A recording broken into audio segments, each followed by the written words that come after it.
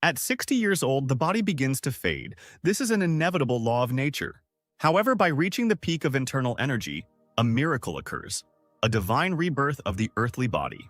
Bones and muscles are rebuilt to achieve the highest form of martial arts, and the withered body is restored to its former youth. This is the highest achievement that people strive for. The divine sect called it divine awakening, while the shadow sect called it demonic discipline. In the divine sect, 8 people have achieved divine awakening. At the same time, 4 of the shadow sect had mastered demonic discipline. Above them were only the masters from the divine realm, whose body was immune to poison and disease. In 1,000 years, there was only one among the Murim masters. A traditional tea ceremony was taking place in one of the palaces, in which a master who had achieved divine awakening asked a stranger what a sword meant to him. He replied that it was a fine murder weapon with sharp edges. However, that is what it is. A martial art is a martial art, a sword is a sword, and morality is morality. Deep in the dungeon, a mysterious demonic ritual was taking place. Ban came there to fight the master of Crimson Awakening. He took off his dragon head shoulder pads. Ban was truly honored by the opportunity given to him. A master who was highly skilled in swordsmanship could assess the situation even with his eyes closed. When he opened his eyes, he saw not only the master of the Crimson Awakening, but also his comrades were there. Ban guessed that a new ability, soul connection with the undead, was being used against him. The master gave orders to his companions to surround the Ban with a great demonic containment field. The comrades' eyes turned bloodshot as they used demonic seals to attack. It seemed that Banu could no longer be saved. 1,000 demons attacked him at once, but they forgot that they were attacking a true master of the dark arts. Ban used his famous technique, the piercing whirlwind. The basis of the swordsman's energy was steadfastness itself. He defeated 1,000 comrades in just one moment after using his ability. Unperturbed, Ban headed straight towards the cultist. He wasn't afraid of the Ban. He grinned right in the swordsman's face. Will he really use this ability right here and now? The enemies defeated by the swordsman immediately rose from the dead, but they were without flesh. Ban found himself in the midst of an ability unfamiliar to him. It was an unclean ritual of tormenting the soul. The swordsman felt the ground beneath him begin to shake. Even such an experienced martial artist could not assess the situation while in free fall. Without thinking twice, thousands of necromancers attacked the swordsman again at once. Ban fell. The master of the Crimson Awakening looked at his body from the shadows. He took his sword, hoping to take away the Ban's power. He was pleased that everything went as he had planned. Using a lightning-fast blade throw, he betrayed his demonic ally. He didn't expect this from the master. The blade went right through his neck. No one knew what the master of Crimson Awakening was really planning. Bana's bloody sword, no one knows what power it contains. The master revealed his true purpose, as the second living master of the fierce demon was killed. Now he must lead the school of dark arts and conquer all of Murim. All that was left of Ban was his clothes. He was dead. The land of Murim, full of mystical creatures, is a fascinating sight. And suddenly, out of the blue, a phenomenon unusual for this land. Everything is as if in a fog. A storm has sent a sunset of thunder to the earth. Among the smoke, a human silhouette appeared. Who is it? It was none other than the reincarnated swordmaster. Not understanding what had happened to him, he looked up, searching for an answer. Ban didn't understand where he was and where the soul's connection with the undead was. Souls with the undead. Those companions who used this ability that killed Ban. Clarity comes to mind, memories come gradually, but at the same time very quickly. What did those scum of the bloody arts do with Ban?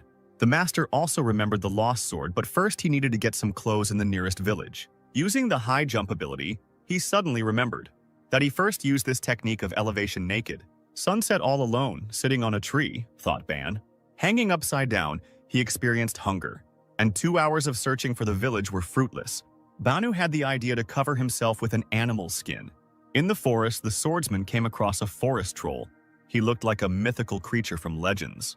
The green creature with huge fangs was not averse to eating a human. A whistle flew past like a bullet, but not right through. What is it? It was Ban's shot. Thanks to his skill and ability, he could even shoot from his finger. The swordsman noticed that something was wrong. He couldn't miss. The shot was right on target.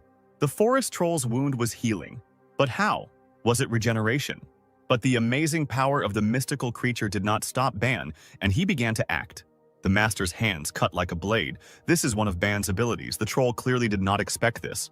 But is he really able to regenerate even after such a blow? The troll's wound healed again. The body of the creature that had received such damage regenerated again. Ban remembered the words of the sage. In order to survive, there was one technique that was superior to others. A blow of vital energy that will leave no chance for the forest ogre. But the troll didn't need to be destroyed. Ban wanted to try roasting it. The 3-meter forest ogre didn't even have time to blink before the master disappeared from sight. Hands cut like a sword, the troll's head from the shoulders. After landing after a successful attack, Ban notices something unusual. The ogre had green blood, perhaps because he was a mystical creature. After defeating the troll, Ban, without thinking twice, lit a fire and began to roast the ogre. The master wondered why the forest creature didn't have a soul stone. Maybe he was still young. But in any case, Ban heard that the meat of the mystical creature had a beneficial effect on health. But it wasn't very tasty, and it smelled even worse. Somewhere in the middle of the mountain range, Ban remembered again that there were no people nearby. Not even traces of them. Breathtaking scenery, clean air, cool night breeze, even the moons are shining. Taking a closer look, Ban jumped up. Was it really just his imagination that there really was? In the sky, there were 2 moons, a phenomenon the Swordmaster had never seen before. There was an empire called Kratos on this new land. In the castle where the morning feast took place, at which they usually discussed something. The dark-haired lord watched silently as the king ate his breakfast. Afterwards, he turned to his majesty, who was still enjoying his breakfast. The lord begged the young king to eat properly rather than breakfast like a commoner. The king slammed his steel cup down on the table and turned to the lord. The king told the lord that they had lost most of the empire's lands. The lord wanted his majesty to eat healthy food, but he ordered him to be silent. The lord told the news that Corinth was sending an ambassador to them. He thinks they want them to clear the lands of mythical creatures. The young master thought about the lord's words and wanted to find his own benefit in this proposal. After all, his army was seasoned in battle, and the military skill of the previous emperor was hidden by his own suicide. The young emperor spoke so rudely that he almost broke the table. His Majesty Frank von Great considered such options to kindle the fire for future revenge. After 2 days of wandering, Bana, while walking through the forest, came across someone's house. He found it strange because he had never seen houses like this. A black and white guard dog ran out towards the master of the dark arts. But the puppy did not attack him, but only stepped on Ban's leg with his paw. The dog barked, which apparently confused the residents of the forest house. Ban didn't expect to see anyone. A little girl came out of the house and saw a stranger next to her faithful friend. The blue-eyed girl asked the stranger who he was and what he was doing here. Ban was confused. The first thing he thought was whether she could pose a danger to him. The master of the dark arts did not understand a word the little girl said, but she in turn noticed that he was wearing clothes made from a mythical creature. The girl's mother ran out after her, thinking that her child was in danger. Ban immediately wanted to apologize, but remembered that they would not understand a word he said. The mother said that they had nothing for him, and if he was planning something bad, she threatened the stranger that her husband and son would soon return home. Ban, who had picked up the dog, stood there thinking that they didn't look like the pale-skinned ones from his past world. The girl in turn told her mother that he didn't look like a villain. The master of the dark arts pointed his finger at the mother, and the woman, confused, also pointed her finger at herself. Then Ban pointed with both hands at his clothes. None of them understood each other, what he wanted to say by this. The imperturbable Ban didn't know if they could understand him in sign language. The evil mother said that the stranger had shown his true nature and asked the girl to quickly call her father. But she replied that she thought the uncle had asked for some clothes. While they stood there wondering whether they were enemies or not, the little puppy lay down on the ground and fell asleep. Having come to the general conclusion that they were not enemies, Ban thought about the girl's name. Her name was Taria. He had never heard such names before in his lands. He was also given clothes that he considered strange.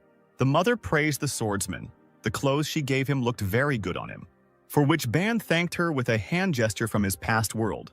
The swordmaster turned sharply and walked in the other direction, which greatly surprised the mother and girl, and perhaps made them a little wary. Ban approached the place where his father usually chopped wood and picked up an axe, which made his mother ask Taria to call her father quickly. The master of the dark arts only wanted to thank the family who gave him the clothes. The woman breathed a sigh of relief. Taria shouted to the uncle, causing Ban to stop chopping wood. The swordmaster still didn't understand their language. The blue-eyed girl only noted that he was very strong, because she had never seen anyone chop wood with one hand. Ban addressed Taria in his native language. He wanted to know what kind of tool he used to chop wood. But they didn't understand him just as he didn't understand them. And the mother again became a little wary, because next to her daughter stood a stranger with an axe. The girl's eyes sparkled, because she was interested in explaining to the stranger what firewood is and what an axe is. Ban looked at Tarja in surprise and repeated words unknown to him after her. This made the girl even more interested, and she asked the wanderer to ask her something else, since she so wanted to teach him her language. Ban thought to himself that he shouldn't rush into anything, because the most important thing for him now was to learn to speak a foreign language. Several months later, while wandering and exploring the new world, the master of the dark arts learned the local language and came to a local resident for one thing. Holding out his hand, the man said that it was a map of these lands that he had been looking for a long time. Ban curiously snatched the card from the man's hands and thanked him. But then he ran into a difficulty. He learned the language, but reading was still a problem. The man noticed this and made fun of Ban a little, saying that it was okay. He still had his best years ahead of him. To which the master of the dark arts lied a little, saying that he understood well what was written there. The man encouraged Ban, because it seemed like only yesterday the swordsman was diligently gesturing to explain what he wanted.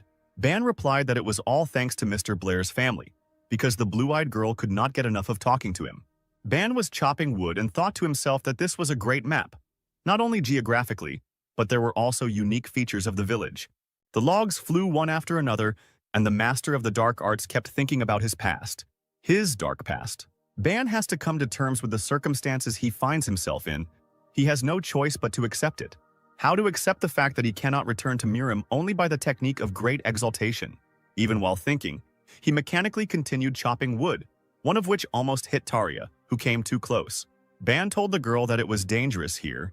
She should move away. Looking at him, the girl called the swordsman by a nickname that she herself made up. She called him Dark. To which the master of the dark arts replied that he had already told her that his name was Ban, not Dark. Tarja found this very funny because, in her native language, the name Ban means dark smell. She laughed so much that she thought she would die laughing. The joyful child pointed her finger at the master of the dark arts and said Dark, causing Ban to fall into a stupor from Tarja's persistence. The blue-eyed girl noted that the name Dark perfectly suited his black eyes and hair. Ban replied to Tarja that she could call him whatever she wanted, as long as she left him alone and didn't interfere with his work. Having decided to take a little rest, Ban leaned on the ground and asked the girl what a mercenary was, and she answered that they were people who fought for money. Was she comparing him to an assassin? The master of the dark arts thought. He answered her that he was not like them.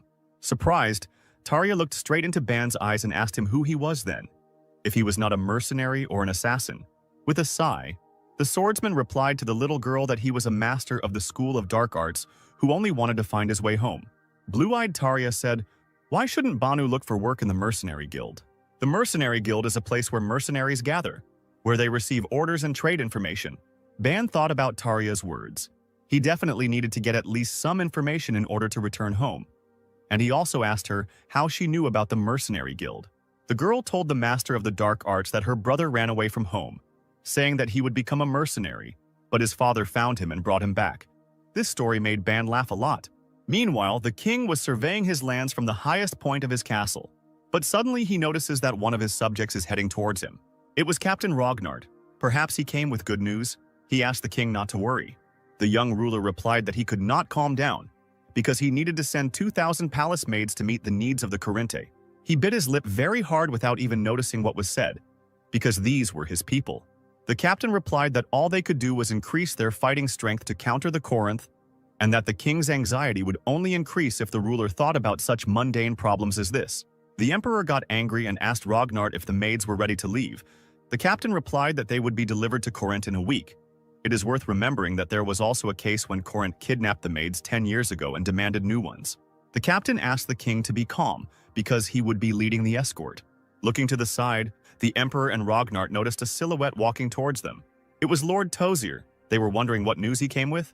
Bowing his head down, the lord said that he had failed the task given to him.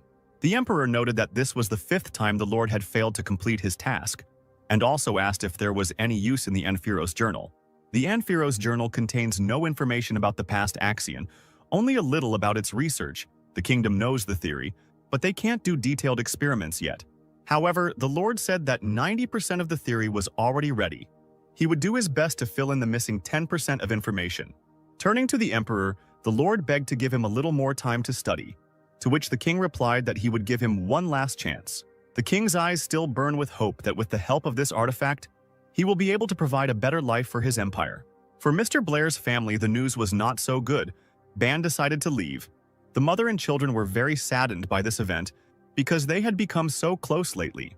Extending his hand to shake hands with the head of the family, the master of the dark arts jokingly apologized for being a burden all this time, to which Mr. Blair replied to Ban that he was mistaken. He had become part of their family, and he could always return no matter what happened. To which the master of the dark arts replied that he had learned the culture of this world, and it had brought him great benefit. During the farewell, the son asked his father for permission to go on a journey with Ban, because the boy still had an unfulfilled dream of becoming a mercenary, to which the head of the family threatened the boy that if he ran away again, he would get twice as much as before, to which the boy replied that he was missing the best chance in life to become not a simple farmer but a mercenary. Ban, who got down on one knee, did not forget to say goodbye to his noticeably grown four-legged friend, who even shed his stingy dog tear in farewell. A small blue-eyed girl walked up to the swordsman and grabbed his clothes with one hand, sadness in her eyes. Taria said that her beloved Dark would regret leaving because if he stayed and waited a few more years, he would have a lovely bride. It seemed that Ban had never been so embarrassed in his life as he was after what the little blue-eyed girl said. The master of the dark arts told her that, unfortunately, their age difference was too big, and he also didn't want to be beaten by her father. Ban finally said that he didn't know if they would meet again, but he would never forget her. After all, Taria was the one who gave the swordsman his name, Dark. The master of the dark arts patted the little blue-eyed girl on the head, and she in turn burst into tears from the grief of the upcoming separation. The head of the family and the mother with the dog silently watched as one of the family members left. The four-legged one even somehow waved a handkerchief to his departing friend. There is no way back, Ban thought to himself, and began to walk away slowly but confidently. The dog barked at the top of his voice. The children waved their hands and shouted after their departing friend. The head of the family and the mother froze in place and silently looked at their departing, one might say, son. Ban turned one last time to his family, who had helped him as best they could, but he had a long way to go, the main goal being to return to Murim. As he left, Ban also repeated the gesture with his hands that meant farewell in these lands. Then he turned around and continued to wander on his long journey. Night, the sky was covered with the twinkling of stars. In the sky, there was also a rare phenomenon for this world, when the second moon had not yet had time to join the other, because in these lands there were two of them. In the darkness of the night, a silhouette can be seen sitting by the fire, waiting for dinner to be prepared. Suddenly, unexpectedly, in the bushes of pitch darkness, red, as if bloodshot eyes lit up. Having waited for the delicacy to be prepared, the swordsman immediately began to eat it. However, noticing that he was being followed, Ban did not show any sign.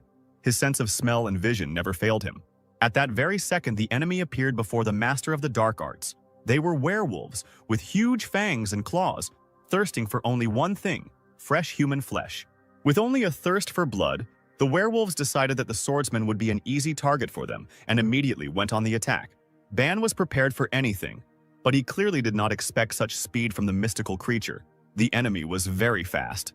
After successfully dodging the enemy's attack with his ascension ability, the master finally understood why people always avoided this mountain.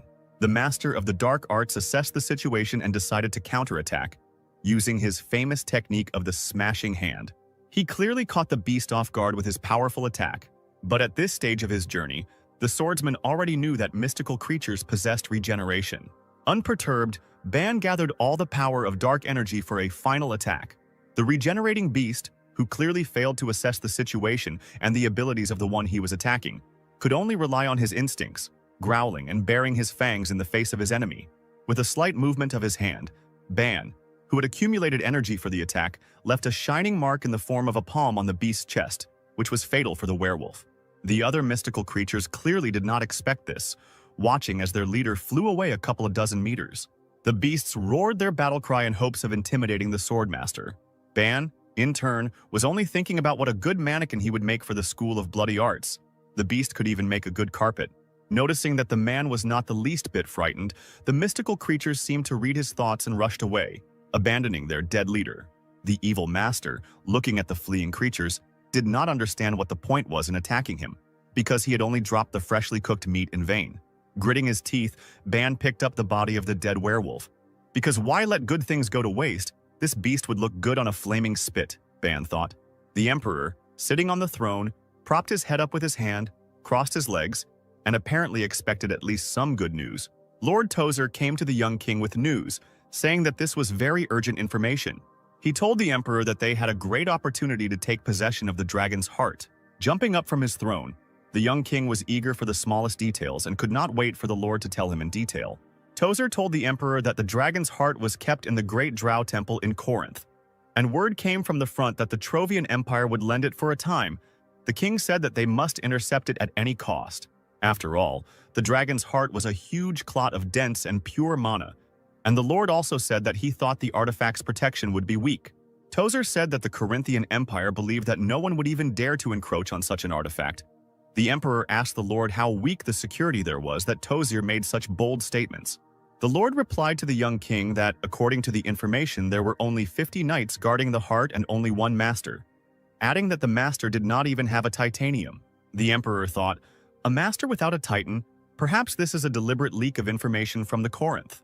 There is no doubt that this information is reliable, and the young king gave the order to act immediately. Wandering between forests, mountains, and rivers, the swordmaster moves only forward in search of at least some information. Along the way, he noticed that the land that was new to him was undoubtedly richer in oxygen than Murim.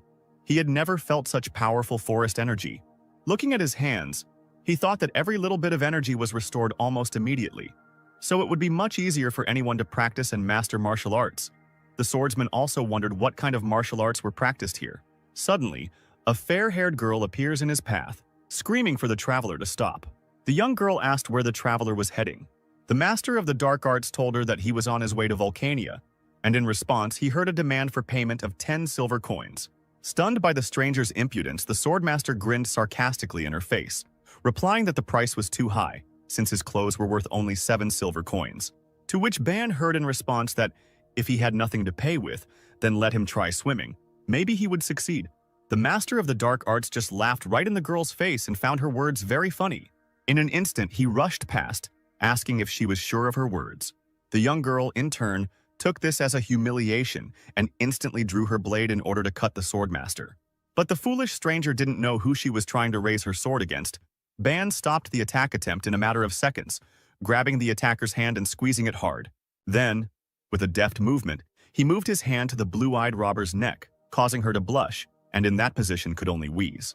Ban asked her how much money she had. She replied that she had nothing at all. That's why she was robbing. But the swordmaster made it clear with just one look that he had no intention of listening to lies. Very frightened, the stupid girl only had time to wonder what the dark-haired wanderer would do to her. Staring furiously at her own helplessness, the tied-up robber, who was left without part of her clothing, kept glaring at Ban. Not a bad catch on the way to Volcania, Ban thought. These clothes must be worth something. He also did not leave such a trophy as a sword without attention. Perhaps it will remain with him. The girl can only think about her actions because she could not even do anything. After a long silence, she asked to be released, to which the unperturbed Ban replied that he would release her for 10 silver coins. To which the girl, in a fit of anger, replied that he was a stranger and had already taken her clothes and that she really didn't have any money. The master of the dark arts decided to check if the girl was lying to him. He lifted her up with one hand, starting to shake her, trying to hear the ringing of coins. But in fact, she didn't have any money. To which the unwavering Ban replied that since there were no coins, they would have to swim. The robber's eyes widened in fear. With one left hand, the swordsman threw her straight into the bay. The girl in turn screamed very loudly, threatening with the promise that someday they would meet again and that this meeting would be fatal for the master of the dark arts. In response to cries of violence, Ban merely waved goodbye. Further action will take place in the city of Volcano, where, in one of the local pubs, the wanderer idolized the local alcohol. Suddenly, he overheard a conversation at a nearby table about an unknown place through which the path to Shannon lies. With one glance, Ban analyzed that these were seemingly ordinary people who were also drinking fresh, tasty ale. One of them told Mede that she looked as if she had never been to these lands, and that it would be much faster to go through the gate. The red-haired girl in turn replied that there was a dragon's lair there, a very strong dragon. Watching and eavesdropping on the conversation, the traveler was very interested in listening to it to the end. At the table, they suggested ending the argument and continuing to enjoy fresh drinks. The guy in the red robe asked his friend if he had ever seen dragons before. After a pause, the swordsman nevertheless dared to ask the company opposite if he had heard correctly that they were heading to Shannon. The answer was positive. One of them asked how he could help the stranger. Ban told them that he was also on his way to Shannon. but he did not know how to get there and asked permission if he could continue his journey in their company. After some thought, the smart guy weighed the pros and cons. He said that he thought it would be difficult to travel with the sword that Ban had, and also asked Ban what he needed the sword for, perhaps to fight monsters. The stranger also added that the blade of the saber would not pierce even the skin of a monster, let alone an animal, since this weapon was intended for duels against people. The guy from the company also noted that this weapon is most often used by women for self-defense, asking Ban if this was definitely his weapon. Ban immediately realized that the guy looked experienced. He would be good as a companion. In turn, the master of the dark arts promised that he would not become a burden on the journey after asking permission to examine the guy's sword. The guy did not refuse the wanderer's request and handed him the sword, but something alerted Ban.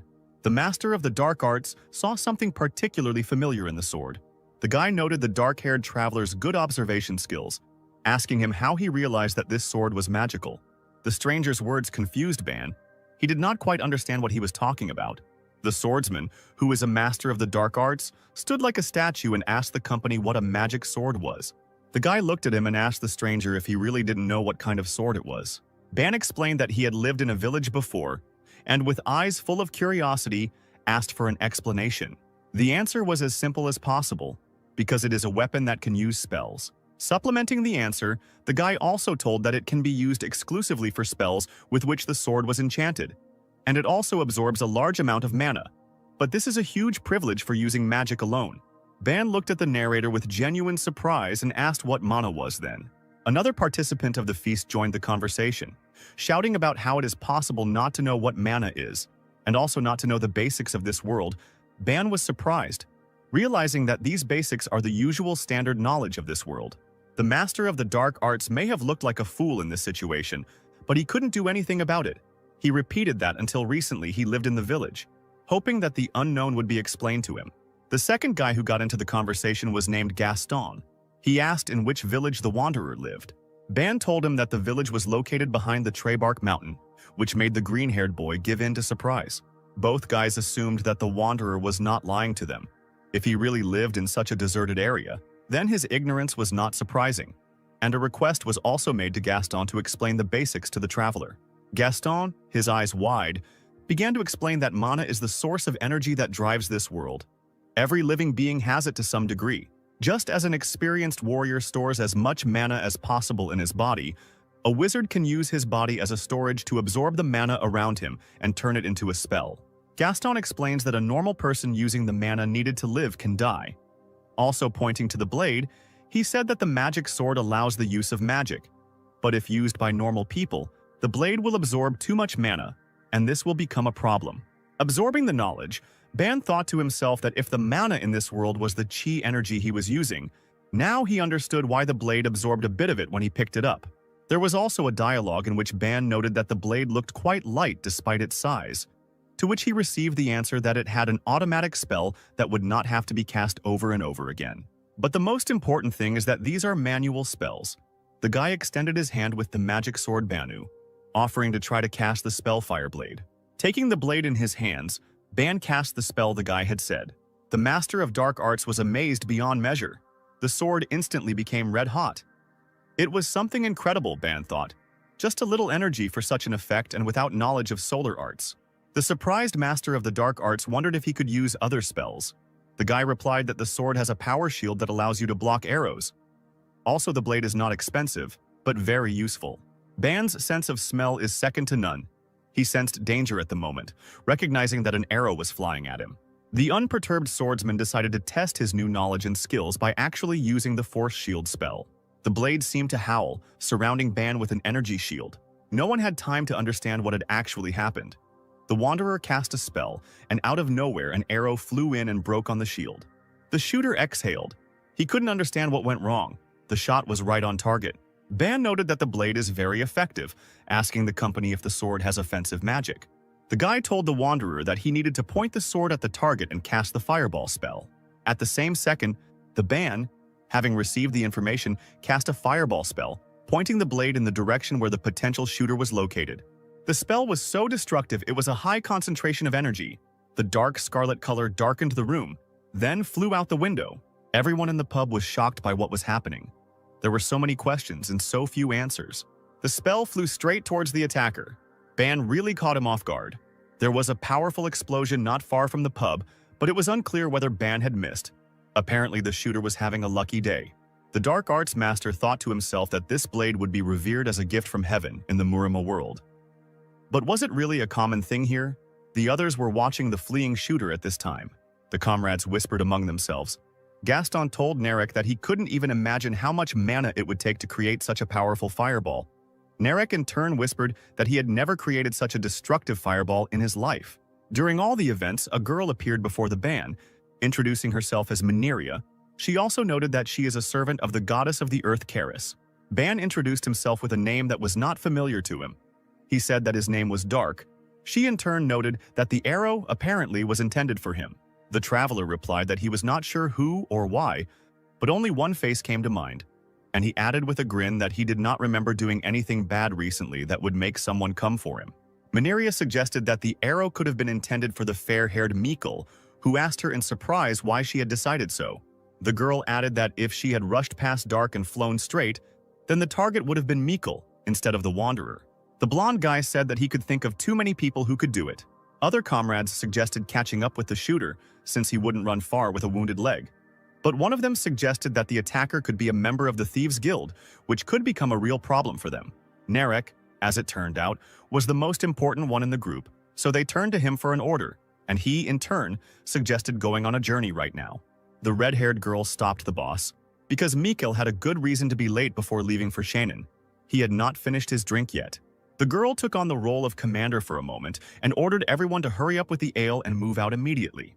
Mikkel suggested that if the attacker was from the Thieves' Guild, then this pub might be in danger. They could be surrounded at any moment. Narek gave the final order to prepare for the sortie and departure on the journey, bypassing any possible threat, and also ordered everyone to make sure they were properly armed. Ban, aka Dark. By coincidence, he got a horse nicknamed Black Death. He followed everyone, because his companions knew the way. And so the group, consisting of the new comrades of the Master of the Dark Arts, set off on an adventure. On the way, Dark turned to Gaston, remembering his words that Gaston does not know how to use a sword because he is a wizard, so why is he so well armed? The comrade replied that it was all to hide the fact that he was a wizard, and in any case, wizards were always a primary target. Ban grinned and replied that he understood what Gaston was talking about. On the way, Narek turned to Dark, recalling his words that he was 25 years old, adding that Ban was much younger. The leader thought that the swordsman was the same age as Jaime and Raven. Dark replied that he heard that a lot, thinking to himself that if he said he was over 70 years old, he would most likely look like a psycho. Narek assumed that hunting monsters in the Treybark Mountains was quite profitable. For the first time, he sees a novice traveler who bought a horse. Following the route indicated by the boss, Dark and his comrades passed by the Imperial Knights. At that moment, the Narek ordered his horse to be quieter, because the clatter of the ungulates made his horse nervous. Dark, in turn, did not miss the moment and managed to take a good look at the knights. The Master of the Dark Arts noted the soldiers' good equipment. Having passed by a column of warriors, the Narek told the Dark that they were Baron Asmon, the son of the Baron and the Master. The swordsman also wondered who the Masters were. Mikkel, who picked up the conversation, said that Masters are those who have mastered the flow of mana, adding that even in Corinta, the strongest empire, there are less than 1,000 of them. And in such a small empire as Trovia, there are only 34. Dark's interest knew no bounds as to whether these masters were really that good. Mikhail told him that out of those 50 warriors, Baron Asmon was the only master, and that this master could easily defeat the other 49 knights. Dark, who continued on his way, riding on the Black Death, did not understand anything from the story of the fair-haired Mikhail. Turning around in search of answers, the Master of the Dark Arts only looked contemptuously at the warriors' backs. Knights? These third-rate ones weren't even close to Dark's morning warm-up, so what's so good about them? The swordsman asked himself an unanswerable question. Night fell in the lands new to the Master of the Dark Arts, and the company began preparing dinner. Mineria began to pour out the soup strewn with various delicacies.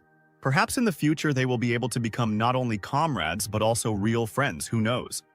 But for now, the whole team is content with dinner. But Narek and Mikkel are in no hurry. They are discussing something on the side. The fair-haired man began the dialogue by saying that if the shooter really was from the Thieves' Guild, then they should set up an ambush right here. The leader replied that it would be more difficult for them to attack them further from the city. Continuing the dialogue, Narek noted that if the enemies did come, then today, starting from tomorrow, the leader planned to turn off the main road, but they would run into monsters. Their dialogue was interrupted by Mineria, who called them to dinner. The thicket of the forest looks like an ideal shelter, but at the same time a very vulnerable location. A pair of legs hung from the tree trunk, and surprisingly, certain areas of the forest were well lit. Sitting on the tree was a green-eyed elf with a bow on her back. She was asking the strangers what exactly their enemy looked like.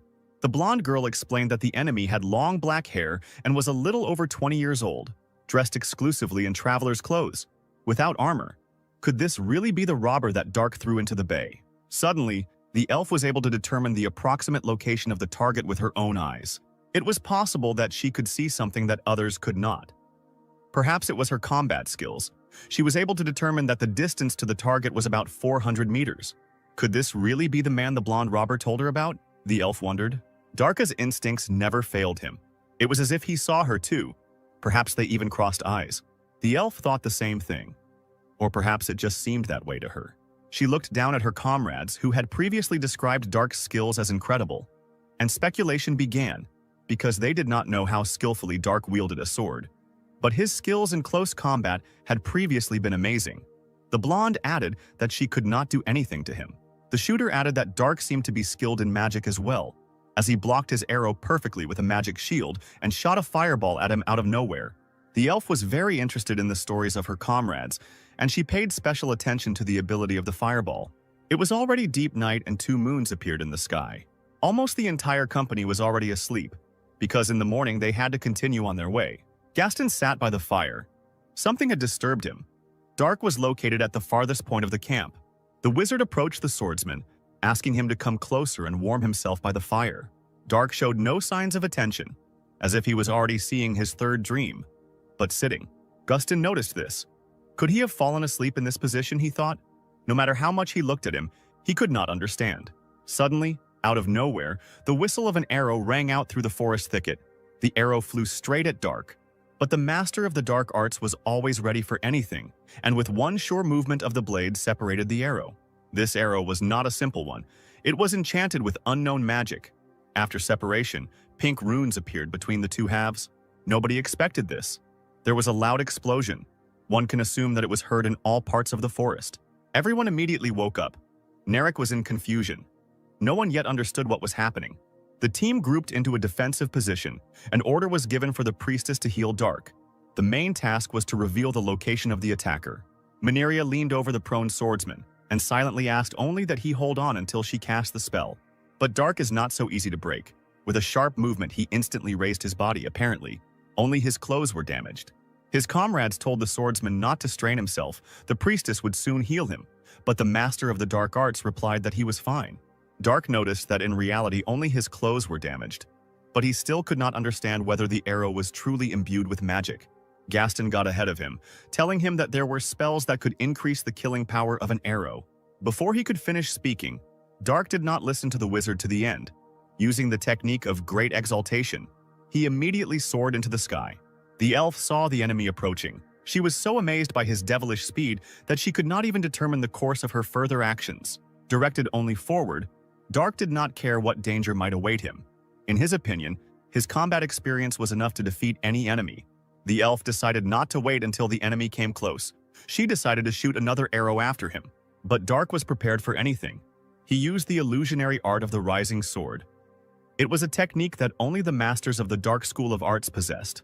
The swordsman aimed his blade straight at the enemy's magically imbued arrow. There was an explosion, the destructive power of which exceeded the first one. Most likely, this explosion was heard not only in the forest, but also in the nearest cities. The elf did not understand whether she had reached her goal, whether she had managed to defeat her enemy. Suddenly, Dark caught her off guard, pointing his blade straight at her, looking like he had no intention of playing her games anymore. The elf, clearly trained in quite a few techniques, could do nothing to counter Dark's approaching speed. One moment and he will be at his destination. Dark didn't chop her into small pieces, but with a powerful blow of his fist, thanks to his internal energy, he sent the elf into a deep sleep. Thanks to the technique of instantly assessing the situation, the master of the dark arts noticed that the enemy was not alone. Using his ability, he instantly directed a powerful stream of energy directly at the enemy who was below him. The second enemy fell very quickly, but apparently Dark calculated the amount of energy so as not to kill the enemy, but to neutralize it. Suddenly, a third enemy appears. A guy whose crossbow was pointed straight at the master of the dark arts. The enemy fired a shot from the crossbow in the hopes that he could finish off the swordsman. But with just one movement of the hand, the arrow, into which all the shooter's hope had been invested, was caught. Confused, the robber had nowhere to go. He could not match the devilish speed of the Dark. Swinging his blade, the Dark Arts Master was about to make his final attack. Swinging his blade, Dark was surprised that his opponent was able to dodge his incredibly fast strike. The enemy had no choice but to fall to his knees and hope for the best. The Master approached him and began to examine him closely. Dark began to take off his clothes, figuring that since they had ruined his attire, they should pay with their own. The Master stopped at nothing. He even began to take off his opponent's pants. The guy in turn resisted, but he saw the grin of death, and it was as if there was no resistance, after which the guy screamed at the top of his lungs, hoping that at least someone would come to his aid. The scream reached the camp with his comrades. They were completely unaware of what was happening on the other side of the forest. Dark, who had changed his clothes, began to interrogate the attacker about the reason for their attack, since he had not done anything bad to them. The bound but alive opponents were in no hurry to answer the swordsman's question. Most likely, they were hatching a plan on how to get out and try their luck again in defeating the master of the dark arts. The elf asked Dark a question, the essence of which was what the devilish thing the swordsman had done to the guy with the crossbow that made him scream so loudly throughout the forest. The master of the dark arts replied that he hadn't done anything to him. He had simply passed out from fear. It was so pathetic on the guy's part that Dark only looked at him for a second, feeling disgust. Jokes aside, Dark was serious. He began to ask the girls why they attacked him, offering to answer nicely. Otherwise, he would make them beg him to kill them as soon as possible. The little blonde girl, gritting her teeth furiously, answered the swordsman that they attacked him because he attacked a member of the Volcanian Thieves Guild and robbed her without even the Thieves Guild's knowledge.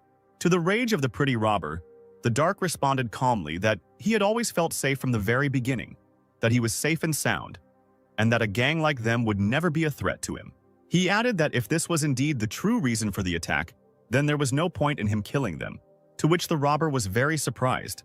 The elf, defeated with one hand, looked at Dark brazenly and said that he was too self-confident, since he was not afraid of the Thieves Guild, which had a certain power in certain parts of the land.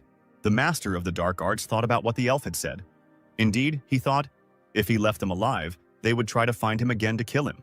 With just one look at the two tied-up girls, he made it clear that he might have changed his mind about their future fate, which made them squeal throughout the forest, shouting what he was going to do with them.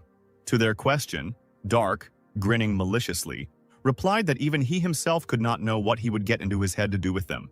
Ban spared the thieves, taking not their lives, but their clothes. But even with this outcome of the circumstances, the robbers were not happy, threatening Dark with reprisals. He answered them that he hoped that next time they would be dressed in something more expensive than pants, and also adding that if they continued to threaten him, he would take his underwear too, after which the robbers instantly fell silent, because what would it be like for them to be left in the depths of the forest, tied up, without panties? Dark also took the horses and headed towards his camp, but the green-eyed girl still could not calm down, saying to herself that she would definitely kill the swordsman someday. The elf, thinking about what had happened for a long time, suggested not to try to kill him in the future, to which the enraged robber asked her how she could say such a thing, since Dark had defamed their honor and dignity. The elf added that Dark was too strong. Revenge was of course good, but looking at the truth, it was beyond their power. Remembering just one look from the master of the dark arts, she felt uneasy, and in the end she asked the robber about what honor and dignity a thief could have, continuing to say that if she was so thirsty for revenge, let her continue it herself. Fear was visible in the elf's eyes. Next time Dark might not show mercy and take not their clothes, but their own lives. The victorious Dark was already at the threshold of the camp, and he also had 3 horses with him. It was still hard to see anything in the night, but in the shadows, Dark saw familiar silhouettes. They were his comrades. The whole team was surprised. Dark returned safe and sound, in different clothes, and even with horses. Anticipating questions from his comrades, the master of the dark arts said that these beauties belonged to those who were hostile to him, continuing that his opponents simply bored him, so he stole the horses. Dark was asked what he had done that in the middle of the night, in the depths of the forest, an enchanted arrow suddenly whistled straight at him. The swordmaster told them a story that on the way to Volcania, a girl tried to rob him. In the background of the story, a red-haired girl admired her pet. After, Narek asked if Dark reported the robbery to the guards, to which the master of the dark arts replied that he had not reported anything to the guards, he had only taken her things and weapons, and then tied her up and thrown her into the river, and the red-haired girl laughed very loudly at what she heard. Narek said that if the girl was in the Thieves' Guild, then this would be a problem for a long time, and also mentioned that this was far from the wisest thing Dark did, to which the swordmaster replied to the leader that if it was really so dangerous then he could continue the journey alone, so as not to impose himself on anyone. Mikhail entered the conversation and consoled Narek, telling him that he shouldn't worry, because Dark had just taken the blast and survived without a single scratch on him. Mikhail continued, adding that even if he was from the village, his fortitude far surpassed theirs, and Dark did not need their advice. Narek agreed with the blonde's words. Yawning loudly, Mikhail suggested continuing to sleep. At this moment, Gaston felt multiple mana responses in another part of the forest. It looked like a group of knights.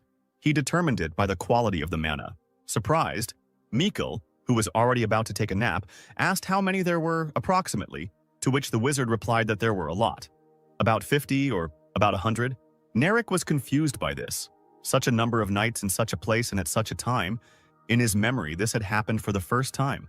Gaston, with his magical powers, sensed that the battle had already begun, because the mana responses were slowly fading. Mineria immediately rushed to the side where Gaston was looking. Mikhail called her to understand what she wanted to do, to which the priestess replied that this was a battle between knights, that she must act immediately, hurry, get to the battlefield as quickly as possible to heal the knights before they were hurt. To which Mikhail shouted after her that they didn't know anything. If she had rushed there recklessly, then no one knew what could happen. The priestess was faster than ever. She hurried with all her might to have time to apply her healing knowledge to the wounded knights. Dark also caught up with her, perhaps because he could not leave his comrade alone on the battlefield. The rest hurried after them, and if they didn't fall asleep, then everyone did. Dark noticed that the others were lagging behind. Most likely they couldn't keep up because of the armor they were wearing. The swordmaster wondered if he should pick up the priestess and rush faster, because she couldn't keep up with him either. The master of the dark arts immediately returned for the priestess, took her in his arms and sped up to the battlefield, focusing on the sound of the battle. The priestess fell to her knees next to the first wounded warrior she came across. Dark analyzed what was happening behind the priestess. It looked like there was no one left to heal. Kneeling next to the mountain of corpses, the priestess screamed that these were the knights of Raken and that no one was left alive. Gaston, standing in a stupor, could not understand who could have done such a thing to the valiant knights, because they were different. But the Raken warriors were good. Narek immediately assumed that killing Raken knights in the lands of Trovia was madness. Maybe it was a monster.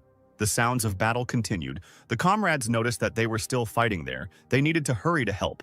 Mineria noticed something strange while looking at the mountain of corpses and equipment. She really wasn't imagining things. Among this whole mountain of corpses, the green-eyed priestess also noticed one of the leaders of the knights. It was the dead Sir Alex Sedmion, whose eyes were filled with fear before his death. Suddenly, a silhouette appeared before the priestess. It was undoubtedly a warrior, but it was unclear what clan he was from. The warrior, standing in a blue cloak with a huge blade, looked with disdain at the young priestess. After apologizing, he said that there should be no witnesses on this battlefield and swung his huge sword at the defenseless Mineria. Narek looked straight into the eyes of the enemy who dared to swing at the girl without a weapon. His rage knew no bounds. He used advanced fireball magic to catch his opponent off guard, while the swordsman who swung at Mineria did not expect to see magic on the battlefield. The enemy quickly realized that he was dealing with a magical blade. He assumed that she was a mercenary, adding that with the appearance of travelers, their work only increased. While the swordsman was analyzing the situation, he momentarily left reality. When he came to his senses, his gaze fell on the wizard. It was Gaston who could not just sit back and watch, but gathered his resolve and came up with a plan. The enemy knights quickly realized that there was a wizard on the battlefield and that this could very well affect the outcome of the battle. As Gaston had mentioned earlier, the order was given to attack the wizard. Narek also gave the order to protect the wizard at all costs until he gained enough mana for the colossal ability. The priestess sparkled, for bloodshed was not her method. If only she could influence anything. A light from the heavens descended upon the comrades. It was Mineria's magic. The battlefield was illuminated by her angelic holy magic. For a second, Narek thought that he would not want to fight the knights. if he did not take into account the fact that nothing could be changed because the knights were trying to kill them, and then he rushed into battle. He clashed blades with one of the enemy warriors. Mikkel, in turn, took a more defensive stance, using his shield against enemy swords. Dark, in the midst of battle, did nothing but analyze and notice that his allies were fighting much better than he expected, thinking for a second that perhaps they could figure it out themselves. But not the entire team fought on equal terms. Some were weaker. The knights did not forgive mistakes, so one of them, not missing the moment, knocked one of the allies to the ground. Looking at this, Ban realized that they couldn't cope without him. He would have to, because next to him were those comrades who accepted him into their company and started this journey together. At some point, it was Dark's turn. Two men with swords rushed at him, but if only they knew who they were attacking. The master of the dark arts never did without his natural, sometimes even frightening grin at such moments. Suddenly, the battlefield was illuminated by a light. Not the one that was angelic, thanks to the magic of the priestess. It was the light of a clap of thunder, against which Dark looked more epic than ever. Behind all of this was the wizard Gaston, who had finally accumulated enough mana to use the terrifying thunder and lightning technique. All the enemies on the battlefield were enveloped in chain lightning. The discharge was so powerful that it made no difference whether it was a natural phenomenon or the magic of a sorcerer. Its power was astounding. The enemies hit by the divine chain, lightning didn't even have time to blink before they immediately evaporated. Gaston asked Dark to buy him the maximum amount of time. Apparently he needed a recharge. To the wizard's request, the swordmaster replied that magicians are quite useful if they have a protector. The sorcerer can rely on him. Unaware of their own helplessness, the remaining knights continued to try to attack the master of the dark arts, but their attempts were in vain. A powerful explosion thundered. It was none other than the famous fireball ability. It was released by Gaston, who was under Dark's protection. From the outside, one could say that it was an absolute protection for the sorcerer. The knights' eyes were filled with rage, and they were driven by revenge because the battle had not lasted long, and they had already suffered heavy losses.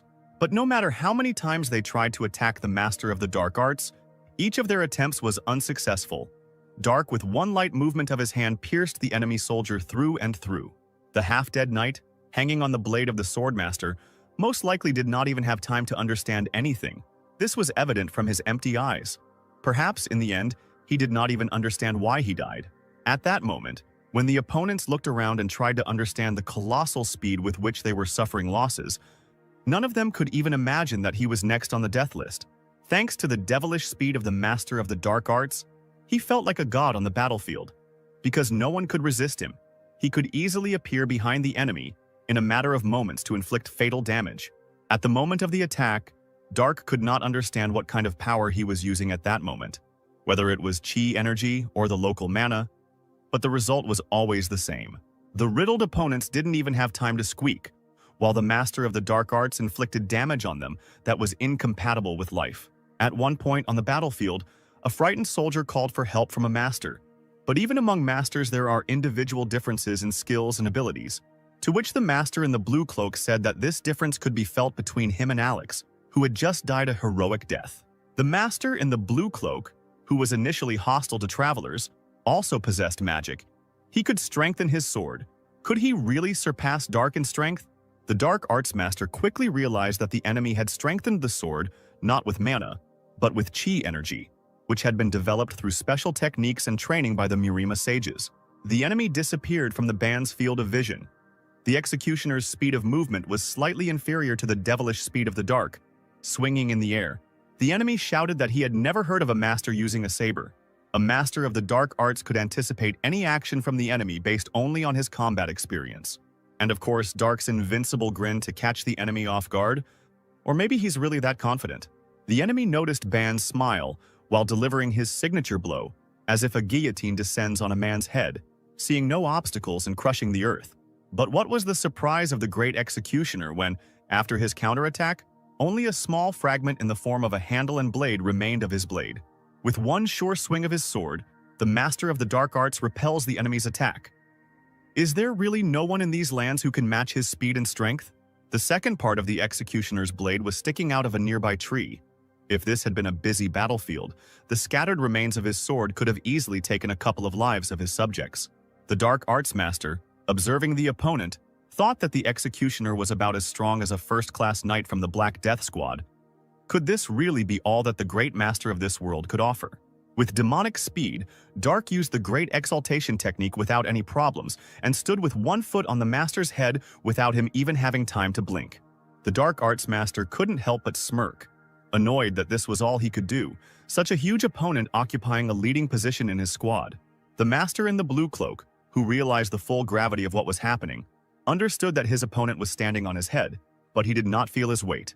The Dark Arts master, known in the New World as Dark, used the 1,000-weight punishment technique he had learned at the demonic art school against his arrogant opponent. The other knights, one might say, witnessed the moment of execution of their master, who died in the blink of an eye. Looking at the remaining opponents with demonic eyes, Dark said that with such inferior skills and techniques, they had committed a grave sin by targeting a great master. The remaining knights didn't even have time to move before the master of the demonic school used, this time not a striking whirlwind, but a bloody hurricane of death. Dark, who had defeated the others at once, analyzed the situation on the battlefield. There were no survivors left. Everything seemed to be in order, except for Jimmy, who was the first to be knocked to the ground.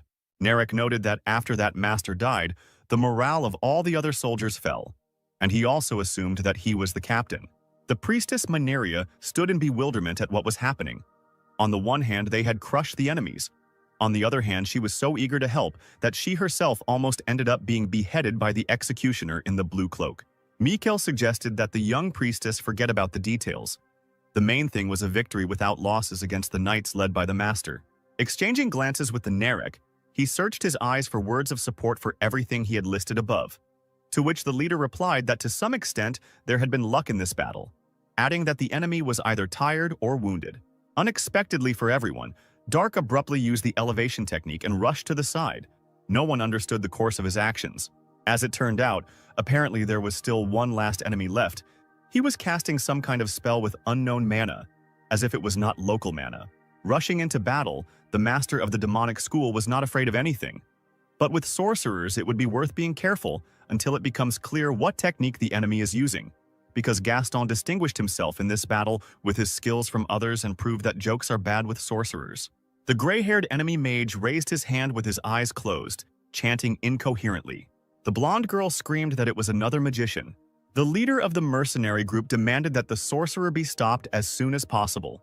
The enemy wizard muttered something unintelligible. Dark's face became stern. He ran towards the enemy. The wizard summoned chain lightning by holding his palms forward. Gaston shouted at Dark to dodge. The boy snorted in response, touching the ground with his hand as he ran. He drew his sword forward. The enemy called Dark a fool. The guy used the absorption move. His sword sparkled with purple lightning, absorbing the enemy's spell. The gray-haired sorcerer's pupils narrowed in shock.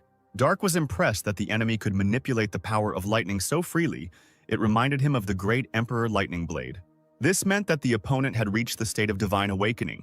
Just like that old weirdo, Dark ran towards the gray-haired sorcerer and swung the wedge, deciding to confirm his conclusion.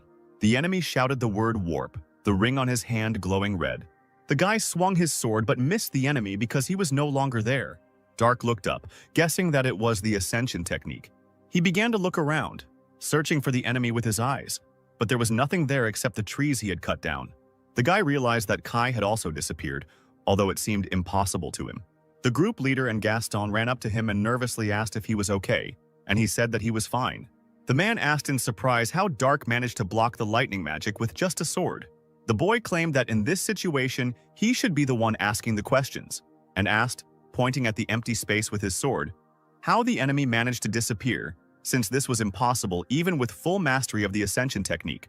The man clarified whether he meant warp.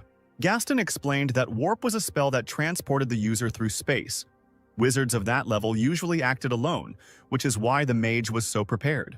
Dark clarified whether the enemy was prepared. He remembered the glow of the ring on the enemy sorcerer's hand. The guy assumed that this thing was the mentioned preparation. Gaston agreed with his assumption. Warp is a 4th-level magic. Without an enchanted item, it will not be possible to quickly use this spell. Dark asked if his interlocutor, who was a wizard, could use this spell. He was confused by the question.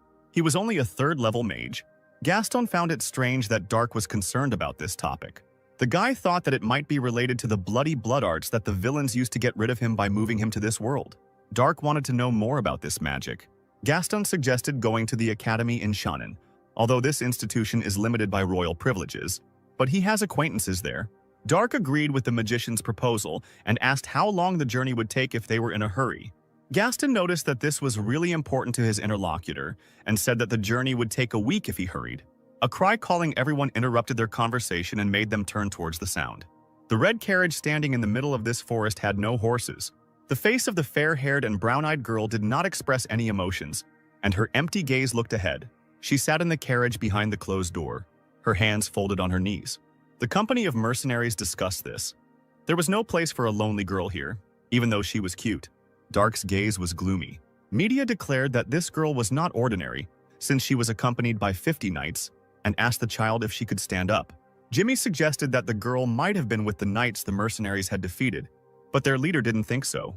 He said that they had no reason to ambush the Rejoining knights to kidnap this girl, and even if they did, this child could not be ignored, because she had seen it all.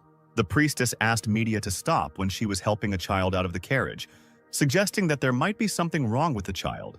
The blonde girl placed her hand on the girl's head. She closed her eyes, listening to her feelings. The priestess immediately opened her eyes, as she was shocked by the fact that the memories of the child she found were sealed. Gaston asked permission to also check the child's memories. He also put his hand on the girl's head and closed her eyes. It turned out that various high-level spells were placed on the girl's memory, which were tightly intertwined with each other, so the magician could not remove this seal on his own. Media panicked, thinking that this child was accompanied by the knights they had slain. Mikhail doubted her words. He believed that the Rejoining knights were escorting the carriage, and the other knights were targeting it because there was something important inside. This important something could well have been connected with the silent child. Jimmy asked if they should report this to the authorities, which angered Dark, but Gaston noted that it would be too difficult and time-consuming. Jimmy asked the magician again. He explained that if it was really important, then the mercenaries would be exposed as criminals, especially if this child was in such a state. Then even if their team was not accused of what happened, they would be interrogated for a very long time. The leader said that they couldn't leave the girl alone in the forest, so they would have to protect her until the situation became clear. Dark asked if they could just give her to the Rejoining knights. The boy believed that if the child was connected to the knights, then it would be better to give her to them, since he did not understand why they would care about this child. The man realized that Dark didn't like the girl, and he was right, because the guy thought that this pathetic child with amnesia would delay them. The mercenary leader explained that the knights would still ask about this girl, even if they were given an honest answer. Dark walked past the man. He stared silently at the girl, standing in front of her. The guy suddenly grabbed the child by her clothes and lifted her up as if she were some kind of object. He thought he could leave the girl with the Rejoining knights when no one was looking, and asked to name a suitable place for this. An indignant Media snatched the child from his hands, not encouraging his behavior. The team leader understood that Dark didn't want to waste time, but he knew that he wouldn't be able to do anything with magic. The guy asked him, confused, what he meant. There is a magic called Earth Magic. It shows what happened in a specific area. With this spell, you can clearly see what happened. Dark did not understand the information he heard. Gaston explained that even if he went to the designated place and left the child there, the knight's magician would be able to see everything with the help of a spell. Dark realized that he absolutely did not understand all this magical stuff. He asked if there was any point in killing at all if magic would show everything that had happened here, but the wizard explained that although this was indeed the case, mana did not remain on the earth for more than a day, which is why the mercenaries checked for traces of mana every morning. Dark grunted sullenly, absorbing the information. Gaston said that the fact that the guy didn't know this was completely normal.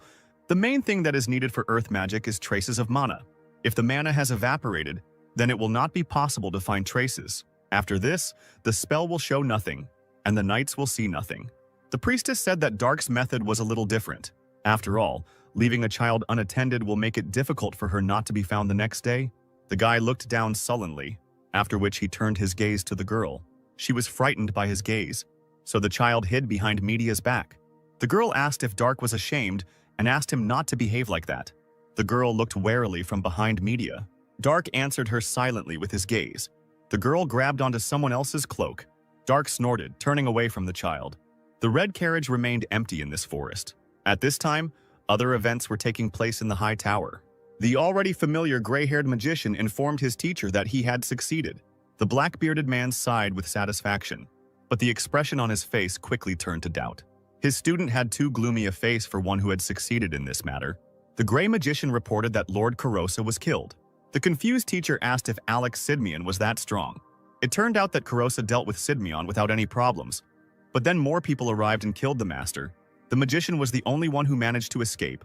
The black-bearded man suggested that if the thing was truly that important, Corinth should have left extra guards, and wondered if the sorcerer had left any traces. The magician wasn't sure about the tracks, but he was sure that no evidence had been left behind. Since they had deviated greatly from the original plan, the teacher said that this often happens. He praised the student's work and told him to rest. The door of the room closed, and the black-bearded man was left alone. They finally managed to move one step forward in their revenge, but they lost their experienced soldiers and masters. The man looked up, turning to the Lord God. He asked him not to abandon the people of Kratos and their great emperor. The roofs of Shannon's houses were painted a pleasant bright orange. Media, who was with her group in the hotel, shouted that 2 whole weeks had passed. During all this time, Dark never once took care of the girl. The red-haired girl believed that there should be a limit to ignoring the guy, because branches and leaves scratched the child's face when she sat on the horse. Media called him mean, asking what the girl did wrong. Dark asked Gaston, who was sitting next to him, how long their journey would take without this child, and received the answer that, if they hurried, about a week. The guy said he doesn't like traveling with extra luggage like this child, especially if that luggage delays him along the way. Moreover, Dark was not angry at the girl but only ignored her, so he did not understand what the problem was, and the red-haired girl irritably slammed her mug on the table. But someone's hand fell on Media's shoulder. Their team leader agreed that Dark was to blame, but they were already in Shannon, so there was no point in being so angry. He asked the guy what he was going to do now. Whether Dark would travel alone or join a team of mercenaries, the man would like the boy to choose the second option. Media cast a displeased glance at him. Dark asked the man again. The mercenary leader laughed, deciding that the guy was surprised by this offer. A strong comrade is always important in a group, since it increases the chance of survival for everyone. And for a mercenary, there is nothing more important than life. The man asked with a smile if Media agreed with him. She agreed with his words. Someone's footsteps were heard. The leader reported with regret that the priestess Mineria was leaving their group. A fair-haired girl in a white robe apologized for the spoiled mood, standing next to her with a suitcase in her hands. The man asked if she was ready. Mineria thanked them with a smile for everything. This was her last trip, and she promised that she would never forget it. The touched Media rushed to embrace the priestess, thanking her and promising to pray for Mineria to become a bishop. Mikkel promised to make donations to the temples of Karis. The girl promised to remember this. The priestess has been looking after the mercenaries in the rear with her magic, and with her gone they are even more in need of Dark joining their team. The guy chuckled thoughtfully. He watched as the blonde girl interacted with Gaston. Dark said that he was going to go with the mercenary mage to a place called the Academy. The leader of the mercenaries was also planning to go to the Academy with the amnesiac girl, so he suggested that the 4 of them go. He asked if everyone had said goodbye and who was going to do what.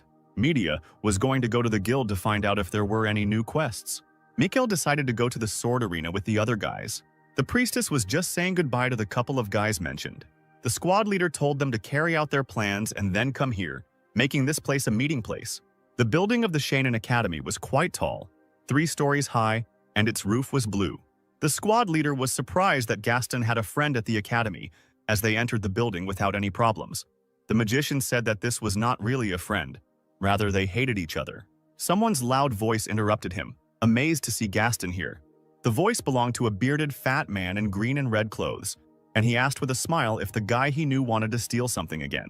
Gaston asked with a smile, "What if he just came to visit a friend?" The man laughed, shaking his hand and claiming that in that case the guy was either crazy or a clone of himself. Gaston agreed that he would not have come here unless necessary. He asked to meet a wizard whose specialty was warp magic. The man was puzzled by this request. He was worried whether the guy was really that uneducated. Gaston pointed back at Dark. He explained that the black-haired companion wanted to know about this magic, the warp spell. For Gaston's friend, this was no problem. Gaston also asked to take care of the child with sealed memories. The man looked at the girl thoughtfully. He smiled, leaning towards Gaston and declaring that he could not do such a job himself. Dark sat in front of a gray-haired old sorcerer with glasses, who was the one who understood the necessary information about the magic of the warp. He drew something like a circle on the board, explaining that he was standing in a similar one, and after a bright flash, he disappeared into nowhere. That place was very different from the world the mage lived in, so the boy asked for an explanation. The sorcerer looked at the image held out to him and adjusted his glasses. His eyes widened. What Dark had described to him was spatial travel magic. The boy looked at the old man curiously. The wizard assumed that this was the magic he had named. Dark clarified what the definition spatial meant. The man explained that it was a place that existed in another time and space. Two places parallel to each other and never intersecting together. He gave the example of a place where only one moon rises, and it does so just like the sun. Dark's eyes widened in realization. The wizard said that no one had seen this before, and he was speaking only from a theoretical point of view. The guy asked if this meant that in theory people could travel to other dimensions. The old man confirmed this and said that the drawing made by the interlocutor looked like a circle for this kind of magic. To activate, the circle absorbs the surrounding mana, and is therefore only used for large-scale or complex spells, such as the National Teleportation Magic Circle, which allows travel between two destinations. Dark asked whether it was theoretically possible to return to the original place. The magician did not confirm this, but assumed that it was quite possible. The guy was inspired by the information he heard. The old man clarified that this was only possible in theory and impossible in practice, which angered Dark. Without the specified place, it is impossible to return back. As the wizard said earlier, there must be magic circles or something connecting the two places at the 2 points, and you need to have a connection with the other side. This was impossible even 1,000 years ago in the golden age of magic, as there was never a single document regarding the creation of spatial travel magic. Dark slammed his fists on the table, asking if the sorcerer meant to say that there was no one who could use such magic. The wary old man said that he didn't know any such people, but he was curious whether his interlocutor meant himself. The guy realized that it seemed like he had lost the opportunity to get a good clue about how to get back.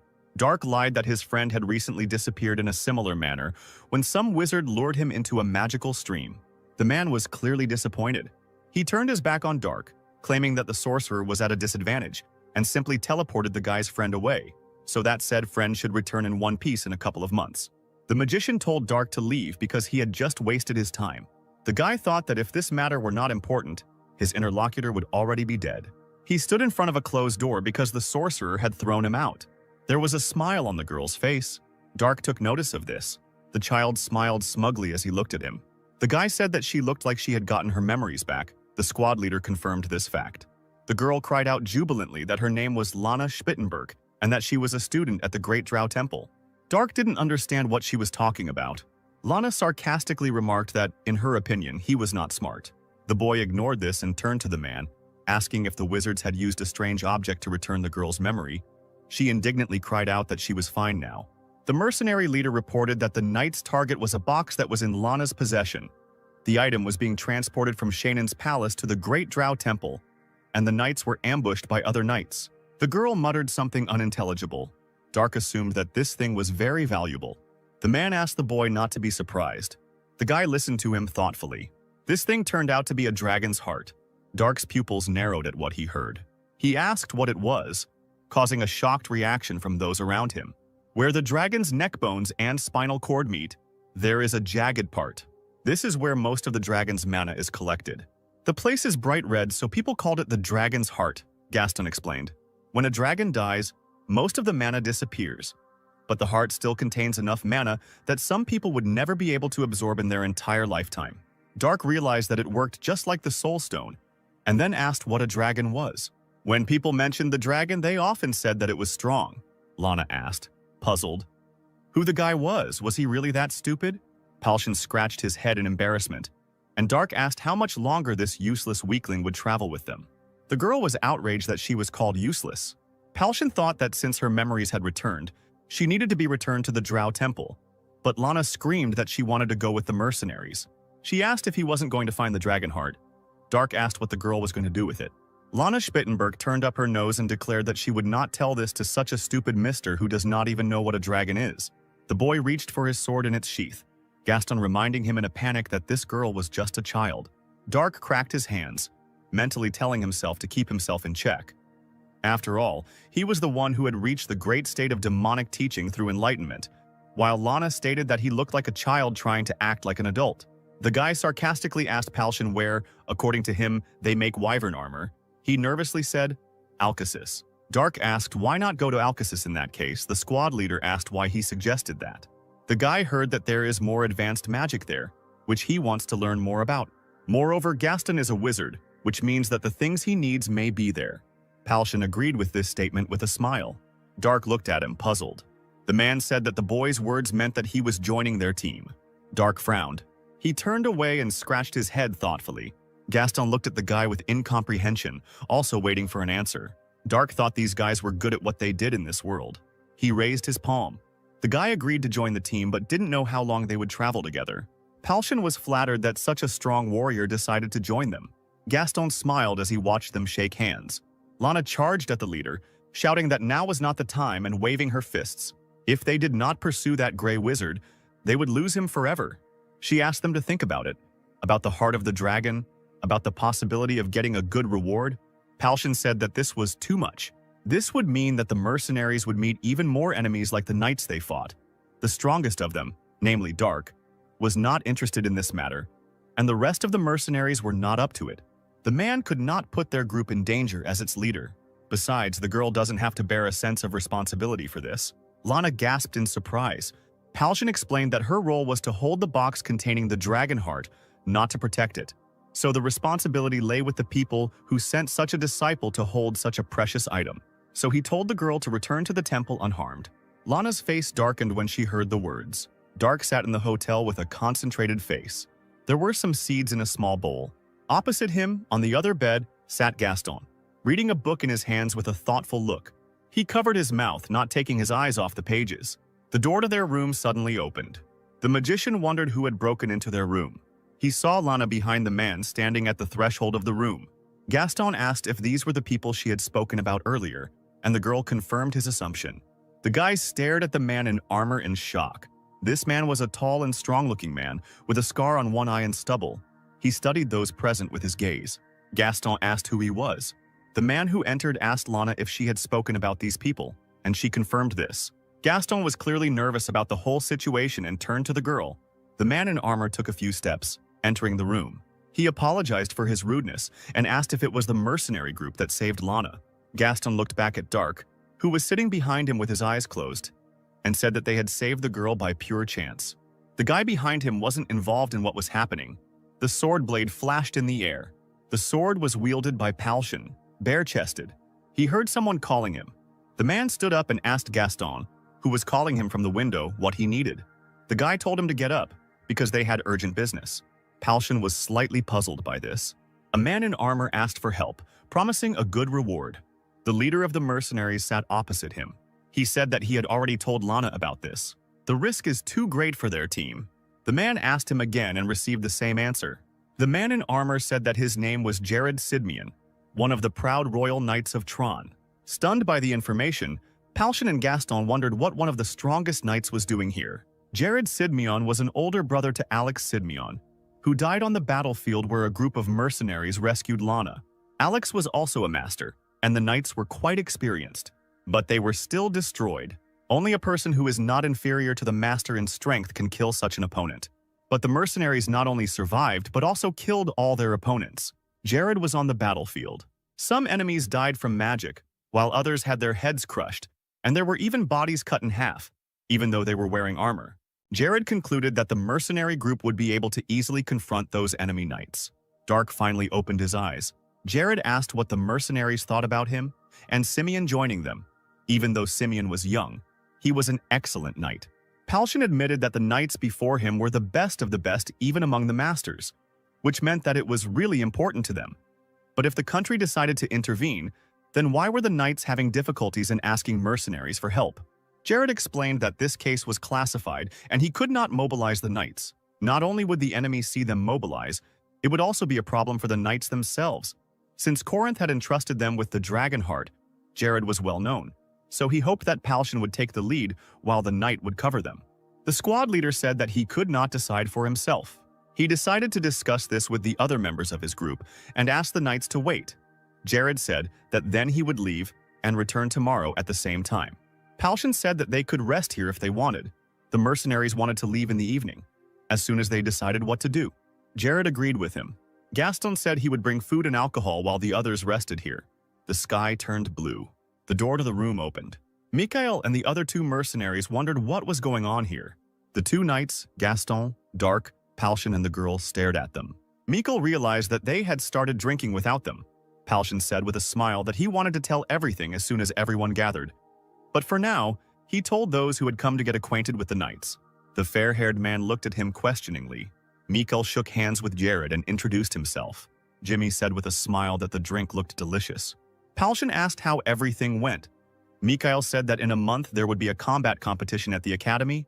The prize would be 1,000 gold coins. For each victory you could get 10, and also 50 for the battles in the main stage, which sounded good. Jared was able to see Palshan's mana level when he shook hands, but his mana level was too high. Mikkel was good, but not on the same level as Alex Sidmian. The other two were of a normal level. Jared turned his head thinking. Jimmy asked what Dark had been doing all day, and he replied that he had been meditating. Sidmian realized that he couldn't read this guy Dark's mana at all. The boy's body was not that of a warrior, and his saber was a woman's. So Jared assumed that Dark was a sorcerer. But the mercenaries told him that their only wizard was Gaston, so maybe Dark will use his speed and fast swordsmanship. The saber is useless against big monsters like ogre or troll. Could this sword be magical? Dark closed his eyes, thinking about something. Media burst into the room and declared that it was time for them to leave.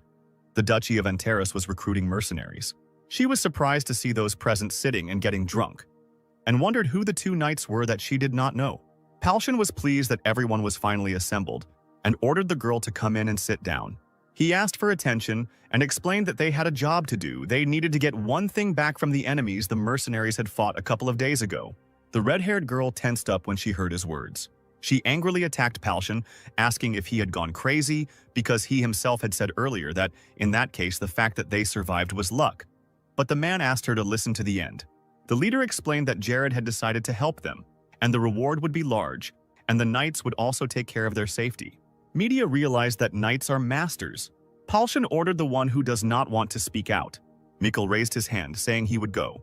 If the reward is the same, then it is better for a man to go with those he knows well. Jimmy said that he and his friend would also go with Rochester.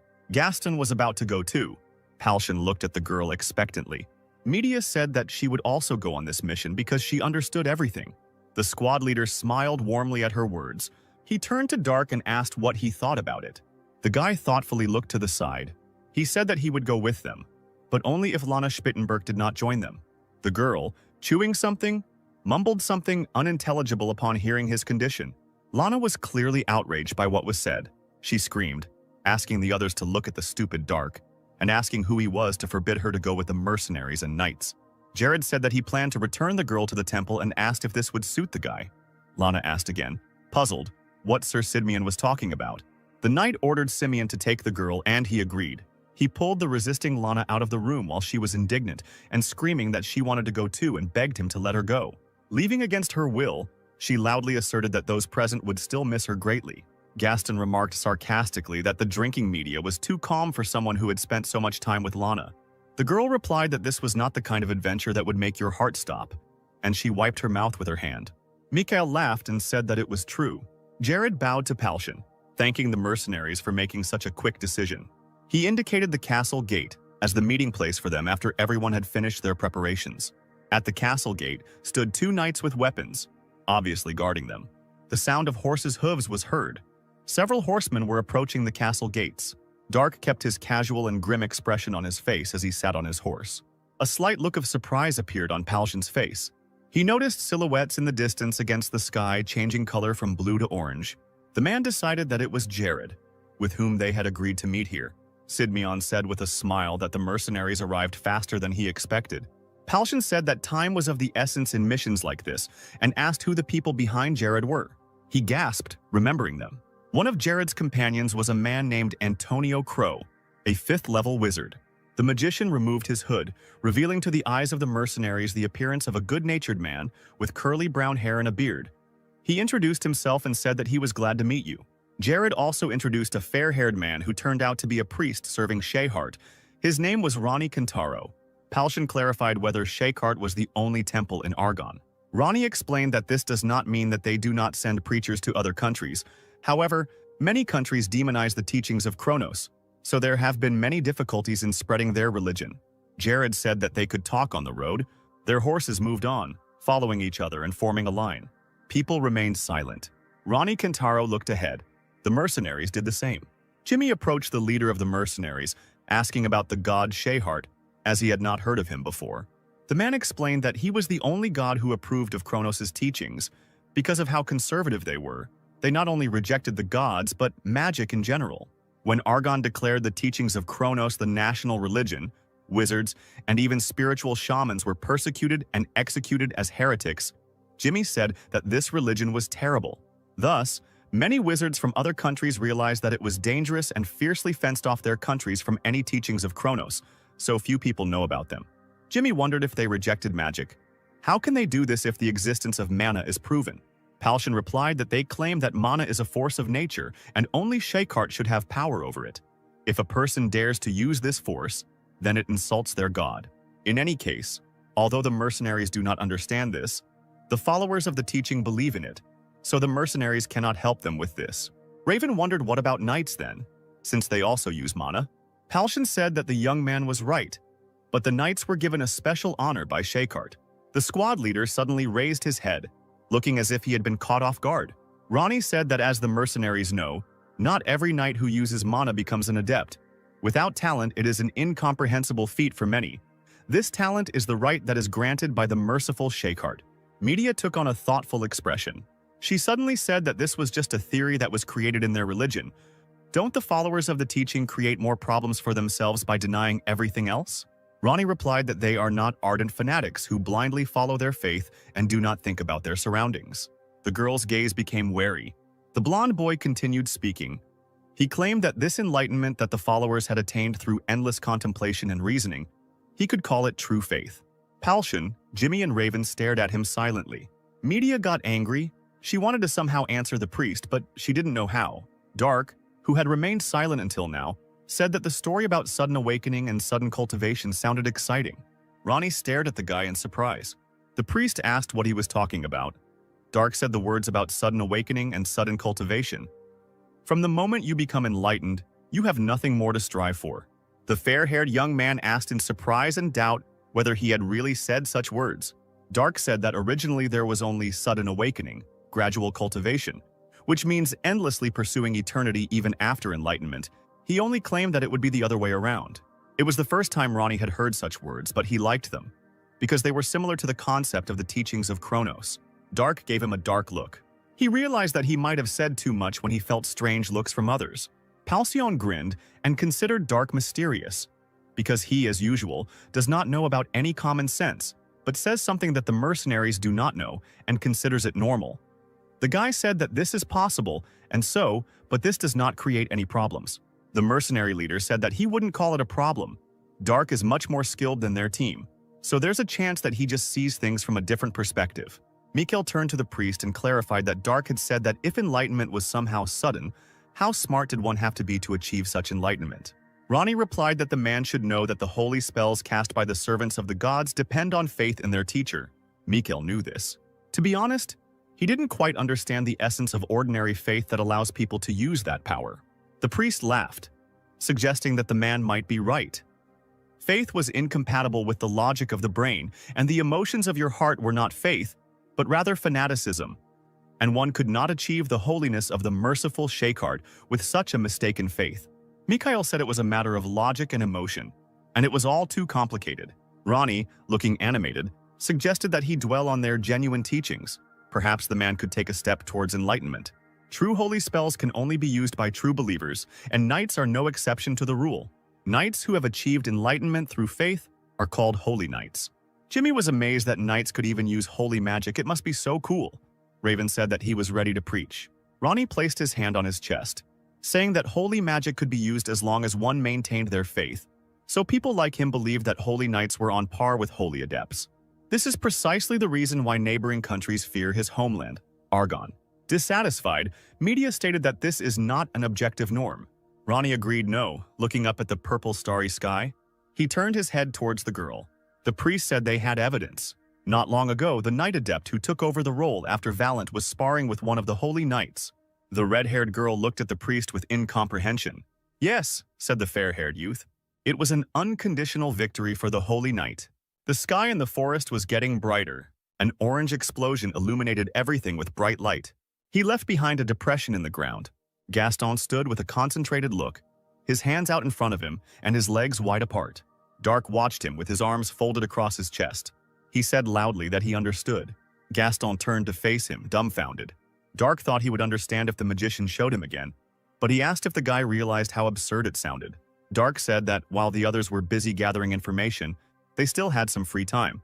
The wizard explained that it wasn't a matter of a small amount of time. It was ridiculous that someone could learn to use a spell just by seeing it a few times. Doesn't that make him a genius world-class magician? The boy told Gaston that the concept the magician had just shown him, he had seen it before. The wizard chuckled, clarifying that, if we don't talk about magic itself, Dark didn't even know about the existence of mana. The guy replied that it wasn't true. He just didn't know the name of mana, since he himself called mana by the word kai, to which Gaston chuckled thoughtfully and scratched his head. Dark thought that he needed to use his body as a medium and collect natural kai into it. This is the same concept as the eternal calm of the North Sea. Dark put his hands in front of each other.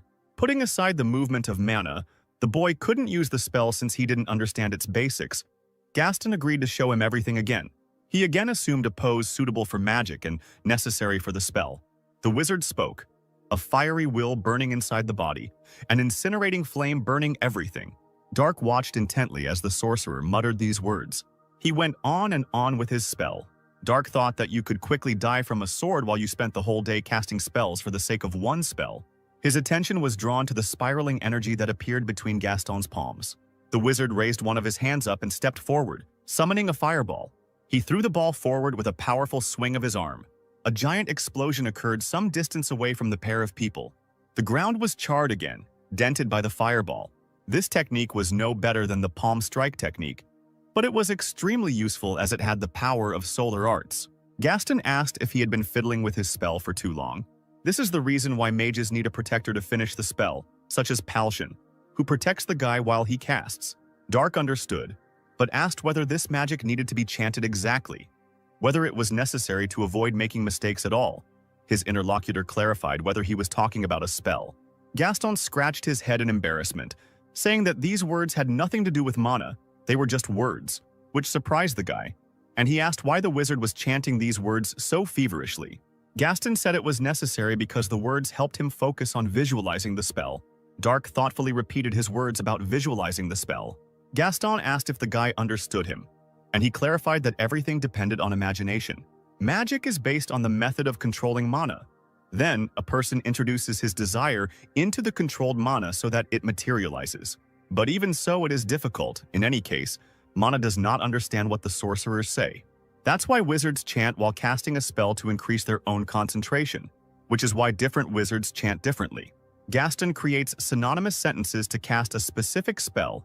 During the chant, his subconscious naturally strives for his desires, and it becomes easier to call upon the fire element. This method is the most universal. It is said that magicians who have reached the pinnacle of mastery can cast spells without any chance.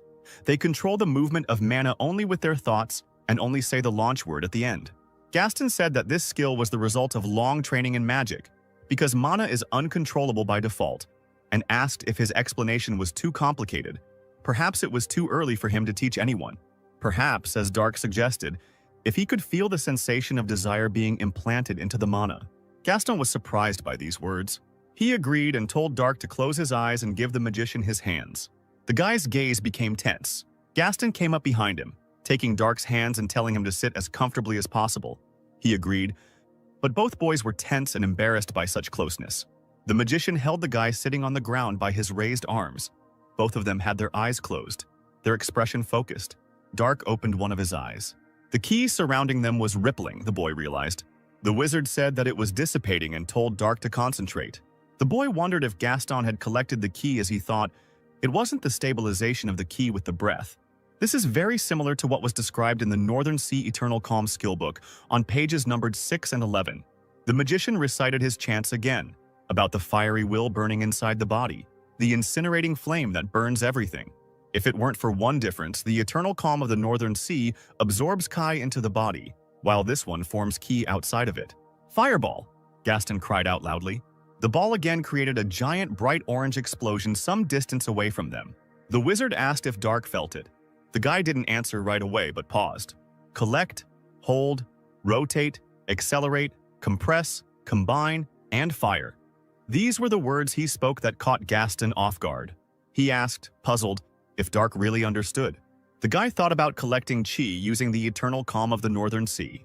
It all felt like some kind of blue roots. Dark was focused on keeping the ki outside of the body rather than inside it. He began to create an energy vortex and rotate it, and accelerated to compress and combine. Then the guy introduced himself. Dark stretched his palms forward and shouted, "Fireball!" The magician's face stretched out in shock. Dark held a giant fireball in his hand. He glanced back at Gaston. To the wizard's surprise, the boy threw the ball forward with all his might, shouting that he had caught the spying rat. The ball rushed towards the innocent trees. Everything was illuminated by a bright orange light, and someone's scream was heard. There was a shocked expression on Gaston's face. He pulled back his cloak, looking at the pillar of fire created by Dark. They saw the one who was following them. It turned out to be the currently unconscious Lana Spittenberg. Palshan looked at this with puzzlement. He looked at the dissatisfied, already awakened girl, and asked what she was doing here. Dark shouted at Lana to tell her everything, but she told him to stop shouting because her head had not yet recovered from the explosion. The evil guy asked her again about what she said, and asked if she wanted him to burn Lana alive this time. The girl told him not to speak like that, as if Dark had been holding back that time. That time, she was watching Gaston and the guy training and learning from behind a tree. But Dark noticed her and sent a fireball at her. Lana claimed that he was trying to kill her and called him a demon, causing him to sigh in displeasure. Palshan whispered to the magician what had happened, and he said that the girl had been caught in a fireball created by Dark. The man was shocked when he heard that the boy had created a fireball. What took Gaston 6 years to do took Dark one day, and the wizard was simply speechless about it. Not only that, the boy thought, remembering Dark's fireball, this ball was gigantic. Gaston was shocked by what he saw. The ball was flying towards a girl hiding behind a wide tree trunk. Gaston remembered that the magic ball changed its trajectory right before it flew towards Lana. If it wasn't a coincidence, then this guy is already a mage above level 4. The wizard muttered incoherently that this man was his first student, not immediately noticing how his leader was trying to get his attention. Miko wondered how Lana found them here while he was eating carrots. Media slapped the man on the back of the head, claiming he was eating their horse food, which upset her. Gaston said the girl had escaped from the temple. Lana also stole a horse from there, and Palshan noted with regret that it was easy to find their tracks, since they had more than 10 horses. Miko was still worried about how she was able to catch up with them, because when the girl was with the mercenaries, she couldn't even ride a horse. Lana told him not to underestimate her, because it only took her 4 days to learn how to ride a horse, and he shouldn't forget that she can use holy magic. The mercenary leader repeated her words about holy magic, asking again. Mikhail asked if the girl used holy magic on the horse. She confirmed it and said that it was very effective. Every time the horse got tired, Lana used holy magic and it could run further. Palshan said that a good horse had been spoiled. The girl loudly asked what he meant and was indignant, because the horse was in good condition. The man said that this was the problem. Horses don't know magic, since it's not tired, no matter how long it ran, until it reached the knights and mercenaries. The horse will think that it was its own stamina instead of holy magic that gave it the ability to run so much. She will try to run until she collapses and dies of exhaustion if this happens again. The girl was troubled by these words, regretting that her horse would die, because she even managed to give the animal a cute name. Mikkel explained that sometimes horses understand what it was, but most of the time they die during long runs, which is why people are so interested in breeding quality horses. Because holy magic cannot be used on them, Lana worriedly asked what she should do, and turned to a horse named Lucy. Palshan was called by name. Jared reminded that the mercenary leader told him that the enemy hideout was not that far from here, the man replied, agreeing with this, that they might reach that hideout tonight. The knight said that then they should return the child back. It would be difficult to protect Lana, and there would be countless problems if her enemies found her. Palshan completely agreed with him, but did not understand who should protect the girl. If there was only 1 or 2 people with Lana, she could be captured and used as a hostage. That didn't mean they had a free person to watch over this child. But they couldn't keep the girl close to them. Palshan suggested that they let her stay with them now, and when they met someone they could trust with Lana, like border guards or church clergy, they would tie up the girl and hand her over to those people, sending her back. Like that time, she could return at any time. What? Dark said furiously. He asked indignantly if the leader and Jared wanted him to guard this stupid and useless child. Palshan replied that they couldn't do anything about it, because the guy was the only one who could ensure the safety of not only Lana, but also himself at the same time.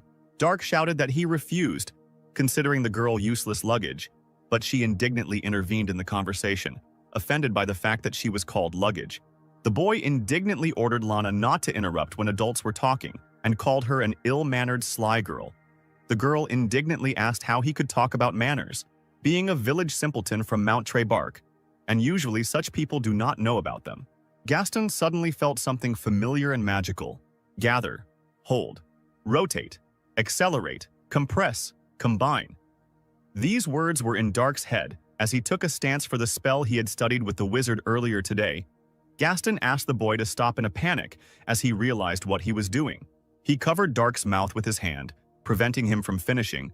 Mikhail asked the guy to calm down. He shouldn't have been so angry at such a little girl. Lana was outraged that she was called a little girl, since she considered herself a lady. A lighthouse could be seen in the darkness. Antonio Crow said it was strange. He didn't feel mana. Gaston, doing the same thing as the other mage, said that it looked like their enemies had already left. Jared was annoyed that they were at a dead end again. Antonio asked to wait, asking if there was empty space in the basement. No, it was too big for storage. Jared enthusiastically suggested that their opponents might be hiding there.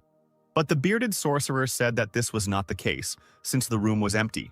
Gaston could guarantee that there was no one there. But the room in the basement was quite large, like a cave.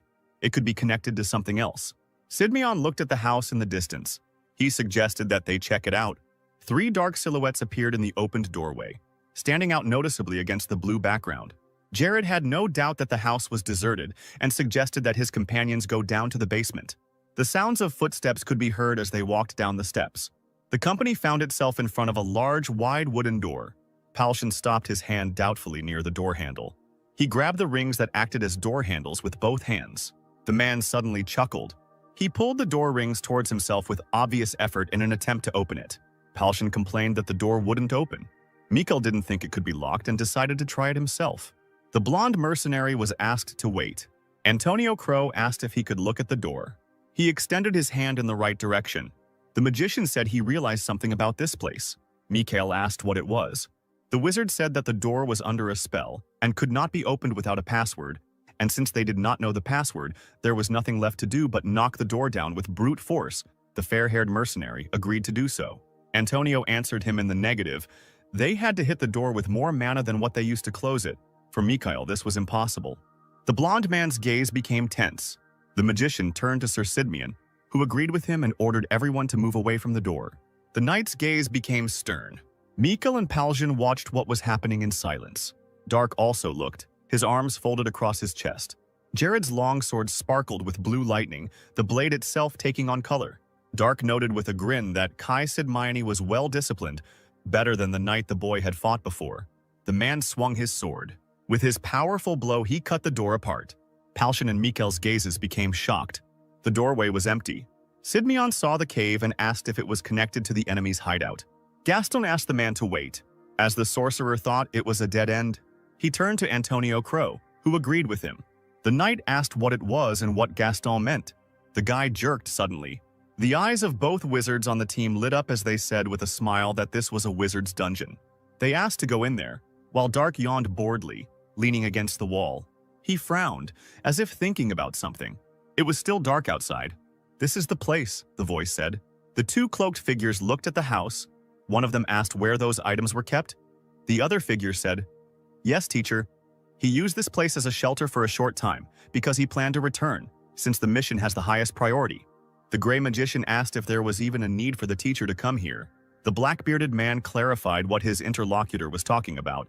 Because even as a man who had put everything into reviving his country from the ashes, he was still a mage. This was a wizard's dungeon with a considerable amount of magical tools and books stored there. How could he trust this to anyone other than himself? The gray-haired mage remarked that his master's words were wise. To be honest, it had taken a lot to stop Sir Karosa from entering the dungeon this time, given his excitement. The wizard told him that they would return after the mission. The master laughed, saying that for warriors like Sir Karosa, the dungeon was a place that stimulated their spirit of adventure. The gray-haired man said that the warrior would be disappointed, but the master suggested that he go. The teacher's face was sweaty and he looked nervous. He asked his companion, Darren, why they teleported so far from the building, since the black-bearded magician was too old to walk so much. His student immediately asked for forgiveness. The gray-haired mage awkwardly said that he had set up several traps in case of emergency when he used this place as his hideout. He had disabled them, but that was just his habit. The student asked his master what was wrong. The black-bearded man saw a horse there and asked, "Didn't the gray wizard say that this was an abandoned house?" It was a war horse, which raised the question of whether there had been a search here. He folded his hands and began to look at the magical power. The man didn't see anyone. Did that mean that people had entered the dungeon? The gray magician called it all tiring and asked what they would do next. The teacher realized that someone was getting up. He opened his eyes wide. His student turned to him with excitement. The black-bearded man noticed someone with a master level. The nervous student asked what he meant, and the master told him to hide his magical power. The door opened slightly. Dark sensed Chi upstairs, but she just disappeared. These people are most likely professionals. It was behind the house. He smiled and wanted to find out who it was. Palshan turned his attention to him. Dark climbed up the stairs. He sensed a small amount of Chi above, so he went up to check. The guy smiled, wanting to find out. He jumped high into the air. The foot touched a hard surface. Dark saw two silhouettes in cloaks in the distance. The black-bearded mage looked around in panic. The guy said with a grin that it was him. The teacher realized that he had sensed their mana long before they approached. The premature event of their mana had produced the opposite effect. He ordered Darren to use the most powerful spell he had right now, and he complied. Dark jumped onto the pipe of the house. His gaze was stern. The black-bearded man closed his eyes. Dark was approaching rapidly. The gray-haired magician put his hands forward, between the palms of which red sparks were visible. The guy chuckled in surprise as he ran. The wizard created a giant explosion. Dark approached and swung at the magician. A look of alarm appeared on the student's face. The guy swung his sword with a stern look. The teacher summoned the flame of apocalypse. Dark's gaze was wary. The black-bearded opponent's hand was extended forward. Everything around the guy turned red and black. It caught him off guard. Dark coughed and closed his eyes. The teacher helped his student to stand up. The man looked up, holding Darren's hand, and looking up at the black-red glowing magic ball. He summoned a teleport, disappearing along with his student. The books stood on the shelf. Gaston said that, as expected, they were right. A skilled wizard lived here. These books are level 6 and above. Antonio Crow insisted that they should be taken to the castle. If you simply translate everything into a book equivalent, then they found a fantastic treasure here. Jimmy didn't look interested. He asked if this was what dungeons were. The magician asked what else they could be. Raven said there were few traps. Only one arrow was the most dangerous. Gaston said he almost died there. Lana said that if this was a wizard's dungeon, there should have been a lot of monsters and dangerous traps everywhere. Antonio chuckled, asking how the magician could make such a room without anyone's help. Gaston explained, "Basically, the dungeon is where wizards keep their books and tools. If they set up traps and dangerous monsters, wouldn't they ruin them?"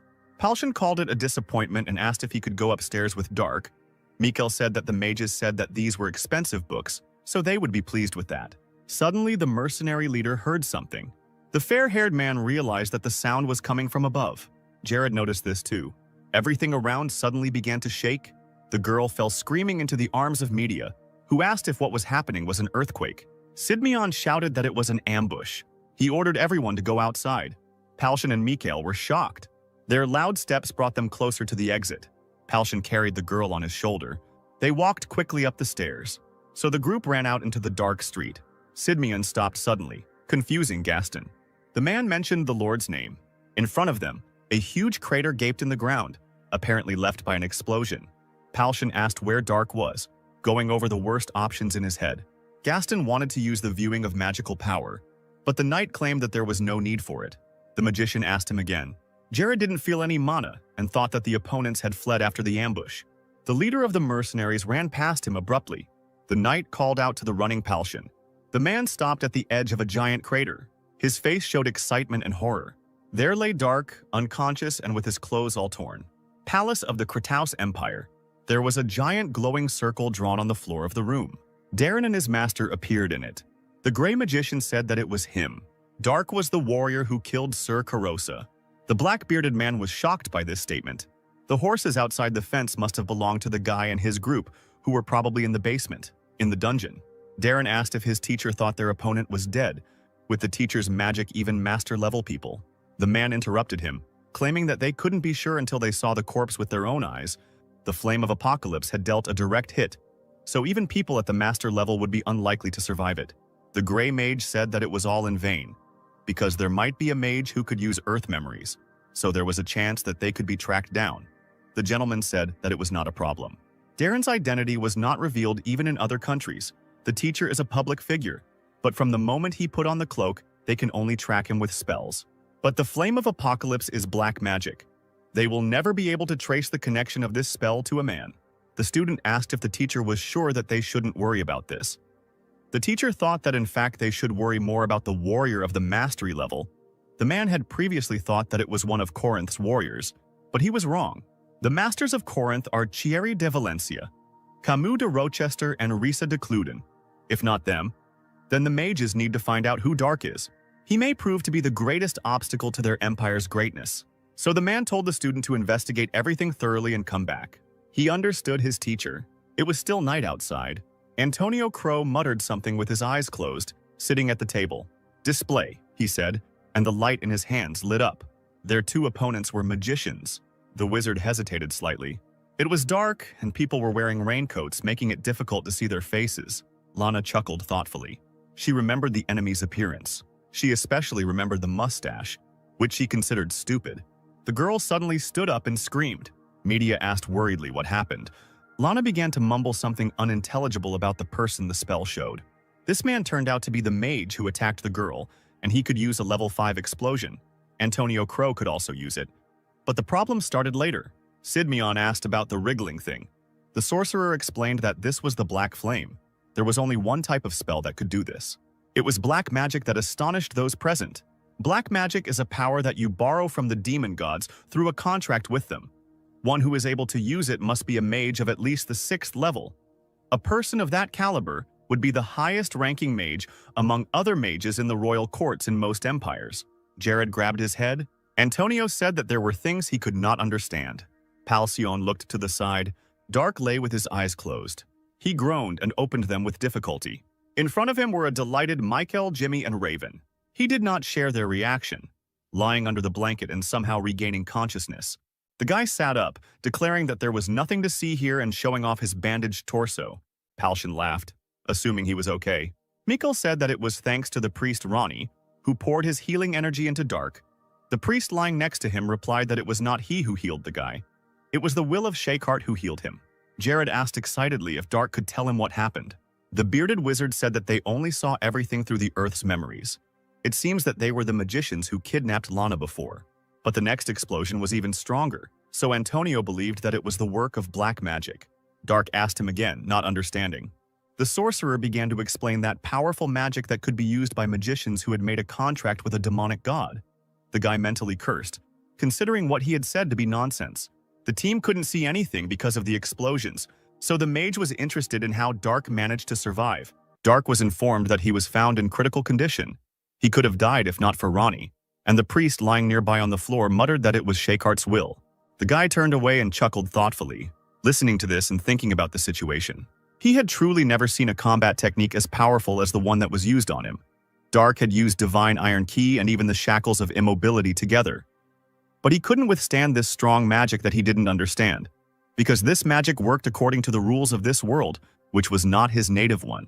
But the guy, the one who received the name of the true demon, was critically injured and lost consciousness, which shocked him, because this had never happened to him before.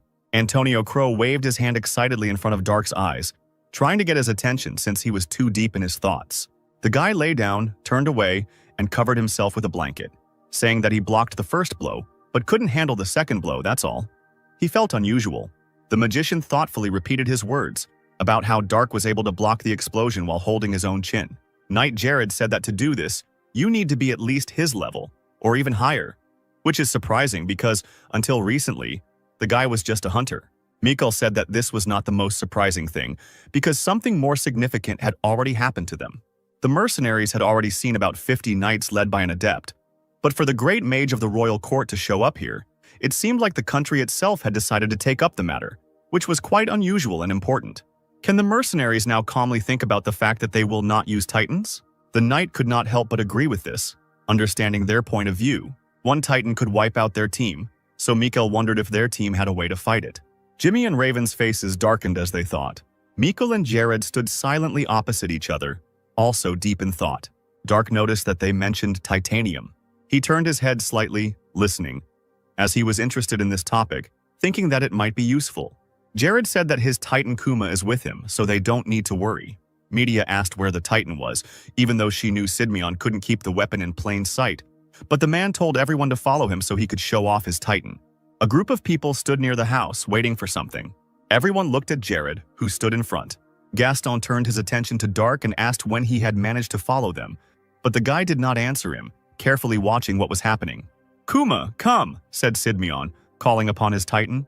Dark turned his gaze. A certain sight caught his attention. Bright blue spirals began to spin in the starry night sky. Jimmy let out a delighted cry as he watched. Raven asked him to calm down, and Media and Palshan looked up in confusion.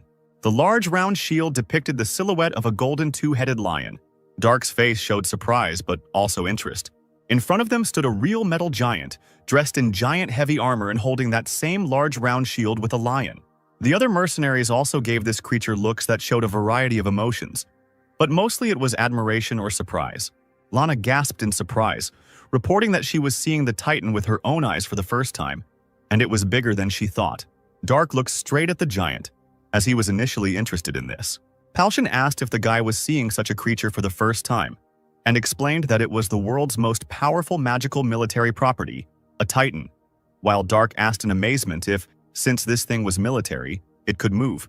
The mercenary leader replied that the Titan was much faster than a human, and not only that, Jared checked to see if everyone had calmed down. The man knew it was already quite late, but he thought they needed to move now. Palshan thought that they wouldn't be able to get more information now anyway, so he suggested moving towards Galicia. In the night blue starry sky hung two moons, so familiar to the sky of this world, illuminating a string of horses walking one after another. Gaston dozed on his horse. He woke up when he heard a voice calling out to him. The guy asked if Dark had called him and said that he was in deep thought.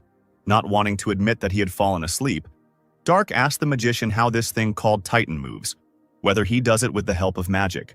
Gaston realized that his interlocutor was curious and confirmed his suspicions, saying that the Titan was using golem magic. Dark asked him again about this information, as he did not quite understand what was said. Golem magic transformed stone, wood, steel, and similar materials into humanoid form and allowed them to be controlled, while titanium originated from the concept of a golem.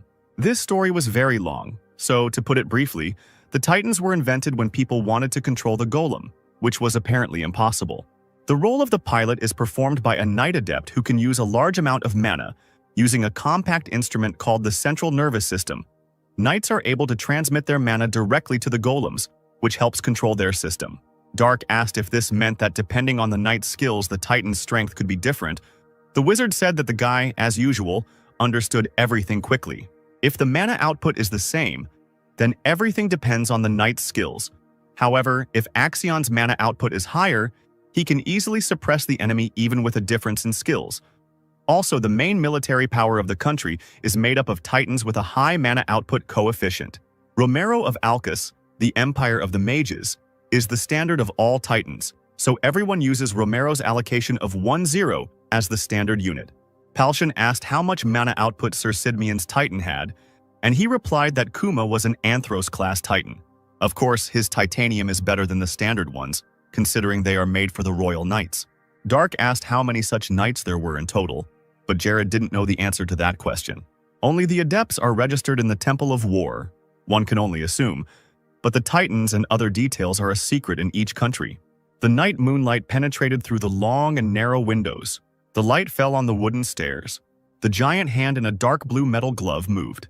The muscular man in the headscarf muttered something unintelligible under his breath.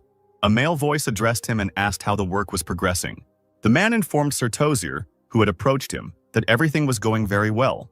The black-bearded man asked if they had enough material for the nervous system and other needs. His interlocutor reported that yes, all thanks to the Dragon Heart, the 12 Azure Knights would be ready in the shortest time, which was a success. Sir Tozer asked if this meant that everything would be done as planned, and the subordinate confirmed this. They were looking at something big. In front of them was a large silhouette of a horned creature. It was the first 3-0 in history and the world. A satisfied smile appeared on the black-bearded man's face. He looked at two dark rows of giant silhouettes. It was daytime in the trading city of Galicia, and the bright, warm sun was shining. illuminating everything around. People were walking along the streets, buying fresh fruit at the market, making noise and chatting, and generally going about their daily business. Gaston asked if anyone had found any clues.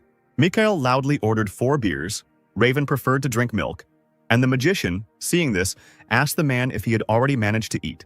Mikhail said, resting his head on his folded hands on the table, that he would eat later. He just wanted to drink some cold beer. He had tried his best to get information, but had not been able to find anything. Gaston thought he would have to hope that Palshan or Sir Sidmian had been able to find some information. The fair-haired man asked about Media. The wizard said that the girl took Lana with her and went to the Temple of Athena. Mikhail asked if Dark was going with them, to which the guy chuckled, claiming that Dark would not want to go anywhere with Lana. Gaston didn't know what was going on, but the subject of their conversation was now sitting in his room.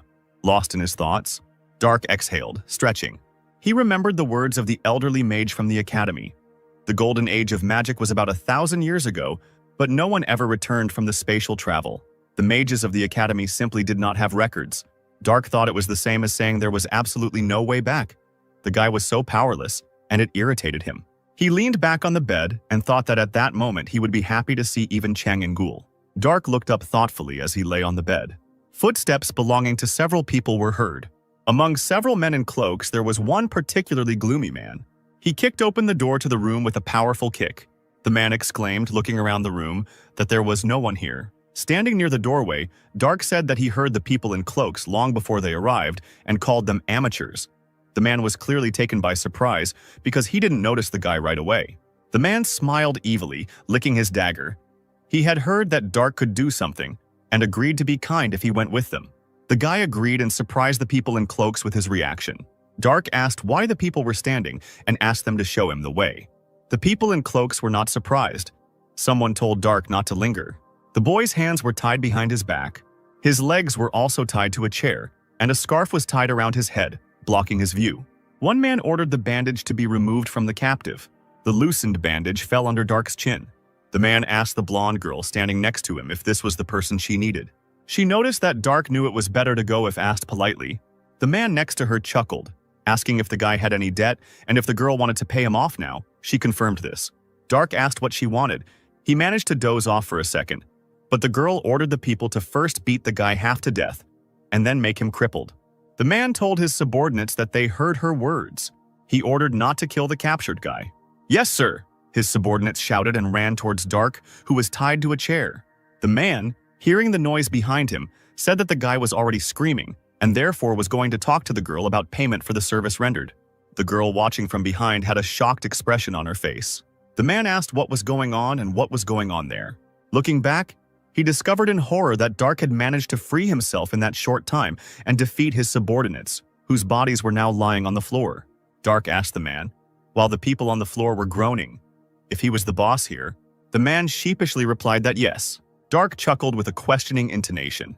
The boss grabbed the girl by the hand, asking her to spare himself because he was ready to give the guy the girl for such a favor. A leg flashed in front of the man's nose. Dark brought his foot down hard on the boss's head. The guy asked if the girl was bothering him again. Dark had had enough of her antics over the past few days. He reported that the girl had arrived just in time. Media asked the girl what happened. She said that her ear was itchy. Lana didn't know what was going on, but she was sure that that stupid black-haired old man, she meant Dark, was talking about her behind her back. Dark himself was busy at that time, interrogating whether the man was the boss of the Thieves' Guild. The beaten, and because of this quite swollen girl answered that he was the master of the Galicia Guild. Each large city has its own guild. The guy asked what guild she belonged to. The scoundrel hesitated with the answer, but after a new threat she immediately said that it was Volcania. Dark realized that this was the place where they first met, and asked how long the girl was going to bother him. But she, in horror, promised that she would never even catch his eye again if he spared her. The guy agreed to save the blonde girl's life, but in exchange for something. 2 guards guarding the gates to the city were talking to each other when a girl ran towards them. She quickly ran towards the entrance, not giving the guards a chance to figure out who had run past them. They only hoped that she wasn't a monster. The girl remembered the elf's words that revenge was good, but the difference was too big, and this mercenary was too big a target for them. She thought the guy was absolutely disgusting. Gaston asked if their leader had found the knights in gray armor. Palshan replied that it seemed that the knights were returning to the capital along the Maltaria Mountains, since they were seen by the merchants who came from there as mercenaries and thought that those with whom they fought that night were not alone. Gaston said that if they were far away, then it would be too late to move out today. Sidmion said that then today they should have a good rest. Tomorrow they should walk as much as they could. The mercenary leader agreed, looking at Dark drinking. He asked if something had happened to the guy, because he had never seen him like that, and he didn't understand where he got that strange hat. But no one knew. Gaston reported that Dark first went out with a group of people dressed in black, then returned alone and began to drink happily. Mikael assumed that the guy had taken it out on these guys. The man the mercenaries were discussing coughed, covering his mouth with his elbow. Palshan hoped that even though he didn't know these people, they were safe and sound. Kratos' castle loomed as a large dark silhouette in the dim evening light. A cry came from the tower that he was alive. The Grey Mage reported that Dark was alive and well. Sir Tozier noted that it was expected, but still incredible, that he had managed to survive that hellfire, and asked what his student had found out about the man. The Grey Mage summoned the image. He said that Dark was most likely the leader of the group, and judging by the amount of mana, he was definitely at the master level. The teacher said with admiration that this was incredible, and asked if there was any more information. The Grey Magician began to tell his story. They couldn't find anything about Dark, even in Corinth or Trovia. There was no one like him among the masters registered in the Temple of War, which amazed Sir Tozier and the blonde man in purple clothes who was in the room with them. The blonde man said that it was strange because usually people with such skills want to become stronger and try to prove themselves in the Temple of War. The teacher suggested that Dark was born in secret to be used as a hunting dog and told him to look in Corinth. His student agreed. The blonde man, aka Sir Chromis, suddenly noticed something in the display. He pointed at one man, announcing that it was Jared Sidmion, a royal guard. Sir Chromis said that Jared was a knight who could compete for first or second place in Trovia because he was very strong. Tozier decided that they needed to conduct an experiment. His interlocutor asked again. The man told Sir Chromis to attack them with his Titan when the opportunity presented itself. The royal guard might have a Titan, and if there were two, the second might belong to that mysterious master, and then they could guess what country was behind him. The fair-haired man said that it was too risky, since the Titan belonging to Sir Tozier could not be controlled by anyone else. He asked if it was so difficult to verify the summoning of the Titan and escape, and said that he would send 4 people with Sir Chromis. Chromis asked what would happen if there was only one Titan, since the mysterious master might not have one. Sir Tozier wondered if that would not be a great opportunity then. A great opportunity to get rid of everyone. Dark sat with his eyes closed, frowning. Palshan awkwardly noted that he had not been looking very well for the last few days. The guy asked irritably if it was that noticeable. Lana whined that her legs hurt a lot. Dark covered his ears, complaining that all this kid had done for the past few days was whine. He turned to the girl irritably and asked if she wanted him to leave her here. Lana snorted dismissively and declared that if the boy did that, he would be cursed by Athena. Jimmy thought Media was going to keep the baby, she was going to, but she couldn't do anything about it. What? Lana exclaimed in the past, her face showing concern. She didn't think leaving her was a good idea. Media said that this mission is dangerous. If the girl gets into trouble, then the adults may not be able to protect her again. Lana said grimly that the students of the Temple of Athena must complete their first mission in order to become full members of the temple. Her mission was to safely deliver the dragon heart, which was kept in the Great Drow Temple. Media knew this, because that's why the girl was here. Lana said nervously that then they should know that regardless of the failure or success of the mission, she was obliged to report to the Great Drow Temple at the Temple of Athena, and also in the Great Temple in Corinth. Sidmion, Palshan, and the girl were disturbed by what they heard. The knight explained that Corinth must not know about their mission no matter what. He was sure that the girl herself understood this, and she agreed with it. Jared's face became stern, and he asked if Lana wanted to take the people of Trovia hostage and dared to threaten them. The girl waved her hands, saying that she would never do such a thing, because such terrible people could never become priests of the temple. The man asked what Lana would suggest in such a situation. She said that she would not be able to lie when she contacted the Great Temple. They would immediately know if she was lying and not telling the whole truth. Media asked worriedly if the girl had met them when she was returned to the temple the first time. Lana said that if she had reported the failure, then she had no reason to live if she couldn't even complete the first task. Mediac has made sense of this information. As long as the girl was in this group, her task was not considered complete, so there was no point in her getting involved with them. And not only that, she believed that the search and protection of the dragon heart itself was just a part of her other task. and she would gladly take any risk to see how it ended. This is what Lana, who is complaining about the conditions now, said. Jimmy decided that the girl clearly hadn't thought about the danger of this walk, but they really had to share her suffering. Media didn't care. It was all connected with the Holy Temple and politics, so she didn't want to say anything at all. And the child couldn't be returned to the temple. Jared sighed. He just prayed to Athena while the girl was arguing with Dark. He prayed for the protection of this mission, listening to the abuse. The landscape, meanwhile, was shimmering in all shades of green, with a lot of vegetation in the form of trees and hills covered with grass. Sir Chromis stood on the edge of the cliff. He was informed that they had made contact. The man in the cloak carried a communication ball on a pillow. Sir Tozier reported via the orb that they had received new information from Trovia. According to the message that Sidmeon sent to King Trovia, the people accompanying him were simply a group of adventurers consisting of mercenaries, a wizard's apprentice, and knights. Sir Chromis asked who that master was then. Presumably he was just a hunter who lived in the Trebak Mountains area, but they couldn't know for sure. However, Corinth had no reason to send a master here, so it's safe to assume that Dark is not his hunting dog. Chromis asked if the boy could be from Kruma, but the man thought it was impossible because it was too far away. Then we can assume that Dark does not have titanium. The sky was still light. Several figures gathered in a circle in the clearing. Lana fell to the ground, wondering if she could just go to sleep. Palshan said that they were finally in the kingdom of Toria, and the girl had no plans. The knight sitting next to him chuckled. Jared said that it was possible, but they couldn't afford to rest here since it was enemy territory. Media asked when they would reach the settlement. Mikhail replied that in 4 days, they should reach the city of Zelion. 4 days, the girl repeated after him. Dark sat in a meditative pose, thinking. He realized that something was approaching them.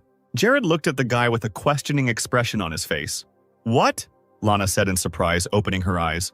She stood up, asking if the ground was shaking. Media noticed that she was indeed shaking and wondered why. Mikhail assumed it was an earthquake. Jared was shocked. His gaze became stern. The sky was a soft light blue. The knight's gaze became tense. Some giant silhouettes were approaching them. Jared ordered his companions to run into the forest, warning them that the Titans were approaching. The mercenaries were shocked and frightened by this. Sidmeon summoned his Titan, named Kuma. A giant Titan appeared out of nowhere. Media carried the girl away, running away with the other mercenaries. Jared stood next to the Titan. The metal hand gripped the sword's hilt more tightly. Sidmeon began to climb into the Titan. The body of the military equipment was closed. Jared remembered the gods when he saw something in front of him. One of the opponents was 4 Romero-class Titans. Palshan shouted for Dark to come here.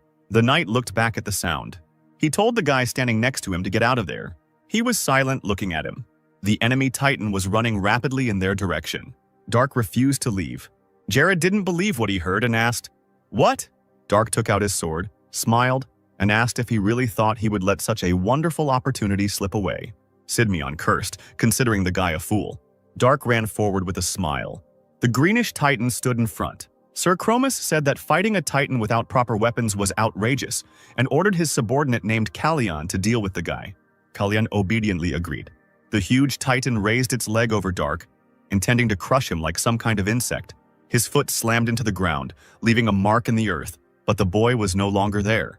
Dark was already in the air above the Titan, noting that it was interesting, but weaker than the 1,000-fold descent technique.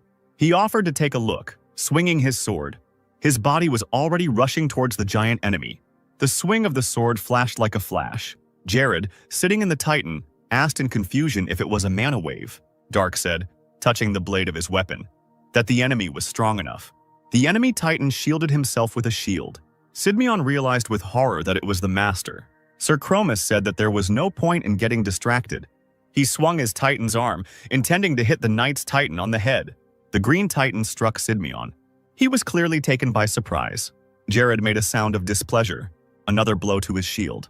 This blow threw the Titan Sidmeon some distance away from the enemy Titans. One green Romero cursed. He ran towards the Knight Titan. Titan Jared's hand gripped the handle of the shield. The shields of the giant Titans clashed. Sir Chromis's face twisted. Sir Sidmeon's face was stern. The green Titan's foot left a mark in the ground.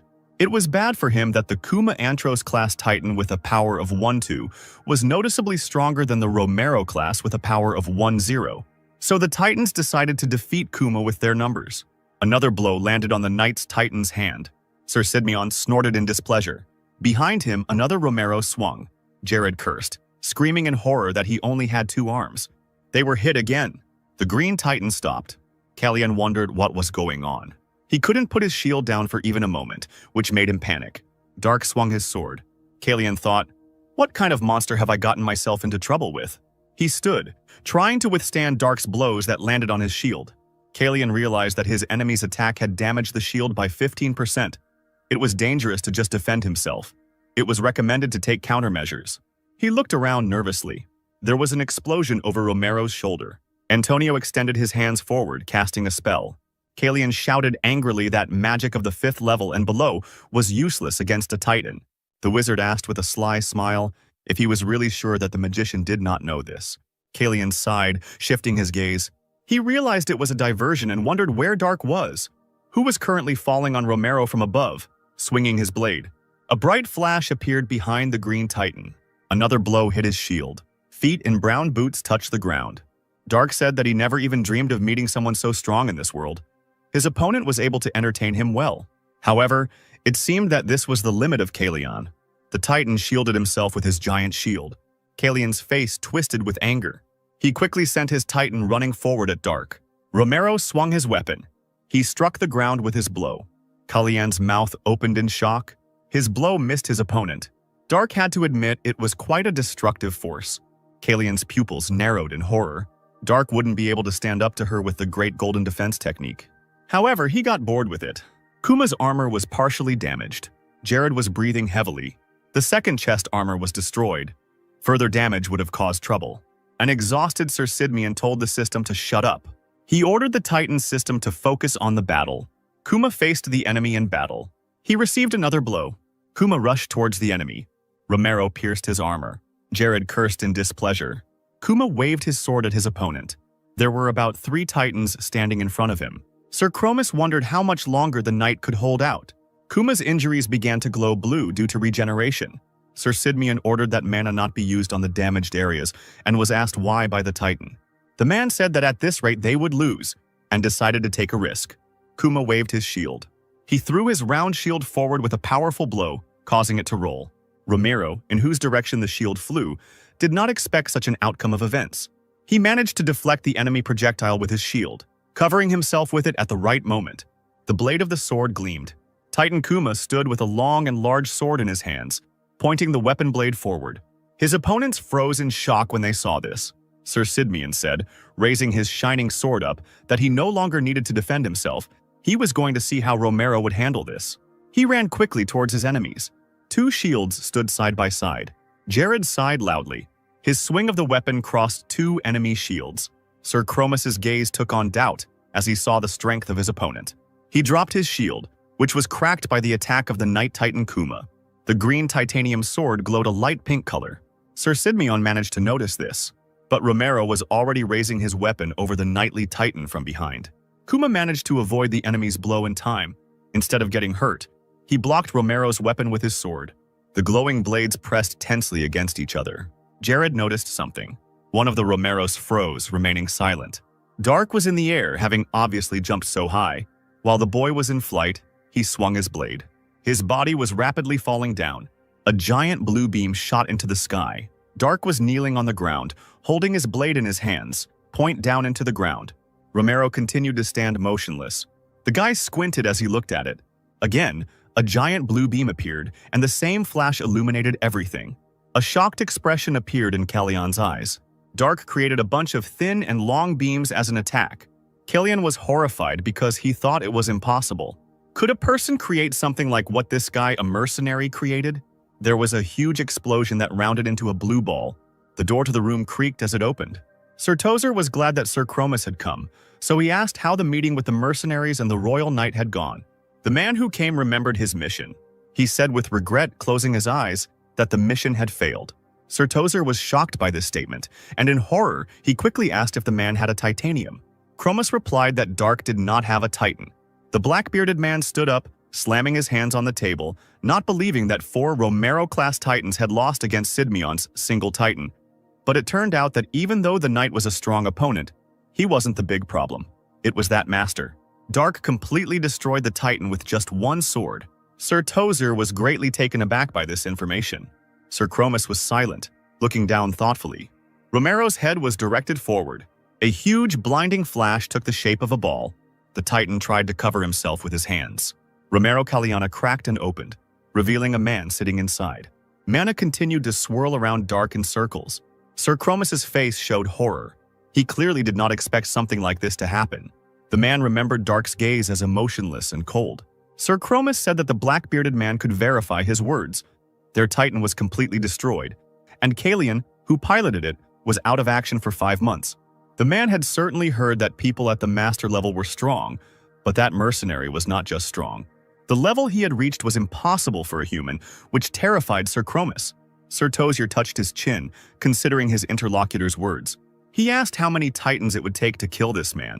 At first, Sir Chromus assumed that 5 Romeros would be enough, but then he interrupted himself, calculating that at least 10 Romero-level Titans would be needed. Sir Tozer said that this meant that they must be willing to sacrifice 9 of their Titans, and yet they would not be able to defeat this man, even though he was alone. They had to find another way, and Sir Chromus was free for the day. Media shook the unconscious girl and said that it was all over. Palshan shouted to Dark in the distance whether he was okay after the fight. The guy covered the gigantic distance in one quick jump, approaching the leader of their mercenary squad. The man thought that everything was happening to Dark just as he thought. Palshan looked at the giant hole in the ground the boy had left behind after the battle and thought that he was an amazing, scary, and wonderful man. The man turned to Dark, who was already standing next to him. The guy wondered what his interlocutor wanted and became slightly nervous, looking away. Jared Sidmion said, placing his hand on his chest, that he was a proud knight of Tron of Trovia. He knelt down, saying that it was an honor to greet a respected master-class knight, not a blade master. Mikhail and the mercenary leader stared open-mouthed in shock at the kneeling knight, while Dark looked at him with confusion. The guy turned to Gaston and asked what master meant, which stunned him. The magician remembered that Dark didn't even know who the adepts were, so it was not surprising that he didn't understand anything, and asked a question. The magician thought that their leader should answer. But the man had a different opinion, because there was someone more suitable for telling the story on the required topic. Under this man, Palshan had a knight who was right here. Jared asked if it was true what he had heard about Dark, that he had been a hunter on Mount Trebark. Sidmion said that if it is difficult for a guy to answer, then it is normal, because it does not matter whether it is true or not. Dark scratched his head in confusion and asked why the knight was asking him then. Sir Sidmion asked if the boy belonged to any country, then asked if he could rephrase whether the boy had sworn allegiance to anyone. He replied that he had not. A hint of a smile flickered across the man's lips. He asked if Dark could then join his homeland, Trovia, inviting his interlocutor as the captain of the Royal Knights. Palshan and Mikhail were shocked by this statement. There were only 4 Royal Knights in Trovia, but their captain's seat was vacant. Jared could promise the boy that he would be treated as one of the country's greatest assets. Dark asked if it was because he was a master. The knight confirmed this by nodding to his interlocutor. Those who can infuse mana into a sword are at the adept level, but only masters can create a wave of mana with a sword. And in the entire Great Continent, there are only 12 people who can do something like that. Dark asked the man again about the number of people capable of such a thing. The knight confirmed this and said that wherever the boy went, he would be offered a high position in the army, and after proving his loyalty, he would receive the title of chief in the corresponding area. But Dark would not have to prove his loyalty in Trovia, because Jared would do everything he could to convince his majesty. The boy said that title and fame did not bother him. But Sir Sidmion said that there were 12 more people as strong as Dark himself. At least that's how many people the knight knew about. If Dark had accepted the man's offer, whether he could cross his blades with them was what worried the boy. Sir Sidmion was uneasy about this question. He said that he couldn't guarantee this to Dark, and he wondered in his head if all masters were so self-confident. Moreover, a battle between masters meant a war between countries, and a small country like Trovia could only fight at the adept level, which made the guy wonder if the master but adept that everyone praised turned out to be a weakling, how strong all these masters really were. But now, it was more important for Dark to find information about teleportation magic, and entertainment like the masters could wait. A chuckle was heard in the room of the high tower. Sir Tozier was pondering the information about Dark. This guy managed to survive a direct hit from the Flame of Apocalypse, and was even able to destroy a Titan with one ball. His student asked if he could speak. The man told him to speak. The Grey Magician said that it was hard to believe, but after he met that master a second time, he showed similar behavior. His teacher asked what this could mean. Dark ran straight towards their magic, This shows his competitive nature. Perhaps he is very confident in his abilities. Obviously, the guy is strong enough to think so. But it becomes clear that he has absolutely no understanding of magic. The black-bearded man asked what of it. There wasn't much magic that could. He stopped speaking, his eyes widening with a sudden thought. The gray-haired wizard said, bowing his head, that it was possible. Sir Tozer realized that even if they couldn't kill Dark, they could make him disappear. The city of Zillion had many green and yellow warm shades. Mikhail said that was all they could do. The mercenaries never found a single trace, so their leader thought that further searches were pointless. Jared exhaled as he sat on the floor. If he returned now, the knight would only face the wrath of Corinth, whether he should consult the oracle for guidance. Lana agreed with him, her eyes sparkled. She said that if a man wants to go to the oracle of the Temple of Athena, the goddess of wisdom is the best. Since the girl is from the Great Drow Temple, which houses the main temple of Athena, they won't even have to wait. The faces of the mercenaries present darkened, and Lana asked why. Dark stood up from his seat. The girl immediately noticed this and indignantly and loudly asked where he went when she was talking about important things. The guy wasn't sure he needed to listen to all this. Lana thought that, of course, he should listen to it, because Dark himself wasn't much use when it came to gathering information.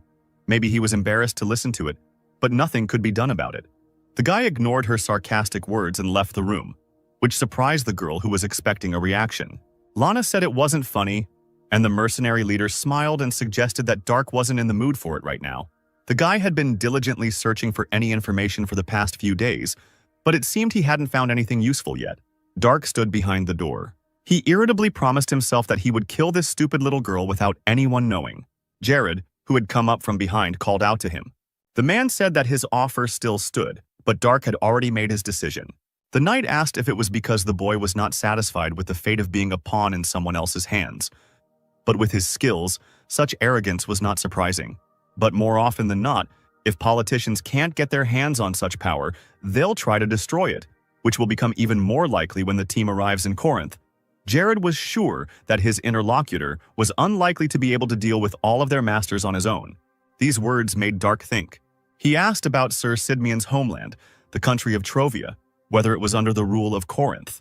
Jared's companions, the knight and the mage standing behind him, were stunned by the boy's suggestion. Sir Sidmian, greatly embarrassed by this, quickly closed the door behind him and confirmed the words of his interlocutor, saying that although Trovia and Corinth pretended to be allies, the truth could not be denied. On the other hand, thanks to this, they can protect Dark. Even though it is all in words, politicians cannot ask to give them an allied knight at their disposal. The guy was silent, listening to this. He believed that Sir Sidmian would face Corinth's wrath if this mission failed. So he thought it best to continue the conversation once the mission was accomplished. Jared understood this, and at that moment, Lana stuck her head out of the doorway, wanting to urgently find out what they were talking about. The girl reproachfully shouted at Dark that he was becoming more and more arrogant just because he knew how to fight a little. The guy addressed the girl, calling her first and last name, which surprised Lana Spittenberg because she didn't think he remembered her name. Fear appeared in the girl's eyes. Dark, with a frightening expression on his face, told her not to irritate him anymore. After that, he left, leaving the girl with Jared. Lana shouted after the guy that he was wrong to think that she was scared and that it was funny, although in fact she really was scared. And Sir Sidmian turned to her, asking if the girl wanted to continue their previous conversation. Lana apologized, not understanding what the man meant. He said that he knew that the fee for the oracle's predictions was quite high. In the city, there grew a wide tree with dark green foliage. In the middle of the crowd stood two figures in cloaks and wizard hats. One figure's clothes were colored blue, the other figure was dressed in pink and purple. The magician in blue clothes created a beautiful white dove with the help of magic, which amazed the people around them. Dark, sitting nearby on a bench surrounding a tree trunk, thought that judging by the flow, it was not a trick, and assumed that it was magic. The guy couldn't find any information about teleportation even here, and didn't know if he should go to Alcus and look there. But Dark had no idea how to get there, so it's possible that at some point he'll stop traveling with Palshan's crew. Looking at the sun, the guy remembered Lana, and, angry, waved his hand because he absolutely did not want to remember this little wretch ever again. His hand movements did not go unnoticed. One of the cloaked mages noticed that Dark was doing something, and his companion asked if the object of their observation could suspect something. The mage in pink and purple clothes announced that they were starting. He stretched out his hand, on the finger of which was a ring with a red stone. This man did not even imagine that he would use this thing only as a seal. Some man happily asked if this ring was magical. The wizard held out his hand. It was Sir Tozier. In the name of Cronetio, he commanded this indestructible ring as an object of seal. Tozer said that Dark should become the one he despised the most and used the antipathy spell. The silhouette of a guy was reflected in the stone of the ring. Dark suddenly noticed a strange red light. He turned around and saw a man casting a spell. Dark became angry when he recognized this man. There was a strange expression on Sir Tozier's face. He cursed in his mind because the guy initially ignored this wizard, since he did not feel the intent to kill. Dark ran towards his opponents, but his body began to change. He was taken by surprise by this sudden and strange feeling. The two sorcerers used warp, disappearing before the boy could reach them and do anything. The portal circle with symbols in the tower glowed with blue light. The blue-robed mage asked his teacher in a trembling voice if they had succeeded. Sir Tozier confirmed this, as the ring and the mercenary were engulfed in light. This was sufficient proof that everything had worked out. The gray magician was curious about what Dark could turn into, whether he could turn into a dragon. But his teacher thought that it was unlikely that if the guy turned into a dragon, the wizards would feel something powerful even for a moment.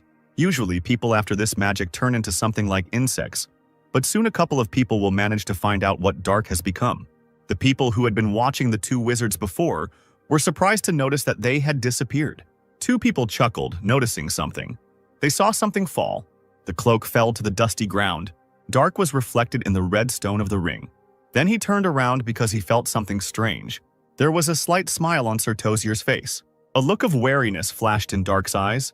At that moment, the wizards managed to disappear, using teleportation magic, warp. Dark plopped down on the ground, covered by his cloak and therefore invisible.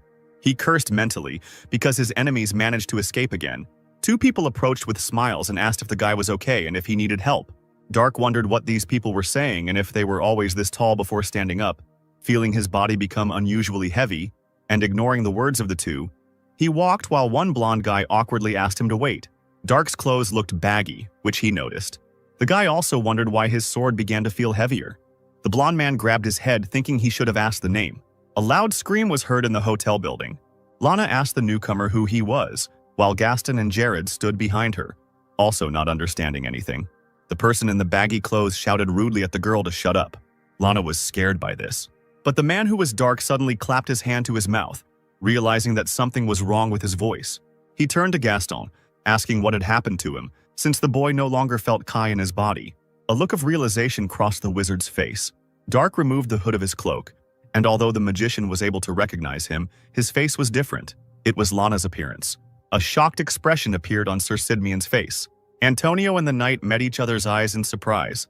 Palshan, Media, and Mikhail, who was busy combing his long blonde hair, were also shocked. Dark, now looking like a girl, asked with displeasure why they were looking at him like that. Was there something wrong with him?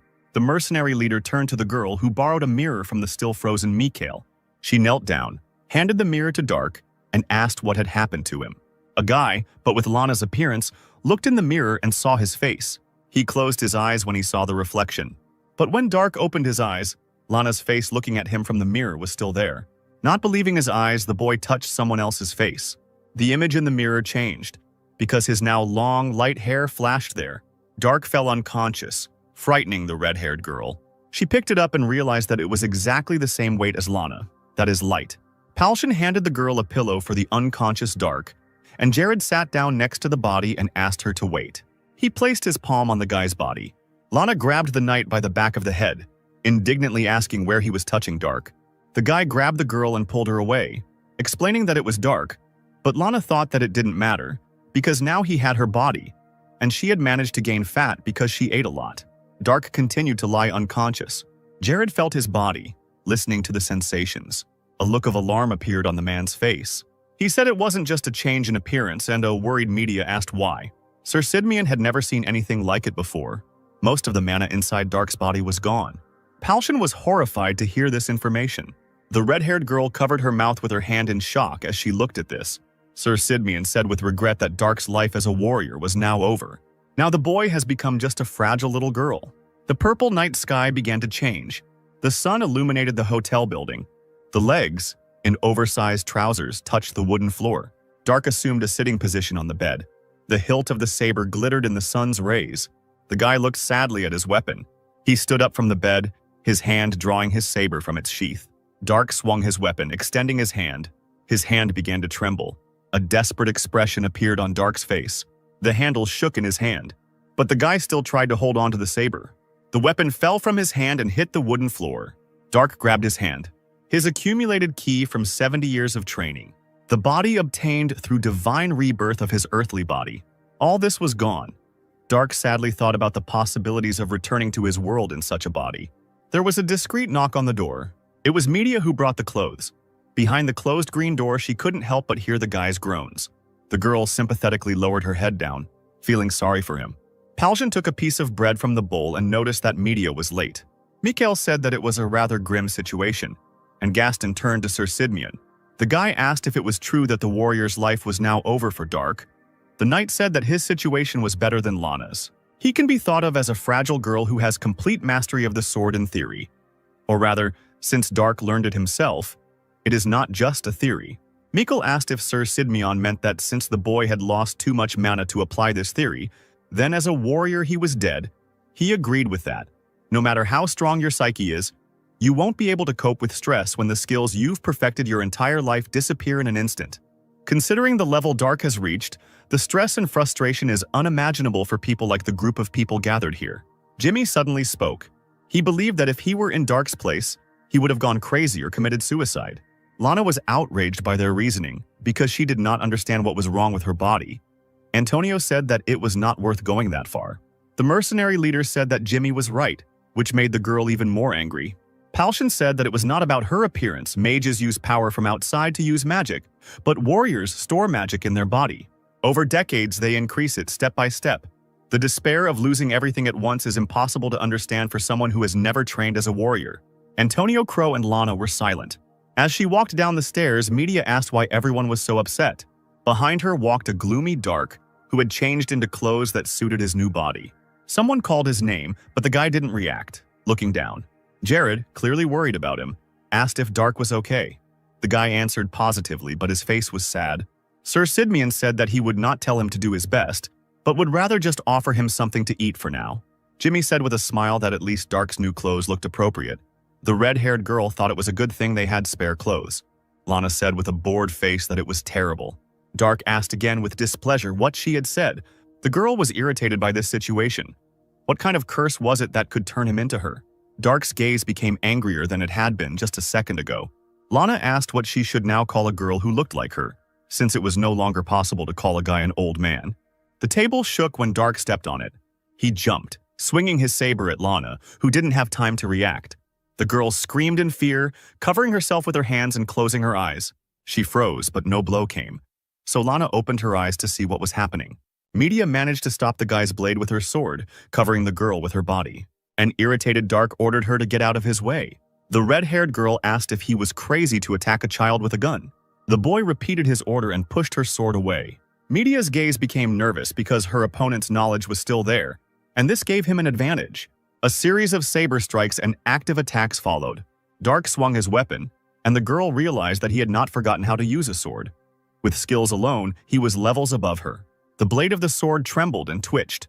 And yet, thought Media, continuing the fight, her hands gripped the hilt of the weapon tightly. The girl hit Dark's saber with her blade.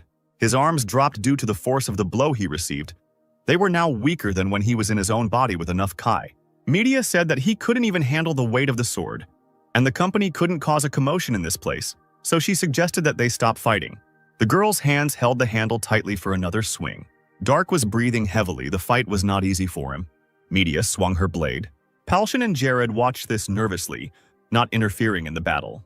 Dark had his back turned to the girl, still holding his saber in his hands. He said that Media really thought that she could defeat him with force alone, which was in vain. The girl stared at him with incomprehension. She realized that the guy was still fast. He deftly dodged another attack from Media. The girl chuckled in displeasure during the battle. The guy's blade managed to scratch her cheek, and blood began to flow from the scratch. Media pushed him back some distance with an attack from her weapon. She froze for a moment, feeling a slight pain. The girl raised her hand, looking at the flowing blood. A smug smile appeared on Dark's face as he considered this a victory, but his emotion quickly changed to alarm when he heard Media's stern and very displeased voice. The red-haired girl was very outraged that Dark dared to hurt her face and smile. She began to look frightening. The guy was horrified by her reaction and stunned, because he did not expect this. The rest of the people watched what was happening in horror and nervously, waiting for the end of the fight. Dark's saber flew into the air and stuck into the floor. The guy himself was pushed away and fell onto the stone floor. The girl stepped on his chest, pressing Dark to the floor. She said that wielding a blade with such a body would only put the guy in a worse situation, since he would anger his opponent. While Dark is under the curse, he should just sit here and not get into trouble. The guy was silent, listening to media. The girl left him lying there as she left, believing she had taught him a lesson. Dark breathed heavily, looking at the blade of his own saber stuck into the boards above his head. Beads of sweat ran down his gloomy face. He was clearly tense. The capital of Thoria, Cromel, was awash with a variety of vibrant colors, from the bright rooftops to the clear sky and green vegetation. The Temple of Athena was beautiful and bright, quite high and wide, decorated with columns. The High Priestess was good. She was a beautiful woman with blonde hair and blue, light, almost transparent eyes, and the woman's outfit was bright blue. Lana actively and vigorously recounted the events that had happened to the woman, and she listened to it all with a smile, which amazed the girl's companions. Dark was clutching his aching head, groaning and grumbling. Raven asked how his hangover was, and Jimmy reminded him that they had advised him not to drink too much. Mikhail chuckled, assuming that it was related to the defeat in the fight with media. The guy then looked lost and gloomy. Dark sighed, remembering how he started getting drunk yesterday out of emotion. Lana said that this was how she got here, all this only because there was a student of the Great Drow Temple here. The High Priestess chuckled, noting that this adventure turned out to be difficult for a simple student mission. Darko was irritated by all this nonsense with obvious exaggerations and lies of the little girl. The woman asked if the blonde man's name was Mikkel and clearly wanted to tell him something. The mercenary understood that they were addressing him and was ready to listen. The priestess asked where Sir Sidmian was. She had heard that he was their leader. Since Toria and Trovia are not allies, the mercenary comrades decided to limit their movements. The woman decided to first analyze the curse for which she needed to touch the bewitched person. Dark's face was stern and displeased. The High Priestess placed her white-gloved hand on the boy's head. Everything around began to glow with a soft, bright light. The woman was clearly surprised. Dark's companions watched this closely. It was impossible, but the High Priestess could not remove such a curse. The woman believed that probably no one could do it. This black magic is called antipathy, and the curse cannot be undone by anyone except the magician who cast it. There is another option. You can kill this sorcerer and find a medium who binds the curse. Dark remembered the wizard who cursed him. He was worried whether he could kill Sir Tozier in such a state. The location of the dragon heart and the one who cast the curse. The woman was interested in whether the people who came wanted to hear the wisdom of the goddess about these two. Mikhail had one more request. The priestess asked what this request was. The man turned to Antonio Crow, as if hinting for action. The bearded wizard placed his hand on Lana's head, and she asked in fear what he was doing. The man activated the memory seal and memory lock, enchanting the child's head. The girl's previously lively, albeit frightened gaze became dull and emotionless. A look of fear appeared on the High Priestess's face, and even Dark became nervous, not understanding what was happening. She immediately grabbed Lana, asking what the mage had done, clearly agitated by what was happening. Mikhail said with regret that he didn't want to do that either. The woman asked if they really thought they could handle the consequences of using mental magic in the Temple of Athena, since it was unacceptable and wrong. The fair-haired mercenary believed that they could come to an agreement, because the priestess heard what the girl said when she described their path. The woman asked anxiously what they meant. Mysterious knights, a wizard with black magic, who they encountered on this difficult journey, titans, the dragon heart, and finally a high-level curse that couldn't be removed. The mercenaries could agree on how dangerous this mission was. It was a miracle that none of them were killed, and the girl also survived. The priestess asked if this was necessary to protect Lana from harm. She didn't understand why they couldn't just ask for the child, but Mikhail informed her that the girl had already escaped from the temple. Lana followed their team, stealing a horse and enchanting it to give it more stamina. There was no point in asking her for anything. Mikhail knew that the woman was capable of dispelling such a spell, but the man asked to wait until the end of their mission. Although this was the apprentice's first task, the mercenaries could no longer bear this burden. The High Priestess understood what she was being thanked for and promised to protect the girl until the time came. The woman said that she would now prepare to receive the wisdom of the goddess and asked the people to wait there. The sun was setting behind the temple building, and sunset was approaching. Jimmy said he didn't understand something, turning to Mikkel. The boy asked if they could really talk about the dragon heart here, if Toria wasn't Corinth's ally, and if they wouldn't pass on this information to someone who shouldn't know about it. The man said that everything was fine, because they were asking for the wisdom of the goddess. If the request was not made publicly, everything would be kept in the strictest confidence. Even the emperor of the nation would not have the right to demand information for himself. It would mean his disrespect for God himself, which surprised Jimmy enough. The power of the king and the god cannot be intertwined, which is why soldiers cannot pull out criminals who ask for shelter in the temple. Argon was an exception, where the king is the high priest of the temple. Jimmy chuckled awkwardly, and the bearded wizard standing next to him looked surprised. Antonio noticed that Mikkel didn't look like an ordinary mercenary. He must have received a significant education. The suggestion that Mikkel was of noble birth alarmed the fair-haired mercenary. He said it was impossible while Dark sat behind a column with an uninterested look. The priestess said that she brought a message from the goddess. She walked, carrying a large scroll in each of her hands. One scroll was about the location of the dragon heart, and the second scroll was about the location of the wizard who cast the curse. Dark frowned at the sight of this, and his appearance became even gloomier. The scroll had some creepy images on it, showing some place with a magic circle and a horned creature. Antonio Crow looked thoughtfully at the azure beast with horns. He said that he had one in mind. Such a beast was the azure dragon, a large and dangerous creature. This information scared Palshan and Mikhail. Jared thought that it sounded plausible, but entering the azure dragon's territory to look for the dragon heart was nothing short of a suicide attempt. A question was asked about the second drawing. An image of the place where a magic circle was drawn on the floor. Antonio didn't know the answer. The sorcerer couldn't say anything until he saw what runes were inside. Palshan suggested going to Alcasis to gather the information they needed. Jared agreed with him, because perhaps someone from the Empire of Wizards would be able to recognize the magic circle. Initially, Dark was also heading to Alcasis. Maybe the mercenaries and their companions will be able to find some clues to lift the curse. Someone's female voice called out loudly to Dark. Media ran towards the doorway. The squad leader asked what happened. The girl quickly asked if Dark was here. She was clearly worried. Palshan became nervous because, up until that moment, he thought that the guy was with Media. It turned out that Dark disappeared after notifying the red-haired girl that he was going to take a shower. Mikkel and Palshan panicked when they heard this information. A plump, mustachioed man greeted the man in front of him.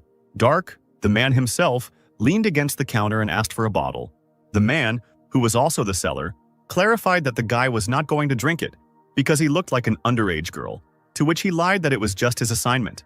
The seller handed a large bottle to Dark, saying that the item cost 5 silver coins and 22 tar, and the boy paid for his purchase. Dark turned around and left, holding the drink he had bought in his hands. He opened the neck of the bottle with his teeth, tearing the cork out, after which the guy began to empty the bottle in one gulp, not paying attention to the fact that some of the contents were pouring down his neck and down his collar. He cleared his throat, saying it was wonderful, referring to the drink. The alcohol here was definitely better than this place itself, and now Dark couldn't even do anything. He didn't finish speaking, falling to the ground and dropping the bottle from his hands, which flew high into the air and rolled away. The guy couldn't even return to his world, because he himself didn't understand the local magic, and teleportation magic in particular. Next to him sat a black cat, which had been following him even when he was buying alcohol. Dark sat on his knees and began to scratch and stroke the animal. 3 people were watching him from a distance, their sly smiles not auguring anything good. On a dark evening, the windows in the house glowed yellow. Someone's black boots stopped right in front of the door. The broken door and the subsequent noise interrupted the people's time spent in the house. Mikhail, Raven, and Jimmy stood on the threshold, their faces clearly not in the mood for a friendly and peaceful conversation. The men in the house asked who the people who had come were. The eyes of the 3 mercenaries shone with seriousness in the darkness. The man behind whom the bed stood repeated his question. Dark was lying in the bed, sleeping, undressed, but covered with a blanket. The man swung his fist at Mikhail, insulting him with a strong word. His hand shot towards the mercenary's face. A slight look of fear appeared on the man's face. His fist touched Mikhail's forehead, but he didn't move. The mercenary grabbed the man by the arm. Mikhail used force, yanking the man's arm down. He dropped his stunned opponent to the floor before the other men could even figure out what was happening. Mikhail called Jimmy and Raven. Alarm flashed in the men's eyes. Mikhail asked the boys to make sure their opponents stayed alive. While Jimmy and Raven were dealing with the villains, as evidenced by the noise and screams in the background, the blonde man took care of Dark, wrapping him in a cloak. Mikhail lifted the boy's body into his arms. The fair-haired man was already leaving the house with Dark in his arms when Media ran up to him screaming. The red-haired girl asked anxiously if the mercenary had found the guy. But the sight of an unconscious Dark in the guise of a girl in a man's arms said it all perfectly for him. Media's face became stern. The beaten men, their faces swollen and bruised, begged for mercy. The red-haired girl asked Jimmy and Raven to stop with an unkind smile. She would be sorry if the villains died before she got to them. The eyes of the beaten people showed fear at the realization of what would happen to them next. Mikhail walked away from the house with the rescued boy, wrapped in a dark cloak, in his arms, while screams and pleas for mercy or death were heard in the building itself. The house was burned down, orange flames sending plumes of smoke into the dark night sky. Gaston sat on the floor of the room with a sullen look and his arms folded across his chest. He considered throwing a couple more fireballs at the building. Media entered the room with a loud slam of the door, attracting the attention of Gaston and the leader of their mercenary squad. The look in her green eyes was serious. Everyone in the room stared at her, waiting for Media to speak. The girl said that fortunately nothing happened. Dark just fell asleep because of the alcohol. The whole company breathed a sigh of relief. The realization that they no longer had to worry was pleasant. Mikhail said he was so nervous he couldn't sleep. Jimmy couldn't help but agree with him. Jared said that this was all good and suggested that they go to Alcasus the following morning. They decided to go to bed early today. The bright sun was already shining in the blue sky. The horses stamped their hooves as they galloped forward. Sleepy Dark asked for more beer. Opening his eyes, he found himself tied to a horse in a lying position, which surprised him, and Gaston, riding next to him, asked how long the guy was going to continue drinking in the mornings and advised him to get some sleep. Dark asked where they were going. Their team was going to Alcaças. They needed to see if they could gather any information there, and now the guy wouldn't be identified. So Gaston claimed that the mercenaries would call Dark their slave, so he needed to behave quietly when their procession entered the city. The guy tied to the horse asked what the point was. Media explained, "This is the Empire of Magicians. There we hope to find clues from the drawings in the temple and from your curse." Mikhail added that there is a dragon territory nearby, judging by the records. Still not knowing what creature the blonde was talking about, Dark repeated its name and asked what kind of creature it was. Mikhail explained that this is a creature that ordinary people cannot understand. Majestic creatures that can cover the skies with their wings, calling down lightning, fire, and even storms. Despite their bestial appearance, they are wiser than humans and can speak human language. Sometimes they destroy, devour, or even save humans. The boy thought about it, imagining a drawing of a Chinese dragon, and Antonio noted that it was a rather poetic description, as if the blonde man was from nobility. For a few moments, Mikhail was simply silent. Then he looked at the wizard and said, "You have become terribly attached to this idea since we visited the temple." Crow looked at the mercenary in surprise. He himself hadn't noticed how he had become fixated on this thought. Mikhail asked, "It seems you like having nobles on your side. In that case, what is the benefit?" Antonio replied, "The benefit? I don't even dream of such a thing. The formula, the secret, and the enigma, that's what spurs the curiosity of wizards. Because as soon as they solve these mysteries, the pleasure they receive will be immeasurable." Running his hand through his hair, the blonde said, "I think it would be better to focus my unnecessary curiosity on magical research." The men looked at each other silently and with distrust. Somewhat uneasy about their conversation, Jared said, "Antonio, our mission is to get the help of these adventurers, not to get on their nerves." The wizard apologized for being annoying, but the blonde didn't respond. So the group of mercenaries and knights wandered for some time through the fields, hills, and forests. They soon reached Alcasus, a border town of Gracia. At the gate, a group of people were met by two knights armed with axes. One of them asked where the travelers came from. Smiling, Palshan took out the documents, handed them to the guards, and said that they were from the city of Zilion. "Here is our entry permit."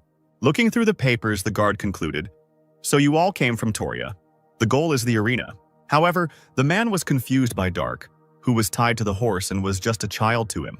The mercenary leader nervously replied, "She is our slave. She is too young to sit in the saddle, so we had no choice." The guards didn't really believe it, but they didn't ask any unnecessary questions and silently let the group of people into the city. One of them asked, "They keep a slave on a horse, do you believe it?" Another one answered anxiously, "Did you see this child's eyes? There is no hope or will in them. They are exactly the eyes of a slave." Once again, Dark had overdone it with his alcohol consumption. The jug and cup were overturned, allowing the remains of the noxious liquid to flow out onto the table, where half of the swordsman's sleeping body lay. Jared, Jimmy, and Raven looked at this depressing picture and sighed sadly. Behind the former swordsman's back was a saber, which Sidmian decided to remove. When handing the weapon over to Jimmy, Jared explained that it was a rather dangerous item for Dark's mental health, to which the mercenary agreed. Raven placed Dark on his back and said that he would take him to bed. The mercenary became nervous after hearing the strange sounds coming from the former swordsman and told him not to hold back. Drunk Dark took this literally and started vomiting right on Raven. The mercenary screamed in disgust, and Jimmy and Jared, sympathizing with their comrade, were glad that they weren't the ones who had to carry the guy. After a while, a disgruntled Raven sat and wrung out his freshly washed clothes. And at that moment, Dark was lying on his bed and seeing an alcoholic dream. The next morning arrived, and the awakened swordsman was walking down the stairs to his friends. Hearing the creaking of wooden steps, Media looked towards the guy. Palshan asked if he had finally woken up, and the girl waved her hand at him, calling the mixture to their table. However, Dark was not interested in anything now. He was too thirsty, and at that moment he noticed a red-haired guy who was carrying a tray with a jug and 2 cups. The swordsman asked if there was any Goresh in the vessel, and the red-haired man, alarmed, hesitantly confirmed it. The guy remembered how yesterday this girl had waved a saber at him, demanding that he give her the alcohol. And when she got drunk and threw up on Raven, it was he who had to clean the vomit off the floor. Dark demanded that they give him the alcohol and brazenly took the jug, and the alarmed red-haired man just silently watched this. Palshan suddenly took hold of the jug, not allowing the swordsman to swallow the drink again. Giving the man a displeased look, Dark demanded that he release the jug. However, the man did not listen. The guy tried to vomit the drink, but the little girl's body was not capable of this. Looking at his friend's efforts, Palshan said that Dark needed to stop drinking, or at least drink something with less alcohol content, like beer. The swordsman replied that he didn't want this, and the mercenary, dissatisfied with this behavior, asked if the package had really decided to let things slide. Dark frowned and said, "Yeah? What are you going to do, huh?" Feeling the anger rising, the man asked, "Do you think I won't do anything?" He squeezed the jug so hard in his hand that the container cracked and shattered into pieces. Palshan and Dark looked at each other angrily, ready to start a fight at any second. But at that moment, Gaston stood between them, put his hands on their shoulders, and good-naturedly said the swordsman's name, trying to calm his comrades. Dark looked at the wizard, still feeling dissatisfied with the situation. Smiling, Gaston said, "I knew someone with the same curse. He was my revered mentor, but the orcs took his daughter. Can you guess what he turned into?" The indignant swordsman did not understand why the wizard was telling him this. Gaston explained that the mentor committed suicide the next day, which upset the swordsman. The wizard continued to speak. "A month has already passed, but you still have not chosen this option. And for this I admire you with all my heart. I want you to hold on until the last moment. Please know that we went to Alcasus for you two." Dark thought and looked down. His gaze met that of the red-haired youth who was collecting the fragments of the jug. The guy got nervous and said he would bring a new bottle. For a few moments, Dark just looked at the young man, thinking about his next move. Then he turned away and said, "No need, just bring me some water." The entire group of mercenaries was happy with this outcome. Palshan praised Gaston for such a good job. Walking over to their table, Dark sat down on a chair and crossed his legs, crossing his arms in front of him. He then asked his comrades what plan they had for him. The sun broke through the gray clouds, illuminating several titans standing quietly. Looking at Antonio, Media asked, "Were titans always produced in public places like this?" Crow replied, "Alcasus exports more titans than anyone. It's not for nothing that it's an empire of wizards. A titan without an axion is just a big pile of iron, so it won't be possible to take it anyway."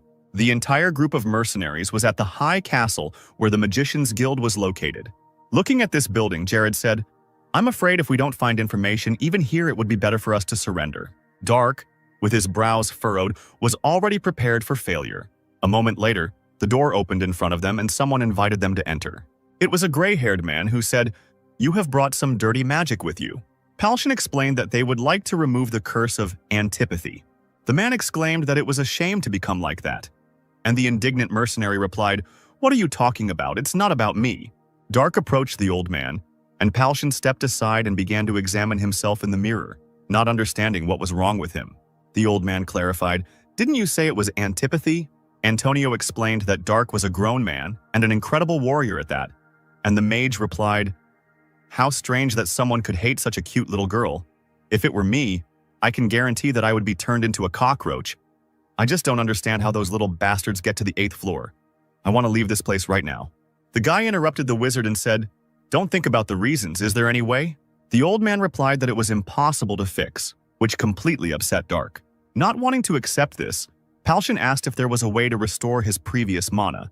And the man asked, "Do you think there is magic that will allow you to restore mana and leave your body?" Indignant media asked if they could at least get a list of those who were capable of using such black magic. And the old man explained, "A wizard who sold his soul to a demon would certainly make himself known. It would be better to give up. You should consider it luck, considering that he became a different person." The disgruntled girl said that she shouldn't have said something like that, and Dark told her that everything was fine. He turned away and walked towards the exit, and the girl asked him to stop. Suddenly, the magician asked if the swordsman was a great warrior, but the boy remained silent. The old man said, "Seeing how you didn't commit suicide by turning into what you hate the most, I can tell you have incredible mental fortitude, even though you're already at your limit. Like I said, isn't it lucky to turn into another person, since you still have memories of the past?" Dark stopped and was silent for a while, but then asked, "What do you want to say?" The magician replied, "The path you have walked once will be easy to walk again. You already know it." Thanks to these words, the guy had an epiphany. Now he understood that he just had to go through his path to the rebirth of the body again. The old man noted, "Time is on your side, I guarantee it." Dark folded his hands in front of him in a certain gesture and thanked the magician for his instruction. The team rushed after their comrade, who walked away. Dark rushed forward, hope in his eyes. Now he understood what he needed to do.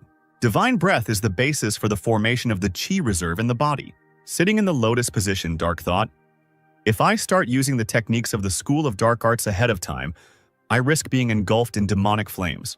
In my current state, it's better to die. That's the best solution. There's no chi in this body at all. Developing a sound mind is the key to my success. There are huge gaps in the technique of the devil spirit. Damn it, this is all I've managed to save up in the last 4 days. I need more to open the chi passage. It's so annoying. If I open the passage for the foundations, I can absorb a large amount of chi at once, using the tranquility of the North Sea to instantly achieve the divine rebirth of the earthly body." While Dark was meditating, the door was opened by Media, who wanted to make sure everything was okay with the guy. Then the girl went downstairs, sat down at her team's table, and said that Dark was still behaving the same way. Palshan sighed sadly, worrying about his friend. He didn't understand how this was even possible. For the last 4 days, Dark had just been sitting on the floor and only coming out to eat. Placing his hand on his cheek, Jared thought. He then turned to Ronnie, who was trying to bite into a steak, and asked what condition Dark was in this morning. Forced to put down the piece of meat and fold his hands in front of him, Kentaro replied, "Amazing. No, better than before." Sidmion asked if this was really possible even without sleep, and the priest said, "I would like to ask if meditation is not used in military training." Jared explained, "This is different. Meditation is useless for a powerless body that can withstand the basics. Meditation only plays a supporting role, such as healing damaged muscles after training, restoring or regulating the accumulated mana in the body." Palshan continued, "Sleep is essential when it comes to military training. Training without sleep, his body will not withstand it." Jared thought that it was foolish to argue about training methods with someone who had already reached the level of a master. However, Dark's behavior shocked him, so he simply followed him. Lowering his head onto the table, Sidmion noted that they had even forgotten to ask about the drawings, and Palshan said, "Okay, then we'll come next time." He went on a journey, and the other magicians said that they had no idea what it was. The knight said, "Nothing can be done. Since we cannot just sit and do nothing, there is only one thing left to do." Palshan and Media became nervous and asked what they were supposed to do. Having finally upset the mercenaries, the knight said that they needed to find the blue dragon. At that moment, Dark came down to them and said that he would go with them. Sidmion noted that the guy looked great and said, "We'll leave right after lunch, okay?" Dark thought that he should concentrate on the breathing technique to stabilize the Kai, but he was curious to see the one called the dragon. If he really exists, maybe he would ask for his help. After some thought, the guy confidently replied that he agreed to this. Meanwhile, clouds were gathering over the Kratos Empire. A certain being said, "I feel a faint aura of mana from the one standing in front of me. Who are you?" The man, clad in armor, with his arms crossed in front of him, replied, "I am Pruyunpan Longart, the greatest knight of Kratos and captain of the Royal Guard. I would like to make a contract with you, becoming your master." The Blue Titan said, "Since I, Pegasus, see no other worthy ones, I will accept your offer. From this day on, you and I, according to the ancient contract of the golems, you become my master." Numerous nobles gathered in the emperor's palace. Among them was Lord Tozer, who was watching what was happening closely. Down in the arena stood a red titan, and it was driven by a gray-eyed, brown-haired man. Opposite him was Pegasus, with long art inside. The blue titan asked if this was his opponent, and the captain replied that it was, and asked to show him what Pegasus was capable of. The blue titan's eyes blazed brighter. He was ready to fight. The brown-haired man, watching the enemy, became somewhat alarmed. Pegasus attacked too quickly, throwing his sword at the red titan. However, the surprised brown-haired man still managed to reflect the attack with his shield. But this blow still pressed the red titan's legs into the ground. Shannon thought that this was some kind of madness. Pegasus had such incredible power that a little more and the shield would have split in two. The red titan didn't have time to come to his senses before the blue one flew at him and kicked him, sending him flying. In a moment, Pegasus was already very close. The brown-haired man was very nervous as he didn't even have time to react. While the red titan was still in the air, Pegasus struck him in the stomach from above. The powerful attack literally crushed the enemy into the ground, raising clouds of dust. The stunned emperor stood up abruptly and leaned against the railing, trying to see at least something. The red titan was defeated and was covered in cracks, and above him loomed the majestic Pegasus. The blue titan's next action scared the brown-haired man. Pegasus raised his weapon, pointing it at his opponent. Frank shouted for the blue titan to stop as the winner had been decided. However, Pegasus did not react. He continued to hold his sword over the red titan. Then he began to raise the blade, intending to pierce the enemy. Lord Tozer was stunned. He did not understand why this was happening. The alarmed emperor shouted even louder for Longart to stop. The brown-haired man became more and more afraid, realizing that his end was near. Without listening to anyone, Pegasus pointed his blade down at the titan. The brown-haired man closed his eyes, preparing to accept his death. But the pain never pierced his body, so the guy opened one eye to understand what was happening. The sword was in the ground at that moment, only slightly damaging the red titan's head. After that outrage, the captain hurried to get out of Pegasus. Jumping out of the titan, Longart immediately bowed deeply to the emperor. Pruyan then said, "I sincerely apologize, Your Majesty, because the titan is very powerful. I am having trouble controlling its power.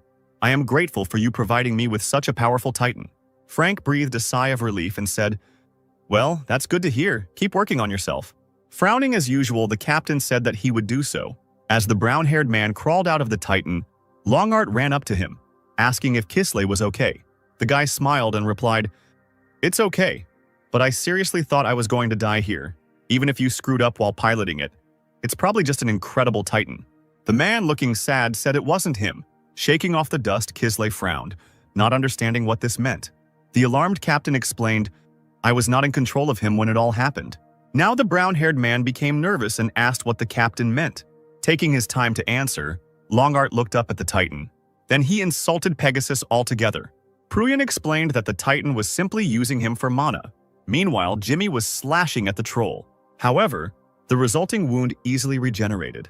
The guy said it was unfair. Opening its mouth and screaming furiously, the monster swung its hammer at Jimmy. However, the mercenary successfully ducked from this attack. The guy grinned and noted that the troll was too slow. At that moment, he hit his head on the ground because someone dared to push off him. It was Raven who asked Jimmy for forgiveness. Raising his sword back, the mercenary flew straight at the troll. A moment later, Raven cut off the monster's hand that held the hammer. After that, Jimmy rushed towards him. With one deft movement of his hand, he cut off the troll's head. Meanwhile, Dark finished off another monster. The guy was breathing heavily. He was unhappy that even such a small thing was taking all his strength. Raven and Jimmy told him that he shouldn't be so reckless and advised him to stick with them. One of them asked where Gaston was now. The wizard himself at that moment directed his magic at the enemy. Feeling the pain from the electric discharge, the ogre screamed furiously. Somewhere nearby, Mikkel was fighting a monster. Jimmy, Dark, and Raven were running towards him, warning the blonde about the danger behind him. Looking back, Dark saw a troll raise a stone above him from behind. However, quite unexpectedly, the monster's hands and head were cut off. This was facilitated by a powerful blow from Palshan. Mikkel noted that it was not bad, and the commander said that one mistake and it would all be over. Another crowd of trolls was approaching the team, and Palshan couldn't figure out where they came from. Suddenly, Antonio, who was behind, cried out, "Ice cannon!" He then directed an energy beam at the monsters. The trolls that this beam was able to touch immediately turned into ice. The other part of the crowd was successfully cut down by Jared with his sword. Seeing this, Mikkel and Palshan were amazed at the level of his skill. Jimmy sighed heavily and said they seemed to have put most of it in. He didn't even notice how a troll approached him and swung a large stick at him. The guy wanted to somehow dodge, but he didn't have time. The brown-haired man was in pain, which attracted the attention of Dark and Raven. Jimmy was already lying on the ground, writhing in pain, holding his shoulder where the blow had landed. And the troll raised his club back, intending to finish off the mercenary. Seeing this, Dark became somewhat alarmed. He couldn't let his friend die, so he rushed to him. Once he was close, Dark walked across the troll's legs with his saber. This helped distract the monster from Jimmy. The troll swung his club and tried to attack the guy, but the guy was able to avoid being injured by jumping back. But the girl's legs couldn't keep her balance and her body fell to the ground. Dark was breathing heavily and shaking with fatigue. He was dissatisfied with his current stamina. The troll was about to attack him again, but the boy couldn't feel his legs and couldn't dodge. He folded his hands in front of him, remembering what Gaston had taught him. Dark concentrated on the mana, thinking through each step of forming the spell. The guy was already sweating profusely, and the club was rapidly approaching him. A fleeting moment, and the stick reached the ground. Jimmy looked hesitantly towards his comrade, afraid that he was dead. However, Dark was still safe and sound. He was unable to perform magic, but the guy was surrounded by a shield. The troll's club was broken, and Antonio stood behind him, making a shield around Dark. The wizard asked Simeon to take the boy away. The knight immediately rushed towards Dark, grabbed him, and carried him away from the monster. Crow meanwhile began to chant a new spell. This caught the attention of the troll, who turned around and ran at the mage. Besides him, several more monsters headed towards Antonio. Counting their number, the man only rejoiced. A magic circle formed above him, and he summoned an ice spear. A few moments later, 6 trolls were immediately pierced by Crow's magic. She fought with her comrades and Media, who cut off the head of one of the trolls. He fell to the ground dead, and the girl put her foot on his hand and breathed heavily. Turning to her breathless friends, she asked if everyone was finished. Sitting on the ground, Palshan was indignant that 30 trolls at once was too much even for Mount Grecian, and Gaston lay down, declaring that he thought he would die here. Jared, who had single-handedly killed half of them, bowed his head and said, "Forgive me if Kuma hadn't been so badly battered in the last battle." Reaching out his hand to Jimmy, Ronnie said that Sidmion didn't have to apologize for them. When Kentaro touched the brown-haired man and began to heal him, Jimmy cried out that it hurt and began to strangle the priest.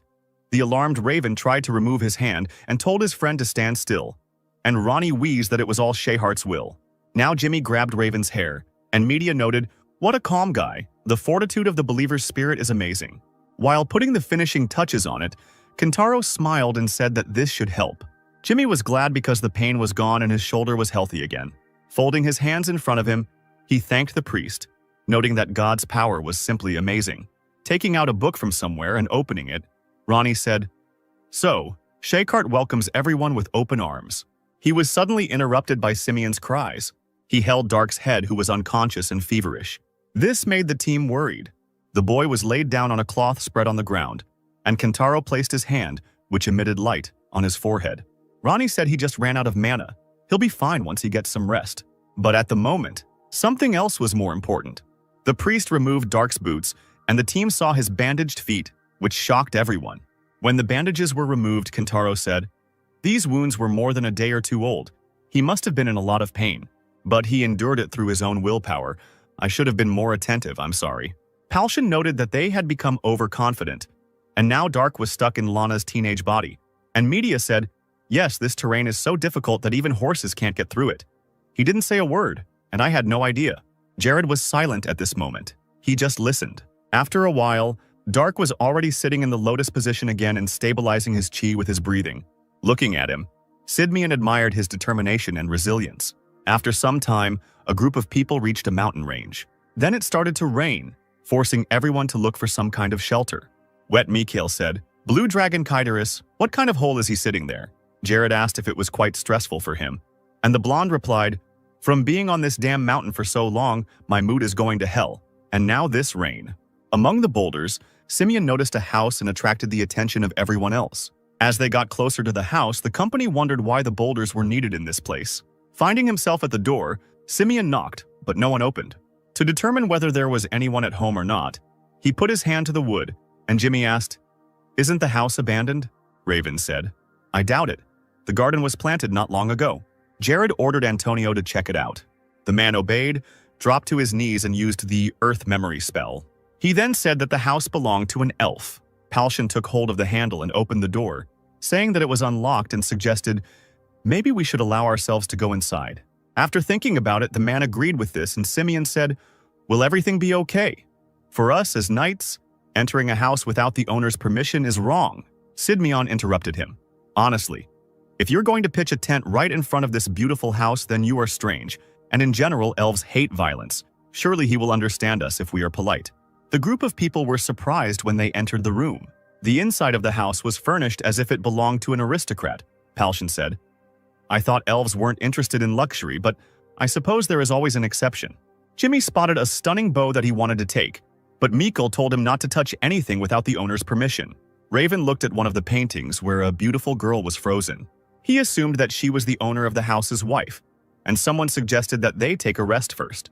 After some time, a white-haired elf came to the house. He guessed that guests were waiting for him inside. Dark sat down on the floor once again. Looking at him, Jared said, "You don't rest for a minute. Is there any progress?" Frowning, the guy replied that he wasn't there. The worried knight scratched his cheek and said that it was sad. Dark thought, I don't want to rush too much, but the chosen path is too long. I have to create a new passage for Kai, but in this matter, Ki is not enough even for a start. Maybe I should try to take advantage of the calmness of the North Sea. First, I will gather the chi in the area and try to create a vacuum in the devil spirit technique. Simeon became alarmed, feeling something strange. At that moment, mana thickened around Dark. Gaston and Antonio noticed this in amazement. Jared thought, the direction of the mana flow has changed. He is absorbing it. Crow decided to check Dark's mana power. He folded his hands into a triangle, pointed them at the guy and was surprised. And then he said, it's incredible at first glance, it looks like some form of magic, but I've never seen anything like it before. Gaston replied that he had seen something similar not long ago. When he was teaching Dark how to use magic, the boy absorbed the mana in the area and created a fireball on the first try. Hearing this, Antonio asked again in shock. On the first try, impossible. Suddenly someone came in and asked who they were. Alarmed, Antonio and Jared immediately turned towards the speaker. The silhouette of an elf appeared at the door, and he was the owner of the house. Bowing his head, Simeon said, "Please forgive us for intruding. We were seeking shelter from the rain. I beg your forgiveness." Smiling, the elf asked, "For what purpose did you come here? This territory of the blue dragon Kaidiris?" Jared admitted, "We need something from Kaidiris." The owner of the house asked, "Are you one of those adventurers who dream of becoming dragon slayers?" The knight waved his hands and explained, "No way, we just wanted to ask him something." The master said, "I have lived a long enough life, but this is the first time I have seen people come to the dragon's territory just to ask him a question. So may I ask what you want to know? I have personally met Kaidiris. Perhaps I can answer your question." Simeon said, "Then you should know how many horns the blue dragon has." This question somewhat puzzled the elf. Then he turned away and began to shake in an attempt to contain his laughter, which now puzzled those present. Then the owner of the house turned again to his guests and, wiping away his tears, said, "Ah, forgive me. One? Kaidiris. Exactly one horn. You people came here only for this. What nice travelers." Somewhat nervously, Jared said that this was the right answer, but that was not what he wanted. The elf asked what he was talking about, and Simeon turned and cried out, "Simeon, bring the drawing." When they opened the bundle of paper, they saw a drawing that was partially blurred. Jared looked at his subordinate with displeasure, who justified it by saying that it was the rain's fault and asked for forgiveness. Looking at the drawing, the elf said, "Demonic god." Alarmed, Simeon turned sharply to the owner of the house and asked again, "Did you say a demonic god?" Folding the piece of paper, the elf said, "Yes, the horns in the drawing belong to a demonic god. However, I do not know which one exactly." Hope left Simeon again, and the upset man cursed and grabbed his head. Jared asked Palshan what they should do. After thinking for a moment, the mercenary replied, "How about we go back and get information about the demon god since we don't need to look for the dragon anymore?" The knight agreed to this, and the owner of the house asked, "In return, may I ask you my question?" Jared looked at the elf. He was ready to listen. The owner of the house pointed at Dark and asked, "Is this girl a warrior or a magician?" The knight became nervous and replied, "No one, just a weak girl." The elf said, "That's how incredible it is. The mana absorbed from the area circulates in her body. However, this technique has some drawbacks. Do you know that if I touch her with even the tip of my finger, she might just die?" At that moment, the owner knelt down next to Dark and extended his hand towards him. Palshan immediately grabbed the hilt of his sword and was about to attack the elf to protect his friend. However, Just one look from the owner made the man stop and become nervous. Frowning, the elf said, "One should not act rashly." There was a certain darkness hovering around the boy and the owner, and Dark confirmed that the house elf was right. The guy said, "In the process of stabilizing the chi breath, when the body comes into contact with external irritants, I can easily die from the demonic flame." The elf clarified, "Stabilization of the breath of chi.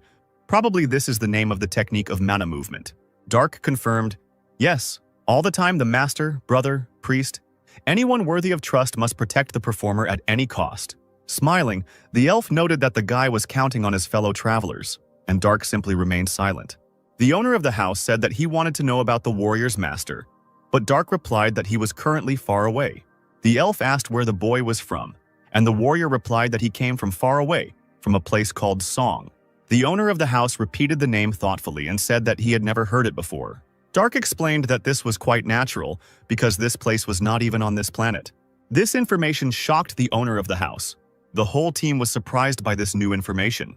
The elf said, "Your mana usage technique is akin to the best mages in the country. You really haven't used magic yet?" Dark replied, "Magic? I don't think I'm suited for that. My whole life is steeped in blades. This is my path." The owner of the house asked, then, after some time, "Do you believe that you will be able to return to your previous appearance?" Media was stunned when she heard this. She thought, "Did he see Dark's true identity?" The boy replied, "About 10 years or perhaps earlier. This place is rich in kai no, mana, compared to my homeland." The elf said, "You are confident that you will reach the level of a master in 10 years? Incredible." Dark asked if the owner of the house really believed what had just been said, and the elf replied that he had no choice to believe the guy or not. He also asked if the warrior was sure he could trust him with such personal information. To this, Dark gave a confident, positive answer. The boy smiled and said, "This is the first time in a long time that I have met someone like you, Sage of the Crimson Awakening." The elf treated the entire team to tea, and while sipping the hot drink, Palshan asked Media if Dark had ever spoken so politely to anyone before. The girl replied that this had never happened. Elf and Dark were sitting opposite each other and chatting pleasantly about something. So Palshan asked his friend what was happening here then, and Media asked not to ask her about it. The elf said, "Damn, I understand. Fortunately, you are still human. The opportunity to restore strength in just 10 years is also a great success." The guy replied, "A drop of luck and a series of failures. In 10 years, I would like to cross swords with you." Taking hold of the hilt of the super sword, the owner replied, "He is my companion. With him, I wandered all over the world. I have already forgotten most of what I practiced in the art of swordsmanship." Taking hold of the hilt of his weapon, Dark said, "The sword is difficult to learn, but even more difficult to forget. It took me over 40 years to forget how to handle a sword." Upon hearing this, the team was stunned into silence. The elf asked how old Dark was, and he answered that he was 72. The warrior asked the same question, and the master said, "I'm not sure. I stopped counting after 420. It would have been better if we had met before you were cursed." The boy agreed with this, and the elf put something in his hands. The owner said, "Please take it. It will protect you until you regain your strength." In Dark's hands was a very wide gold ring with a blue stone. After twisting it, the guy said that it would hardly fit his fingers. The elf told him to try it on, and when Dark began to put his finger through the ring, the decoration suddenly shrank to the right size. This surprised the guy, and the owner, smiling, explained, "He is called the Master of Water. For some time you will not be able to use his power, but now it is enough for you to simply wear him." Hearing this, Gaston and Antonio were shocked again, because the elf had suddenly given the stranger such a valuable thing. Looking at the ring, the boy said that as soon as he regained his strength, he would return the item to the elf. Folding his hands in a gesture of gratitude, Dark also explained that by then he would no longer need the decoration. Smiling, the owner of the house noted that it seemed the ring had found an excellent owner. The dark sky was strewn with an endless number of bright stars, and somewhere comets could be seen flying by. Somewhere in the middle of the forest, a group of mercenaries and knights made camp. At this moment, Dark, sitting on the ground, felt an unpleasant pressure on himself. All the members of the group sat around the fire with him. They silently and intently looked at the guy, which is why he felt uncomfortable. Dark broke the silence by asking what they all wanted from him, and Jared said, "Karel, that's his name. That elf? Is he at the same level as you were before?" The boy confirmed this, and the knight noted, "If you say so, then it is true." Palshan also asked, "Dark, is what you said then true? Does that mean you are 72 years old?" The warrior also confirmed this, and Palshan, somewhat nervous, said, So from now on we should address you as? Imagining how big muscular mercenaries addressed a small girl as an elder, the boy felt awkward. Smiling, Dark explained, "There is no point in this now. Let's communicate with each other in a way that is convenient for us. It will be better for me." The mercenaries were delighted and breathed a sigh of relief. Then the guy realized that they were all thinking about the same thing. Frowning, Media asked, "But how can a 72-year-old man look 20 years old? I have thought about this for so long. I still cannot understand." Dark explained that it was a matter of divine rebirth of the earthly body. Palshan wanted to ask something, but the girl closed his mouth and told the guy to continue talking.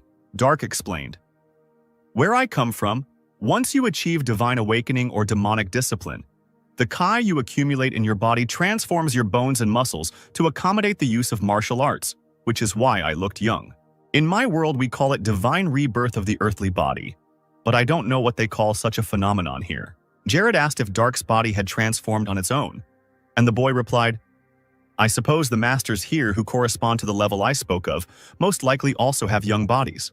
Surprised, Mikkel remained silent, and Ravenson asked Jimmy if he had ever seen the master, to which the brown-haired man answered in the negative. Media asked if Palshan had met the masters, and the leader replied, "They are as unattainable as the nobility or the sky itself. If you want to meet them, it does not mean that you will succeed." Jared asked the priestmaster if he had seen anyone like that in Argon, and Ronnie replied, "No, I am primarily connected to the palace." Listening to this, Dark was silent for a while. Then he said, "And then you decided to keep a close eye on me, magician." Antonio stroked his beard and replied, Forgive me. To be more precise, I was not following you, but your waterlord." Dark smirked and asked, "Why are you so keen to get it?" Now the wizard smiled with a hint of madness and replied, "Honestly, I'm going to take it, even if I have to cut off my fingers." At that moment, Jimmy screamed and ducked as if covering himself with his hands, which alarmed Media and Raven. Dark said to Antonio, "You are honest in your greed, it's funny." Crow stated that the boy did not know how valuable the thing was, and the boy asked what kind of ring it was. The wizard replied, "With its help, one can command the power of the soul of the king Naiad. Its value is comparable to an entire nation." Mikkel asked, "Nation, could you explain which country it is more expensive?" Antonio said, "The answer, of course, is quite simple. My homeland is more valuable than Trovia." These words made Jared wary and furious. He instantly grabbed his sword and pointed it at the magician's neck. At once, the alarmed Palshan jumped up, shouting the knight's name. Sidmion was unhappy that Antonio dared to say such a thing.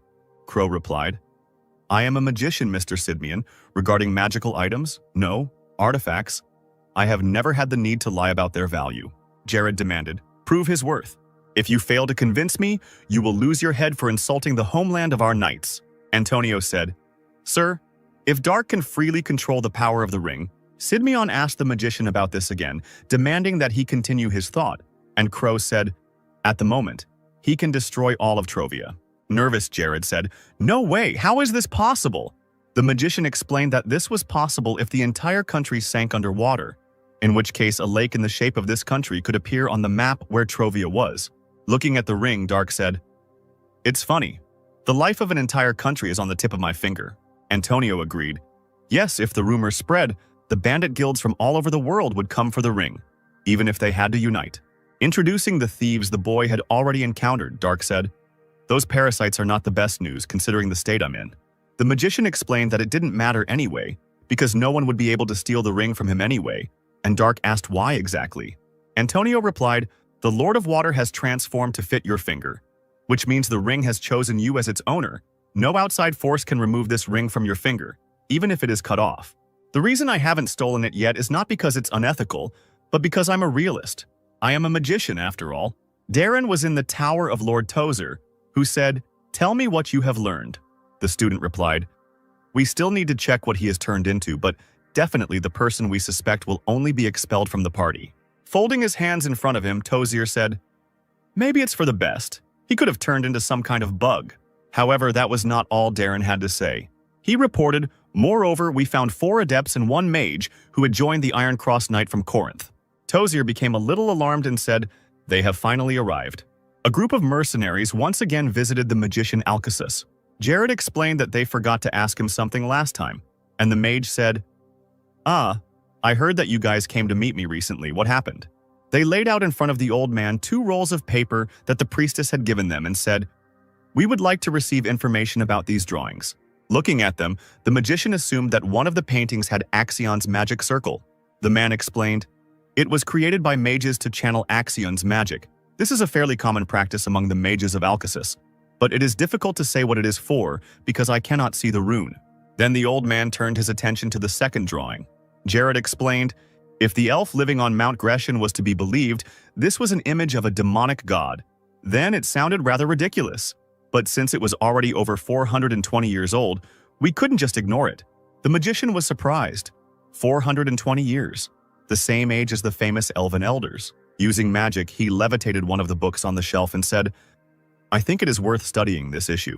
The book fell onto the table and opened in front of the old man. Jared watched in tension as the mage looked through the scripture. A moment later, the book slammed shut, alarming the knight. He clutched his heart, and the magician's face darkened. Then the old man said a name, and Jared asked what it meant. The magician said, "The master of the black magician who put a curse on your friend, Cronetio, I understand?" Antonio replied that now everything became clear to him. He turned to Dark and said that everything fell into place. Media asked what it meant and asked Crow to explain everything, and the magician replied, "The prophecy about the dragon's heart. Is it clearer now?" However, this meant nothing to the girl. And then Antonio said, "The magician who attacked Dark with black flame is the same man who made a contract with the demonic god." Palshan became nervous and said, "That's right, but how do you think all this is connected?" Crow replied, "If the main target of the magic circle is Axion, then the Titan's attack is also quite logical." Sidmian asked, "Even if so, we do not know their names. Dark magician who commands knights and titans, where will you find such a person?" Antonio agreed with this, and Ronnie noted that they were back to square one. Jared was once again frustrated that they couldn't find all the answers. Trying to defuse the situation, Palshan said, "Let's first go back to the hotel. We haven't washed for a long time and we need to rest." Radiating a heavy aura, the knight said, "Okay, I doubt we'll come up with any good ideas if we stay here." After some time, the group was already at the usual hotel. A knight suddenly approached Sidmion and said that he was glad to see him. And Jared asked, "Dominic, how did you end up here?" A gray-haired man in a red and white robe approached them, and Dominic, pointing at him, said, "Let me introduce you to..." Suddenly, an unknown man asked if the knight was Jared Sidmion, to which he answered in the affirmative. The stranger introduced himself. "I am the court magician of the Corinth Empire, Gilert Tion, and they are the Knights of the Iron Cross, Croton Antines, Torio Gilnane, Lena Intrain, Jintin Kamioji." Jared became alarmed. Realizing that Corinth had begun to act, he said, "So it's all about the dragon's heart, eh?" Tyon replied, "It is surprising that you are aware of this. We know that you began your investigation after the prophecy appeared. What happened then?" In response, Sidmion began to tell about everything. The mage called the knight a fool, which Jared did not understand. Gillard said, "So you're saying that you came back here and, without thinking, believed that alpha?" Jared replied that he had lived for 420 years and had personally seen Kaidiris, and the magician said, "Elves tend to lead a solitary life, but they never settle in the wilderness. Did it not occur to you that it could have been Kaidiris himself? If he is over 420 years old, then there is a high probability that he could have transformed into someone and sent you on a false trail. Lead us to him now." Dark intervened in their conversation and stated that this was not the case. Turning to him, the magician asked arrogantly, "Did you just say something, stupid boy?" Crossing his arms in front of him, the warrior explained, his flesh had grown into the form of divine rebirth of an earthly body, something that could not be done with an artificial organism. Gillard asked if these were the third-rate mercenaries hired by Sidmion. Gerard answered in the affirmative, but he didn't like the way the magician called his comrades. Dissatisfied, Tian shouted, "What absurdity! Of course you barely moved from your place, since you drag this ballast everywhere." Waving his hand at the mercenaries, he again continued to speak in a raised voice. "Get out. You will receive your payment in Trovia." This attitude angered Palshan, but Mikkel, trying to calm the leader, put his hand on his shoulder and said that everything was fine. After all, they were going to leave anyway. Gilert snorted indignantly, and Mikkel, turning Palshan around, said that they were already leaving. Looking with disdain at the departing people, Tian said, "You worthless thing, at least have a little pride." Turning to Antonio and Kentaro, he said, "And these two are the magician and priest who accompany you." Bowing his head, Ronnie said, "I am also leaving. I have no connection with Trovia. This is a personal request from Mr. Sidmion." Pointing his finger somewhere to the side, the magician ordered that in that case he too should get out. Gilert then asked Antonio if he knew the location of the elf, to which Crow replied in the affirmative. Gilert said that he would draw a magic circle for teleportation, and Antonio had to name the coordinates, to which Crow agreed. Entering the room, an aggressively disposed Palsian hit the bed. Mikkel said that it was even better this way, and after Dark became like this, the mercenary had a bad feeling, and Jimmy confirmed, "It's true. It's just inconvenient to travel everywhere with someone like him." At that moment, Ronnie also entered the room, which surprised Raven. Kentaro explained, "I don't really like him either. Can I sit with you?" Smiling, Palsion said they would be happy to take him on board. Then a stranger knocked on their door. The girl asked if there was a person named Palsion among those present. The leader replied that it was him and asked what happened. The stranger replied, "A guest named Sidmion asked me to tell you to bring your people to the stables for a short while in everyday clothes." After some time, the change team approached the stable, but someone hid in the shadows near it. Since the mercenaries themselves did not see anyone in the area, Palsion entered the stable and began to call for the knight. But at that moment, someone hit him in the back. Jimmy came in next, having heard a strange sound. Inside, he found Palsion unconscious and a figure in a black robe looming over him. This angered the mercenary, who tried to attack the enemy. However, before Jimmy could really do anything, he was hit with an uppercut. Losing consciousness, the man fell to the ground. The unknown man was pleased that they had already caught almost everyone. Finally, Ronnie and Dark entered the room, and upon seeing what had happened, Kentaro called the robed men fools and wanted to use Shy Heart's fury on them. However, the priest did not have time to do this. One of the enemies used a sleeping spell. Ronnie was losing consciousness, and Dark held him down so that Kentaro wouldn't get hurt. The indignant guy asked what the man in the robe did. The enemy was surprised and asked why it didn't work on Dark. However, the guy couldn't do anything either. He was knocked out by a blow to the back of the head. The men in robes said that they had little time and needed to quickly pick up the mercenaries. Meanwhile, Jared, Antonio, Tyan, and the rest of the knights arrived at Mount Grecian. Gilert said, after that incident with the Blue Dragon, they must suffer the heavenly punishment of the Corinth Empire, the guardian of peace and balance. Jared, standing behind, thought, "World peace and world balance does not include you hypocrites."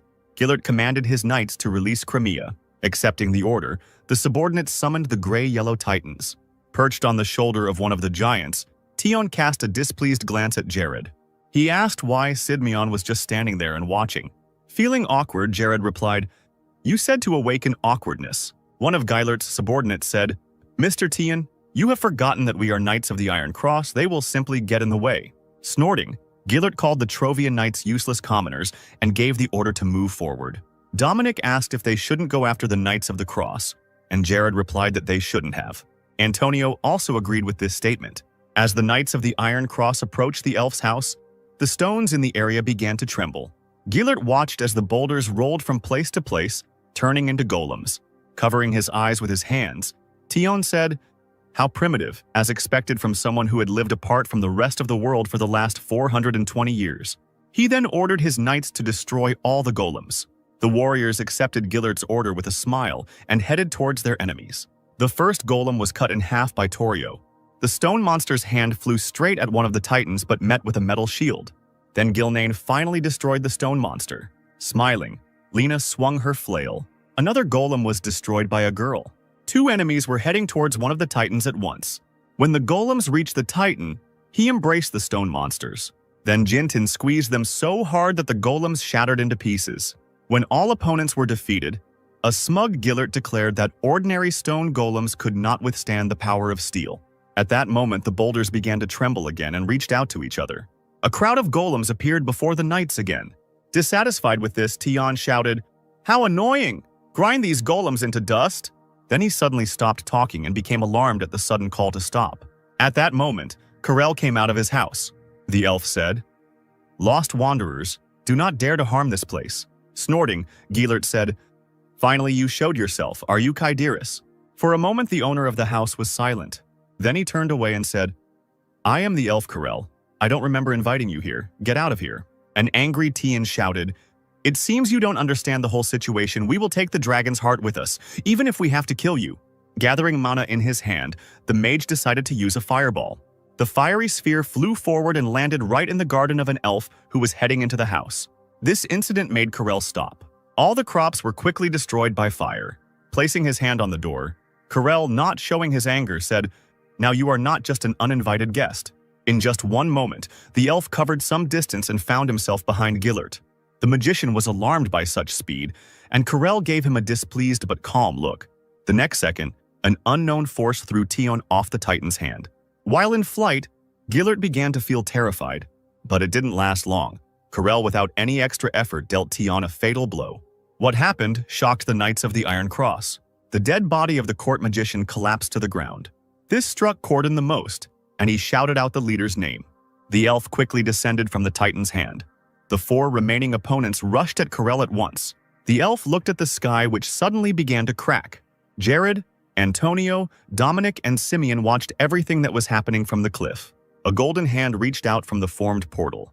In shock from what he saw, Crow had difficulty speaking. Nervously, Dominic asked, "Mr. Simeon, is this what I think it is?" An unusual Titan stepped out of the cracked space onto the ground. Jared said, "It seems you are right. A one-of-a-kind creation that the elves and dwarves created together." This Titan standing in front of Carol was called the Golden Knight. The Titan's helmet opened and an elf climbed into it. All the Titan holders were alarmed by this. The fearful Crodon shouted, "Don't worry about him. No matter how strong he is, it will be difficult for him to fight 4 Titans at once. We'll win before he even has a chance to make his move." All the knights immediately rushed at the enemy, waving their weapons. The Golden Titan just calmly watched as the enemies approached him.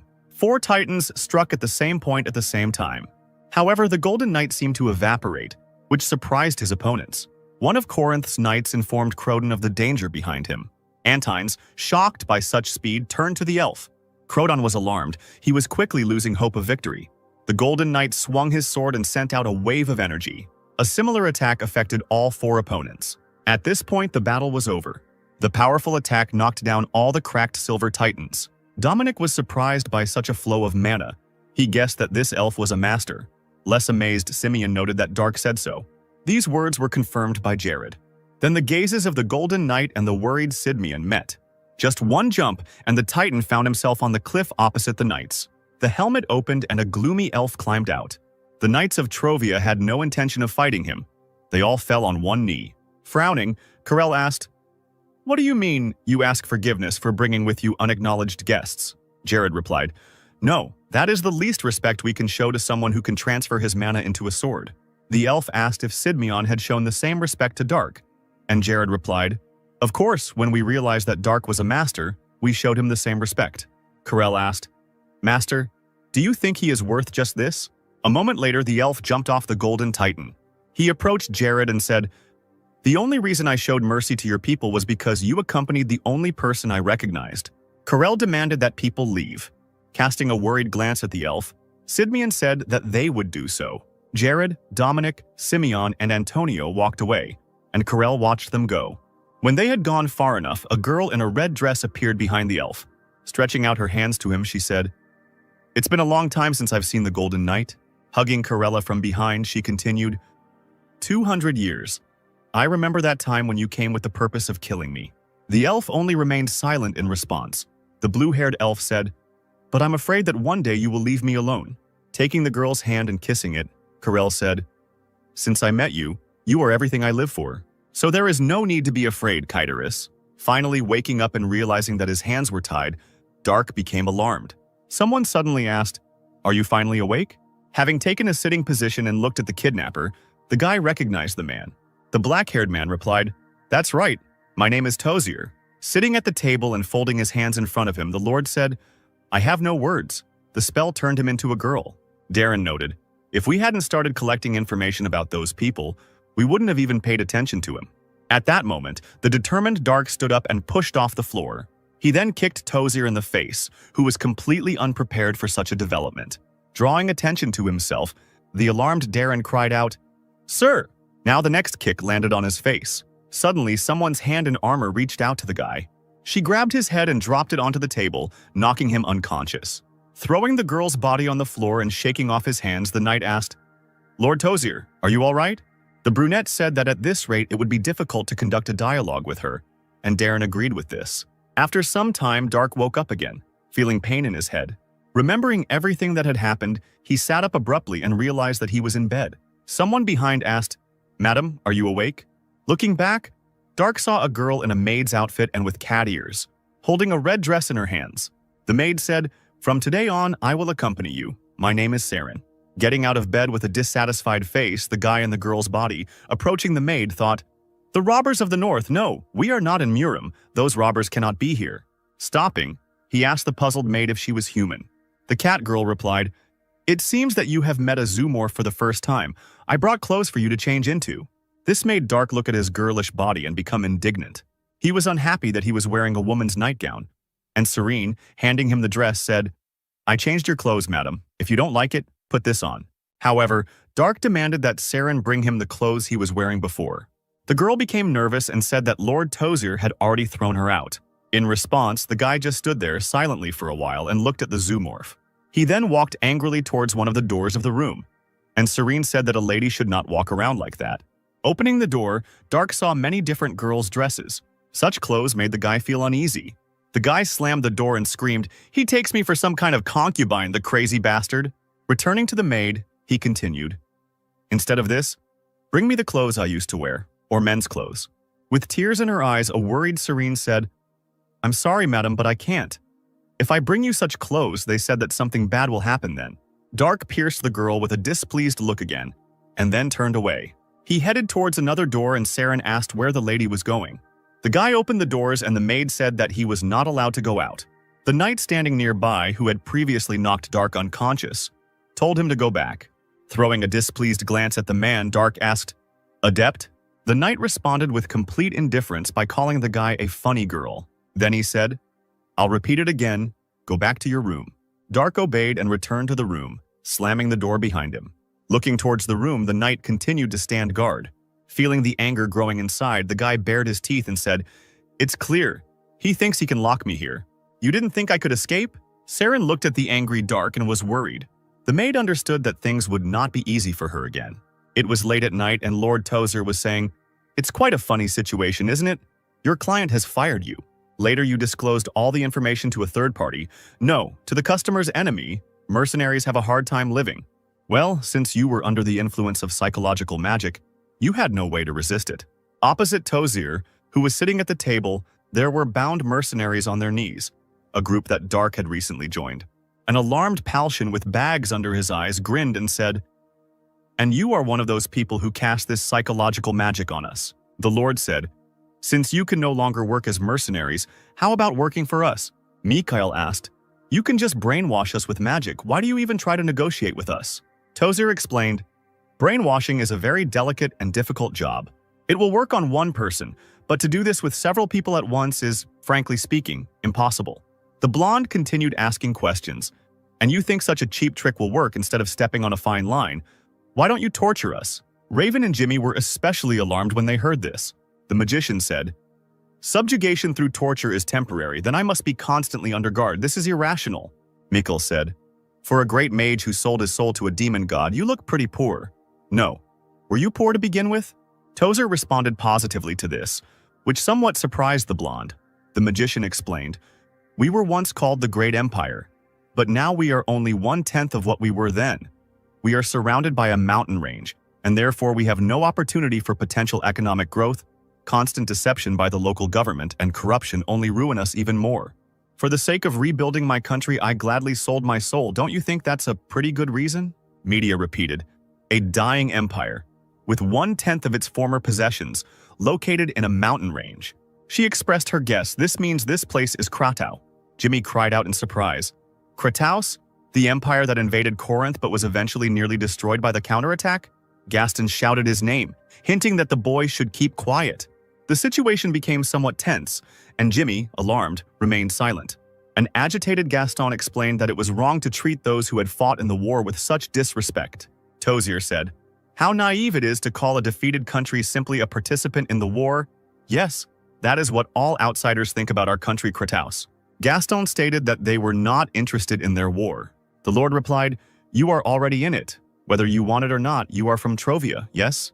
Gaston replied, "Damn, you seem to have had a good time digging through our memories. You even found this?" Pointing to the blonde man, Tozier said, "Your comrade's name is Mikhail. He is from Corinth, isn't he?" The brunette looked in surprise at the blonde, who only remained silent. Tozier said, I will tell you something. Within a month, his homeland Corinth will destroy your country, Trovia. This statement shocked both Gaston and Mikhail. Nervously, the hired magician asked uncertainly, Trovia will fall? Rising from his chair, the Lord answered this in the affirmative. Tozer said, trying to revive the demon god with the dragon's heart in order to fulfill one's wrongful desire to conquer the world is a grave sin. Is that enough? The hired mage stated that it was all a lie and that it was actually happening because of Tozer. The Lord replied, yes, you know, it is our doing. Despite this, Corinth will turn Trovia into ruins as a way out of his inability to find the culprit. Gaston cried out, you say so because it does not concern you. Tozer said, do you think that such actions should be forgiven? The surprised hired magician asked what this meant. The Lord explained, it is not in their interests, but in order to calm their anger, they can afford to destroy another country even for this reason. Gaston asked, should your actions be forgiven? Tozer replied, in order to survive, we stole the dragon's heart. Every year we sacrifice 200 women as hostages, but to avoid this miserable reality, we even risked the fall of another country for the sake of revenge against Corinth. But Corinth is different. They simply maintain their power at the expense of others. No, everything depends on the mood of the emperor, Agrippa III. An entire country can be destroyed at his whim. A child mercilessly tramples ants that have gathered around a tiny piece of cookie. Gaston shouted, answer the question, should your actions be forgiven? Kneeling before the hired mage, Tozer said, we have endangered you, but Corinth will destroy everything. Can't you understand the difference? I will ask in return, compare us, thieves, and Corinth, who will destroy such beauty? Who do you hate more? Who do you think will lend us a helping hand? Do you still hate us more because you consider us equal to the mighty Corinth? Gaston remained silent, giving the Lord an angry look. Mikhail attracted attention by calling it all sophistry. The blonde said, after the theft of the dragon's heart, innocent Trovia is in danger. This is an undeniable truth. But the destruction of Trovia by Corinth is an assumption, just your assumption. Tozer replied, true, but in time you will personally be convinced of the truth of my words. Jimmy said, I'm sorry, I don't think your conversation has led anywhere. Why are you trying to recruit us by openly discussing confidential matters of the country, especially when he has obtained enough information about us through magic? The Lord was silent, and the brown-haired man continued, I thought what the reason was. It was someone who owned part of the information, but now he is not here. Jimmy made a guess that the man was Dark. This statement somewhat alarmed Palshan. The leader said, that's right, you're using us to get a warrior-level master. Where is Dark? Mikhail said that it was strange, and Palshan asked why he thought so. The blonde replied that if he had information about Dark, then he should know that Dark lost his powers due to a spell. The leader continued, he also must know that Dark can regain the power that almost no one hopes to gain in their entire life within 10 years. Jimmy said, no, he'll be a great buy even before he's 10 years old. Mikhail asked what the brown-haired man was talking about and wanted to add that the guy was still too far from getting his strength back. But then media interrupted him, screaming that everything was exactly as Jimmy said. Shannon continued, yes, he definitely wants to pull Dark over to his side. The power that could one day destroy a country, the owner of the Waterlord. At that moment, the entire team turned to Jimmy with alarm. They guessed that Tozer had done something to their comrade, and Ronnie promised that as soon as he freed his hands, he would completely heal his friend with his abilities. The brown-haired guy with his nose in the air said that despite how he looked, he, like Raven, was an adept of the royal army, and the ash-haired guy himself decided to remain silent. The Lord smiled and said, you guessed it pretty quickly. Yes, the owner of the Waterlord is definitely part of my plan. Gaston noted that the Lord had not been convincing enough to recruit Lark to his side, and Tozer responded that persuasion without sincerity at best produced incomplete understanding. The hired mage said, and you think that sincerity works, don't even hope that I will cooperate if Trovia can be destroyed. The Lord said that he would then have to try to convince others, and Gaston replied, we are not Dark's only comrades. The rest, by coincidence, come from Trovia. Tozer said that he knew this and was already preparing for the meeting. Gaston didn't want to believe it. He felt anxiety growing from what he heard. Late in the evening, the Knights of Trovia arrived at the inn where the mercenaries they knew had previously stayed. However, there was someone completely different in the room, and he asked, are you Sidmian? There were several people in black robes in this place, and one of them had a bag, and there was also a magic circle in the middle of the room. Jared asked if they would try to lure him into this magic circle, and the stranger replied, lure? No, you will enter it yourself. Why should I bother? Nervously, Sidmian said, Okay, I'll grab you and interrogate you. I think it will be much more interesting. After these words, the ill-wisher threw a sack to the knight. Jared was a little puzzled by this action. Inside the bag, he saw familiar armor. Sidmeon bared his teeth and asked, "What have you done to my comrades?" The man replied, "If you want to save their lives, calmly go into the magic circle. Do not bother me anymore." Meanwhile, Dark was in his room meditating. He felt the overwhelming chi flowing through the ring. The guy thought, in fact, I don't even need to use the calm of the North Sea. That's good. The Great Vacuum in the Devil Spirit technique is more effective when combined with other skills. I'll try to move in that direction. When morning came, Saren came into Dark's room with a tray of various goodies. Smiling sweetly, she asked if the lady would like some cookies, and Dark answered negatively. This made the girl shed tears, and a nervous Dark asked, "Seriously, are you going to cry all the time for no reason?" Unable to withstand such pressure, he began to stuff treats into his mouth and say, "I'm eating them, look." The maid smiled, and Dark, chewing his food, asked, "What about comfortable clothes and shoes?" The girl's cat-like eyes widened. She became nervous and remained silent for a moment. Then tears started appearing on her face again, and she started explaining what would happen if she brought such clothes. And Dark said that he understood everything and asked her to stop.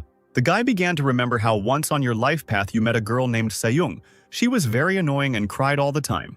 Dark demanded that Saren immediately inform him if anyone came. He also ordered that the girl should not dare touch him at this time. Someone shouted Sidmeon's name, causing him to wake up. The man jumped up abruptly and tried to catch his breath. He was covered in cold sweat. He saw Palshan in front of him and asked if the mercenary was really alive. Then his gaze fell on the hands that were in shackles. Having calmed down a little, Jared asked where they were, and Palshan answered, "We are in the castle of Kratos. As you can see, we are in prison."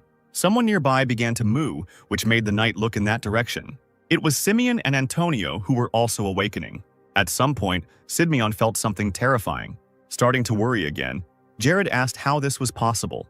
This also made Palshan worried, and he asked what was wrong. Sidmeon explained that Kuma, his titan, had disappeared. All the captured mercenaries and knights were in one cell and discussed what had happened. Jared voiced, "It is clear they collected information about us using psychological magic." A worried Dominic noted that it seemed the contract with the Titans was not in effect. Sidmeon clenched his fists and said that this prevented him from using mana, and that there was no way to escape from here. Jared noted that they didn't have time for that and asked Gaston if the information was true. The magician replied, "I can't guarantee it, but it doesn't seem like he had any reason to lie." The knight muttered under his breath, "Corinth, take my homeland. 1 month, we don't have time." A man in a robe stood guard at the door of the cell and yawned. Suddenly, Jared spoke to him. I want to tell you something." The guard asked what Sidmeon wanted, and the knight said, "I will negotiate. Let me meet with the royal magician."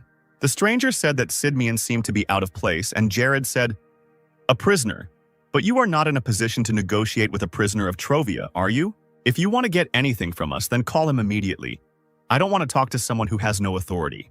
Taking off his hood, the guard told the knight to wait. After some time, Lord Tozer himself arrived, accompanied by him. The man asked, "Do you want to negotiate with us?" Jared told the Lord that he was joining him. This statement disappointed Dominic, who was standing behind him. Tozer asked, "Do you want to change your citizenship since your country will be destroyed? Little expected from a knight, but a very worthy choice. Is that your wish?" Sidmeon asked to be sent to Trovia. The Lord replied, "I think I heard that you want to join us. I don't like empty words." Jared explained, "To my king, let me convey the message about Corinth's invasion. You don't have to return the Titan to me. I want to at least warn them to prevent the fall of the country." Dominic also joined in. "I will do it too. I will change my citizenship and do everything possible to prevent their fall. Give me a chance to at least fight for survival." Tozer was silent for a while, thinking about what he had heard. Then he said, "Gallardo, is this what the reckless courage of knights looks like?" The guard paused for a moment, then said hesitantly that he did not understand what the man was planning. And the Lord said to Gerard, "Do you two think that a couple of adepts will prevent the invasion of the great army of Corinth? Or are you a brilliant strategist who can change the course of the battle, no matter how unprofitable the war may be?" Sidmeon said he understood what the Lord was talking about, but as a warrior he could not simply watch his homeland perish. Tozer said, "I assure you, even if you leave, you will not be able to change the outcome. The number of victims will simply increase by 2 more lives." Enraged, Sidmeon cried out, "Then why do you keep us here, not allowing us to help my homeland and stealing our titans? Do you think we will cooperate with you for long?" Then the Lord said that he would like to know something. Tozer asked, "As a knight, are you loyal to the king or the kingdom?" This statement puzzled Sidmian, and Dominic cried out, "It was absurd to divide the king and the kingdom as two different structures, nothing more than an insult." The Lord said, "If you have to abandon the king to save the kingdom, or rather bring prosperity, what will you do?" "I won't repeat myself twice," answer. Meanwhile, Dark was still busy stabilizing Chi's breathing.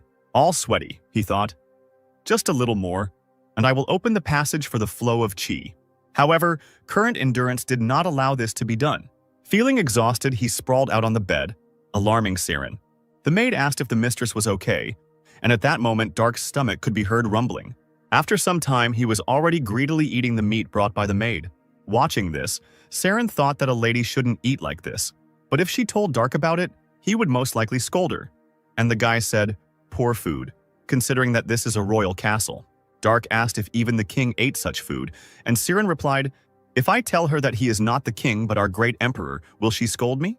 Feeling nervous, the boy said that he couldn't be an emperor without a colonial state, and also explained that he wouldn't scold the girl, and so asked her to tell him about their emperor. In response, Saren apologized for accidentally saying her thoughts out loud. After some time, all the dishes were eaten while the maid was telling stories. Dark voiced, "The king who became a role model through his actions, despite sometimes having to go through thorns, is better than Emperor Song." The maid didn't quite understand what he was talking about, but Dark continued, "I wonder if only in those times when I was called the Light of Nations, the Emperor was the same." Serene still didn't understand what all this meant, but she still answered hesitantly that she understood everything. And the guy said, "Okay, it doesn't concern me anymore." At that moment, he suddenly felt a strange approaching Chi. Making the maid worry, Dark immediately rushed to the window. He pulled back the curtains and began to look around outside, looking for who was emitting the strange energy. Somewhere in the sunset sky, the guy saw a dragon flying towards them. The guy guessed that this was the very creature that he had been told about, but which he had never been able to see. To confirm his guess, Dark asked Saren, "Do your people call him a dragon?" The girl replied, "A dragon? No, it's just a wyvern." The boy was puzzled by this, and the girl explained, "A dragon cannot be tamed. This creature can raise an entire kingdom to the ground. He will never allow a single living soul to sit on his back." This again raised questions in the guy's head.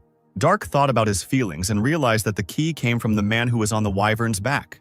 Looking down, the wyvern rider saw Tozer waiting for him. As the creature descended, its wings created streams of wind directed at the Lord. A few moments later, the wyvern was already standing in front of the man. The rider said, "Long time no see, Lord Tozer." Bowing his head, Tozer said, "It is an honor to stand next to the hope of the kingdom, Prince Rubinsky." At that moment, the fair-haired man dismounted from the creature. Finding himself on the ground and grinning, he said, "I'm a little disappointed. I was hoping to see your surprised face when I arrive." Tozer replied, "How the body becomes young again after reaching the level of a master, to be honest, I learned not so long ago." Rubinsky said it was curious and noted that Corinth would not have told a mage about it. And the Lord replied, "Since His Majesty must know, I will tell you." Tozer began to tell the prince everything that had recently happened. And everything that was said, Saren conveyed to Dark. The guy was amazed that she could hear what was being said at such a great distance.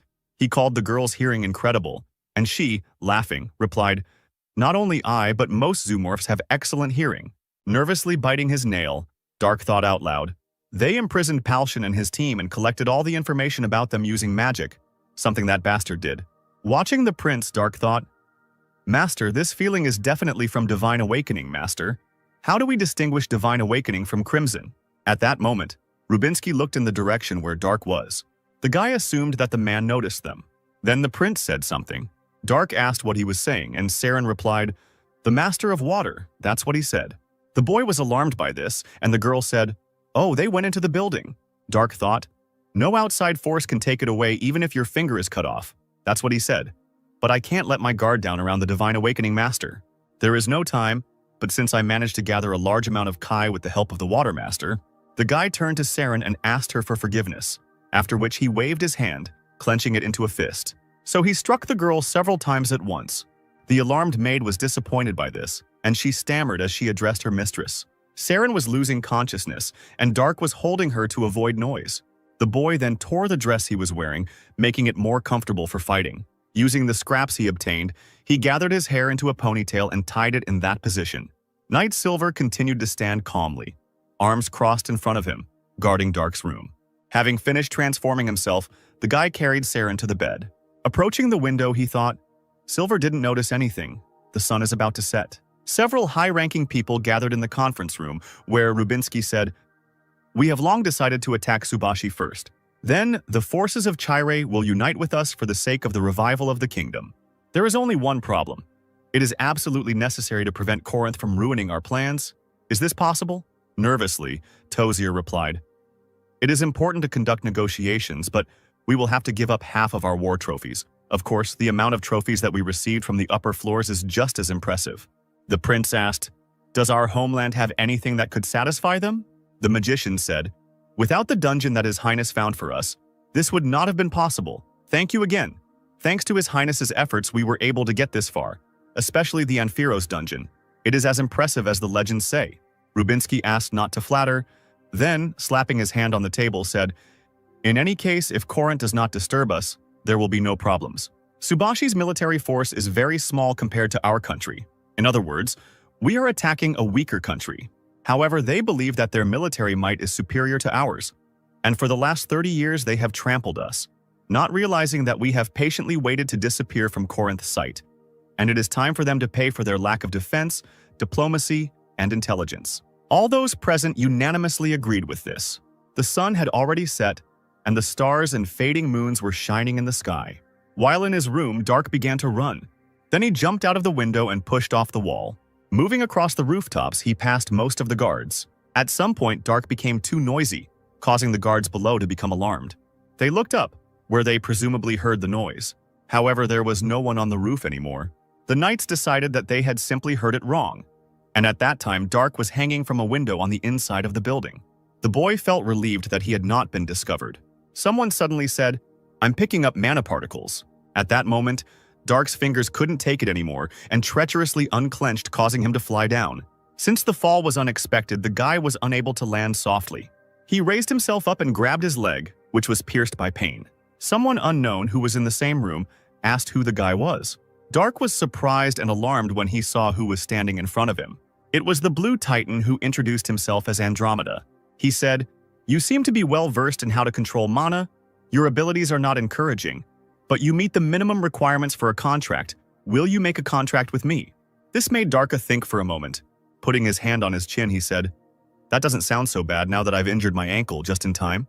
Indignantly, Andromeda said, "Ankle? Are you going to use me as a cane?"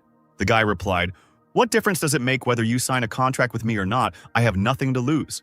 Andromeda said, "Since you agree, from this moment on, you and I, according to the ancient contract of the golems, are master and servant. My name is Andromeda, and yours?" Dark introduced himself, after which the Titan's helmet opened and Andromeda told him to get inside. The indignant guy said that he had already said that he had twisted his ankle, and besides, he couldn't see anything because it was very dark in that place, in response to which the Titan picked up the girl's body. Andromeda then placed Dark inside himself. Once in the Titan, the guy asked, "How do I control this?"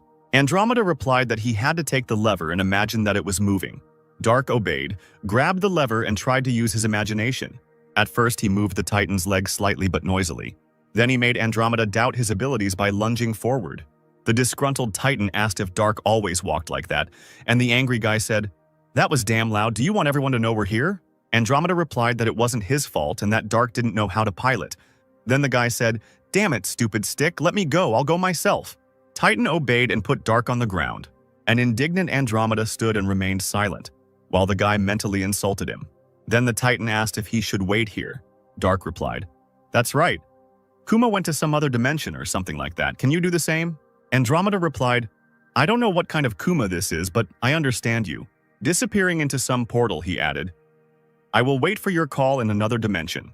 Dark sighed, finally alone. However, the problems were just beginning. Somewhere behind a door opened. There were two guards standing behind her, one of whom said, "You see, I told you that I heard something strange. Some sounds were coming from here." The puzzled knight noted that someone was inside. Then he cried out, "Alarm! One of the Azure Knights is missing." Silver flew back from the blow he received in the face. The blow came from the prince, who said, "You useless bastard, and you call yourself a royal guard?" They were in Dark's room, where the knight, kneeling and bowing his head, asked for forgiveness and said that he would bear any punishment, and Rubinsky said to declare that he had no idea. Then he turned his attention to the bed. The knight and the magician looked puzzled as the prince approached the furniture on which the girl lay. He stood for a moment and looked at Saren, who was still unconscious. Tozier approached him, and Rubinsky said, "Unbelievable, the flow of mana was stopped. How did this happen? This is impossible without full control of mana. Who is looking for it?" The lord replied, "We are searching for her with dogs right now, your highness." Rubinsky said, "This is not enough. Send some adepts to reinforce. I and the wyvern will personally join the search." Meanwhile, Dark was already running into the depths of the forest. He continued to move away from the castle, despite the severe pain in his leg. Tired of running, the guy sat down to rest, leaning against a tree and trying to catch his breath. He grabbed his leg, which was hurting even more unbearably. He then gave it a quick, repeated slash with his finger, causing the limb to turn red. Grinning, Dark thought, "I provided first aid, but it won't last long. At this rate, this is not a solution. I need to somehow heal my leg." Somewhere above the forest on a cliff stood someone in a robe. In just one moment, this man disappeared somewhere. He quickly made his way through the trees, heading towards the boy. When he got close enough and stopped, Dark said, "I don't know who you are, but if you weren't looking for me, can you pretend you didn't see anyone?" In response, the unknown person chuckled thoughtfully. Then, smiling, he said, "You are doing something interesting." Dark said, "If you understand what I am doing, then I beg you even more to do as I ask." Calling the guy a polite lady, the man agreed not to interfere with him, and Dark began to stabilize Kai. The stranger watched what was happening carefully. Energy began to emanate from the ring. At that moment, Rubinsky was flying over the forest. He noticed how the mana was flowing into one point, which helped him find Dark. Seeing a wyvern above the forest, the stranger extended his hand towards the guy, after which a bright light appeared. The man used magic that made the boy dissolve into space. The prince directed the wyvern towards the mana flow, and they rushed forward.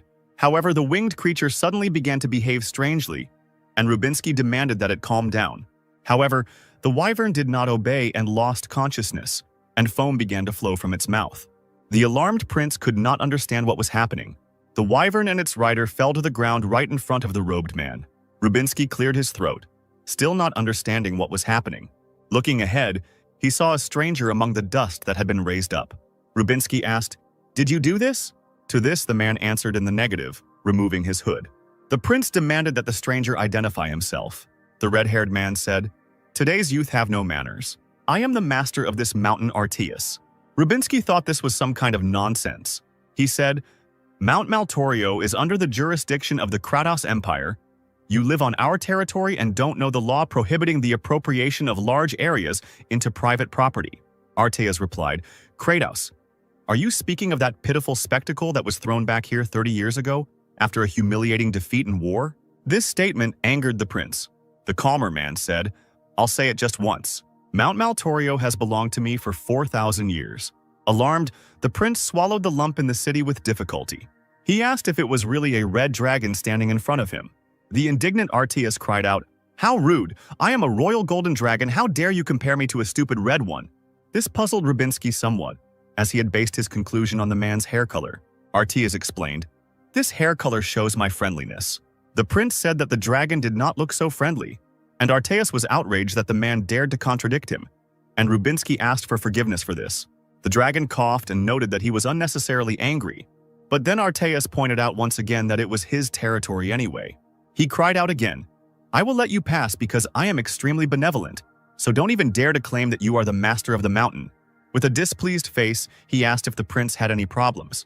Rubinsky remained silent, and Artias, calming down again, said, "If there are problems, fight me with all your military might. If all the knights of Kratos are like you, then it might be fun." The man said he would never fight a dragon, and the man told him to get lost in that case. The prince said, "Excuse me, but I would like to ask a question. Have you seen a fair-haired girl nearby?" Turning away, the dragon replied, "Don't make me repeat it. Get out." A frightened Rubinsky picked up the wyvern and quickly walked away. Artias watched him leave in silence. He then turned to the tree, extended his hand and used magic again. After this, Dark became visible again. Smiling, Artias asked, "Is your ankle okay?" The guy replied, "Yes, thank you. I was able to open the mana flow." With a thoughtful face, Artias said, "Yes, now the mana in your body is circulating properly. I wonder what you have done in such a short time. Now go away. I have done all I could." Dark said he wanted to thank Artias. The dragon pointed out that the boy's manner of speech did not suit his image of a girl, and said, "There is nothing you can do to repay the debt." Understanding this, the guy confirmed this thought. Then he folded his hands in a gesture of gratitude. This action somewhat puzzled the dragon. Dark rushed away, and Arteus thought it was a strange greeting. The dragon suddenly saw people running past with dogs who were clearly chasing the girl. Arteus knew that Dark would be caught fairly quickly. However, the man decided not to interfere in this, assuming that Naiad would certainly sort everything out. No longer in pain, Dark ran forward. He wondered if Brother Homa or Karel had such a perfectly organized Kai. This means that this is a stage that no one in Murim has even reached yet, the true enlightenment of life and death. The alarmed wyvern had already regained consciousness and was flying forward. Rubinsky on his back said, "Smart bastard. All this time you pretended to pass out, but given the situation, nothing would have changed. Never heard of a dragon living on this mountain before." The prince thought, "And this air, by its sensations, is much higher than the level of a master, at least a worm, or, most likely, an ancient one. Arteas, I seem to have heard his name somewhere."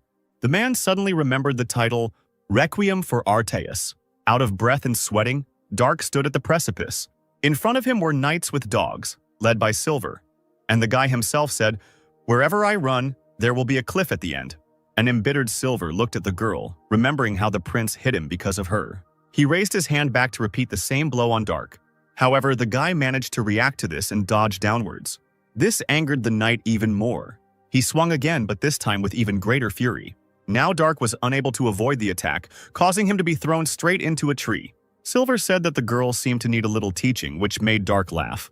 The embarrassed knight asked what was funny about this.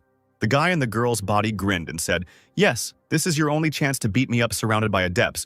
You won't have long to look down on me like this." Silvar flexed his fingers and said through his teeth, "Blows are the best cure for madness." The magician didn't like what Tozir saw next. The knight turned the girl, lying unconscious on the floor, into a bloody mess. Silver claimed they could heal her, and the lord shouted, "Idiot! Healing magic won't work on her because of the Water Lord." Now the knight himself became alarmed, and Tozir continued, "Damn, how could this happen? If she dies here now instead of borrowing this power, we will have to face the wrath of the king's spirit." When Dark's ring began to emit light, everyone around became alarmed. A moment later, a human body materialized in the blue light. Silver guessed what it was and turned to Tozir for confirmation. The lord replied that it was the spirit of King Naiad. Meanwhile, Rubinsky reported to Frank that the golden dragon had taken a liking to Dark. Kneeling, the prince said, "I believe he has been living for more than 4,000 years. Frank asked if it was really impossible to get along with the owner of Mount Maltorio, and Rubinsky replied that he doubted it. The prince explained, "Since we do not show hostility, he will not stand in our way. Frankly speaking, this mountain system is not very big." Frank said, "Golden Dragon Arteus. Uncontrolled variable. Right before the war, this is not good." Rubinsky noted that given that it hasn't caused us any problems in the last 30 years, in fact, we didn't even know it existed. That's a good sign. In any case, I think we should refrain from excessive cutting of trees on the mountain. The emperor noted that then Subashi and Chire would take over production, and when we received the lands of Kronos, we would have nothing to do on Mount Maltorio. Rubinsky confirmed, "Yes, everything will be settled as soon as we restore the former capital of Kratia." After some time, Dark finally woke up. He was unhappy that he was back to square one again. Peeking out from behind the canopy, Saren asked, "Madam, are you awake?" The guy sat up in bed and looked at the girl. What he saw outraged him, and he asked, "What happened to you? What happened to your face?" The girl's entire arms and face were covered in bruises and abrasions. Dark asked, "Were you beaten because of me?" The girl moaned, shedding tears. Then the maid buried her head in the boy's chest and said, "Please don't run away anymore. I thought I was going to die." Dark remained silent at this and stroked the girl's head. The doors to the room opened and Tozir and Silver walked inside. The guy gave them a displeased look. Throwing the girl away from him, who was now buried in the bed, Dark stood up and said, "If I run away, the girl will suffer, won't she? Wherever I go, there are people like you." Ignoring this, Tozir asked where the Azure Knight was, and the boy asked what they were talking about. The Lord clarified that Dark had stolen the Titan. The warrior replied, "Ah, so that's it. His name is Andromeda?" Tozir replied, "As I thought. If you heard his name, then you must have made a contract." The guy asked what was wrong with that, and the magician demanded that the Azure Knight be returned. Dark asked why he would do that. Tozir bared his teeth and replied, "He is not yours. He is our national treasure, and the only right decision would be to return him to where he belongs." The guy said, "This is not what I wanted to hear from someone who put his dirty hands on my property. These are your problems, not mine. If I can get my body back, I won't need something like titanium." Dark's face darkened, and he added, "And if you want it back, undo the spell." Not daring to answer anything, the magician remained silent for a while. Then he said that it was impossible. Tozier explained, "Nothing can be changed now, even if you kill me. The black magic that I cast on you is not so easy to undo." Dark cried out, "So let's check if this is true or not." The boy wanted to call Andromeda, but the knight interrupted him, saying that Dark could not pilot the Titan. The warrior was indignant. "What, I already controlled him and you dare to lie?" Silvar replied, "I already saw the trace, you only took one step. If you want to walk, it's okay. But if I summon my Titan and attack yours, what will happen then? It will start absorbing your mana to fight me. You will run out of mana and pass out from shock." Dark repeated this questioningly, and the knight confirmed, "Yes, you can imagine what we will do with your body." Then the Lord said, "Silver, that's enough. We're not going to do anything specific, but your mana flow will be seriously affected." Turning away and waving his hand, Dark replied, "Do as you wish. I am not going to return it to you." Not having received what he wanted, the magician sighed in disappointment. Then he said, "Great. And if so, would you like to make a contract with me?" The guy, interested in this, looked back at Tozier. The magician explained, "You don't have to return the Azure Knight to us, but in return, you will lend a helping hand together with the Lord of Water." Dark was silent for a moment, considering the proposal. He then replied, "Unfortunately, I know what incredible power the ring contains, but I have no idea how to control it." This surprised Tozier. He asked if Naiad hadn't taught Dark how to use it, and the guy replied, "Naiad, I've never met anyone with that name." The worried mage said, "Wait, you were chosen as the owner of the Waterlord, who even healed the injuries, and he still hasn't shown himself." Dark demanded that the magician stop whining, and explained that if he knew how to use the power of the ring, he would never have let himself be caught. But the Lord said, "In that case, let me teach you how to use this power. The Azure Knight naturally will also provide you with considerable help." The guy noted that these were unfair conditions. Dark and Tozier stood and pierced each other with their eyes. The Lord noted that the boy had unwavering courage. Somewhat surprising the guy, the magician said, "Okay, then I will try to find a way to undo the curse. No, I will also look for a way to send you back to your world." Dark replied, "For your information, if I return home without my power, it is the same as death." Tozier explained, "If you return to the same dimension, the power of the demonic god will cease to act. Your body will return to its previous state."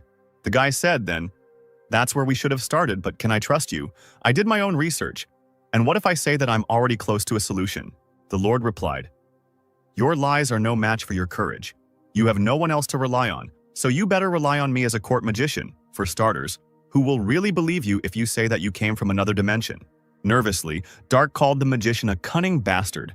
Turning away and heading forward, Tozier said, "It seems you have already decided everything. In that case, follow me." Without hurrying to follow the Lord, the boy asked where they were going. Frank sat at his long dining table, none too pleased that he had to meekly make do with the usual military rations. As he looked forward, his gaze met Dark's. Trying to get into the mood for conversation, the king cleared his throat. He folded his hands in front of him and asked, "Is that you, Dark?"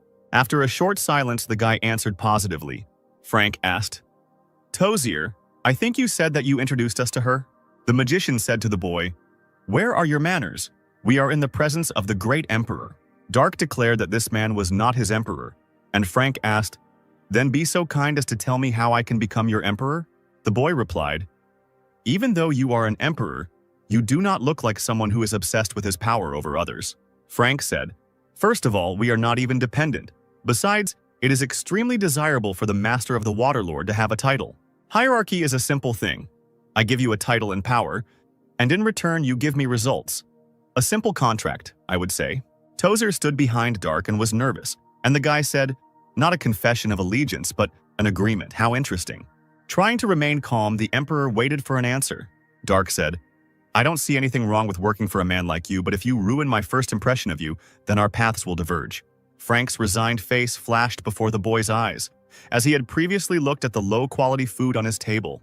Rising from the table, the Emperor gave his consent. Then he told Dark to kneel before him. The guy grinned, but still sat on his knees. Frank approached him, pulled out his sword, and, alternately applying the blade to Dark's shoulders, began his speech. I, Frank von Greyet, grant the title of Baron to Dark. From this day on, you will regain your former glory. As my left hand, you will enjoy prosperity and glory at my side. The guy continued. I, Dark Clyde, gladly accept your command. It was already approaching late evening. A sentry stood on the wall of one of the fortresses and yawned from boredom. Somewhere in the distance, he noticed something suspicious. The knight looked more closely, trying to understand what was happening in this darkness.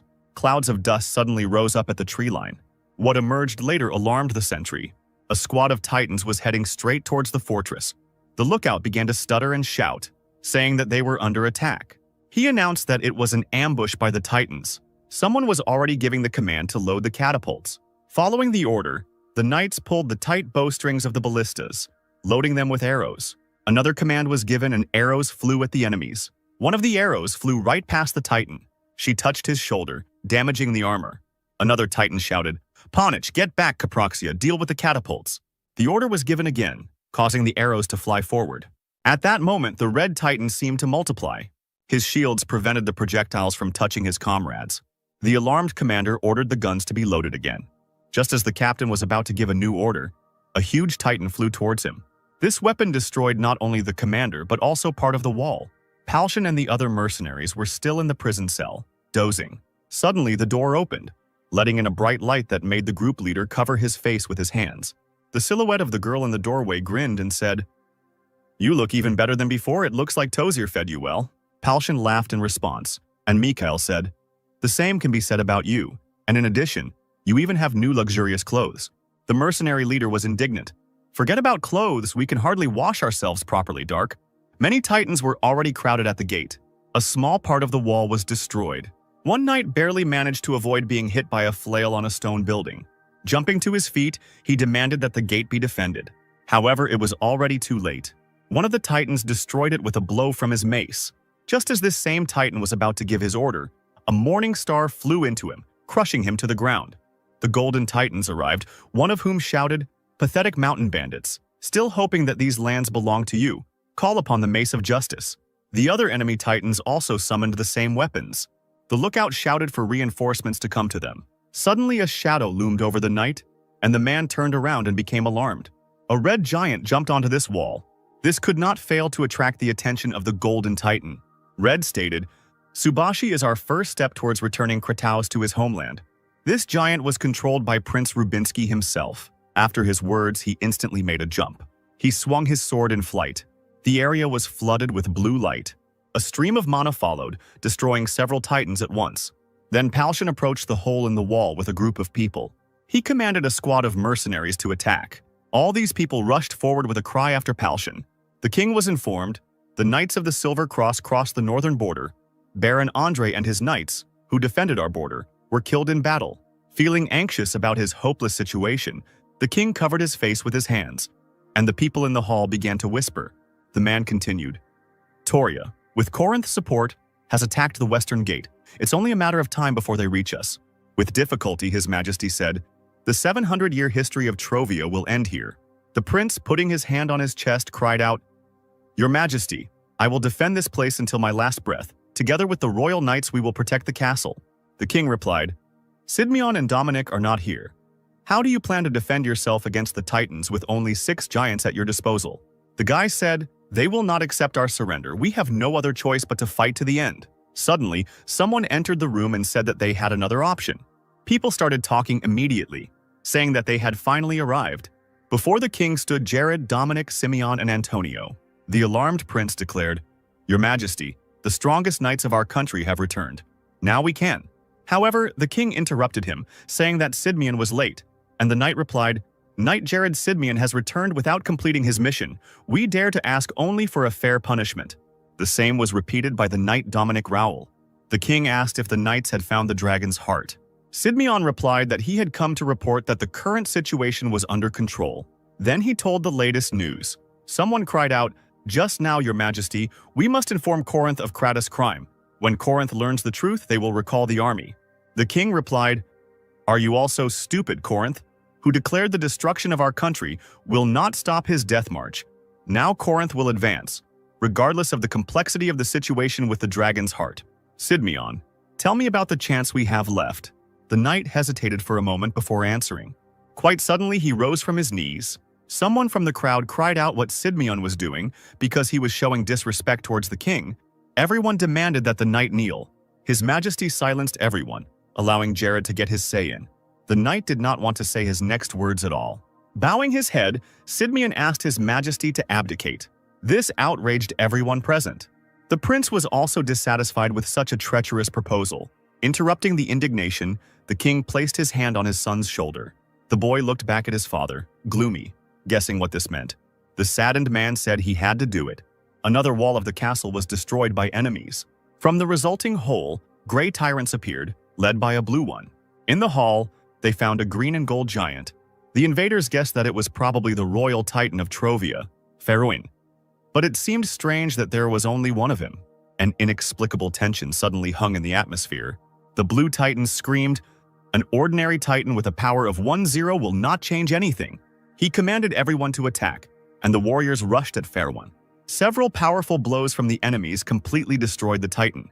He didn't even try to avoid the blows, and now he just fell to the ground. The blue giant was unhappy that the enemy didn't even resist. He expected something more. When the helmet of the defeated man opened, those present were surprised. Before them was the already dead king of Trovia. Meanwhile, in Kratos Castle, a magic circle formed in one of the halls. In just one moment, a group of people appeared in it. Among them was a young lad, the king's son. Alarming him, someone asked, "Are you the prince of Trovia?" Frank asked this question surrounded by knights. The guy replied, "Yes, and you must be the Emperor of Kratos." The man said, "Yes, I am Frank von Greyet." The next moment, frightening the prince, the knights pointed their swords at him. The boy frowned and remained silent for a while. Earlier, he shouted, "This is absurd. Kratos brought us all this nightmare. Why should they become our rulers?" Jared replied, "This is the only way to save our country." The prince continued to shout, "Where is your pride as a royal warrior of Trovia? As a prince, I do not intend to fulfill the wishes of our enemies." Making the boy nervous, the knight said, "Enemies, you say? I will never forgive Kratos for killing my brother. But not as a brother, but as a royal warrior. I am ready to kiss their feet and become their most devoted hunting dog." Clenching his fist and placing his hand on his chest, the knight continued, "For the restoration of Trovia, this is my pride. And when our country rises from its knees without any doubt, I will make them answer for everything." Looking at the emperor with disdain, the young man began to approach him. Once close enough, the guy dropped to one knee. Then he said, "Prince of Trovia Ortolan Chu Bernhard, I ask for protection from Kratos, and I swear to become a loyal subject of Kratos." Frank replied that he gave permission for this. While in prison, Palshan shouted out the name of a comrade. Dark stood in the doorway, dressed in the clothes of a male imperial confidant, and grinned. Alarmed, Media asked, "What happened? Are you serious about joining Kratos?" The guy replied, "Something like that. In any case, I received the title of Baron." This somewhat surprised the mercenaries that Dark passed by. The guy stopped next to Gaston. The magician sat hunched over and was clearly in an unfriendly mood. Gaston said, "I don't hate you for your decision. You're not a Trovian after all, but I think it will be difficult for us to remain friends." Dark replied that he understood everything and he was sorry. A silence hung over them, making the atmosphere oppressive. Not wanting to admit it, Palshan also said that they gave out information about their mission even under the spell. And Dark turned to him and replied, "I know everything. It seems like it will be hard for you to continue working as mercenaries, right? According to Tozier, they are forming a mercenary unit. I have recommended all of you as officers." The mercenaries were shocked that they could be given such ranks as officers. At that moment, Tozier and Silver appeared in the doorway. The Lord confirmed, "Yes, Dark vouched for you. You have become a real problem for our knights and of all people. Some of you are smart enough. As the adepts of the Royal Knight Academy, I hope you all will become part of our management system." Jimmy said, smiling, that he was flattered. Palshan and Media started arguing loudly among themselves, and the brown-haired man thought, "Why are you all arguing?" The mercenaries' dispute was suddenly interrupted by Silver. He said, "Our emperor said that if you succeed in the brewing war, you will become permanent members of the army." This made Palshan think for a moment. Then the leader of the group said, "Okay, it seems I have no choice. This is not such a bad offer." At that moment, he looked at Gaston, who had turned away from them all. Dark said, "Ah, yes," the emperor gently hinted at something. Palshan asked what exactly, and the guy, without rushing, told about it. What he heard interested Gaston and made him turn around. Palshan was right in the thick of the battle, cutting down his opponents. One of the enemy knights attacked him from behind. The mercenary would hardly have had time to avoid this attack. However, a lightning strike struck the enemy. Turning to the magician, Palshan thanked him for saving him. It was Gaston, who was already breathing heavily. He didn't respond to the thanks. The magician recalled the words that Dark had recently spoken. The boy explained that the Emperor of Kratos had hinted to him about Trovia's independence. A meeting was held in the ruined castle, during which someone reported Subashi's troops had created a formation on the Narion plain. Considering the numbers, they must have drawn forces from the border of Chire, a detachment of infantry, 2 detachments of cavalry, 1 mercenary, a fleet, and the king's knights. They hired as many mercenaries as possible and sent their forces to Narion. Holding a pointer in his hand, Rubinsky said, "They have concentrated troops on the border with Chire. Apparently they are going to retreat." Someone from those gathered answered, "It was we who noticed the Knights of the Crayon flag among the opponents." Another said, "As we expected, the Subashi are well aware that they are the next target." The first man also clarified, "There are only 23 Titans. If they reinforce them with 15 Titans of Crayon Knights, then we can assume that this is their entire military power." Folding his hands in front of him and leaning on the pointer, the prince said, "The united forces of Subashi and Chire. This battle will decide our fate in the war." Dark was unconscious for some time. He was alarmed when he woke up. There was only darkness around the guy, and he couldn't figure out where he was. Dark began calling Saren in the hope that she would finally respond. The guy assumed that it was Tozier's antics again. Suddenly someone smiled and said, "You are developing at an amazing speed." Dark screamed, "What? Where are you? Is this your doing? What the hell are you doing?" Someone, continuing to grin, called the guy a brat and said that he had no right to know this. This angered Dark. Although he was nervous, the guy promised to grind the creature into dust. The stranger laughed and said that it would be funny to break Dark's spirit a little, and the guy replied, "Chatting is the only thing you are capable of, since you are hiding in the darkness." The unknown creature did not like this statement and decided to use its magic. Dark looked around, waiting to see what would happen next. The next moment, the creature used the spell Water Sword, after which a blue beam was directed at Dark, which the guy barely managed to dodge. But part of his hair was cut off by this attack. Grinning, the warrior thought, "A sword? No, it doesn't look like metal magic? I must gather Kai to create divine steel." Concentrating, Dark tried to do what he had planned. However, someone shot a water arrow at the guy. Dark crossed his arms in front of him to protect himself from the attack that sent him flying backwards. The boy screamed in pain and hit the ground several times. He stood up and began to insult the stranger. Dark glanced casually to the side and discovered part of an arm. Only now did he realize that his limb had been torn off. At that moment, the creature launched a water hammer. This time the blow hit the guy's leg, and again he was pierced by incredible pain, causing the warrior to scream and grab his limb. Without giving Dark a chance to rest, the unknown person once again launched a water hammer at the guy. The warrior had no chance to avoid it. Now his body was shattered. It turned into a bloody mess. Laughing, someone said, "It seems that's enough for now. Next time I'll make you mine." Dripping with cold sweat, the alarmed Dark stood up abruptly. After the nightmare he saw, he was breathing heavily. Dark lay down again and began to examine his hand, trying to understand where he was. And Saren, who was standing next to him, asked, "Madam, are you unwell? Should I call the priest?" The guy stood up again and replied, "Forget it. Healing magic won't work anyway. Did I fall asleep? I clearly remember that I trained in Kai stabilization." The maid said worriedly, "I think so. You suddenly fell on your side. You told me not to touch you under any circumstances, so..." For a while the guy just remained silent. Then he said that he wanted to take a bath and get some air, and Saren replied that she would prepare everything. After some time, Dark was already walking through the garden, accompanied by Saren, carrying a basket and silver. He remembered the last words that the unknown person had said to him. Dark thought that it was too realistic to be a nightmare, which meant that it was another curse. Glancing to the side, the guy suddenly stopped near the white flowers. Looking at them, the maid said, "You like chrysanthemums. There are many of them in the garden because they reflect purity and honor." For a few moments, Dark did not answer. At that moment, he remembered his life before he came to the new world. He recalled how he held his comrade Gook on the cliff, and this man said that it was an honor for him to serve Dark. Hook's entire back was covered in arrow wounds. Then Dark asked his dying comrade for forgiveness, and the next moment Gook flew down the cliff. Daru said, "Honor, not quite suitable for him." Saren, not understanding what was being said, was worried.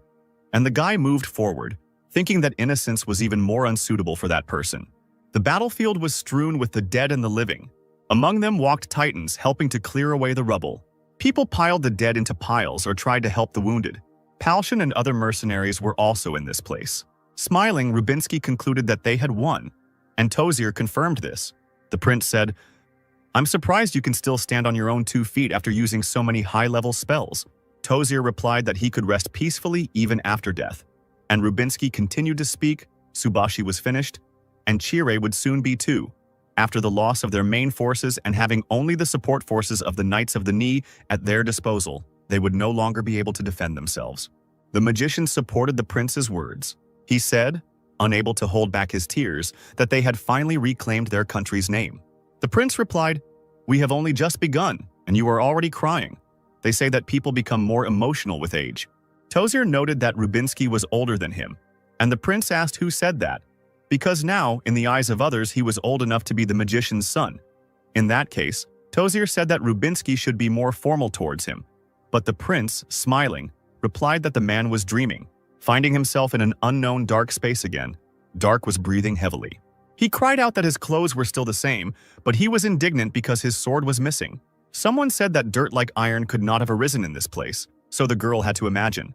And Dark cried out, "It's funny to demand that I become your slave. How impudent." The stranger said that in that case he would simply force Dark, then threw a water sword at him. Once again, the guy was unable to avoid such an attack and was tortured. He woke up screaming and in a cold sweat. Sitting in the lotus position and with a sword on his feet, he was breathing heavily. Saren stood nearby with a tray and a glass, saying that she had brought water for the lady. Dark radiated discontent as he drank the liquid furiously. Wiping his lips with his hand, he looked at the saber on his legs. Frightening the maid, the enraged guy threw the weapon past her. The blade was heading quickly towards the doors and Dark was screaming that holding it on his belt was not helping. He also didn't have the strength to squeeze it in his hand.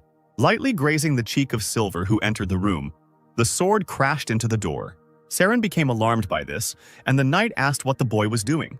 Dark replied that he had done nothing of the sort, and Silver asked again and grabbed the hilt of his sword. The next moment he threw the gun at the guy. Passing Saren, the blade rushed towards Dark, who was sitting calmly in his place. Suddenly, the flight of the weapon was interrupted. Dark recalled a recent conversation with the maid. The guy said, "You are free. You will no longer be beaten or threatened for your work. I spoke with the Emperor, so you can go wherever you want." However, Saren didn't want this at all. She fell to her knees and cried out, "Please don't leave me. I will try, please." Dark looked at the girl, feeling awkward and sorry for her. He also dropped to one knee and said, "You have been tamed too well." At this moment, the worried girl clutched her apron so tightly that her hands shook. But the tension immediately disappeared when Dark said that he understood everything. And from that day on, she was his forever. He also added that he will never leave Serene. Now, standing in the doorway, Silver said, "I forgot. When beastmen protect their master, they awaken their wild instincts." The girl sat on all fours, digging her claws into the floor and hissed at the knight. Dark, who was behind, told the maid to calm down. The worried girl was not very willing to agree with this, and the guy said arrogantly, "Do you think I will die from such a slow attack?" Silver was outraged by this question. He asked, "With the ordinary title of Baron, you dare insult me? A royal guard?" Dark replied, "The title is just for show. As I said, you won't be looking down on me for much longer." The knight said, "You say you can meet me face to face?" Dark asked, "Do you want to check, Adept?" Clicking his tongue and holding his hands out in front of him, Silver said, "I give up. If I ruin your face, I'll be in trouble because you won't be able to take part in the ball." When Serene heard about the ball, her eyes sparkled. Dark asked what it was, and the girl enthusiastically replied, "It was a place where the nobility gathered to dance and socialize." The indignant guy asked, "Why the hell should I go dancing?" Pointing his finger at the warrior, the knight replied, "Celebrate the victory. Today is a holiday, and tomorrow is a ball. Sort out your appearance and manners." After these words, Silver left, leaving Saren and Dark alone. The guy was still indignant, and the maid asked the mistress to leave the outfit for the ball for her. Rose petals flew in all directions along the main street and fanfares sounded. The knights carried a banner with white and black stripes, in the middle of which was a three-headed dragon with two swords in its paws. In front walked Prince Rubinsky, Lord Tozier, and other high-ranking warriors. The rest of the knights who brought victory followed them. Someone in the crowd was discussing, "It's him, of course, Rubinsky. How handsome, really. The prince is surprisingly so young. Siren looked at all this with admiration, and Dark with deep displeasure. The guy thought, a holiday, I'm sure, is a great way to increase support from citizens. But I don't see Palshan's squad. Where are they? Suddenly, someone called out to Dark. This person shouted, "Hello, girl with blonde hair. Lady knight with long hair and a beastman servant." Siren became nervous and said that it seemed like it was Darka's name, but the guy replied that it wasn't him. Finally, he looked in the direction of the voice. The tall blonde man said, "You're finally paying attention." Then, alarmed and covering his mouth with his hand, he said, "Oh my god, child, when I looked at you from behind, you didn't look like a child. I was wrong. Do you have an older sister looking at you? I bet your sister will be just as beautiful." Dark was outraged by this behavior. Looking at the smiling man, the guy recognized the master in him. Dark replied that he didn't have an older sister and asked who the man was. Ignoring the question, the stranger said, "You are a noblewoman, but your outfit, well, it doesn't matter." At some point, the stranger saw another girl with her back turned to them. After saying goodbye to Dark, he immediately headed towards her. However, when the man saw that it was not a girl but a dog, the stranger did a forward somersault, passing the animal. Silver approached Dark with treats, and the boy asked if there were any more masters in this country, and the knight asked if Dark had spoken about that man. Giving the treat to the delighted Siren, Silver said, "Just don't tell me that you can tell whether the person in front of you is a master or not, just by looking at him." Dark replied that the knight was free to believe whatever he wanted, and the man replied that he would report this to the chief. The guy asked if Silver was going to report everything to Tazir, and also noted that he would also go to the magician. But then the guy looked at Siren, who was eating the treat with gusto. She said that it was delicious, and Dark said that Tozir was a little busy now. He suggested going to the magician a little later and asked to give him a treat too. After some time, Dark and Silver were already in front of Tozir, who said, "I will pass on the report to Prince Rubinsky. He knows better because he is the master." Tozir also asked what Dark wanted from him. The guy clarified that it concerned the ring. He asked if it could cause nightmares for the owner. Unsure of this, the Lord repeated the key word questioningly. Then he opened one of the books, trying to find the answer to the question. The man looked through the old pages for a while, after which he replied that there were no such entries in them. Darren added, "But since there are only a few entries here, we can't be sure." The Lord asked, "And why do you think that the nightmares were caused by the Lord of Water? Firstly, what kind of nightmare did you have?" Dark looked at the ring, not daring to tell about it. But he still began to explain to the magician what the matter was. Folding his hands in front of him and bowing his head, Tozir said, "That is true. The voice you heard definitely belongs to Naiad." Darren confirmed that it was clear from the name of the spells alone. And Dark, running his hand through his hair out of concern, said, "He did a lot of damage to my body and mind. I can hold out a little longer, but I don't know how long." The Lord said, "I didn't think you could be so weak. Firstly, these are not dreams." This statement surprised the guy and made him ask questions. The magician explained, "When you realize that you are in a dream, you can do whatever you want there. We call it lucid dreaming. But if I believe your words, even though you are aware that you are in a dream, you cannot resist the voice. I want to say that this is not a real dream, but rather psychological magic, maybe even a spatial field." Dark wanted to ask how to deal with this, but Tozir interrupted him, saying that nothing could be done about it. The Lord explained, "Naiad is the king of spirits. I'm sorry, but I can say with confidence that there is no magician who can compare to his magic." The disgruntled guy cried out, "Wait, but this bastard chose me as his master. Is that why I can't take him off?" Tozir thought, looking at the ring and scratching his beard. Then he made his guess. "Maybe you were chosen as a slave or something like that?" The words spoken by Naiad sounded in the boy's head again. "Become my slave." Enraged, Dark shouted insults at the Waterlord and slammed his fist on the table. Now the boy wondered why Karel gave him this ring. Tozir looked nervously at the dent on the table, and Darren said, "But this is strange. If the spiritual king decided so, then he would have no problem brainwashing the Baron right now. Why is he forcing him to submit of his own free will?" The Lord agreed. True, it was very strange. Unconsciousness in addition to illusions would be enough to make him do whatever he wanted.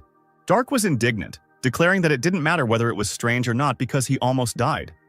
And at that moment Silver said, "I don't know much about magic, but it reminded me of the night training school, where when the instructors trained the newbies, they would abuse them, beating and insulting them." Tozir thought about it, and Dark repeated questioningly, "Training knights?" Silver replied, "Trash, pig, slave, and all that stuff. They will never treat you like a human being. They will beat up anyone who can't stand the training, trample them, or use clubs. This method will put any impudent person in their place. The magician said that this was clear to him and asked him to continue the story.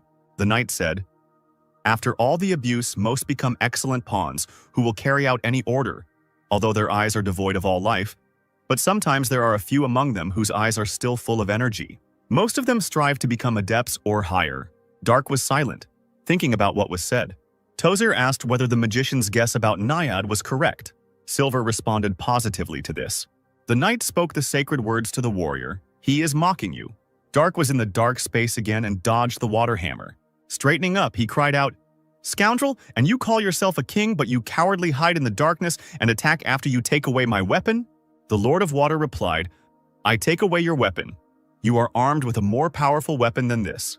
The guy was indignant and asked if Naiad was laughing at him, since there was no weapon nearby. At that moment, the ring on the guy's hand lit up, forcing Dark to look in his direction. Feeling uneasy, the warrior looked at the ring and remembered the words of the worried Tozier, who asked if Naiad had not told him how to use the power. Without allowing the boy to think for long, the Lord of Water again released a stream of magic towards him. Putting his hand forward, Dark tried to summon a water sword. To the guy's surprise, a sword made of water actually began to materialize in his hand. The warrior immediately tried to repel the attack directed at him. With a swing of his sword, Dark cut through the stream of water rushing towards him. The magic hammer, like the sword, disappeared, and water flowed down the guy's lowered hands. The all-wet warrior grinned and said, "Seriously, are you trying to train me, Naiad?" Somewhere ahead, a bright silhouette of the Water Lord appeared, saying how funny it was. Dark summoned the water sword again. Then he rushed forward and cried out, "Taste your own medicine." The guy was already close enough and ready to strike his opponent. However, when Dark swung his sword, Naiad blocked the attack using a water shield. The warrior made several more lunges, destroying the structure of the shield. The guy said that now everything will be different. Smiling and licking his lips, the Water Lord said that they were fighting as Dark wanted. The Naiad decided to release the arrow, and at that moment a water vortex was forming behind his back. Then a multitude of powerful jets of water flew at the warrior. At the last moment, the guy made a jump, which allowed him to avoid injury. His flight was directed straight at the Lord of Water. Dark raised his sword back, waiting for the moment when he was close enough to attack. However, he was unable to reach Naiad, as the enemy released a water hammer, which crushed the guy's phantom body. Dark jumped up in bed again, breathing heavily and sweating. However, now he was smiling because he was able to fight back, which meant that the guy had a chance. It was already late evening when stars and 2 full moons could be seen in the sky. Walking along the stone-paved path, Dark was indignant that for some reason he had to participate in the ball, and Saren, who was accompanying him, was wiping away tears with a handkerchief because she had prepared a cute red dress. But the lady did not want to wear it at all. The maid also answered Dark, "We have no choice, since the ball was organized by none other than our great emperor. As a representative of the nobility, you must take part." The guy said, "Anyway, I'll just sign in the guest book or whatever it's called, okay?" The girl answered positively when suddenly she heard something. Puzzled Dark, Saren said, "Madam, I think there is a wounded person somewhere in the garden. I heard someone." The girl began to listen to the sounds, which soon made her blush with embarrassment.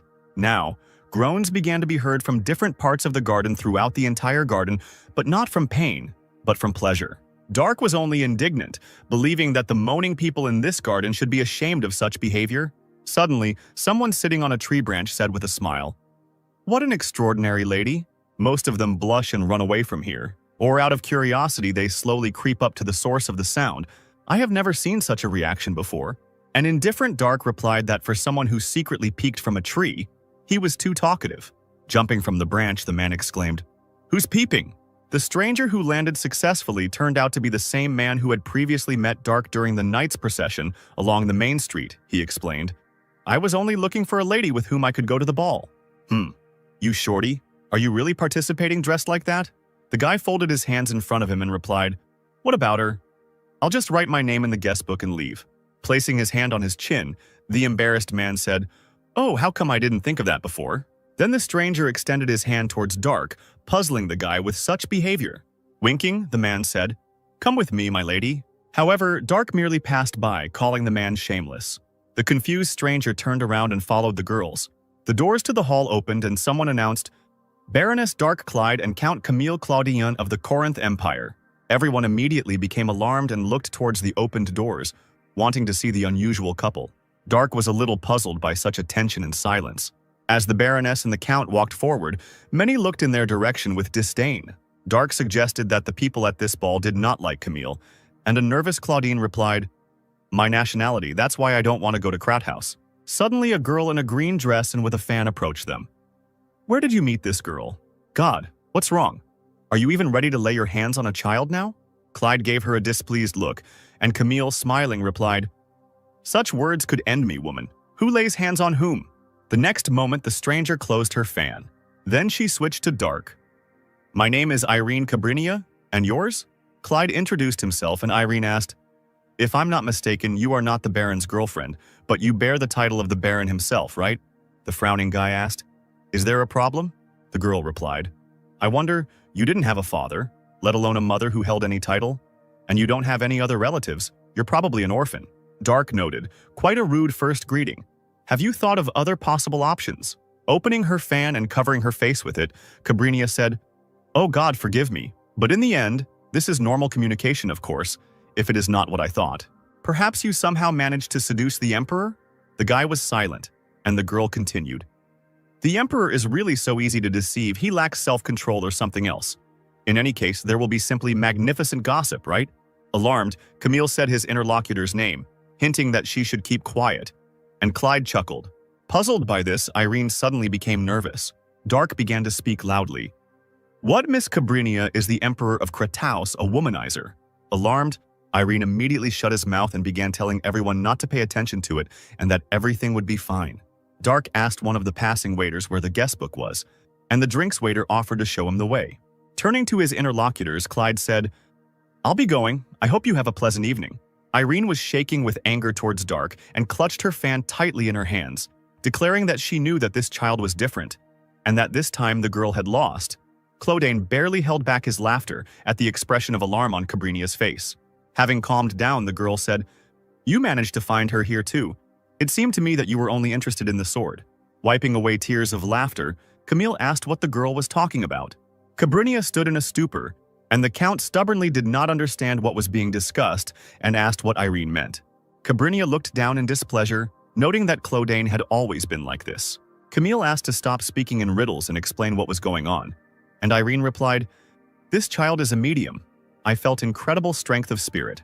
These are not the spirits of fire or wind that I worked with, nor the earth or water that my sister used. Only the spirit of thunder remains." Pointing his finger at the girl, Claudine said, "Is it possible that she controls a spirit that even your sister cannot cope with?" Irene replied, "Idiot. What nonsense. If she can control a high-level spirit, then she can summon any lower-level spirit, but that doesn't mean I can't sense it." Upset by the insult, Camille thought about the spirit of thunder. Claudine asked if Dark had inherited his power. Irene replied, "This happens less often with mediums than with magicians, and since she bears the title of Baron, we can assume that she is quite close to the spirit." Bringing the cup with the drink to her lips, the girl asked if Dark could become a monster in the future. Taking the cup from the puzzled Irene, the man replied, "Desirable." Approaching Irene, Claudine whispered, "Maybe we should kidnap her?" This surprised Cabrinia, who asked if Camille was serious about what he was saying. The Count grinned and looked slyly at the girl. After another battle with the Waterlord, somewhere in the subconscious, a sweaty Dark woke up and was breathing heavily. The dissatisfied guy grabbed his head. This time he lost again. Clyde asked Serene to give him some water, but looking ahead, he realized he was in danger, so he immediately grabbed the hilt of his sword. In front of him stood an armed man in a robe, whom Dark decapitated with a swift dash and a swing of his weapon. The dead body fell to the floor, and the warrior, meanwhile, found himself outside the bed. Looking around, he saw several more ill-wishers. Behind one of these people lay an exhausted and wounded Siren. Enraged that the stranger dared to hurt his servant, Dark bared his teeth. The ill-wisher immediately rushed towards Clyde. Once at his target, the man pointed his weapon at the warrior. However, Dark made a jump, allowing him to dodge the attack and get closer to Siren, who was having difficulty addressing the lady. In front of the guy stood two ill-wishers, and behind him lay a maid, to whom Dark told that she had done a great job, and the girl replied that she had tried her best. The next moment, one of the opponents attacked the guy. He attempted to strike, which Dark successfully blocked. Seeing another enemy approaching the lady, the girl became alarmed. However, Clyde jumped again, avoiding two simultaneous attacks. But this did not improve his situation much. One of his ill-wishers tried to deal the warrior another blow. But at that moment, the sword suddenly disappeared from his hands. Saren contributed to this by tearing out the blade with her teeth. The angry man tried to grab the cat girl, who immediately jumped away from him. He heard his comrades wheezing and looked in his direction. As it turned out, Clyde had pierced him through and through, causing the body to fall onto the girl's back, dropping the weapon. The last nervous survivor reached into his inside pocket to pull out a roll of paper. Not wanting to let his enemy get away or allow another attack, Dark kicked the enemy's dropped weapon away. At that moment, the ill-wisher tore the scroll, bringing with it a blue glow. Clyde kicked his foot, causing the enemy's blade to launch into the opponent, who was then disappearing. Unfortunately for Dark, the weapon stuck into the wall, never reaching the ill-wisher. Clyde was not happy that he had missed the stranger. He assumed that the man had used some kind of teleportation device, which meant that it would be difficult to track him down. A maid ran up to the boy, asking if everything was okay with the mistress. Ignoring the question and looking out the window, Dark said, "And you? You were wounded." Siren replied, "Yes, I'm fine. We heal our wounds quickly." Nervously biting his nail, Clyde thought, "I shouldn't have chased Silver away. Because of Naiad, my body was in complete disarray." He then told the girl to hand over the dead scum to Darren and find out where they came from. The escaped ill-wisher, having found himself safe, reported that they had failed. Casting a displeased glance at his subordinate, Camille asked what the reason was. The man replied, "The beast woman's fighting skills are better than we thought. Her devotion to her mistress is unusually strong. We spent quite a lot of time because her—" Clodane interrupted his speech and said, "So, a loyal beast man is a rare phenomenon. How interesting. But the main reason is, did you lose to the spirit?" After a short silence, the subordinate explained that the girl had used a sword. This statement interested Camille somewhat. The alarmed man continued to report, "Yes, the skill of our target is comparable to that of an adept. She decapitated the first one with one movement and killed the second one in 3. Clodane was surprised that some girl could be an adept. Irene, who came up from behind, said, "There are several records where mediums use a sword, but not a single one where a medium could compare with an adept. Are you sure you understood correctly?" The subordinate replied, "I am sure I can swear on the name of my family." Smiling, Cabrinia noted that it was unfortunate. Scaring the man, she said, "Our hunting dog has just failed a mission and is justifying it with the family knighthood title." Suddenly, a fire salamander appeared next to him, summoned to kill the man who asked why they decided to do this to him. The girl replied, "I'm sorry, but an uninvited guest was on your tail." A moment later, the room was illuminated by the light of a flame that was burning the subordinate alive. All that was left of him was a skeleton, on whose skull Irene stepped, breaking it into pieces. Cabrinia also said, "We will at least justify the name of your family, Sylph. Please clean up." While the fairy was cleaning up the remains of the man, Irene said, "This child, she is something much more than we expected. We must take her with us at any cost." Relaxing in his chair, Camille agreed. Somewhere nearby on the roof was Prince Rubinsky, thinking, "He is from Corinth, Camille Clodin. I must thank her for recognizing him as a master. This time I will let her destroy the evidence." Somewhere in the mountains, in the middle of the forest, the sounds of metal being struck could be heard. The black-haired menacing man swung his sword intending to destroy his opponent. However, Palshan's strike was faster. The man fell to his knees from the damage he received and then lay flat on the ground. The sweaty Palshan breathed a sigh of relief. Lowering his sword onto his shoulders, the group leader noted that everyone was now dead. And Mikkel, running his hand through his hair, said, "Another cleanup. The monsters have been destroyed. All that remains is to take care of the bandits. How much longer do we have to work to the point of exhaustion?" Media replied, "Well, they just understand how to use their mercenaries. There are idiots who hire them as useless security." Gaston asked, "Aren't they trying to recoup their money?" Raven noted that for now, they just needed to wait until they were enlisted in the regular army. And Jimmy fell to the ground and said, "In any case, I only want one thing, to rest a little." An inspired Palshan said that when they were enlisted in the regular army, they could visit their Baron Dark, to which the other mercenaries agreed. Mikkel said he was curious about what Clyde was doing now. The group leader replied that he was most likely training to become a master again. Meanwhile, Darren reported to Dark, "We were unable to find any leads. We tried to track their route, but nothing worked." Clyde noted that magic is not omnipotent, and now nothing can be done. And the magician asked, "But are you okay? It seems that your condition is worse than ever." Behind Dark stood a worried Siren, and the guy with bags under his eyes answered, "I wouldn't say that he's okay. We met on time. I was going to see Tozier, tell him something." Darren agreed to this and asked what exactly needed to be conveyed, and the guy replied, "Prepare a place for me where I can train. This sudden request surprised the magician. Dark continued. In general, there should be an open ceiling and direct sunlight from the sun and moon. An open space protected from external threats. After thinking, Darren replied, I think I know a suitable place. I will pass it on to the master right now. Turning away, the man hurried towards Tozier. When the magician left, Clyde lost his balance and almost fell, but the maid caught him. Siren noted that Dark would do well to rest a bit, and he replied, I won't be able to rest even if I sleep. After all, nothing is free. The Subashi fleet port was quite busy. There, in the middle of the crowd, beautiful girls in long skirts and short tops were dancing. Looking at this, Palshan said, Just look, the war ended only recently, and they are already having fun. Subashi, of course, are rich, as always. Media, standing behind him, said, Wipe your drool first. After all, the ports weren't hit during the war. A carriage covered with flowers passed by them, which caught Mikhail's attention. A fair-haired girl sat among many flowers. Mikhail asked what it was, and Jimmy guessed it was a bride who was about to get married. Ronnie asked one of the locals what was going on here. The man replied that it was a sacrifice, which somewhat confused the mercenaries. He explained, after the fall, the ocean became a bit rough. In winter, it got to the point where it became dangerous to go out to sea. So at the autumn festival, we will make a living sacrifice to the silver dragon Gibraltar, so that we can safely go out to sea. Kentaro asked if it was true that a human sacrifice would calm the sea. The positive answer received alarmed the mercenaries even more. The local said, The silver dragon can control the weather at sea, and Gibraltar has lived for 3,000 years, so I guess he is much stronger. The priest said that for the death of one, the city would gain prosperity, and the man replied, Outsiders may consider this a barbaric tradition, but this port lives off trade with Chire and Argon. This is the most logical option for us.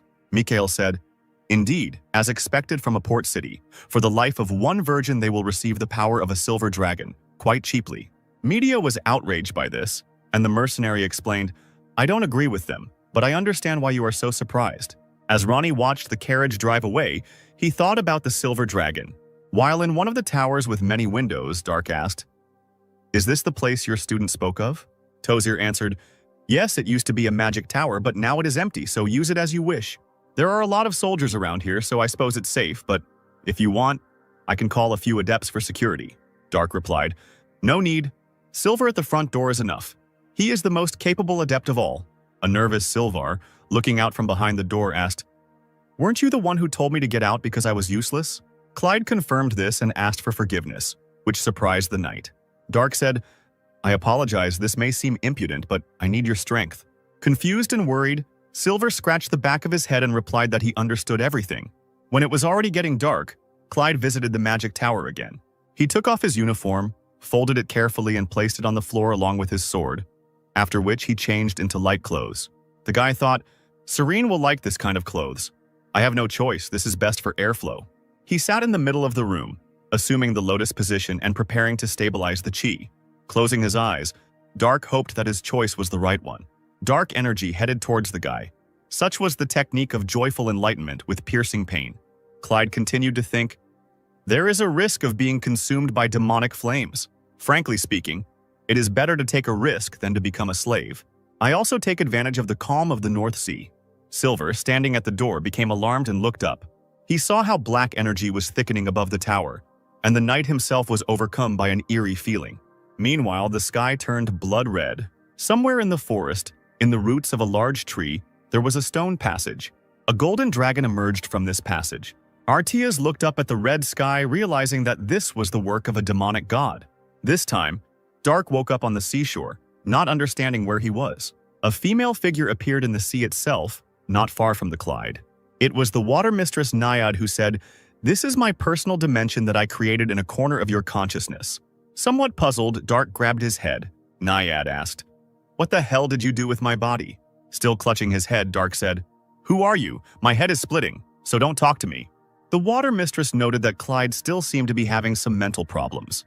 She also stated that she prefers to be strict in disciplining her slave. After this, Naiad summoned water arrows aimed at the boy. Dark glanced at them through his fingers, and the next moment the arrows suddenly disappeared. The water mistress was somewhat surprised that the water arrows instantly evaporated. The guy's hot hand contributed to this. Grinning, Clyde began to laugh madly, and Naiad noted that the girl had gone crazy after all. Dark cried out, Thank you! I am completely renewed. Since I am being challenged, I cannot refuse. Clyde put his hand forward and decided to use the demon shot. Several fireballs immediately flew towards the Mistress of Water. However, they were unable to reach their target as Naiad used a water shield. The guy noted that she wasn't that bad. Smiling madly, he asked why they didn't continue warming up. At that moment, an incredible pressure pressed the guy's legs into the ground. Bloody mana began to gather towards Dark. He collected the received energy in his hands, forming a ball. In this way, he called for the silent dragon to ascend to heaven. When enough ki had been gathered, the boy released the spell. The water mistress immediately used her water shield. The multiplied shield and the guy's attack were approaching each other. After a few moments, they finally touched. Dark's energy flow easily destroyed the Naiad's water shield. The wounded woman, stunned by this outcome, cried out, "This is only a mortal." Clyde said, "How interesting. Your base is water." Naiad looked up to where the dark energy was gathering, and behind her stood Dark, holding out his hand towards her. Placing his palm into the water body, the boy said, "If I evaporate it all with my life energy, will I be able to see your true face?" This statement alarmed the Mistress of Water. Clyde's hand inside Naiad's body began to heat up, evaporating the water and causing pain to the woman. The mistress demanded that the boy leave immediately. Clyde disappeared, and Naiad, falling to her knees, thought, "This damn spawn. There are people like Karel. It's incredible. Well, whatever. At least I was convinced that she would be useful for our plan. In fact, her madness is beautiful. Because you will eventually cross the river of human blood." When Dark woke up, there was a flame in his eyes. A ray of light reached out from the magic tower towards the bloody sky. The knight standing nearby looked at what was happening with concern. A worried Silver pointed at the beam of light, not daring to call it anything. Soon, Dark also rose into the sky in this light. He turned his blazing gaze on Prince Rubinsky. The prince thought, "Her body has changed. It was the same when I became young again, and this wild desire to kill." He saw the same thing in the eyes of the Golden Dragon, who demanded that he leave his mountain. A nervous Rubinsky was uncomfortable with the idea of putting his life on the line. He commanded the knights, everyone except the adepts with the titans, retreat. Otherwise, we will only increase the number of corpses. The prince admitted this. "The enemy is of the master class, Your Majesty. I cannot guarantee your safety." The emperor replied, "I understand perfectly well that if we lose you, then our country is doomed in any case. I personally will remain to watch over the hope of our nation and its future." At this moment, the flame of apocalypse was used, emitting the same dark energy as Dark's magic. Rubinsky looked back, shouting the name of the court magician. Tozer stood with Darren on the wall adjacent to the magic tower and directed a spell towards the levitating guy. The flames of the apocalypse were rapidly approaching Clyde and were about to engulf him. Darren was worried about the Lord, who grabbed his hand and tried to catch his breath, but Tozer was sure that since what happened was his fault, it was up to him to end it. Against the mage's spell, Dark used the Great Night Sky Absorption, which caused the energy directed at him to disappear. Seeing the kind of power that Clyde possessed, Tozer became alarmed. Smiling madly, the guy said, "I see. How curious. It looks different, but this is definitely a demonic technique." But to use a demonic technique on someone who has stepped onto the demonic path is like a foolish foreigner. The next moment, Clyde dropped down and found himself right in front of Tozer. Then, straightening up, he placed his palm on the magician's face. Worried about his teacher's life, Darren instantly made the decision to teleport. Just one moment, and Tozer and his student disappeared, not allowing Dark to do anything with them. Lowering his hand, Dark chuckled questioningly. Looking at Darren and the Lord, who were on the neighboring wall, the guy said, "Fast, or am I too slow?" The magician's apprentice noted, "Master, it was the same before the curse." The Lord replied, "No, it's different here. The mana density is less than it was last time." Tozer was alarmed. Fear was visible in his eyes. Being next to Dark, he experienced exactly the same sensations as when he made a contract with Cronetio. He could tell for sure that what stood before them was the demonic god himself. The Emperor commanded everyone to summon their titans. The sky was covered with several swirls. From them, the titans stepped onto the earth. Smiling, Dark said, "What interesting toys do you have?" Then the unarmed Clyde looked at Rubinsky, who was flying straight at him. Approaching the enemy, the prince slashed with his sword. However, Dark blocked the blow with his saber. The prince was surprised. He could not understand when the girl managed to grab the weapon. The grinning man tried to press on the sword so that Clyde would drop his saber. However, this did not happen, and Rubinsky was surprised how the girl was still standing with such a skinny arm. Dark said, A foreigner outside of Murim was able to reach the level of a demonic disciple. How interesting. The alarmed prince continued to press on his sword. But the next moment the girl threw away Rubinsky's weapon, and immediately after that she tried to strike the prince. Although with difficulty, Rubinsky still managed to dodge. He then swung his sword trying to wound Dark, but the enemy jumped up, avoiding the blade.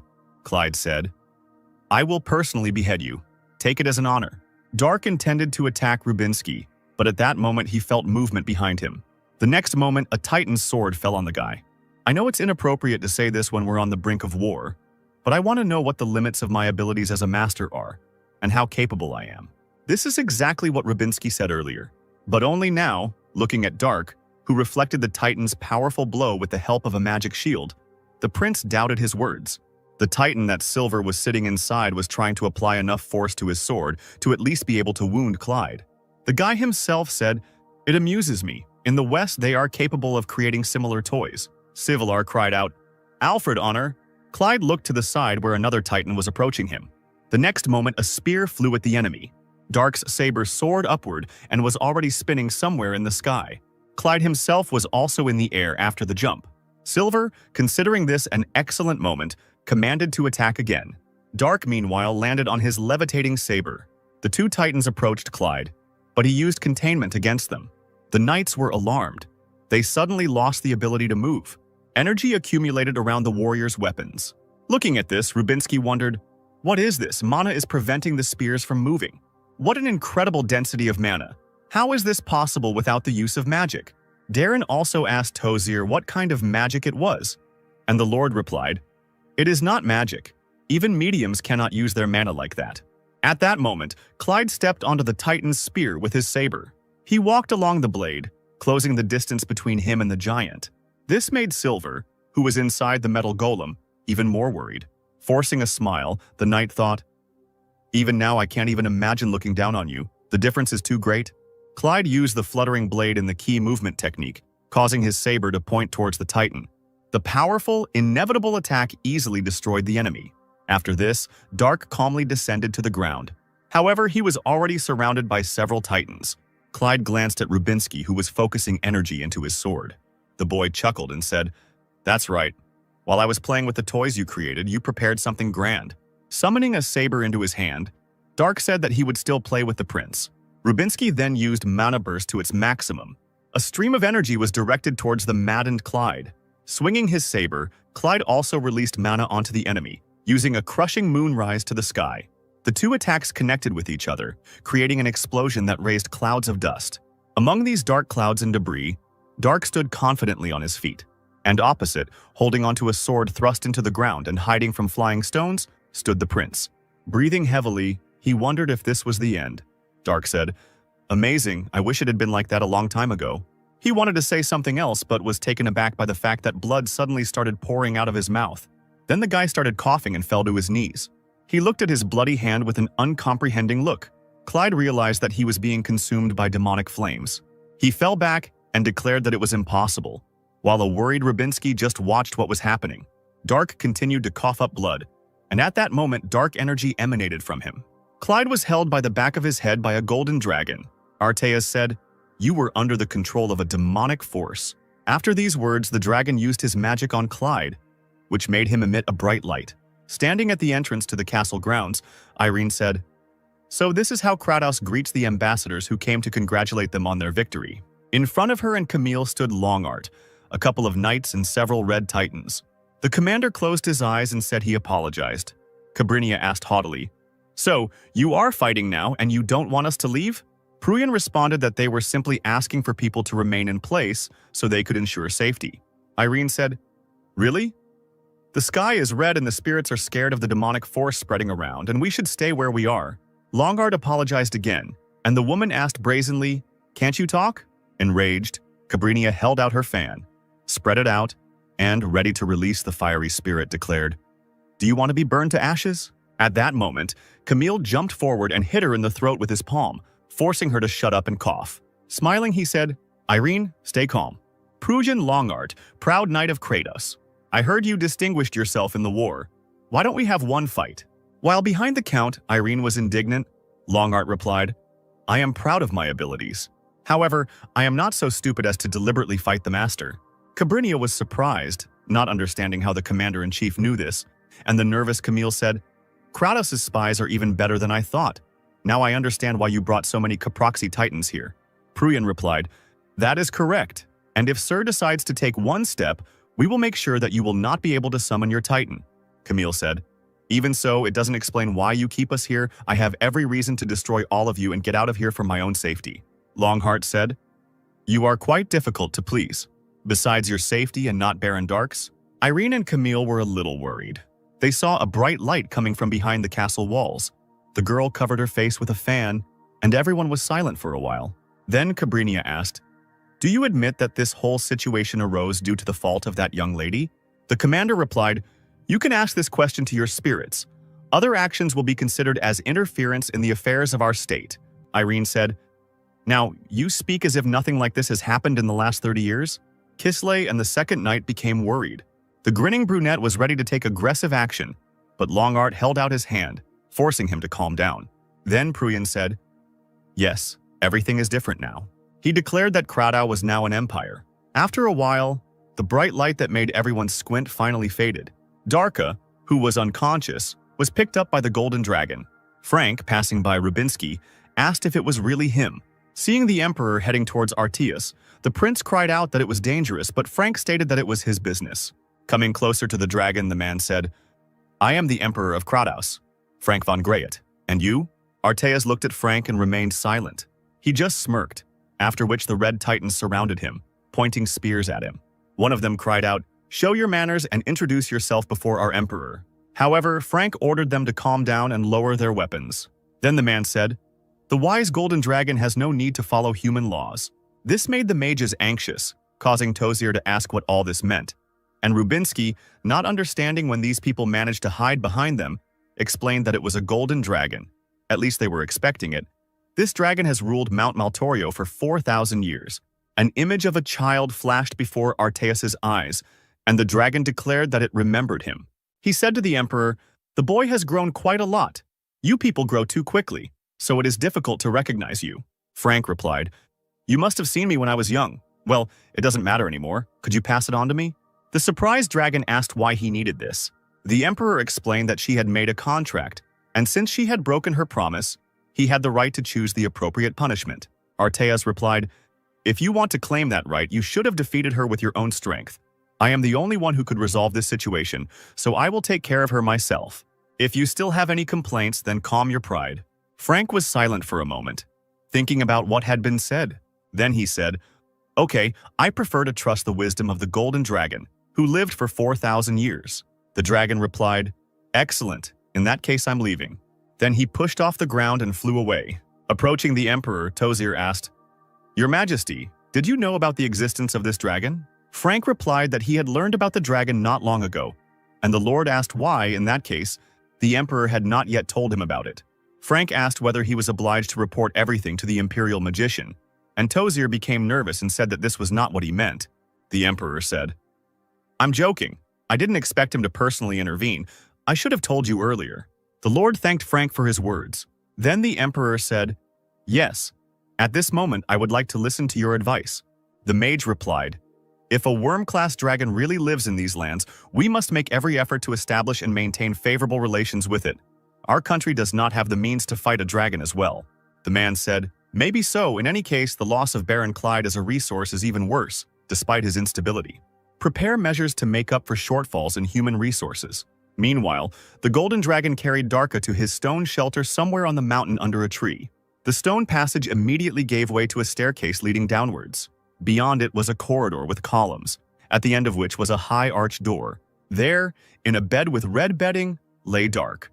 Next to the same bed stood Artias, with a sad expression on his face. Looking at Clyde's ring, the dragon told the naiad to show himself. The decoration began to glow, after which a stream of water burst out of it. The water swirled, fell to the ground, and a silhouette began to appear from it. Taking on her final form, Naiad said, "Long time no see, Arteas." The dragon asked, "What kind of masquerade is this? Since when have you taken the form of a human woman?"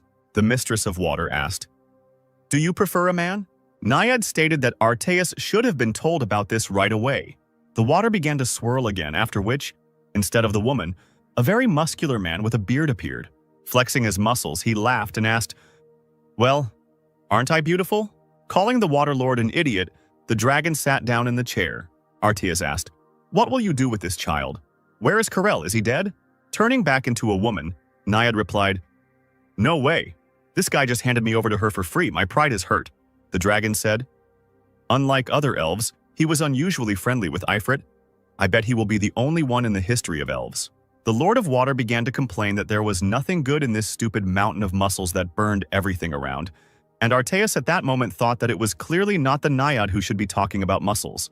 The woman asked, "What? Why are you looking at me like that?" The dragon, pointing at Dark, asked, "Okay, let's put aside empty chatter. What did you do with this child that brought her to this state?" The Naiad replied, "What did she do? She just went crazy and started doing whatever she wanted." Arteas asked, "For a child who hasn't even reached the level of an adept, the mana level is now comparable to a master, and the presence of a demonic god can be felt? I wouldn't say that she just went crazy like that, right?" The Mistress of Water insisted. "I tell you, she's crazy. She's not normal."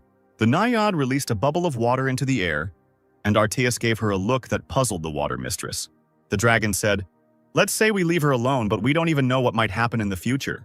Naiad asked, "Since when does the tyrant Arteas care about people?" Arteas was silent again and looked strangely at the Mistress of Water. Naiad said, "And since you brainwashed her, we don't have to worry about her going crazy again." Arteas continued, but her memory also had to be erased. "Okay, that was the only way out, though."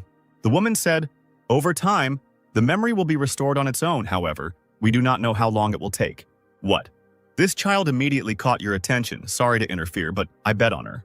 The dragon suddenly remembered the moment when the girl said that she would repay his debt. Arteas said, "One way or another, you too can't do anything until she regains her memory. Until then, I will take care of her." The Naiad agreed to this, stating that she was not in the mood to teach the girl something like the basics of mana use, so the man could do what he wanted. And the dragon said, "This should be obvious. But don't you dare interfere while I'm in charge here." The water mistress said, "She is truly worthy of your attention, I understand. Call me as soon as her memories return. And don't even try to cheat." Arteas agreed as he approached the bed. The Naiad, transformed into water, went back into the ring. Again with a sad face, Arteas said that having saved her twice, he had some responsibility. After a while, Dark's eyes opened. Arteas drew attention to himself by saying that he had finally woken up. Clyde just looked at the dragon, not understanding what was happening. At first he wanted to say something, but he couldn't. Arteas said, "You are confused. You don't even know who you are." At that moment, Dark's stomach began to rumble furiously, indicating that the man was incredibly hungry. Then Arteas began to move away from the bed. Stopping, he said, "I have already prepared the food, so let's go eat." The dragon and Dark were sitting at a round table, in the middle of which lay a roasted boar. Smiling, Arteas told Clyde to eat before the food got cold. Dark looked at the meat silently and didn't understand what to do. Arteas asked what was wrong, then took the animal's leg and began to eat it. After that, Dark hesitantly reached out his hand towards the food. He tore off a leg from the roasted animal and began to bite it off just as the dragon did. And Arteas assumed that the girl had also forgotten how to eat. After some time, only bones remained of the creature. Wiping his mouth with a napkin, the dragon said that his name was Arteas, and asked what the girl's name was. Repeating the dragon's movements, Clyde said his name. Arteas was glad that Dark at least remembered his name, and he also told her to address him formally, to which Dark agreed. The man smiled and said, "Since you have amnesia, you will have to work hard to return to normal life. You will spend some time here." Clyde agreed with this, and then shuddered, feeling discomfort. The puzzled dragon asked what was wrong. Then he was embarrassed to hear a stream of liquid dripping onto the floor. Apologizing to the girl, he went down. This way he could see Dark's wet feet and the puddle underneath him. Feeling awkward, Arteas placed his hand on his forehead and said that he would need to teach the girl how to go to the toilet. Dark and Arteas were in the kitchen, where the once great warrior looked at the dragon in surprise and asked, "Cooking?" The man, rolling out the dough, replied, "Yes, cooking is one of the necessary skills for a well-bred lady." Dark asked again if he was really a well-mannered lady, and Arteas thought, judging by the fact that she was not used to going to the toilet while sitting, it seemed that her memories were erased so strongly that she did not even remember her gender. After some time, a freshly baked pie was already on the tray in Arteas's hands. An amazed Clyde said, "Wow, incredible, Mr. Arteas, you are magnificent." The dragon grinned smugly, but then Dark said, "So you are a well-bred lady." Arteas confessed, "Actually, I lived for some time as Zamran's wife, although I ran away after several decades." Looking at the food and drooling from a great desire to eat the delicacy, Dark asked how Arteas could become a lady and someone's wife if he was a man, and Arteas replied, "I am a dragon. Unlike people, I have no gender." The girl asked how it was that he had no gender, and the dragon replied, "That's right. It will be difficult for you as a human to understand. Just trust me." Clyde asked where that man named Zamran was then, and Arteas replied that he was certainly dead, since it happened 1,000 years ago, a statement that surprised Dark. Arteas explained that dragons' lives are much longer than human lives, because dragons are great creatures. Clyde exclaimed again admiringly, "Just as I thought. Mr. Arteas is simply incredible." When the girl said that golden dragons were the wisest among others, Arteas' self-esteem even increased. The dragon looked in surprise at something round and dark. He wondered what that piece of darkness was. Then it finally dawned on him that it was a burnt pancake in a frying pan, held by a girl who was unhappy with herself. The fire in the oven was blazing furiously, and Arteas was saying, "I told you that you need to watch the temperature well. Something that needs to be cooked for 5 minutes on low heat cannot be cooked in 1 minute on high heat." Dark apologized, and the dragon suggested trying again. Clyde poured some batter into the pan and placed it on the burner. He looked anxiously at the browning pancake, afraid of missing the moment again. 5 minutes later, Dark threw up a pancake, which began to turn over in the air. This time, the dough that fell back into the pan was fried properly. The delighted girl cried out that she had finally succeeded. The pancake was already lying on a plate on the table in front of Arteas, who cut off a piece of food. The dragon dropped the piece into his mouth and chewed slowly, tasting Clyde's creation. The girl looked at him and was nervous, waiting for the fateful verdict. Finally, Arteas said it was delicious, and Dark cried out in joy. Clyde rushed to hug the dragon, who, without reciprocating, grinned and noted that the girl seemed to be trying hard. Dark stated that it was all thanks to Mr. Arteas. Closing his eyes, the dragon smiled and sighed. A little later, the dragon gave the girl a pink cloth and a needle and said, "If you don't know, then sewing is a skill that you can't do without. With the help of this talent, you can patch up clothes, thereby saving money. Good sewing skills will greatly help the family's economy." The nervous girl listened to the dragon and pierced the fabric with a needle and thread, but in the end, it didn't work out very well. Looking at the tangled thing, the dragon wondered what this strange piece was. He dropped to one knee and took something in his hand and said, "Ah, so it was a handkerchief." The upset girl said, "I don't think I have any sewing skills." In response to this, Arteas condescendingly stroked her head. He said, "I have lived a very long life, and I want to say that I have almost never seen a person who could do everything right from the start. If there were such people, then it was a very small number of people with innate skill." Smiling, he continued, "They say that you need to invest time in everything you do, just like yesterday when you started making pancakes. Well, it's just that sewing is not your skill, so don't worry." There they were, two creatures standing next to each other and looking at each other, one of them exuding dark energy and the other light. Seeing the dragon's goodwill and hearing his encouraging words, Dark smiled. After some time, a girl ran up to Arteas, who was sitting in the library and reading a book. Clyde held out pieces of fabric in front of him, which were neatly sewn together. Seeing this, the dragon smiled and began to clap, saying that the girl had finally succeeded.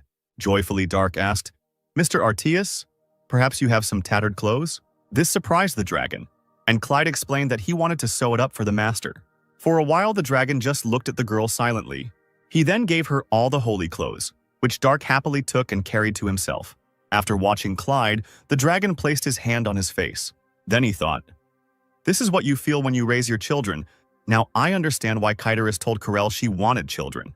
Dark sat in his bed under the blanket and said goodnight to Mr. Arteas. Leaning towards the girl, the dragon asked if she had forgotten anything. Clyde then kissed Arteas on the cheek and wished him goodnight again. Walking along the corridor, the dragon thought, "The body and mind are beginning to come into harmony. This means that memory will soon begin to return. Will everything be okay? Even if all memories were returned, would a master-level warrior be able to cook, sew, and continue living a normal life?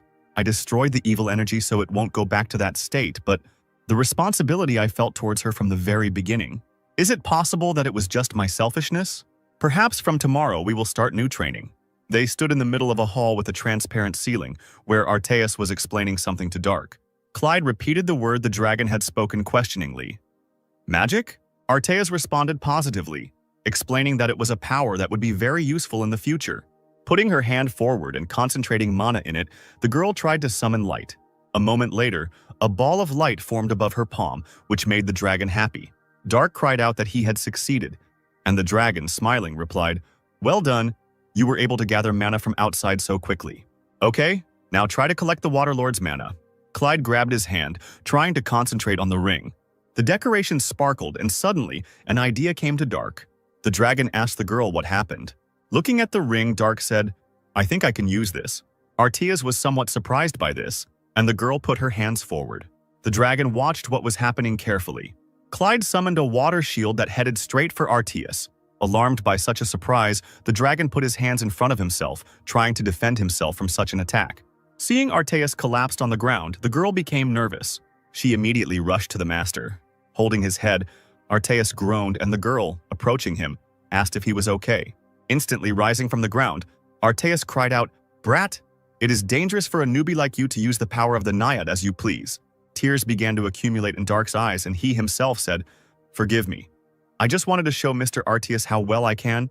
Seeing how upset he was making Clyde, the dragon became worried. He smiled and said, "It's okay. There is no person who is good from the start. No, you are good from the start." The girl burst into tears and noted that Mr. Arteas had gotten hurt because of her. And the dragon said, "What are you talking about? I'm completely fine. The water shield is nothing for such a powerful me, Mr. Arteas." And at that moment, the dragon became fixated on the spoken spell. This somewhat puzzled the worried girl. Arteas asked, "Dark, some time ago you said water shield. How did you use it? Where did you learn these words?" Clyde replied, "I'm not sure, they just came to my mind." The dragon thought, "Memory is returning. No, something else is more important." Placing his hand on the girl's forehead, Arteas asked her to close her eyes. Dark obeyed, and the next moment, losing control of his body, began to fall. Without letting her fall, the dragon picked up the girl in his arms, carried her to her room, and laid her on the bed. Looking at her, Arteas thought, "It seems that I will have to forbid her from using the power of the ring for some time, because I cannot figure out with what intention the Naiad gives her his powers." He took a closer look at the girl, examining the accumulation of chi in Dark's stomach area. The dragon then placed his hand on the center of the accumulated chi. He thought, although her magic ability is not that great, she is still a master-level warrior. The magic is not that good because of the spell-casting time. A magic circle suddenly began to form under the dragon's hand, emitting a bright light. Arteas continued to think, but if this is the language of dragons, then everything will be completely different. Finally, the light faded and the dragon exhaled. The next moment, the Naiad's ring sparkled. The puzzled dragon became alarmed, and a stream of water burst out of the decoration. He went into a rage, after which he revealed to Arteas the Lord of Water, sitting in a shell in the form of a mermaid. Naiad said, "Well, you had a good time. It seems like a whole month has already passed." The nervous dragon asked, "How unexpected. What kind of species is this?" The Naiad replied arrogantly, "No matter how attractive I look, I did not want you to desire me in this form. The lower part of my body is a fish, so you will not be able to." Arteas interrupted the Water Lord's speech. "Stop talking nonsense. The fact that this child was able to use a water shield, was it you who taught him?" Naiad replied, "It's not interesting. He was trying so hard to hurt me, so I decided to joke a little in response. He was so cutely angry." The dragon noted that, apparently, Naiad knew about Dark's abilities, and the woman replied, "What, some kind of problem? If you believe Karel, this is a grown man who is already over 70 years old. Besides, they are almost the same level." The dragon repeated questioningly, "The level of a great master? Human?" The Waterlord said, "Apparently yes, to be honest, I didn't believe it either. But after a few of my attacks, he began to awaken quickly." Arteas asked what Naiad was going to do with this child. After a moment of silence, the Waterlord finally answered that he was planning a purification. The dragon was somewhat puzzled by this. Naiad explained, "All the dirt, water pollution, and land destruction have been destroyed for several thousand years, and the population has only increased. It is time to reduce the number of people to carry out a cleansing. For starters, I think it would be enough to destroy about half of the entire population. What do you think, Arteas?" The dragon was indignant. "Are you crazy? You think you can do all this alone in the human world where the power of the demonic gods has not even been fully established?" The Lord replied, "I said so. That is why I need that person, and of course, I have already talked about this with Tao." Arteas said, "Tao, so you even involved the god of the earth. But the other gods will not turn a blind eye to this. Ifrit will stop you. and this will mean that Carol will not remain on the sidelines. You yourself should know that Carol's strongest titan, the Golden Knight, is not so simple. If Carol goes, then Kyderis will follow. And what are you going to do with the Arst? Naiad chuckled and said, You have less information than I thought, Arteus. It seems you know almost nothing about this child. I can handle Ifrit. Karsta isn't particularly interested in humans. Dao will deal with Kyderis, and Carol will be stopped by this kid. You knew this kid's titan is stronger than the Golden Knight. Carol will never be able to stop me. I didn't expect that you would be against this plan, because you thought that people were toys, nothing more. Although you didn't kill that many people, I think the number would reach 3 digits. So don't even think about stopping me, Golden Dragon. Arteas let out a heavy sigh and agreed. However, the dragon asked Naiad to give him a little time, at least 1 year. Turning to Dark, he said, Give me time to be with this child. The Naiad was silent and looked at the dragon with bewilderment. Arteas said, This strong boy, even when his memory returns, his soul will no longer be as defiled as before. But this soul is very sensitive. The destruction of half of his human essence will definitely cause harm. That's why I want to help so that his mentality doesn't suffer. The ruler thought for a moment and said, So you really have become attached to him. It will be interesting to watch. Grinning, Naiad agreed to give the dragon some time. Returning to the ring, Naiad said, Let's see what you can do in just 1 year. Taunting Arteas, the Water Lord told him to try hard. Arteas just remained silent, watching as the Naiad lost his form. The dragon was again in his library, reading books. At that moment, Dark came in and said that the food was ready. Closing the book, Arteas said, Okay, I understand. And then, with some alarm and sadness, he looked at Clyde, realizing that everything had changed. The dragon closed his eyes and smiled indulgently. After some time, Arteas and Dark were already sitting at a round table and eating. At the same time, Clyde felt a little uncomfortable and was in no hurry to eat. The dragon concluded, So your memory has returned to you. Dark looked at Arteas with concern and, after a short silence, gave a positive answer. The dragon said, I don't care who you were or what you did before, nor am I going to hold you back, for dragons are creatures as lonely as they are powerful. Gloomy Dark, thinking, said, Loneliness. Do you think that only lonely people are strong? After finishing the entire meal, Arteas, wiping his mouth with a napkin, replied, Yes, I have learned this in my life. I was generous and was able to become a friend to a weak person. But it seems that it is difficult for a weak person to even think about accepting a strong person as a friend. Besides, if he can still think like that, he is no longer a weakling. In fact, I thought so until last month, but perhaps the loneliness of the strong man is to be blamed on his own sense of superiority, and not on the feeling of inferiority of the weak. Justifying this with the logic of his enormous power, he refuses what he should have accepted with a pure, innocent heart. This is similar to me. After thinking about all this, I realized something. It's true. I feel like you are just like a daughter to me, although I'm not sure how you feel about it after regaining your memory. Dark, who found it difficult to accept all this, lowered his head. Arteas was silent and looked at the girl with sadness. Then he smiled and said that he understood everything. Clyde, who had not eaten anything, sat in his place with his head bowed, and painful memories flashed before his eyes. The boy was a kidnapped orphan. He was lying on the ground and came to his senses when someone shouted, Number 2044, get up! A very large man loomed over him, instilling fear in the child. Without saying anything, Clyde obediently rose to his feet. The devilish techniques were training that accumulated internal energy. The man stated that Dark was moving on to the next stage and told the boy to follow him. Looking at the other dead children, Clyde obediently followed the man. The friends Dark used to play with were killed due to the energy flow inside his body being stopped. These terrible people grabbed the children by the hands roughly. They determined those who were suitable and those who were subsequently destroyed. The remaining ones were classified according to the thickness of the energy flows. As a teenager, Dark stood among other children who had met the same difficult fate and were turned into warriors. The man standing in front of them said, The last training session is loneliness. This man commanded teenagers to kill each other. Looking at the other teenagers, Dark saw their eyes filled with rage and hatred, but ready to obey. There were no people among them with whom one could make friends. Even if there were any, almost all of them died. Breathing heavily and covered in blood, only Dark remained alive. The one who commanded them said, Number 2044. From today on, you are the killer of the Black Shadow Squad. Dark looked at the scroll with the image of a certain man on it until someone spoke to him. This is a master who uses the strongest internal energy and single sword techniques. Kill him within 50 days without leaving a trace. Remembering all the details of the face he saw, Dark unconditionally agreed to carry out the order. After some time, this master was pierced by the blade of Clyde, who was hiding under the bed, causing his face to twist. At that moment, the man was lying in the chambers with a woman, through whom the blade also passed. The light in the room went out, as did the lives of two people.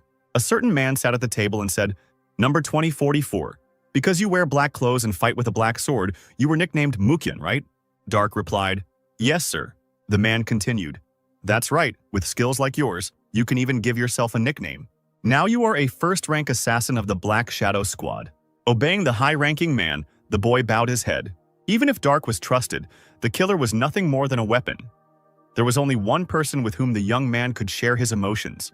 It was already deep winter, snow was falling all around, and young Clyde was approaching the man who was saying, "I think it would be a bit of a shame to use you only as a subject for killing. My name is Yubek, the magic sword. I don't know how long it will take, but from now on I will be your mentor." Dark folded his hands in front of him in a certain gesture, showing his respect and submission. At that moment, it was this man, Dark's mentor and teacher, who was the only one the young man could trust. Beck trained Clyde for several years, during which the boy showed quite good results. One day, when Dark had already matured, he and his mentor were sitting in the lotus position by a snow waterfall, as usual. The icicles began to melt from the spreading heat. Then the space filled with smoke as the heat coming from Clyde burned the clothes on him. Looking at the man, Beck asked how old he was. Hesitating to answer and looking at his body, Dark said that he was already 40. The mentor noted, "You have improved a lot, congratulations. Finally, the work has borne fruit." Thanks to this man, Clyde was able to take his first steps into the higher world. Perhaps that's even why it was the end. Their enormous difference could not continue to be contained within the relationship of mentor and student. One day, when Dark left his teacher's house, the man stopped at one of the taverns. One of his interlocutors asked, 43, you say? Judging by the fact that you look 20 and use the youth technique, do you have children?" Clyde replied, "No, thanks to the technique of solitude, I don't even dream about marriage." The surprised old man said that it was very bad, and regretted that such a young man as Dark would not have a continuation of the family line. The boy asked his grandfather what the technique of solitude was, assuming that it was some kind of incredible skill, to which the man remained silent in embarrassment, not ready for such a conversation with his grandson, because this technique was used on men who had not had sexual relations with women. The old man slammed the table and cried out, "When you grow up, you'll find out. Adults talk, why do you keep interfering?" Calmly drinking his drink, Dark watched his interlocutors and the boy shouted, "I'm also an adult now. If you don't tell me what kind of technology this is, I'll tell Grandma how all you do all the time is drink." The worried grandfather answered Yongseok that this was not possible, and the boy looked at him, raised his nose and said that the man was already late. Clyde couldn't understand this kind of relationship. One day, right before his eyes, a little girl stole freshly cooked byozi, still steaming. She ran away as fast as she could to avoid being caught by the man who followed her, shouting that the girl was a thief. Unable to keep track of her feet, she tripped and fell, dropping one of the byozi. The frightened girl sat up and looked at the approaching man. He grabbed the little girl by the collar, calling her a rat, and the girl, in turn, hurried to put the pie in her mouth. The disgruntled man immediately turned her around and slapped her, demanding that she spit out what she had eaten. The girl covered herself with her hands but was not going to obey, which is why the angry man swung his arm again to hit the child. However, Dark arrived in time and grabbed the man by the hand, not allowing him to complete such a disgusting act. The man, grinning, looked back at Clyde indignantly, not understanding what was going on. After a while, the black-haired little girl followed the silent Dark, and in her hands was the same dish that she had previously tried to steal. Even after accepting So Yeon as his adopted daughter, Clyde could not play the role of a father because he had no such experience. At that moment, as he walked forward, he thought about what a father should be like, someone who could become a support.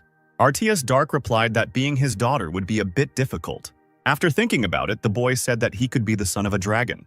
The boy recalled how So Yeon, who was following him closely, caught his attention, forcing him to stop. With his hands folded in front of him, Dark looked at the girl, wondering what she wanted. With a slight smile on her lips, the little girl divided the food in half and handed one piece to Clyde. Now a golden dragon was hugging him and smiling. He was glad that he finally had a son, and his loneliness was gone. A little taken aback, Dark also smiled, because now he had a father, whom he always needed so much. A group of people stood on a magic circle in one of the towers of Kratos. Waving her fan, Irene was indignant that in the end they never managed to meet that girl again. Camille answered her that nothing could be done about it, since the knights were so persistently blocking their path. Longart, with two loyal warriors standing behind him, once again asked for forgiveness from the aforementioned diplomats. Smiling, Clodin asked the commander to definitely become a master, since the man wanted to seriously fight a knight at least once, and Cabrinia asked if the count had gone crazy, because if there were more masters in Kratos, it would be a huge headache for them. Pruyan thanked Camille for his good wishes and said that he would definitely fulfill them. For a few moments the count stood silently with a slight smile on his lips. With his head down, Clodin said that if there was an ideal commander, it had to be Longart. The magic circle began to emit a brighter light, and Camille said goodbye to Longart, saying that they would see each other again. Then, there was a bright flash in which a group of people disappeared, moving to another place. Somewhere nearby on the wall were the Emperor, the Lord, and the Prince. Frank asked if Rubinsky was sure that Irene and Camille had not been able to obtain information about Baron Clyde, and the Prince replied that there could be no doubt, since he had personally checked everything. The Emperor believed that Camille was unhappy after he had to restrict his activities for almost a month, and His Majesty also asked if there had been any talk of problems in Corinth. The only thing Rubinsky could find out was that Count Camille was not the kind of person who would mix personal emotions and public affairs. Diplomacy was a different matter, and Frank was sure that Clodin understood this, and Rubinsky noted that Camille and Irene had not come as diplomats or a delegation. The Count had looked like a simple swordsman from the start, so one could be calm about that. After some thought, the Emperor turned to Tozier and asked if the magician was sure that the dragon would return Clyde to them. The Lord explained that Arteus had admitted that he liked Dark, and since the dragon had said that, it meant that he would definitely respect the Baron's opinion. The Emperor was unsure whether Clyde would want to return to them, and the Baron might have decided that it was better for him to continue to maintain good relations with the Great Dragon, who was also interested in him. Tozier replied that it was possible for groups, but one person could never become friends with a dragon, due to the huge difference in their intelligence levels. Rubinsky asked again what the Lord meant. The magician asked the prince if he could befriend a 3-year-old commoner's child, and this helped Rubinsky understand what was being discussed. But even if Count Clyde was a master, he was still a simple man, and on the other side of him stood the wisest golden dragon. To be more precise, the difference between them was not like that between an adult and a child, but rather like that between a dog and its owner. The Emperor asked if this was really a problem, because if the owner loves his animal, then, on the contrary, it will be even better. Tozier said that this was a very reasonable point, but it required a precondition, and Frank asked what that condition should be. The magician explained that Dark had to accept the fact that he was nothing more than a pet. Clyde and Arteus stood opposite each other. The dragon smiled kindly at his adopted son, and the next moment he was knocked off his feet by a blow dealt by a warrior. This caused Arteus to roll across the floor. Groaning and holding his back, he tried to get to his feet. Then the dragon demanded to know what his son was doing, and the indignant Dark, pointing to the clothes scattered on the floor, cried out, "Don't you know what kind of sewing you're asking for?" Dissatisfied, Arteus stated that Clyde himself said that he would sew everything up, and he also asked what kind of son was trampling on his dad's clothes. Clyde pointed out that this was when he was not in his right mind. The warrior also stated that he was over 70 years old and should call the dragon father, while Arteus said that he was already over 4,000 years old. And with such an age difference, Dark, as a child, could well call him dad. A tear of disappointment suddenly ran down the dragon's face. Crouching, Arteus recalled all the moments he had spent with the girl. He asked where his sweet daughter had gone and said that dad was sad, and a disgruntled Clyde once again noted that he was a son. Making a displeased face, the warrior declared that now he would even start calling Arteus grandfather. Smiling, the dragon noted that the expression on the 70-year-old man's face had become much more varied, as before he only walked around with an indifferent face. Dark explained that this happened because he was doing something incomprehensible, and Arteus, showing photographs of the girl in which she experienced many different emotions, asked the warrior if he really talked about this.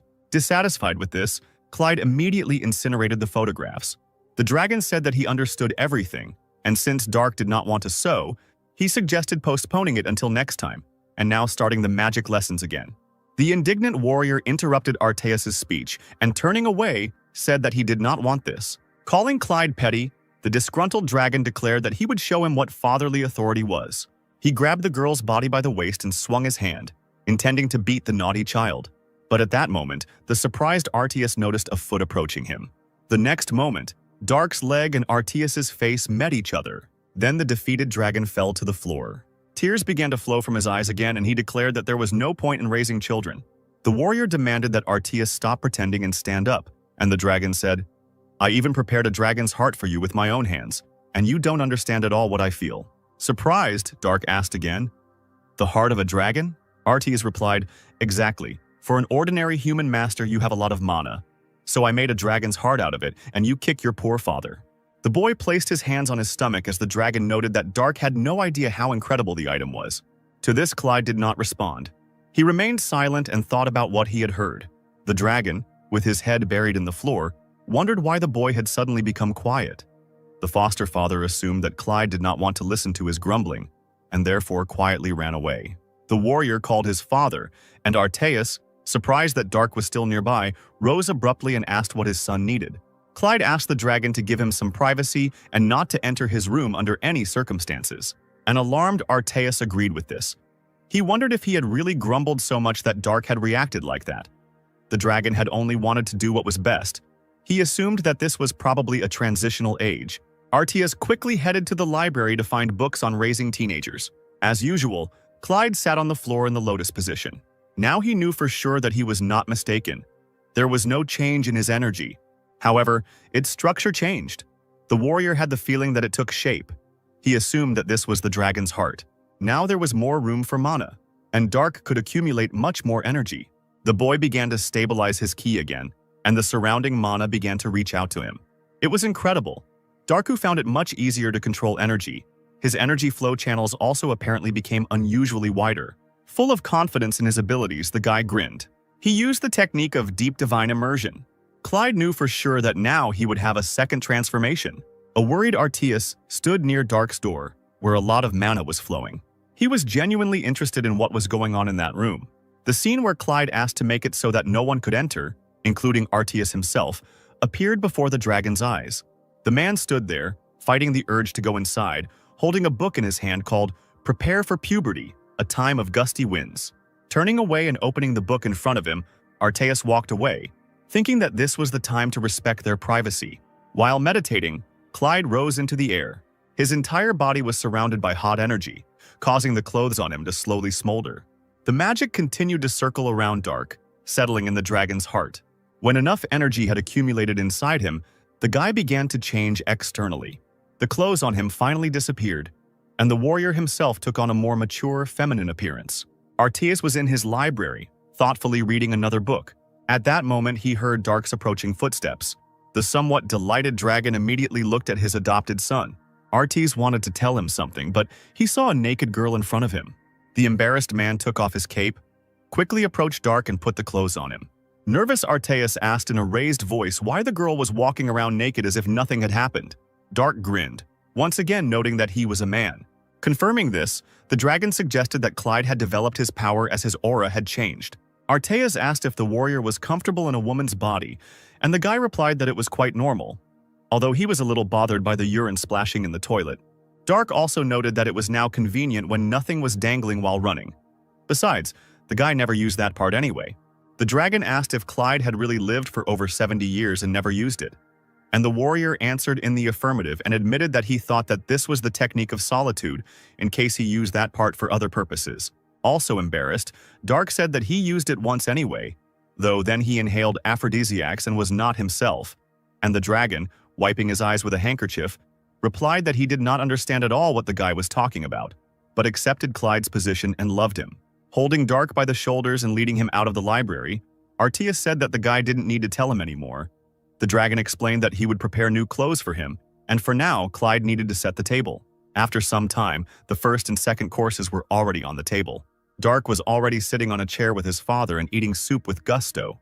Staring at Clyde, the dragon thought, "Even though he hides it, I can still feel his incredibly increased mana. Even if I was told that he is on the same level as Karel, who would have thought that he really would be a great master? I don't think anyone will beat him, as expected from my little son." Suddenly, Clyde cast a questioning glance at his adoptive father. Then the boy, addressing himself as a father, asked Arteus to prepare a sword for him. Breaking the bread in half, an indignant Arteus noted that he had already told him to call him dad, or at least mom, since he didn't like the word father, because it sounded as if they weren't close at all. Dark felt confused, not knowing how to respond to this, but the dragon still agreed to give him the sword, since that was what his son wanted. Artias asked what kind of sword the warrior wanted. Clyde explained that it should be about 70 centimeters long, and the handle about 20 centimeters, and that the weapon should also be double-edged so that the blade would bend moderately, and if possible, the handle should be without notches. Resting his chin on his fist, Artias noted that it was not a very difficult request, so the dragon was sure that among the weapons he had, there must be something similar. Dark asked if his adoptive father had swords, and the dragon smiled strangely in response. Artias brought his son into one of the halls, which was filled with many treasures, and asked what Dark thought about it. The dragon himself noted that it was a cool collection, but Clyde, sighing, quietly muttered, "They said that he was great and wise, but it turned out that he was absurdly greedy." Along one wall, there was a large pile of armor and shields. On the other side, various weapons were displayed on the stand. Among them, the guy's attention was drawn to some weapons. Holding his sword forward, Dark said that it was quite suitable. Artias didn't understand how Dark could choose the cheapest of all these weapons. But for Clyde, it was a perfectly good sword. The dragon raised a very impressive sword, on the blade of which were unknown inscriptions, and said, "You need to take at least this one. This is the sword that Brahmanes gave me. Look how magnificent it is." The warrior called this weapon unusual because its blade was unusually red. Artias explained that this was because he was made by a master from the line of Reds, that is, red dragons. The man also said that blue dragons were called blue dragons, and Dark assumed that Artias was yellow in that case. The indignant dragon, holding out a yellow piece of paper, cried out, "What nonsense are you talking about? The golden dragon species is the wisest and most noble. I will not allow myself to be called that." Bringing the topic back to its previous course, Dark noted that the sword offered by Artias was, of course, not bad, but it was too big for the guy. Such were not his taste. Dark was satisfied with this small sword. Trembling with displeasure, Artias declared that he could not allow his son to use such a cheap thing. The dragon decided to make a fine sword that suited Dark's style from his own bone. This statement somewhat puzzled the guy. He imagined himself holding a bone sword with a man's hand at the end. Artias and Dark moved to another room, where the dragon usually taught the warrior magic. Artias asked the boy to move away from him. When Clyde did as he was asked, the dragon suddenly began to glow. The warrior had to shield himself from the blinding light with his hand. At this moment, Artias' appearance began to change. The bright glow died down, and now Dark could see his adoptive father again. He saw the true form of the golden dragon. Clyde called it uselessly big, which angered Artias. The dragon asked if these were all the impressions his son had. Dark looked at the powerful creature and wondered if this was really a dragon, the one who could single-handedly destroy an entire country. The boy said, "I heard that dragons can use lightning, hurricanes, and flames. What about you, father?" Artias began to explain that the blue dragon controls lightning, and the red dragon controls fire. At this moment, Clyde was surprised that the dragon communicated with him using telepathy. The father declared that the noble line of golden dragons controlled the wind and then sent a whirlwind at the warrior. Dark pulled his sword into this incredible hurricane of high density and concentration mana. Now he understood that Mikhail's words about dragons were not an exaggeration. Artias asked if Clyde felt his father's power. Pulling forward his significantly shortened weapon, the boy noted that the dragon had only wasted a good sword. He also stated that Artias's power, of course, could not be missed, because a huge amount of mana was spilling in this place. The dragon became fixated on mana, puzzling his adopted son. Artias then used the devil's power of concealment, which caused the energy emanating from him to disappear. Dark realized that the dragon had merely hidden the mana and said that he too could use such a simple technique. However, the adoptive father explained that, unfortunately, the technique Clyde used was far from perfect. Perhaps with its help the boy could have deceived ordinary soldiers. But the mages with their power of seeing mana would still recognize him. In the eyes of the mages who sense mana, the warrior would have been seen as a clear red color. Dark said that these were unnecessary worries, and he also asked if the technology that Artias was currently using would not be noticed by them. The dragon confirmed this and said that normal magic spells were controlled by mana obtained from the earth. Because of this, it was impossible to use it indefinitely.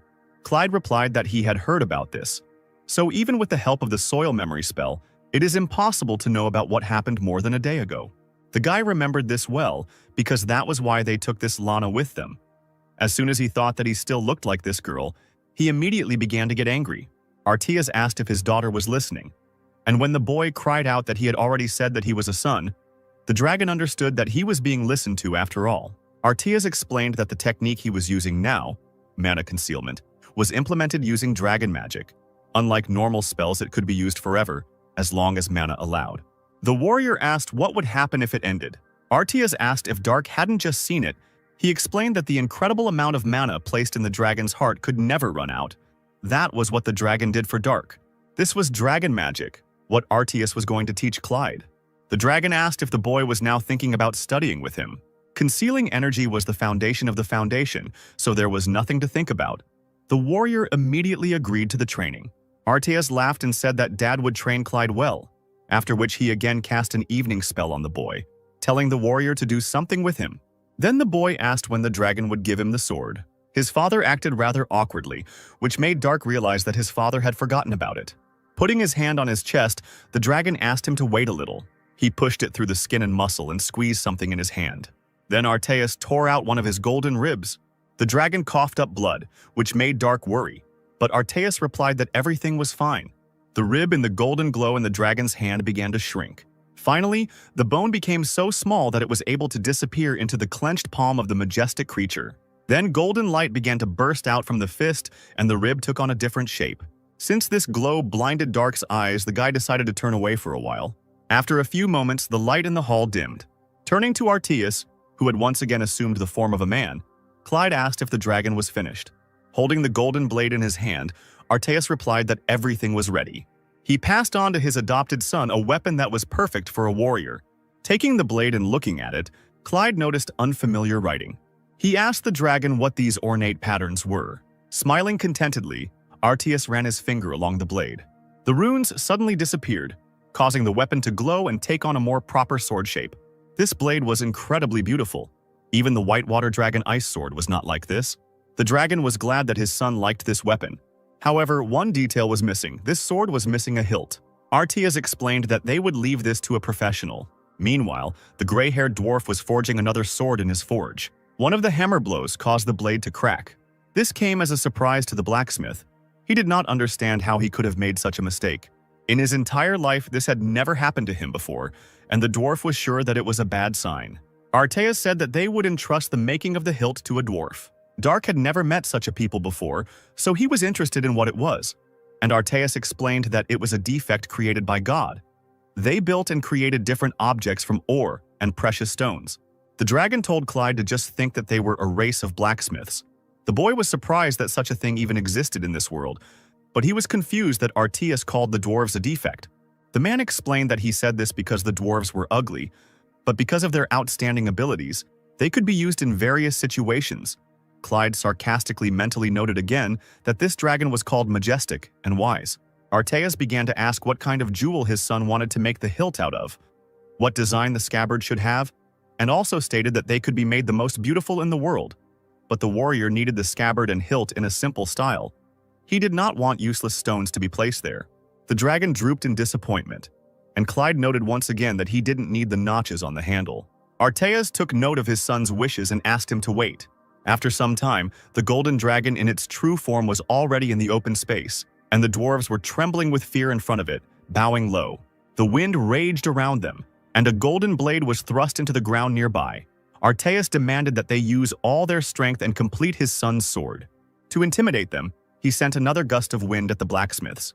The gray dwarf replied that they would, of course, do so, and would try to finish it as soon as possible. The dragon demanded that the sword be completed by the following day.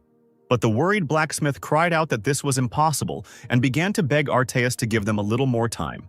The dragon created a stronger gust of wind, causing the dwarf to go silent and fall onto his back. The dragon did not change his decision. Arteas still wanted the sword to be prepared for tomorrow, but he also explained that there was no need to use precious stones.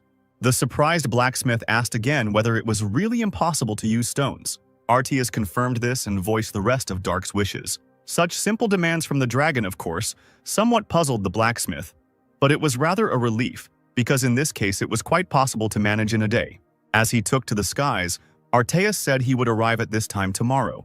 However, if his son doesn't like the sword, he will make sure that all the dwarves present regret having ever been born. Laughing evilly, he flew away. Rising to his feet, the old blacksmith compared Arteas to a fat lizard. The dwarf became alarmed when he realized what was in front of him. The rest of the dissatisfied blacksmiths were talking about the appearance of a dragon, which, according to rumors, had not been here for more than 2,000 years. The dwarves were annoyed by this and now regretted that they had come to this mountain, and one of them remembered that there was a song about a dragon that lived on this mountain range. It was written by an incredibly beautiful wandering singer who called herself Angeliana, and the song was called Requiem for Arteus. It told how, although the brave Arteus had struck a blow against the cruel golden dragon living on the Maltorio mountain range, the result was the loss of his beloved bride and friends, which caused him to become despondent, renounce the title of hero, and become a hermit. The dwarves assumed that the dragon they saw could well be a descendant of the golden dragon that had died then. But for them, it didn't make much difference. The blacksmiths just wanted this creature to be dead. After finishing their discussion, the blacksmiths asked the white-haired leader if they would start working on the sword right away. The leader looked gloomily at the blade and asked if they had seen the same thing he had. Taking the sword in his hands, the old man explained that it was the bone of a rare dragon. Arteus had thrown out a simply incredible item here. As if enchanted, they reached for the blade, wanting to work with such a thing. They asked to unite or at least just look at the object, but the leader began waving the weapon, demanding that they not approach and declaring that he himself would do everything. One of the dwarves noted that the chieftain's son had run away from home in search of a dragon bone, and the old man clarified that the boy was simply traveling. Firehammer shouldn't have been writing other people's children down as fugitives whenever he wanted. The next day, as agreed, work on the sword was completed, which was already in Dark's hands. Its blade had the same beautiful shine as before, but now the sword had a black hilt with a simple pattern. A great addition to it was a scabbard of the same color with a similar pattern. Since Dark remained silent, examining the weapon, an agitated Arteus suggested that it was still too simple for his son. The disappointed dragon declared that he would go and quickly deal with all these stupid dwarves, but Clyde stopped him. The warrior admitted that he really liked this sword, and he was rather unsure whether he had the right to receive such a beautiful weapon. Arteus asked if his son really liked the sword. The dragon was afraid that Clyde said this because he was afraid of hurting his father, or because he wanted to calm him down. However, Dark's words were true. The joyful dragon said that such a gift was the least he could do for his beloved son. They moved back to the training room, where Clyde was emitting his mana throughout the area. As the dragon had taught him, the warrior tried to use the devil's power of concealment. All the energy disappeared in an instant, as if it had never existed. Arteus praised him, noting that Dark had now become more skilled, and his father asked if his son really wasn't going to learn other spells. Clyde believed that the sword would protect him best, and the guy didn't have much time. Besides, if he really needed magic, he always had a ring on his hand. And yet the dragon advised not to place too much hope in the Lord of Water. Dark completely agreed with this. They went out into the forest where semi-darkness reigned. The dragon asked if Clyde was really leaving. If it was possible, he would like to live with his son for about a year. Dark pointed out once again that he had things to do. Arteus was silent. He didn't want to let his son go, but he couldn't keep him by force either. Heading to his cave, the dragon said that he would no longer stop Dark because he did not want the guy to constantly turn back. However, he would continue to live, remembering this short time spent with his son. Clyde said, "No need, like a fool, to talk about it as if we will never meet again." Folding his hands in a gesture of gratitude, the guy suddenly stopped short. Then he suddenly ran towards Arteus. He hugged his father from behind and asked him for forgiveness. For a while, the dragon smiled silently. He felt that he was still dear to Clyde. Hugging his son and stroking his head, he said that the boy did not have to apologize. It was just that a note of regret remained in Arteus's heart. As Dark had said, they did not part forever. The dragon believed that seeing a child off so that he could leave with a calm heart was also one of the roles of a parent. He told Clyde that he would stay here and wish him happiness, but now it was time for the warrior to leave. The boy asked to visit him at any time, but Arteus refused. He said that from the moment Dark left the parental nest, he had to make his own way. Besides, Arteus wasn't such an easy dragon to get. A little nervously, he asked, "You said your name was Dark Clyde, didn't you?" After some time, Clyde returned to Kratos' castle and appeared before the Emperor. To the boy's confusion, Frank declared that the warrior would now be called Dark Ronier. Rising from the throne, the Emperor spoke of how grateful he was to the boy for returning on his own. As Frank walked down the steps to Clyde, he said, "This is my answer to you, and besides, it is simply stupid if the strongest knight in this country is just some baron." Tozer, who was standing nearby, completely agreed with this. When the Emperor was close enough to Dark, the warrior dropped to one knee, and Frank began to lower the blade of his sword, first onto one of the boy's shoulders, then onto the other. Then the Emperor began his speech.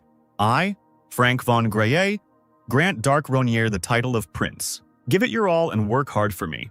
His Majesty also wanted to tell Clyde not to interfere like last time, but the magician stopped him. The warrior wondered why he needed to change his name.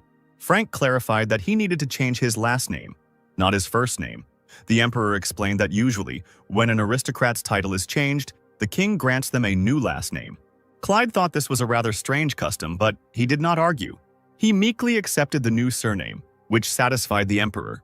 Frank was ready to let the warrior go, but he looked at the prince and realized that Rubinsky had some business with Dark. The prince, piercing Ronier with his gaze, looked very gloomy. The warrior felt the desire to kill him coming from Rubinsky, which, in principle, was not surprising. The two of them moved to one of the castle buildings, which could be considered a training one. The prince drew his sword, eager for battle. Opposite him stood Dark, who felt quite relaxed. With his hand outstretched and a smirk on his face, Ronier teased his opponent by beckoning with his finger, thus urging Rubinsky to attack first. Not refusing such an offer, the prince swung his sword, directing an energy flow at the enemy. After that, Ronier made a lightning-fast movement with his blade. This allowed the guy to cut through the energy rushing towards him. The remains of it flew past Dark, raising stone fragments into the air. Unexpectedly, Rubinsky addressed him as a prince. Not understanding when the man had managed to summon the Titan and fit into it, Ronier said that it would be enough to just call him by his name. The prince agreed with this. Now on the battlefield stood a Titan with standard power with a master inside it, and Dark without any additional weapons. Rubinsky asked if they were now equal, and Ronier was interested in the same thing. Wanting to find out, the prince went to Dark. The Titan raised his huge sword up, intending to attack the warrior. Putting his hand forward, Ronier decided to use the spell Fetters. The metal giant was wrapped in a multitude of threads, causing it to freeze in place. Rubinsky had seen such weak technology in the past and was quite capable of eliminating it. The prince made an attempt to move and was still able to break the threads holding him back. Then the Titan finally made a blow, which hit the ground. At that moment, Dark himself was already above the giant's head. The guy thought about the fact that even though they were all called Titans, the level of this particular one was different from those that Ronier had met before. Having made a lunge, Dark sent a stream of power towards the prince. The beam of energy was rapidly approaching Rubinsky, who was standing confidently on his feet. The Titan waved his hand, repelling the enemy's attack. Now the flow of power was directed at Dark, which is why the guy had to use a magic shield. However, it was not so easy to completely avoid the consequences of the attack. The shield created by Ronier began to crack and then shatter into small pieces. However, the warrior was still able to withstand the blow and remain on his feet. Dark was already ready to fight further, but the Titan froze in place. Then the visor of the helmet rose up, which puzzled the guy even more. Deciding to end the battle, Rubinsky left the Titan. A puzzled Dark asked what this meant. The prince explained that the winner and loser had already been determined. Feeling growing discontent, Ronier asked who decided this. Rubinsky replied that Dark shouldn't have resisted in vain, since it made the man sad, which the warrior didn't really believe in. However, it was true, because Ronier still became a master and the one who is called the hope of the empire. Jumping off the giant, the prince said, "I must admit that our empire now has a man who must be defeated by summoning a Titan, even though the enemy has no additional protection. But now I know exactly what level the great masters are at, above the ordinary ones." Dark believed that Rubinsky was talking about stages of enlightenment. The prince also said that he must admit that a certain bastard was also a great master. Ronier thought he was talking about Karel, but in fact Rubinsky was talking about their sworn enemy, the Devil of Corinth, the Grand Duke of Cherry Valencia. This meant that there was someone else in this world who had achieved enlightenment. When the prince first heard that Kiri's abilities stood out from the rest of the Corinth masters, Rubinsky's vision went dark. But since Dark had also experienced this state, the man could breathe a sigh of relief. Ronier said, "So my role is to go to Corinth and kill a man named Kiri." When the boy turned away, the prince noted that Dark still did not know how to control the Titan, but the warrior replied that he did not need such bulky toys. Then Rubinsky said, "Before you get to Kiri, you will definitely have to face the Titans of the Corinth Knights. Are you still going to fight them without additional equipment?" Dark was sure that if they were not of the master level, they would not be able to resist him, which the prince should already know. And Rubinsky believed that, apparently, the warrior greatly underestimated the power of the Titans. Then the prince snapped his fingers as if calling someone. What Dark saw next surprised the warrior somewhat. While in the throne room, the emperor said, "Didn't we see with our own eyes how Dark, even alone, was still stronger than two Titans? And not just any Titans, but those recognized as masterpieces of the Caproxia?" Tozer confirmed that it was a real shock, just like the earlier incident with Lord Chromis. The magician believed that Silver and Alfredo did not know about Dark's capabilities as a master, which is why they were so easily defeated by him. Frank asked if their ignorance was the only reason. Although the Lord was not a warrior, he was still a mage who created titans, so he was sure that he knew more about them than anyone else. Frank sighed and said that he understood this, because the titan he developed was the strongest Azure Knight. It was precisely this Azure Knight and two other Caproxy-level titans who were now standing right in front of Dark. Rainier looked closely at the giants, and the prince decided to introduce them. Rubinsky called those inside the best adepts of Kratos. They were Julian Aglios, Balkan Kroa, and Prujan Longert. The prince was curious to see if Dark could resist them. Since these people were not even masters but ordinary adepts, Rainier believed that there was nothing difficult in defeating them. But Rubinsky said that he expected the warrior to lose. A dissatisfied Dark, under whom the stone tile suddenly cracked, said that the prince would have to answer for these words. Tozer said in the throne room, "Although for us this is the most common sense, Rainier does not know why we call titans the perfect weapons." Frank asked if the magician meant to say that Dark would be defeated. The Lord answered positively, because Rainier knew nothing about magic, just like that time when he easily fell under the curse. The Azure Titan's sword was approaching Dark, but the boy used a magic shield. The giant had no intention of retreating, he only began to press harder on the sword. Rubinsky, somewhere above, warned Rainier of the danger behind him. Dark, who was approaching two more spears, cried out for the prince to shut up, since the guy himself knew everything. The next moment, he used an attack called Destruction, which created a kind of explosion and helped to push back all three titans. The opponents landed safely on their feet, completely unharmed. The warrior decided to use the technique of the variable sword, increasing durability. Dark cut the air with his sword, and energy waves flew at Caproxy. When they reached their destination, they raised clouds of dust, obscuring Rainier's vision. Not wanting to give the titans time to catch their breath, the warrior began to rapidly gather the surrounding mana. He then used the variable matcha technique again and sent a wave of piercing wind towards his opponents. When everything calmed down a bit, the prince asked if Dark knew what his role was, being the heart of the titan, but the guy didn't want to listen to anything and again told the man to shut up. When the dust settled, Rainier saw the Caproxy holding their shields in front of them. The boy was surprised that they withstood his attack. Behind Dark, there was already an Azure Knight to whom he turned. Rubinsky was saying at this point that he was expanding his master's mana usage capabilities hundreds of times. Rainier stood in front of the blue titan and saw energy flowing into his chest. The power of Romero's titan was 1 unit. Its height was 460 centimeters, and its weight was 80 tons. These were the standard dimensions of all titans. Romero's weapon weighed about 80 tons. The average weight of a pilot was about 70 kilograms.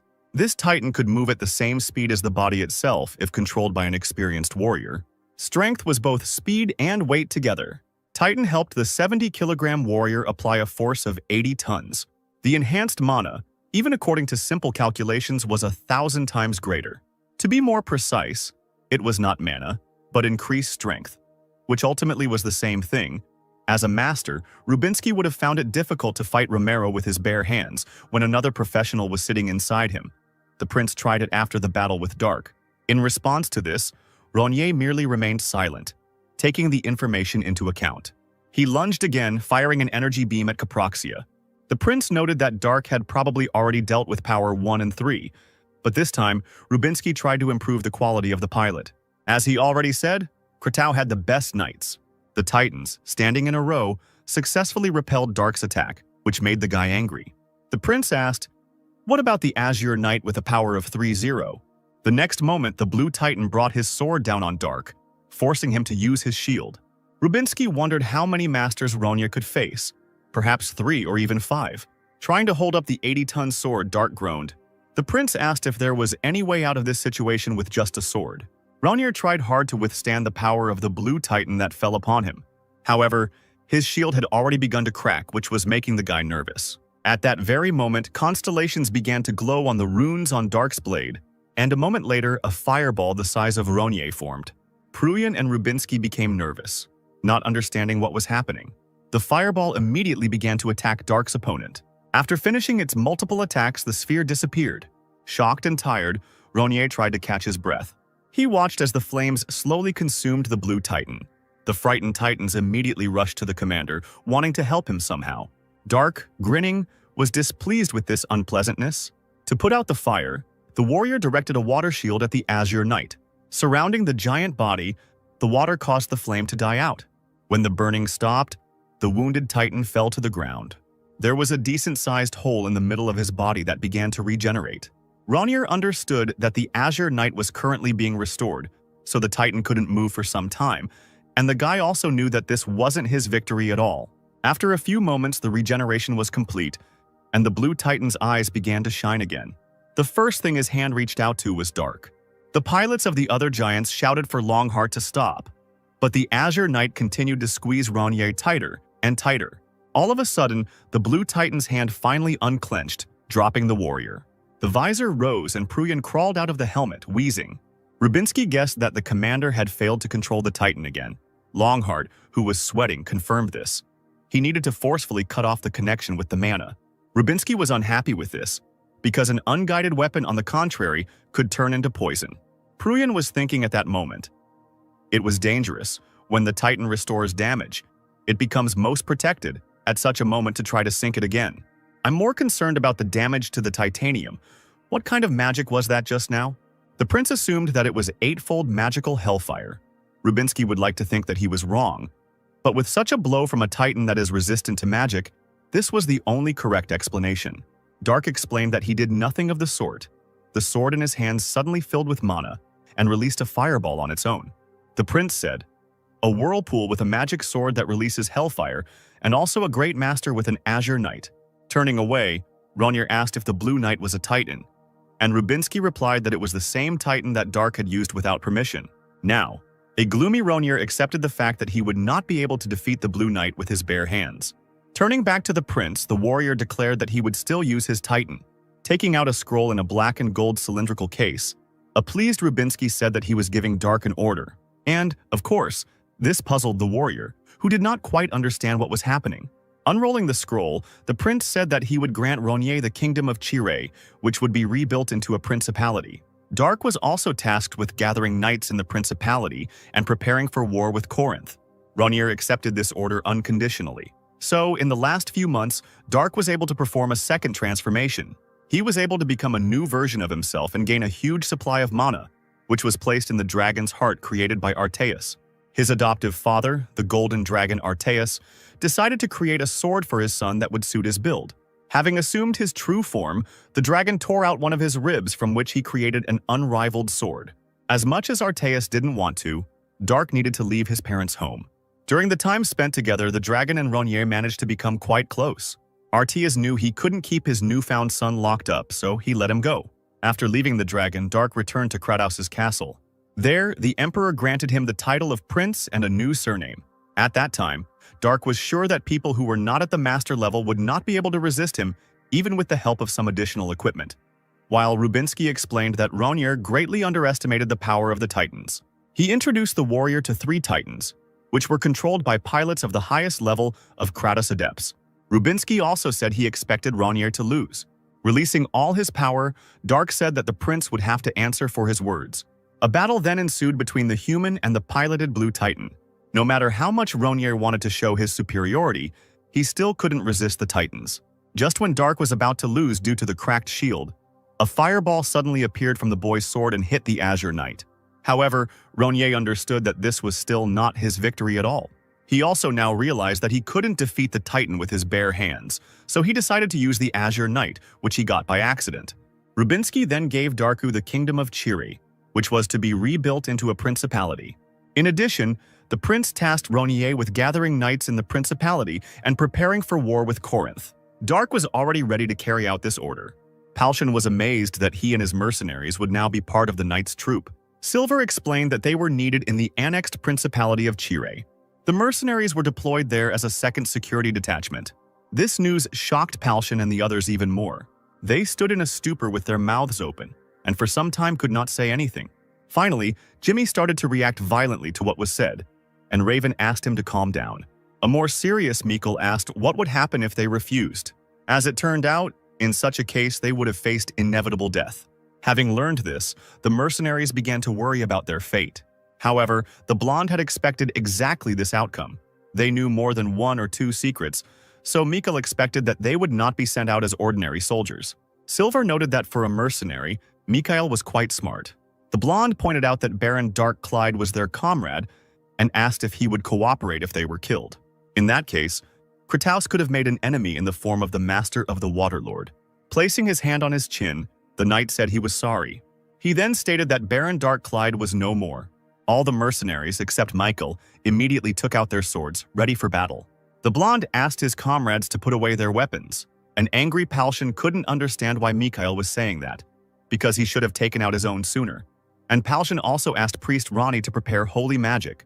Media asked what Silver had done to Dark, stating that his future fate depended on that answer.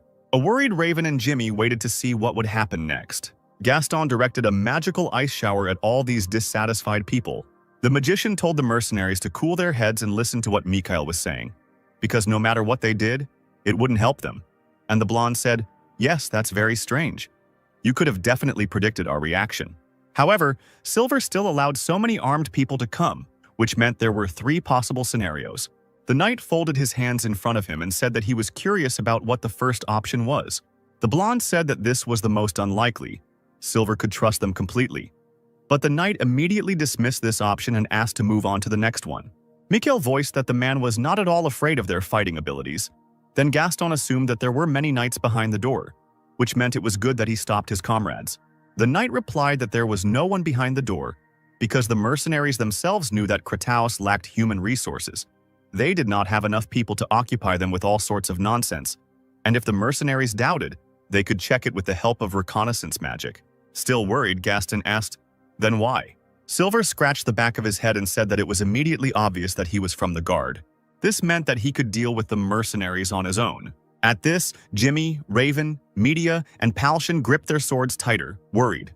Mikhail said it didn't fit. The knight asked why the blonde thought so. Mikhail replied, "If there was someone in Kratos whose ability allowed him to defeat the Master of the Waterlord Dark, you would not have any need to use us any longer. I mean, you would not have to bother threatening us, frankly, appointing us, who you do not even trust in itself as knights seems too strange. But if Kratos is so short of people that you are willing to involve even us, then you could not, and moreover, you had no reason to kill a man with such hidden power and artifacts as Dark." Media and Palshan listened to their comrades' conclusions with bewilderment. And the blonde continued, "Besides, you didn't say died, but he's gone. And not even Dark, but Baron Dark Clyde." Jimmy said that if you think about it, Mikhail was right. And Raven asked if the guy was nodding because he really understood everything. Silvar waited for what the blonde would say next. Mikhail continued, "More precisely, this means that the Clyde family no longer exists. One of 2 things. His title was taken away or his family name was changed due to the title being raised. Whichever happened, we have no reason to fight. That's the 3rd option." The knight was amazed by his conclusions. Silvar recalled how he had previously spoken with Tozier, who had admitted that he had been unable to find out anything about Mikhail, only finding out that he was from Corinth. And even then the blonde had said from the very beginning that he was from Kruma. The magician had great difficulty obtaining information through specific questions. The knight then asked if there was not a high probability that Mikhail was a spy from Corinth. He stated that it was necessary to extract information from the blonde by means of torture. Tozier, clasping his hands in front of him, began to explain that the magic of hypnosis gave the sensation of falling asleep and being drunk at the same time, which is why a fog appeared on the border between the conscious and the unconscious. In other words, the subject opened his mind while in a fully tense mental state. Thanks to this, it became possible to find out a person's true thoughts. It was as easy as finding out something from a person intoxicated with alcohol or drugs. The knight noted that it was not for nothing that the information was obtained in drinking establishments. And he also wondered why Tozier suddenly began to explain the essence of magic. The Lord explained, because when the brain is subjected to this magic, it becomes impossible to resist it. On the contrary, the greater the resistance, the more information can be obtained. This cannot be compared with barbaric torture. The knight admitted he was wrong, and Tozier was glad that Silver understood everything, and the knight also asked how. Then Mikhail was able to hide information about himself. The magician thought about it, searching for an answer to this question. He suggested that Mikhail sincerely denied his past, country, and even his family. Silver paid special attention to the word family. Tozier explained that in the subconscious of others he learned that in battles with the nobility, Mikhail always came out ahead. Most likely, he belonged to the top nobility of Corinth. And if this is so, the blonde could be more useful not only than the magician named Gaston, but also the adept Sidmian. Despite all of Tozier's explanations, Silver still had questions. He did not understand why a man who belonged to the top nobility of one of the most powerful empires began to live like a simple mercenary. Mikkel, standing in front of the knight, asked if he had anything to say. Silver answered negatively, stating that, on the contrary, he still hadn't heard the blonde's answer. Mikkel said, "Don't we have a choice anyway, but still, since we are called the second guard detachment, I need to know something." The blonde asked who they would protect. Without rushing to answer, Silver grinned. After some time, the mercenaries, who still had not received an answer to their question, arrived at Chire's castle. They were deeply shocked by what they found there. In front of them stood Dark himself in the flesh, who noted that they had not seen each other for a long time. The mercenaries still couldn't believe their eyes, but Mikkel noted that Clyde had apparently grown a lot while they hadn't seen each other. Jimmy was embarrassed. Seeing a beauty in front of him, he began to compliment the girl, and Raven asked his friend to come to his senses, because Dark was a man. Silver said it was Prince Ronier and demanded that the mercenaries show respect, but Dark said that there was no need for that. He also explained that his comrades would defend the Principality of Chire as its knights. The mercenaries were only happy about this, and Ronier said, "It is not necessary to be so formal, but okay. Since we are separating public and private, well, you all went through a lot of hardships on the way here, so wash up and rest today. You will be told when the food is ready." The mercenaries were even more pleased with this, since the conversation was over and they headed towards the exit. Once at the door, Palshan stopped and looked at Dark, after which they exchanged smiles. The mercenary was about to follow his friends out, but when he turned his gaze to the doorway, he was met with a surprise. Almost knocking him off his feet, Saren ran past Palshan, asking her master to save her. Alarmed, Dark did not understand what the girl was talking about. She explained that this place was only called an estate, because it used to be the king's castle, which meant that the girl could not keep it in order alone. Ronier explained that no one had told her to do it alone, since she was now in charge of everything in this place, so she could just hire people. The girl burst into tears and explained that there were only soldiers in the area. She had no one to hire, and even if she decided to go out and find people outside, she knew absolutely nothing about Chire. And in principle, Saren could not go out, because then there would be no one left in the castle. Dark screamed, demanding that the girl stop crying. He promised that he would find people for her. Watching this, Silvar wondered if Ronier had always become so strangely weak in front of this human cat. Having calmed down and folded his hands in front of him, the warrior asked who Saren needed. She replied that, to begin with, she needed those who would wash and cook for the knights, heat, and keep the castle warm. This meant that there had to be at least 3 people.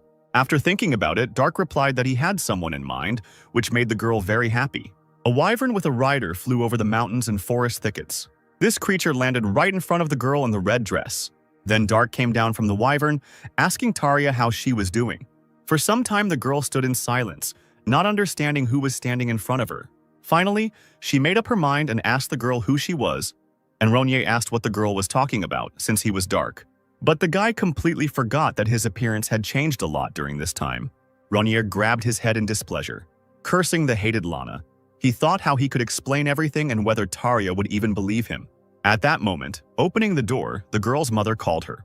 The woman pointed out that she had already told her daughter to warn her when she went out, because there had been more monsters lately, so she had to be careful. Seeing the wyvern in front of Taria, the woman became frightened and rushed to her daughter, not allowing her to explain anything. The mother grabbed the baby, wanting to protect her. Putting his hand forward, Dark tried to calm his mother and asked them to listen to him. The woman asked who the stranger was and assumed that the girl was from the nobility, but she did not understand what could bring such a person to this remote place. Dark said that apparently Mr. Blair and Tom had gone hunting, and the girl's mother asked how the stranger knew the name of her husband and son. Covering her mouth with her hand in fear, the woman decided that her son had done something wrong in the village. Ronier explained that this was not the case at all. Then he looked to the side and saw a black dog. The animal looked at the yawning wyvern, which looked quite frightening. Unable to withstand such an onslaught of horror, the dog ran away, and Ronier, realizing that the dog was afraid of the wyvern, tried to figure out what to do. Noticing the axe stuck into the stump, Dark found a way out of this situation. He walked up to the weapon, took hold of the shaft and asked the girl what it was, and Taria answered. Repeating the name of the weapon questioningly, Dark placed a log on the stump. As he chopped the log, he asked what it was then. The girl answered him that it was firewood. Repeating this once more, Tarja headed towards Dark and away from her worried mother. The girl admitted that she had only seen the second person who managed to chop a log with one hand. Ronja replied that he was that very first man. Tarja threw herself into the girl's arms, finally recognizing her as her friend. With a trembling voice, Tarja asked what happened and why he became a sister. Dark replied that it was a long story and he did not become like this by his own choice. Then the mother told the girl to come to her quickly. Feeling uncomfortable, the woman said, "You say you are Dark? You want us to believe this nonsense? What are you trying to achieve? Dark is a really good person, so stop pretending to be one. Even though I myself thought he was weird when he first came to us. This is the first time a naked person has come to us. Isn't it natural to think of him in this way? Of course, you, who flew in on a wyvern, don't seem ordinary either. But Dark defeats you by strangeness. In any case, don't think that we trust everyone indiscriminately, since we live deep in the mountains." The guy began to remember his first interactions with this woman. He remembered how he asked her to give him clothes. Trying to convince her that he was that same Dark, the guy showed the same gesture as during their first meeting. The woman, covering her mouth with her hands, finally believed that Ronja was that strange but good man. The girl's mother told her daughter to quickly call her father and brother, and when Tarja rushed after them, the woman said that it was dangerous and suggested that they go together. And Dark, watching this, noted that they were still the same as before. Then, looking to the side, he saw the weakling sitting next to him and dropped to one knee. He began to stroke the animal, asking if everything was okay with him too. It was already evening, and light was coming from the windows of the Blair house. The family was sitting at the table and listening to Dark's story. Tom and the head of the family were shocked that their friend was cursed with a body-altering curse. And on top of that, the guy was awarded the title of Prince. Joyful Tom said that he should have gone with Ronja then. He also asked if it was possible to ride a wyvern, and his mother said that her son had already crossed all boundaries. The father asked what brought the Grand Duke here. Dark replied that he wanted to hire their family, and if they didn't mind, the guy would like to make it so that they lived in the castle. Tarja and Tom asked if Ronja was joking. They were already happily giving each other high fives, but suddenly the father said that he would refuse this. Disappointed children asked why he made such a decision. Nervously, the mother told the children to stop, because it was already difficult for the father. The man said, "Tom? Darja? Who do you see now in the man sitting in front of you, Dark, with whom you communicated so closely? No, this is the owner of an entire principality, the Grand Duke." Hearing this, the children began to worry. The father asked them if they could take care of Prince Ronja as their only master. The children hung their heads, not wanting to answer. The hunter said, "As you can see, our family, living in the forest, knowing nothing about this world, will not dare to follow you into the castle. Please understand us." Dark replied that he understood Mr. Blair's position well. However, he still wanted to say something to the man. For 2 years, Ronja had received help from their family, and only wanted to repay them for their favor, and did not want to cause inconvenience. The Trebok mountain range has always been known for its danger, but on the way here, Dark noticed that there were even more monsters. Ronja had no doubts about Mr. Blair's hunting abilities, but still asked him if the monster had harmed the hunter, what would have happened to his family. Besides, Dark didn't want the one who gave him his name to suffer. He believed that the title of prince was enough to become a wall protecting their family. Tom asked if he could be a protector too, and Ronja said that Tom might get a little hurt, and pointed out that the boy had said that he dreamed of becoming a knight. A frustrated Tom said that Dark was evil, and Ronja noted that the head of the family seemed to have gotten things a little wrong. The warrior stated that in such a matter the most important thing was to hear his wife's opinion. The man, becoming nervous, looked at his woman and said that she would certainly be of the same opinion, which the children's mother repeated. She said that her husband never made wrong decisions, so she always followed his choices. Lost in thought, the woman lowered her head. She then went on to say that Tarja also took after her father, the woman relying heavily on her daughter. But Tom was not at all like his father, so he was constantly creating trouble without thinking about the consequences, and he was also very stubborn. Still, thinking about it, the woman realized that her son was very similar to her in her youth. She too was constantly making reckless decisions, making mistakes and failing, and then she met her husband. This was the only right choice made, so she respected her husband, who constantly thought about his wife and made the right decisions. She always trusted his choice and did not doubt it. The head of the family noted that even his wife spoke the same way as he did.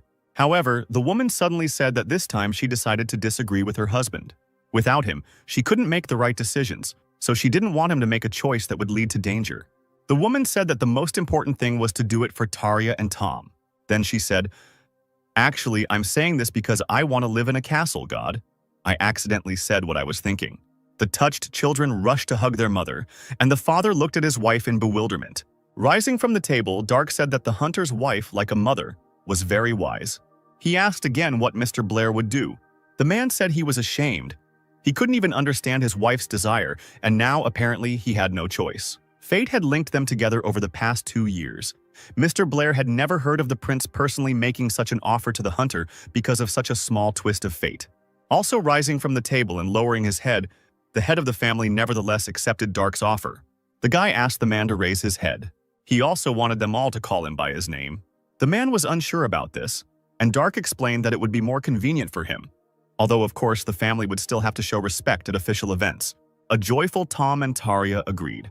The hunter and the prince shook hands, and Mr. Blair thanked his friend. Once the decision had been made, Ronier said that it was time for them to set off. And since they had to fly on the Wyvern anyway, the family only needed to take themselves, after which a heated discussion began. Saren met them at the castle. She was very happy to meet the first people. The maid became alarmed when the dog suddenly began to bark. She then introduced herself to the family and asked if they had arrived safely. Tom replied that his butt was splitting, and his mother reminded the boy of his manners. To begin with, the girl decided to find out about the skills of each family member and first asked Mrs. Blair. The woman replied that she was good at washing, cooking, sewing, milking, and could do any chores around the house. Mrs. Blair could also make yogurts and cheeses.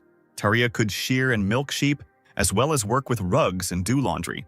Serene was sure that even with the help of the girl and her mother, the work would be simplified by half. They had to get used to everything in the castle until other workers were found. Mr. Blair could hunt and do carpentry.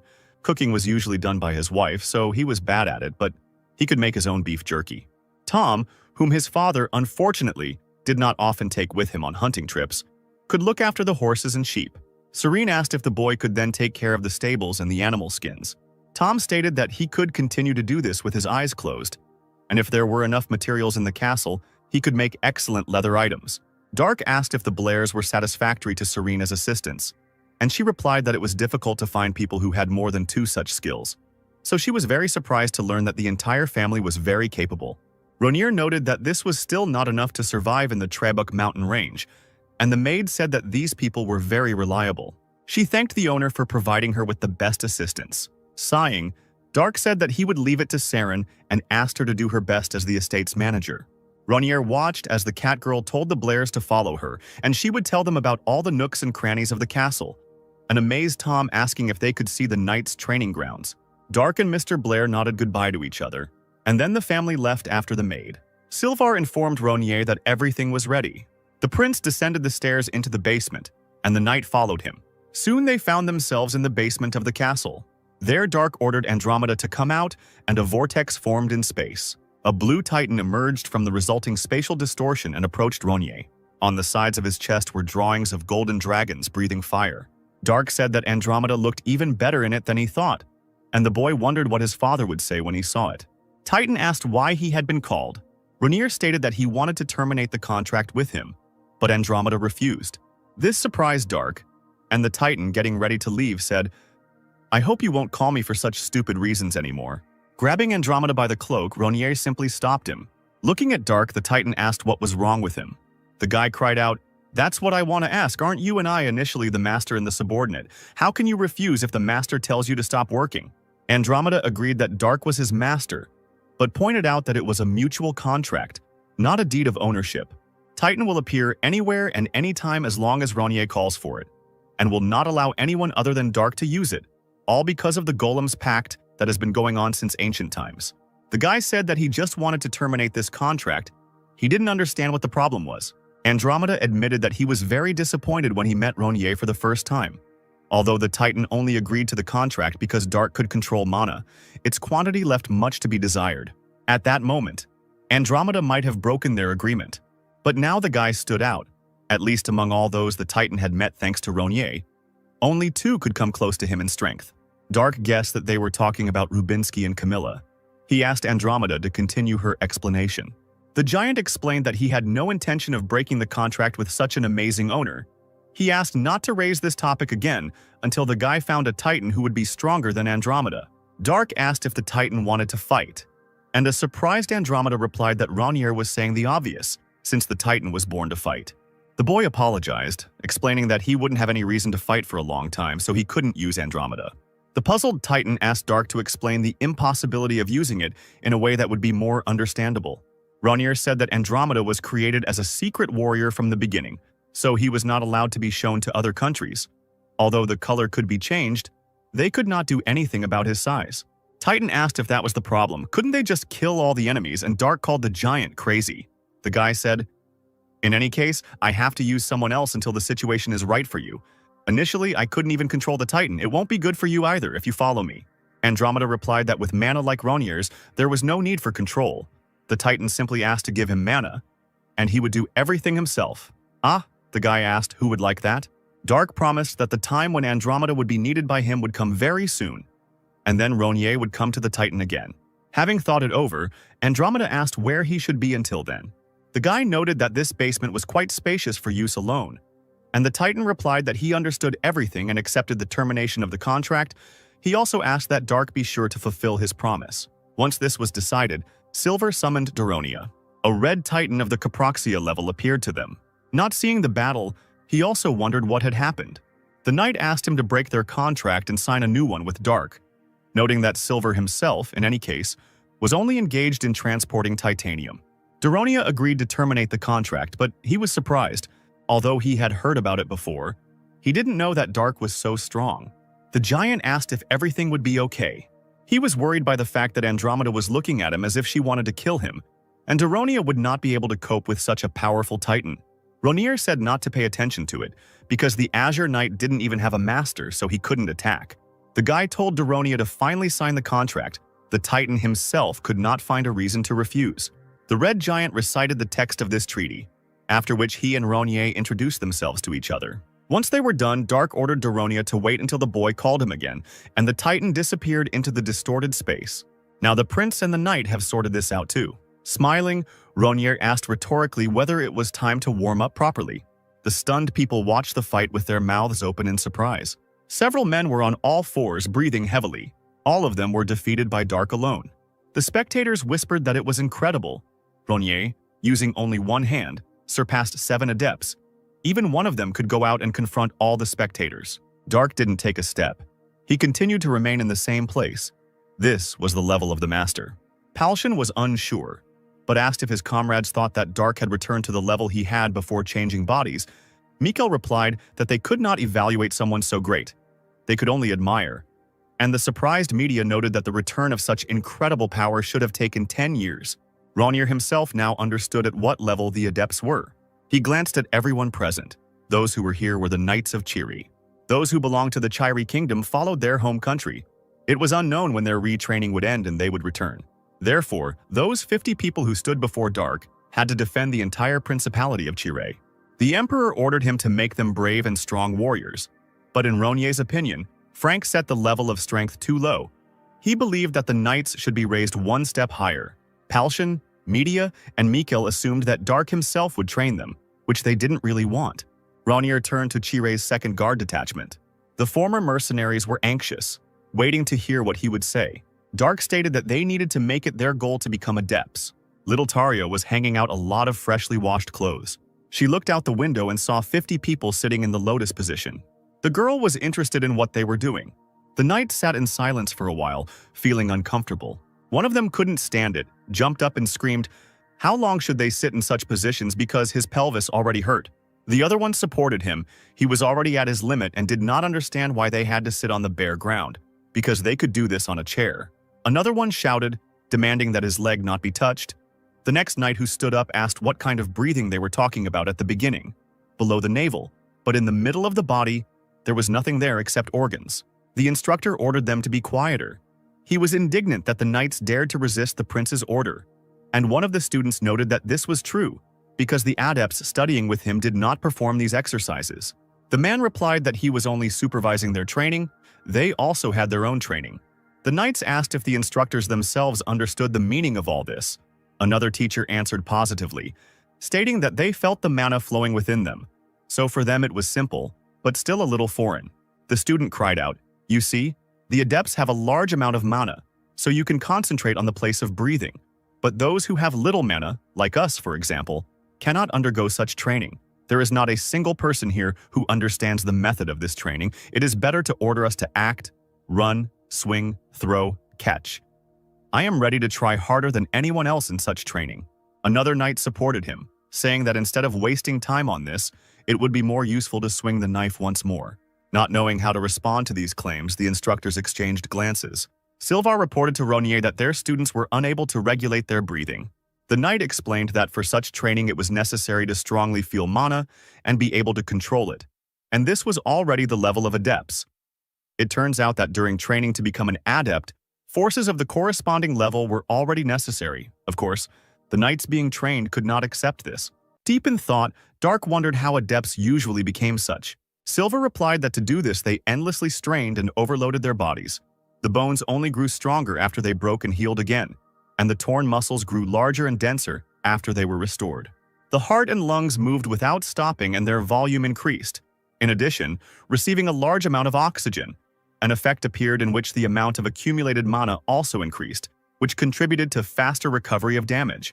Dark compared it to the training of a tribe of southern savages, which Silver had no idea about. Ronier explained that they were a tribe that lived in the dense forest and survived by fighting predators and poisonous insects. Their specialty was that, compared to training their internal strength like breathing practices, they paid great attention to training their body and physical strength. The knight pointed out that the boy said that the internal force was the mana inside their body. The boy agreed with this, but also noted that it was also formed during physical training. The process of becoming an adept, which Silver spoke about, was also included in such exercises. The knight noted that this was the most standard way. Dark said that he was sure that there was a huge amount of mana in this place. Even by training only external power, knights could unite with the sword. Thanks to this, it became possible to rise to the level of an adept. The problem, however, was that it was ineffective. Silver was alarmed, because this was the way all knights were trained. Ronier explained that external strength, that is, the abilities of the physical body, had limitations no matter how trained the bones and muscles were. The knights would not be able to break the stone. This was already the area of action of mana and internal strength. In short, if good internal strength results were achieved, then bone and muscle training would no longer be necessary. Silver stated that this was some kind of nonsense, because what you believe in most during a fight is nothing other than your body and the movements honed after tens of thousands of times. Improving the body was like the foundation of the foundations. This was common sense. In response, Dark asked a question. Silver, who do you think has better trained muscles, you or me? The body of a 14-year-old girl, covered in pimples after a 2-hour walk, having such a body, I have never tried to train using the body. I changed my muscle structure just by training my inner strength. The body you see now looks like a 14-year-old girl? After a gloomy silence and lowering his head, the knight answered negatively.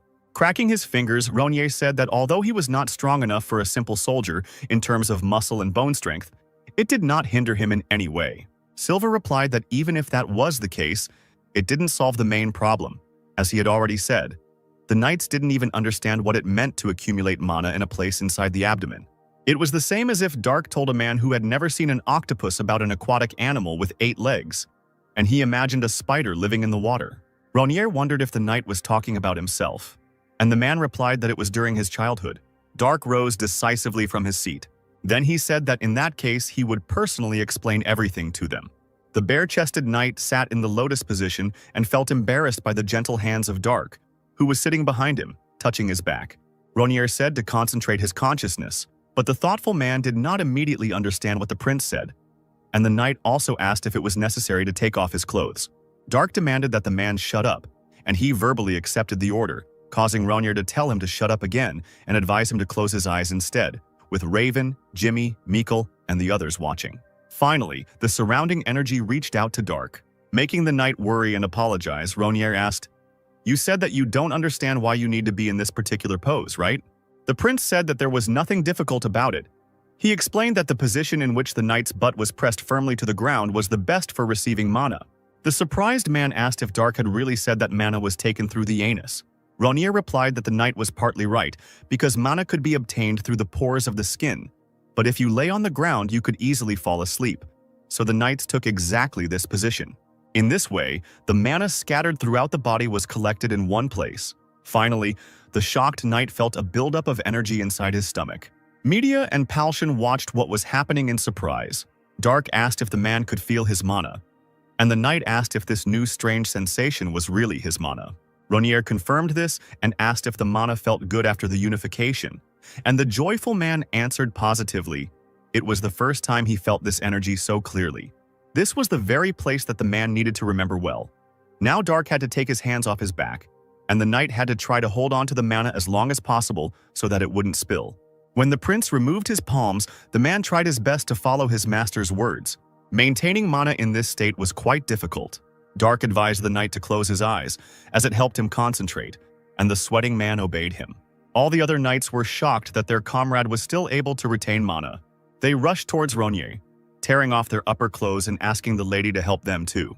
Paldion joined in, but when he saw that Media was also taking off her turtleneck, the mercenary became worried that she would appear naked in front of many men. The girl, whose breasts were hidden under the bandages, asked what was wrong, and Palshan breathed a sigh of relief and replied that everything was fine. Ronier was glad that his friends also wanted to try to gather mana in one place. Dark told everyone to sit down and take a position, and he would help them. He explained that now, feeling the breath inside the abdomen, his students needed to push the abdominal muscles toward the chest. This breathing technique was more effective when breathing through the nose, so everyone had to inhale and exhale exclusively through the nose and keep their mouths closed. You had to take a deep breath, count to 3, and exhale. At this point, the press began to tense up, so it was convenient to concentrate on the stomach. Changing the position of the body dispersed the mana. It required total concentration, and these actions had to be repeated 4 hours a day, without missing a day. It would be a shame for anyone to underestimate this training due to the lack of movement. On the contrary, the knights had to see how difficult it was to remain motionless. Ronier promised that with proper training, within 1 month the internal mana in the abdomen should become much greater than it was now. Mr. Blair and his dog were returning from hunting with some game. He immediately rushed to his son when he discovered that the wyvern, having decided to play with him, grabbed Tom by the clothes and lifted him up. Meanwhile, Saren, holding a broom in her teeth and standing on all fours, was diligently sweeping the floor. Watching this, Mrs. Blair and Tarja clapped their hands, supporting the maid. During the meditation that Ronier taught the mercenaries, Jimmy fell asleep even in such an uncomfortable position. Silver, who was watching them, saw how the guy rose to his feet like a sleepwalker and walked forward. However, the knight easily dealt with this problem by punching Jimmy so hard that he fell. Dark sat in his office at his desk, on which lay a huge pile of documentation. Such princely work completely depressed the warrior. Then he remembered Gaston and Ronnie, who had not been subjected to any training. It was they who had to do this boring, monotonous work. Ronier himself went down to the basement where he summoned Doronia. Having placed himself in the Titan, the guy took a few steps towards Andromeda. He then lightly kicked the blue Titan. Even these simple movements were difficult for the guy. Finally, the day was coming to an end, and the coats of arms in the castle with the golden blazing fire, the dragon were illuminated by the dim light of the lamps. While in the bathroom with the rest of his comrades, Palshan declared that he was dying. Mikkel told him not to relax too much, since there were 2 more groups behind them, and Jimmy, pointing to the water supply valve, asked if this object was really made of silver.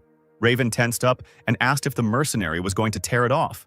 Palshan noticed that Gaston looked a little too tired, and the magician replied that it was because of the hundreds of documents related to the management after the war. The mercenary leader also asked why the priest looked so depressed, and Ronnie replied that for the first time since the sacred teachings, he had met war at a desk. Kentaro stated that they might even be face-to-face with the devil for a while, which made Gaston and Palshan nervous. The magician asked the others to tell him how the training was going. He heard from Lord Silver that it was a very tedious method, but Palshan replied that he would never have thought that sitting quietly and breathing was so difficult. Mikkel noted that although they followed everything because the master taught them, physical training would be better for him. Entering the room with the mercenaries, Dark said that at first everything seemed difficult.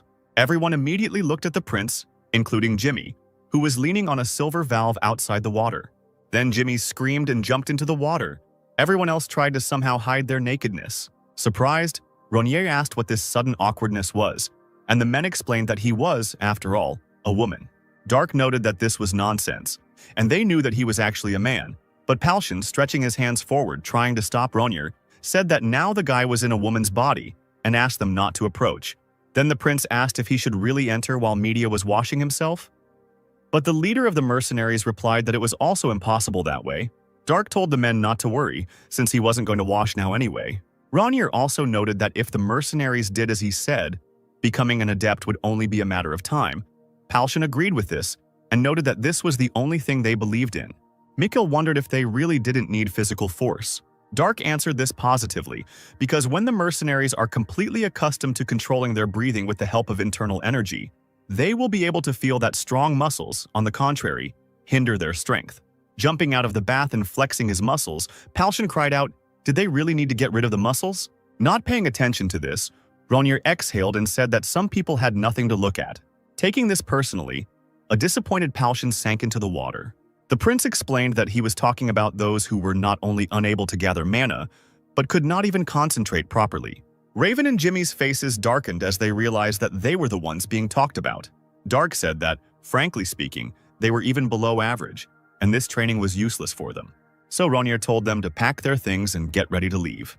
The mercenaries told Media about this, which angered the girl. She couldn't understand why Jimmy and Raven were kicked out, and Palshan explained that it was Dark's decision and told them to pack their things.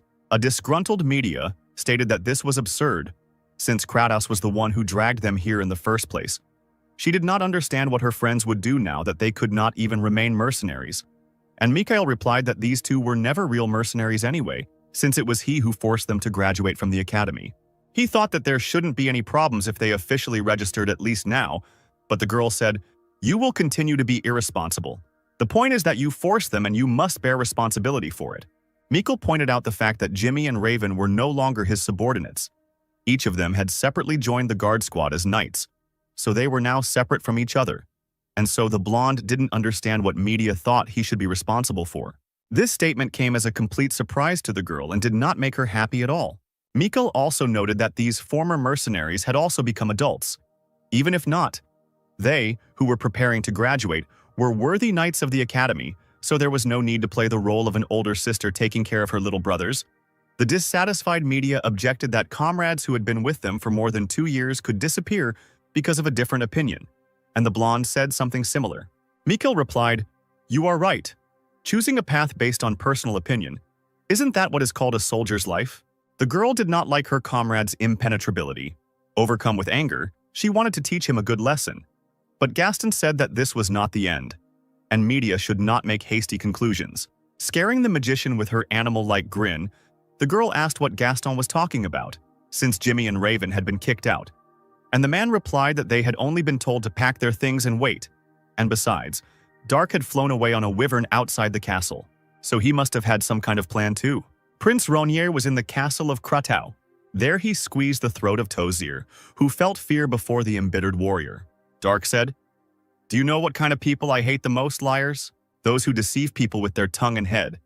And I have never killed such scum beautifully." A little earlier, everything seemed quite calm.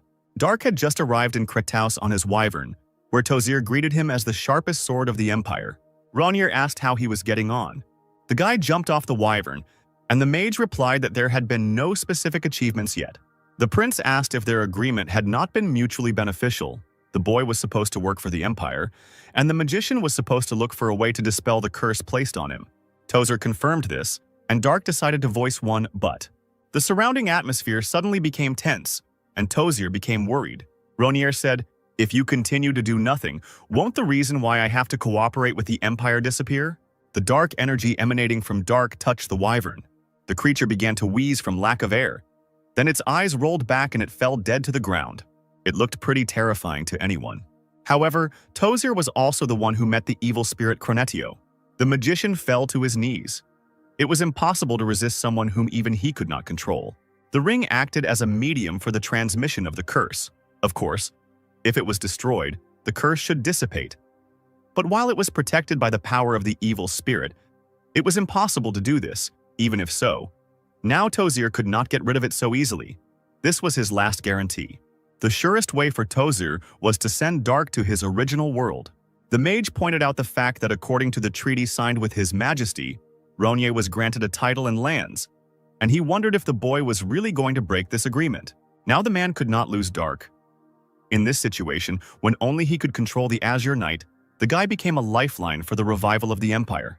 Instead of answering, Ronnier extended his hand to the magician. He then grabbed Tozier by the throat, forcing him up, and asked if he knew what kind of people Dark hated the most. The guy hated liars, those who deceived people using their heads and tongues, and he never killed such scumbags beautifully. Ronnier didn't need the titles and lands, so he could return them. The mage did nothing, so Dark thought he should take action himself. But Tozier said that he tried very hard to fulfill the promise he made to him. He explained that it was time-consuming but did not violate their agreement, and the prince asked if the man had really asked him to wait. Tozier said that he would fulfill his promise, so Dark also should not have backed down from his agreement with the Emperor. These were fair demands. A disgruntled Ronnier lifted Tozier up, causing him to wheeze. The magician said that if the prince killed him, his only way out would disappear. Dark let go of Tozier, who fell to his knees and began to greedily gasp for air, and Ronnier called him a real liar who kept his tongue moving until the very end. The man replied that if it was for the sake of the Empire, then he was ready to give up his life at any moment. Dark said, "Patriot to the core. Still not enough to keep you alive." To Ronier's surprise, the mage said that Dark was needed for this. He was essential to their empire, and if the boy helped, Tozier would grant his wish. The warrior pierced Tozier with his gaze, making him nervous, wondering what decision Dark would make. Passing by the magician, Ronnier said that this time he would leave him alive. But he couldn't relax and trust everything to Tozier. The guy refused to be tied to this land. The mage turned sharply towards the Grand Duke, addressing him, and Dark said that he obeyed the Emperor and would continue to prepare for the battle with Corinth. He also asked to call Lord Julian Aglios. A little later, Dark met a gray-haired man who greeted the highly respected prince. Ronnier asked if Julian had heard about everything, and Aglios replied positively, saying that he was in charge of the senior knight's squad, so he didn't think he could act in such a role.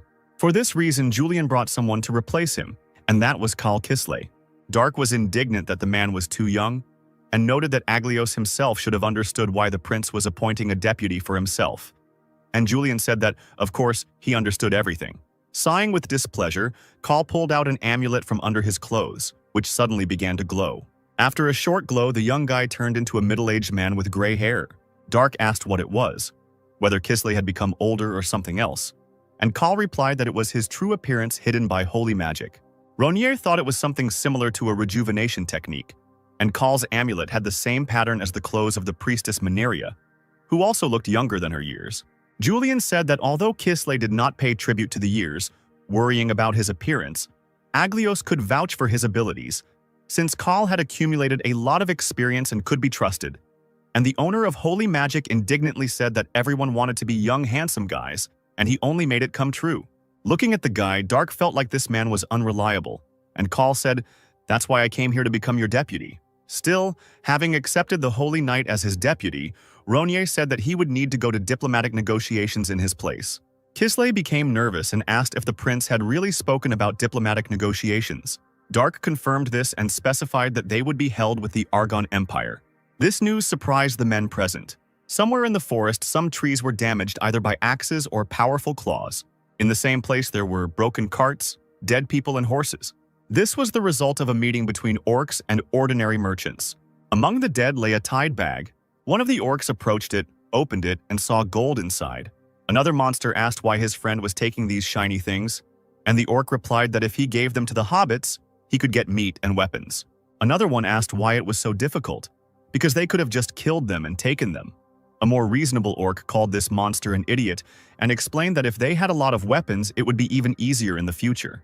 Another monster, raising his axe, shouted that the warrior was stupid. The warrior spoke with metal. Suddenly, they noticed raised spears and a banner with a dragon on it heading towards them. The monsters couldn't understand what was happening, and the approaching people in armor blew their horns. Among them were Mikkel, Palshan, and Media. The orcs realized that these were hobbit warriors, which meant there was more work to do. One of them shouted, "Talk with metal!" Raising his sword, Palshan also cried out, "Let's show the results of our training." Then the so-called hobbit warriors rushed to meet the orcs. The knights fought their opponents successfully. One of the people said that he now understood why they were told to breathe from their stomachs. They never thought that mana would act as muscles. Now the knights understood how, thanks to this, the lady was able to become a master even with such a body. One of the warriors chuckled and said that maybe they would rise to adept status once they had dealt with these pigs, and then they too could get titans. When the orcs saw the superiority of their opponents, fear began to overcome them. The monsters realized that the people were too strong and decided to run away. Seeing the orcs escape, the knights went after them. One of the warriors said that this was exactly why he told them to take horses with them, and the other called the first an idiot, asking what kind of cavalry he could have in the mountains. The orcs kept running from the knights in an attempt to escape, and the humans continued to pursue them. However, at some point the warriors stopped. Ahead they found high orcs who were dressed in armor. They bared their teeth and growled menacingly, trying to look even more terrifying. Then one of them rushed towards the knights. Palshan commanded to push the shields forward. The knights obeyed, and the orc rushing towards them flew straight into the shield. The unlucky man had a hard time holding back such a strong opponent. Now the entire line of defense was being attacked by orcs, of which there were too many. One of the monsters pushed off the shield and was already flying over the knights. However, the next moment the orc was already lying down, pinned to the ground by the titan's heavy sword. Palshan was glad that Silver had finally joined them, noting that the warriors had gathered the orcs well. One blow was enough to destroy all the orcs trying to break through the shields. In addition to Silver, other titans and pilots joined the squad. The monsters looked at these powerful giants in fear. One of the titans declared that there would be no more orcs in the Kratos Empire. Someone on the tower was ringing the bell, warning of the approaching enemies. The blonde man wondered what kind of madman dared to attack the Argon Empire. Seeing who was approaching them from the forest, he was surprised. It was a whole frightened squad of orcs. The monsters saw the Hobbit fortress ahead and did not know what to do. One of them shouted that they should break through, and the other noted that this was what the one who escaped said. Pushing the weaker creatures in front of him, the higher orc shouted at the weaklings to disperse. He sped up, intending to break the gate. The orcs were confident that if they crossed the wall, the titans would no longer be able to pursue them. Suddenly, another obstacle appeared in front of them, made of people. They were the holy knights of the Argon Empire. They intended to destroy all the demons who wanted to destroy the castle. These knights clutched strange magical hilts in front of them, from which blades of light emerged. One of the warriors said that everything was as Shikart wished. The self-confident orcs kept moving forward, believing that people with some kind of lamps instead of normal weapons were no obstacle to them.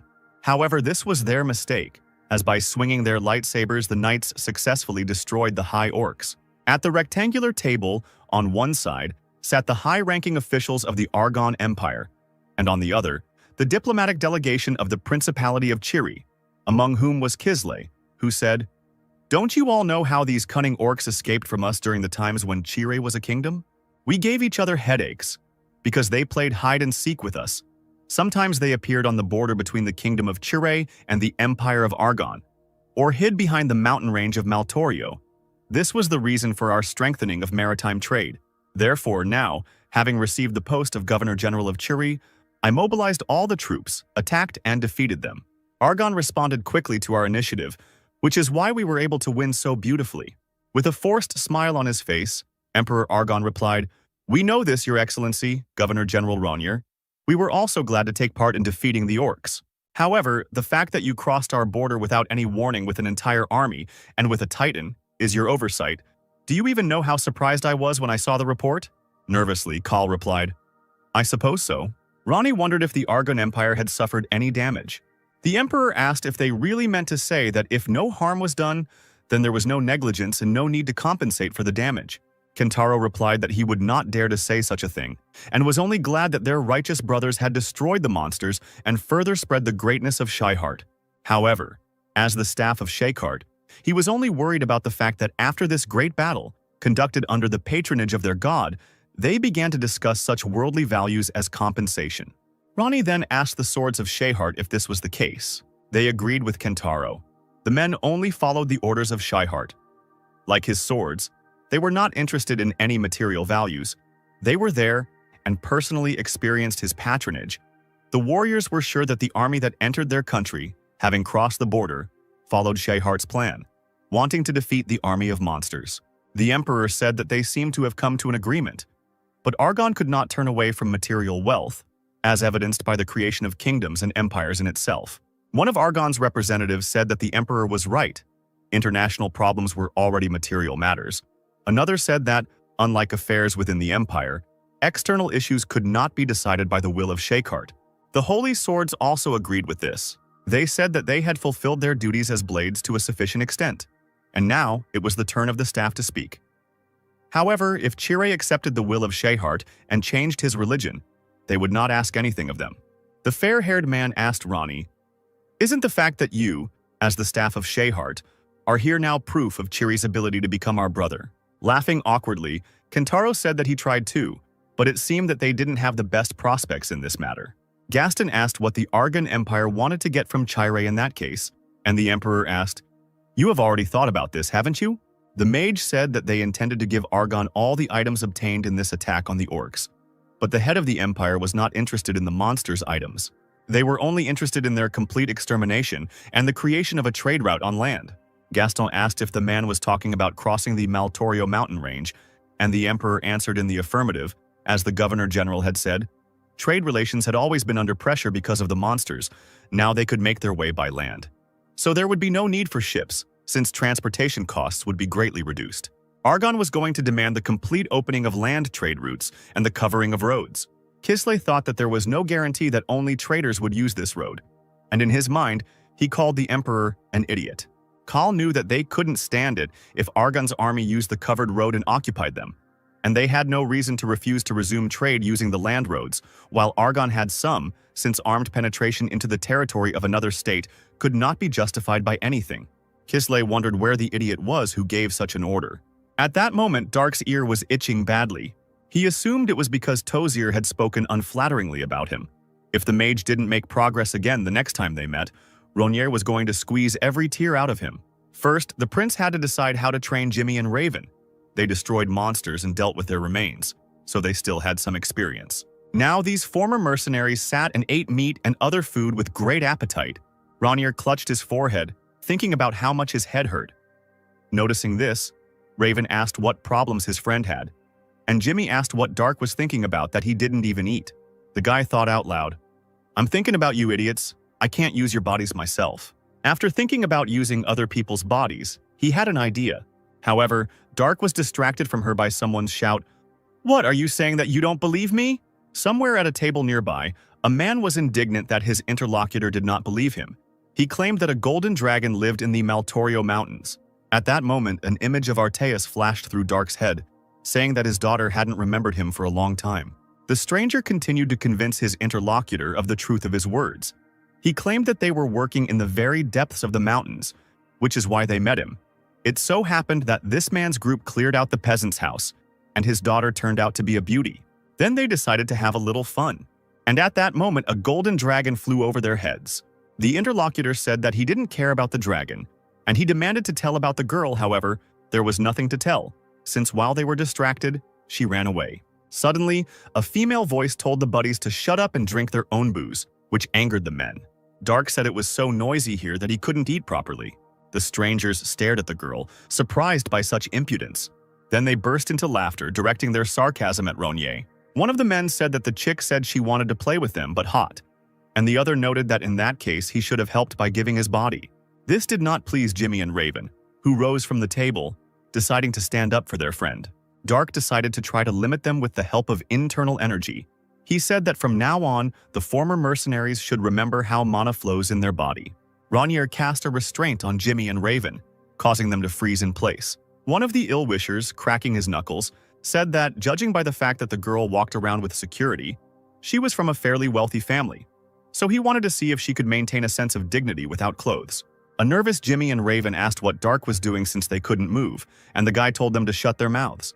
He asked them to focus on the flow of his mana, and at that moment one of the villains approached the former mercenary, asking what they were waiting for. Next came a blow to Raven's face, after which someone's bone crunched.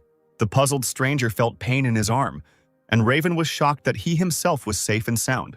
The ill-wisher fell to his knees and, holding his injured hand, screamed in pain, and the others could not understand what was happening, because his opponent did not even move.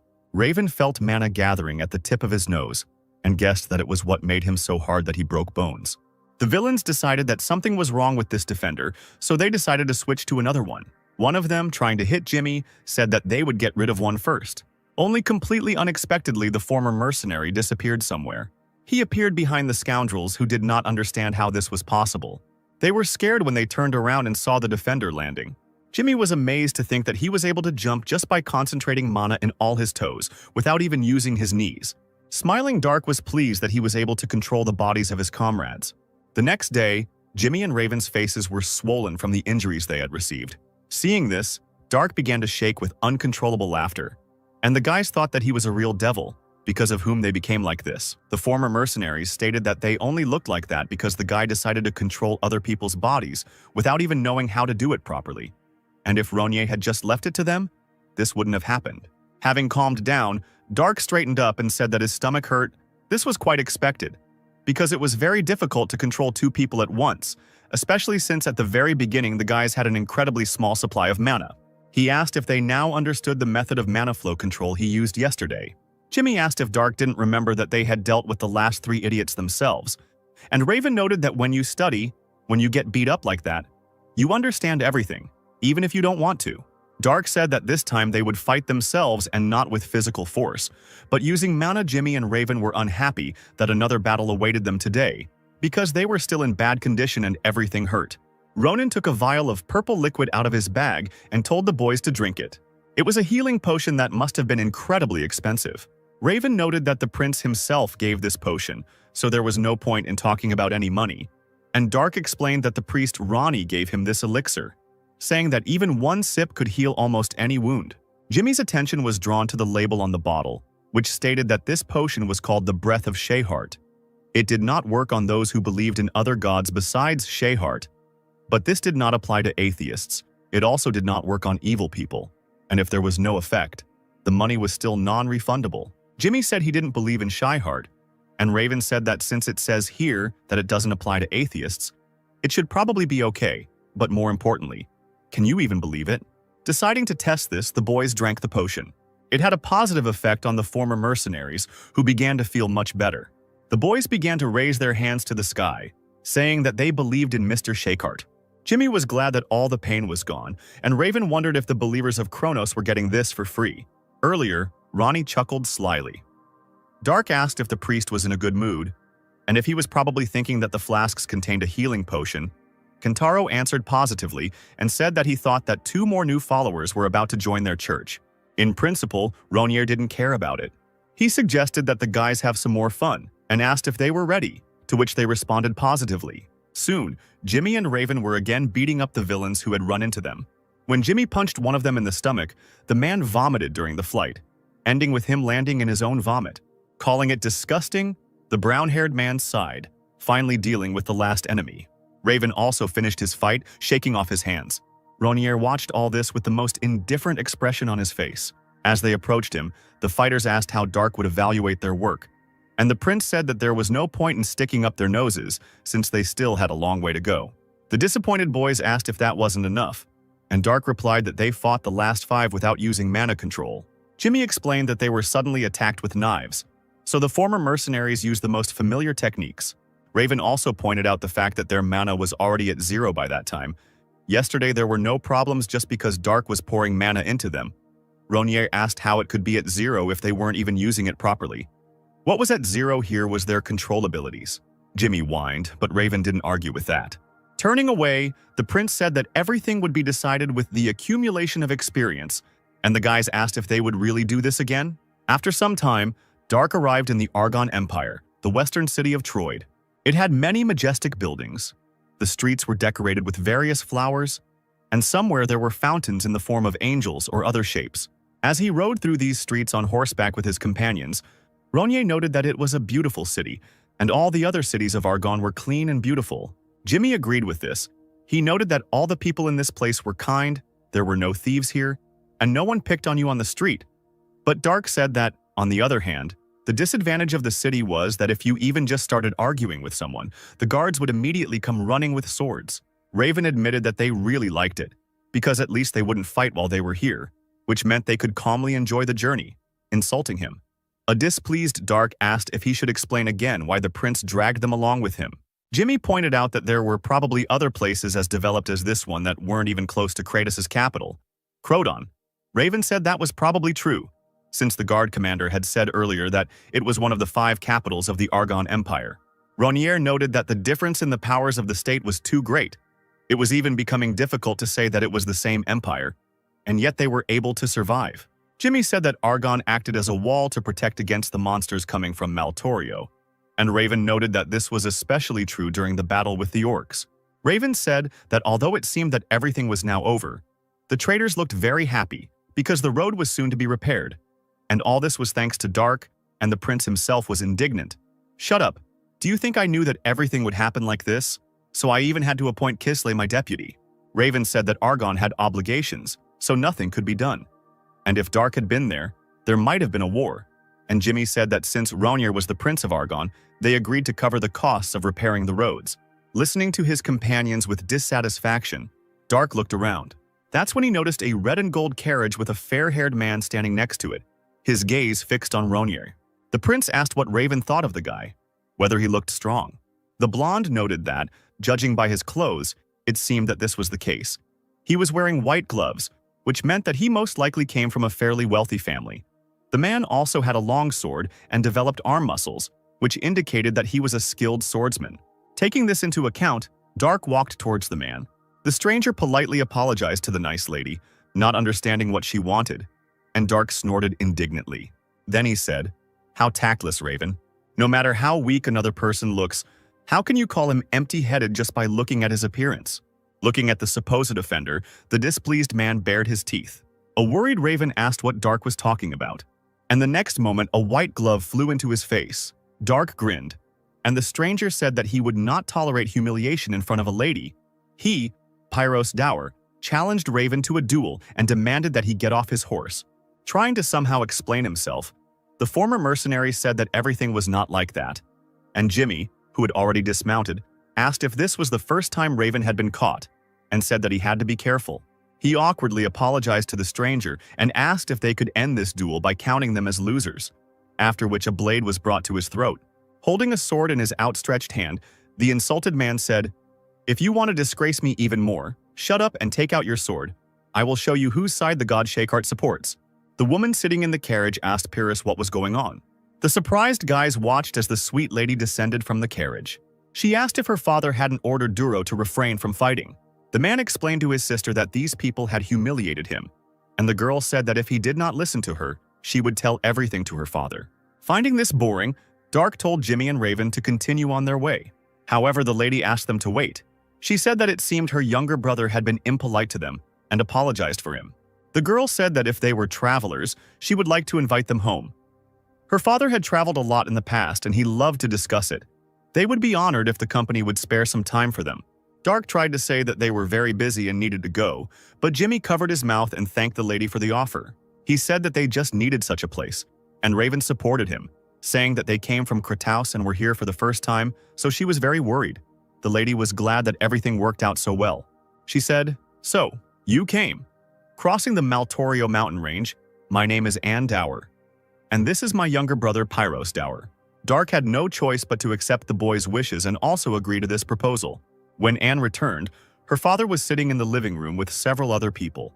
His daughter introduced him to the travelers who had arrived from Kratos, Mrs. Dark Clyde and Messrs, Jimmy Doney and Raven Ellenvar. The head of the house, Michel Dour, stood up and greeted the guests, saying that they had just been having a light conversation with the travelers who had arrived yesterday. They were Spen Antria, Ado Johnson, and Betty Donian. Dark gave the strangers a searching look. Michelle invited the guests to sit down, noting that their house had not been so crowded for a long time. Everyone was given tea, the aroma of which Betty praised. Suddenly, Dark asked her if she was by any chance a priest. This question made the trio uneasy, and such a reaction puzzled Dark. Donian asked, "Didn't you say that this is your first time in Argon? What is the reason you say this?" Ronier explained that he would rather like to ask why they were all so careful. The girl replied that it was a chauvinistic place that did not recognize any other god except Shakart. But Dark called her a priest, for which Argon's security squad could even cut off her head. It goes without saying that they were tense. Dark called it logical and explained, "The evidence is simple, all because I met with the priests of Kerns, although one of them was a warrior using an amulet. No, more precisely an artifact. And I feel that similar energy also emanates from you. This is not mana flowing in the earth, but the obvious energy of holy magical power." Donian was amazed that the boy could distinguish between holy and ordinary magic.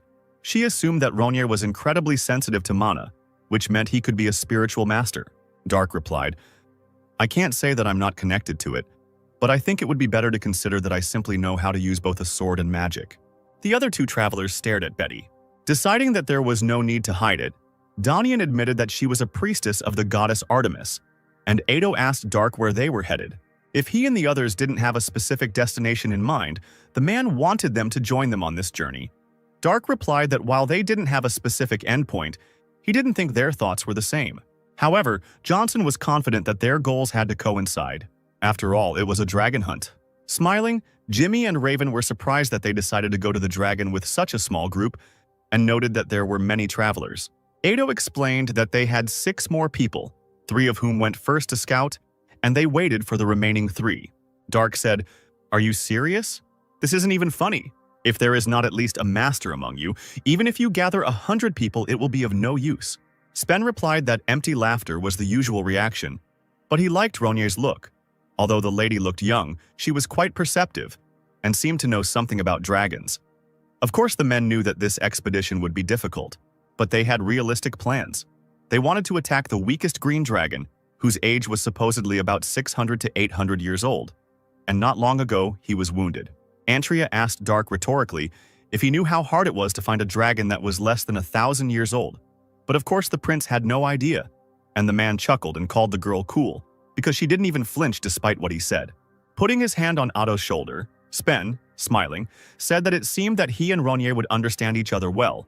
He continued to tell Dark something, and the prince himself, seeing how the man was doing well in self-deception, decided to just listen to him.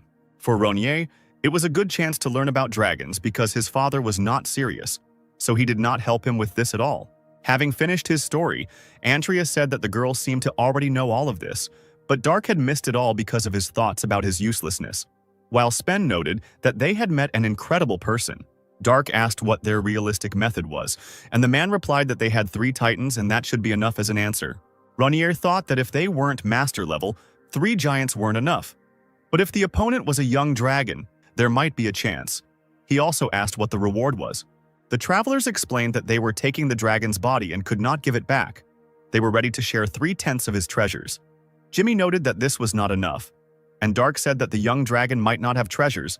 Then Antria offered 3,000 gold coins. Ronye agreed with this, saying that they didn't need the body. Jimmy was outraged. Because the dragon's body was the most valuable thing, Doni did not understand why he should waste his strength and expose himself to danger without it. After learning from Raven that only the Emperor of Corinth could use items made from dragon bones, Dark was surprised, because his father simply took out a bone, which moreover, recovered quite quickly. Calling his interlocutors inexperienced fighters, Spen said that the girl they were guarding made the right choice. Antria's party had 3 titans with them, so they, Jimmy, Raven, and Dark, had different stakes. Spen deduced that this was why the prince had abandoned the body and chosen the jewels and cash. In fact, Ronye really wasn't interested in the dragon's corpse. Spen said that there were also certain rules of the dungeon, and asked if the former mercenaries would be able to carry the dragon's body without Argon noticing. And Raven asked what rules exactly he was talking about. It was an international law that required a person to pay a tax equal to 8/10 of the value of the dragon's body. Antria noted that the boy's mistress understood this, which is why she gave in. Jimmy and Raven exchanged worried glances. Doni asked Dark if this was true, and Ronye thought about it. Spen spoke everything for him, and the prince had no reason to argue with him. However, Dark assumed that his father might scold him if he went hunting a dragon. But since it was a green dragon, it was unlikely to be related to Arteus. Meanwhile, Arteus himself visited Kratos' castle. The dragon was angry that they did not let him inside, and said that they did not know his son. The father stated that Dark had said quite clearly that he lived here. One guard once again explained that there was no Baron Clyde on the list of nobility. Then the dissatisfied dragon demanded that they call the emperor, and another guard declared that the stranger had gone mad to dare to speak of his majesty in such a tone. Arteus had already started calling the knight an unfinished hobbit, and he explained, "No, think about it. A man who looks 20 or 30 years old is looking for his son, and this son, who looks 17, is a handsome man. And besides, he is not even in the records. That is why I call you a psycho." The guards continued to drive away the dragon, who was unhappy with this attitude towards his person. He could not tolerate such insults. Arteas aimed a ball of fire at the men, shouting, "Die!" The frightened knights ran away to the sides, and the fiery sphere flew straight into the doors. Stepping over the boundary marked by the wall, the dragon said that this time he had destroyed the fortress gates, but next time he would take the lives of the guards. The knights shouted, "Alarm!"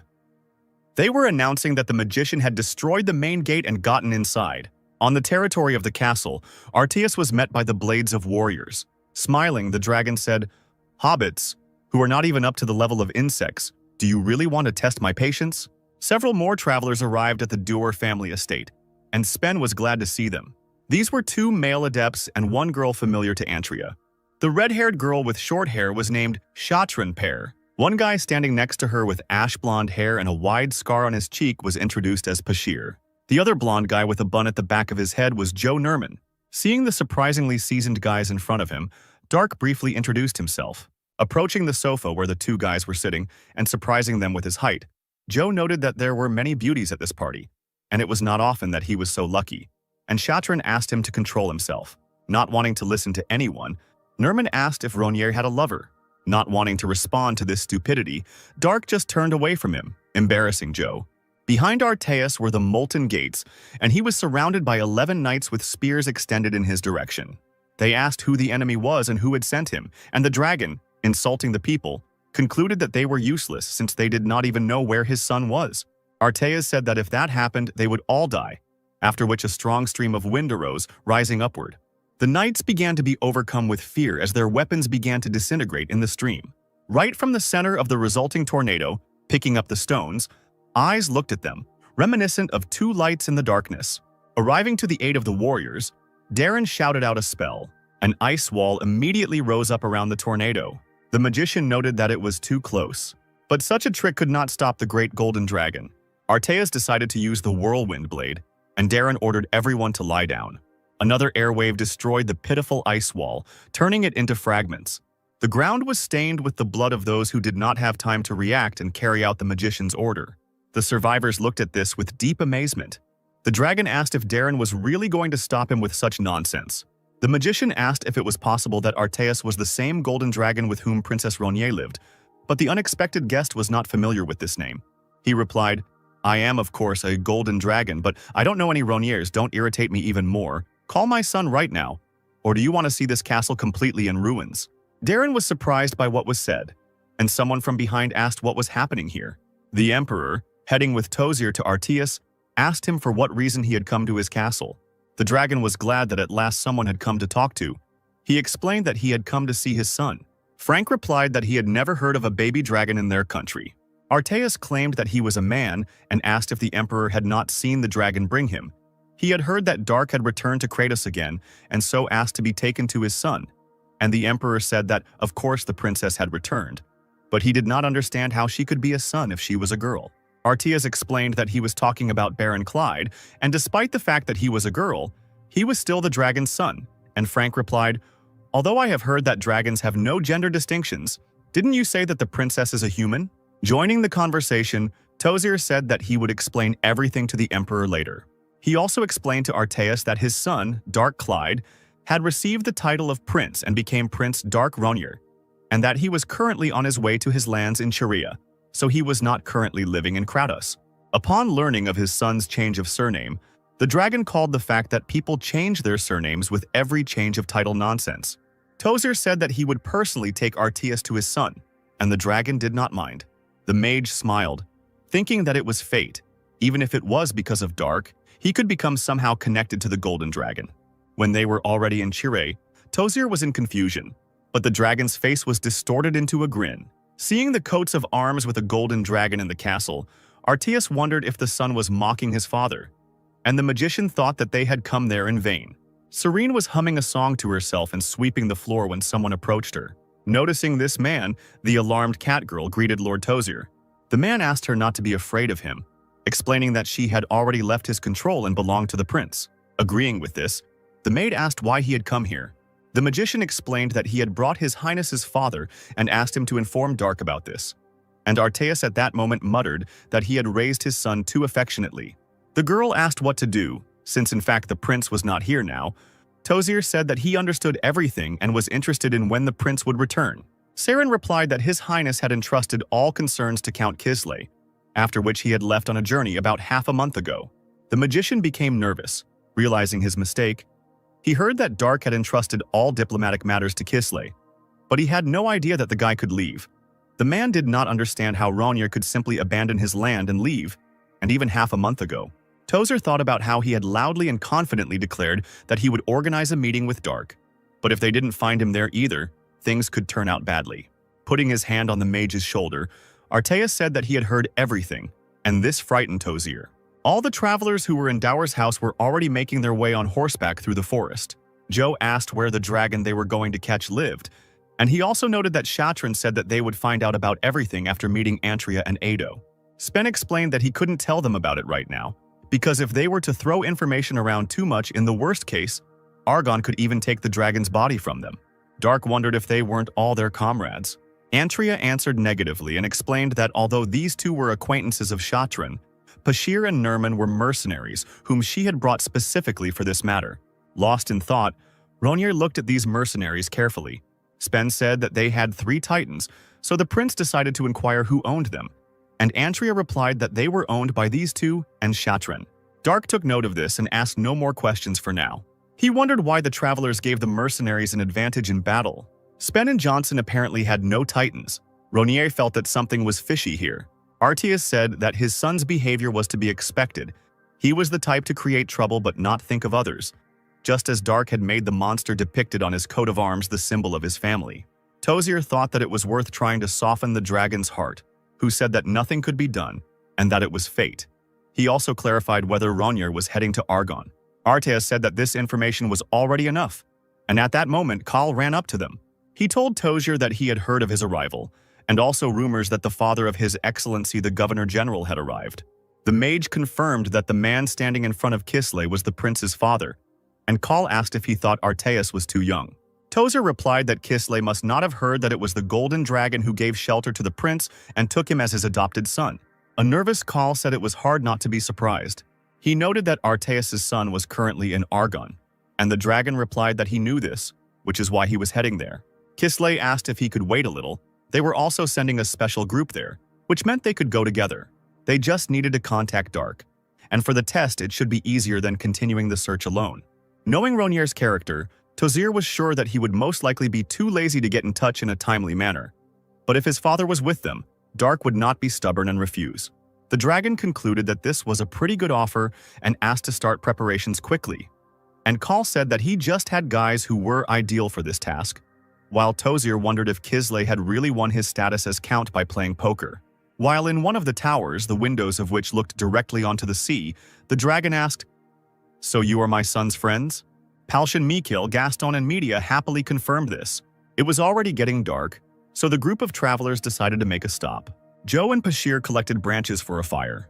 The already lit fire heated the suspended cauldron. A little further away from the fire sat Dark, looking somewhere into the forest, and seemed sad. This melancholy could not escape Nerman's eyes. Smiling, Joe suggested that Dark had given in to autumnal sensitivities, causing Raven to glance at Ronir in surprise. Elenvar hoped to see a new emotion on the prince's face, but everything was as usual, and Joe asked why Raven was laughing. Nerman claimed that all women were like that, and at those moments the chance to pick them up became incredibly high. Betty denied this fact, and Raven said that if Dark's mood changed because of the fall, he would give the mercenary his entire fortune. Ronir himself looked into the distance and thought, "So it turns out there is a bamboo forest here. How long ago was it? How long ago was it that I so peacefully enjoyed the view? I have never passed a beautiful place without practicing self-discipline there." Ronir recalled how one guy asked him, "A way of training that seems impossible for a person?" Dark confirmed this and asked if anything came to mind. The warrior felt that with age he was less and less able to imagine such a thing, and the brunette replied that with such a level as Ronier's, any ordinary training did not seem like anything special. Trying to come up with this most impossible training, the man asked how about climbing a sheer cliff of the Devil's Territory, located tens of thousands of mountains to the west of here. Dark replied that it was too easy, and then it was suggested to go with a special pole in hand, but it was too far, and Ronier would need the master's permission.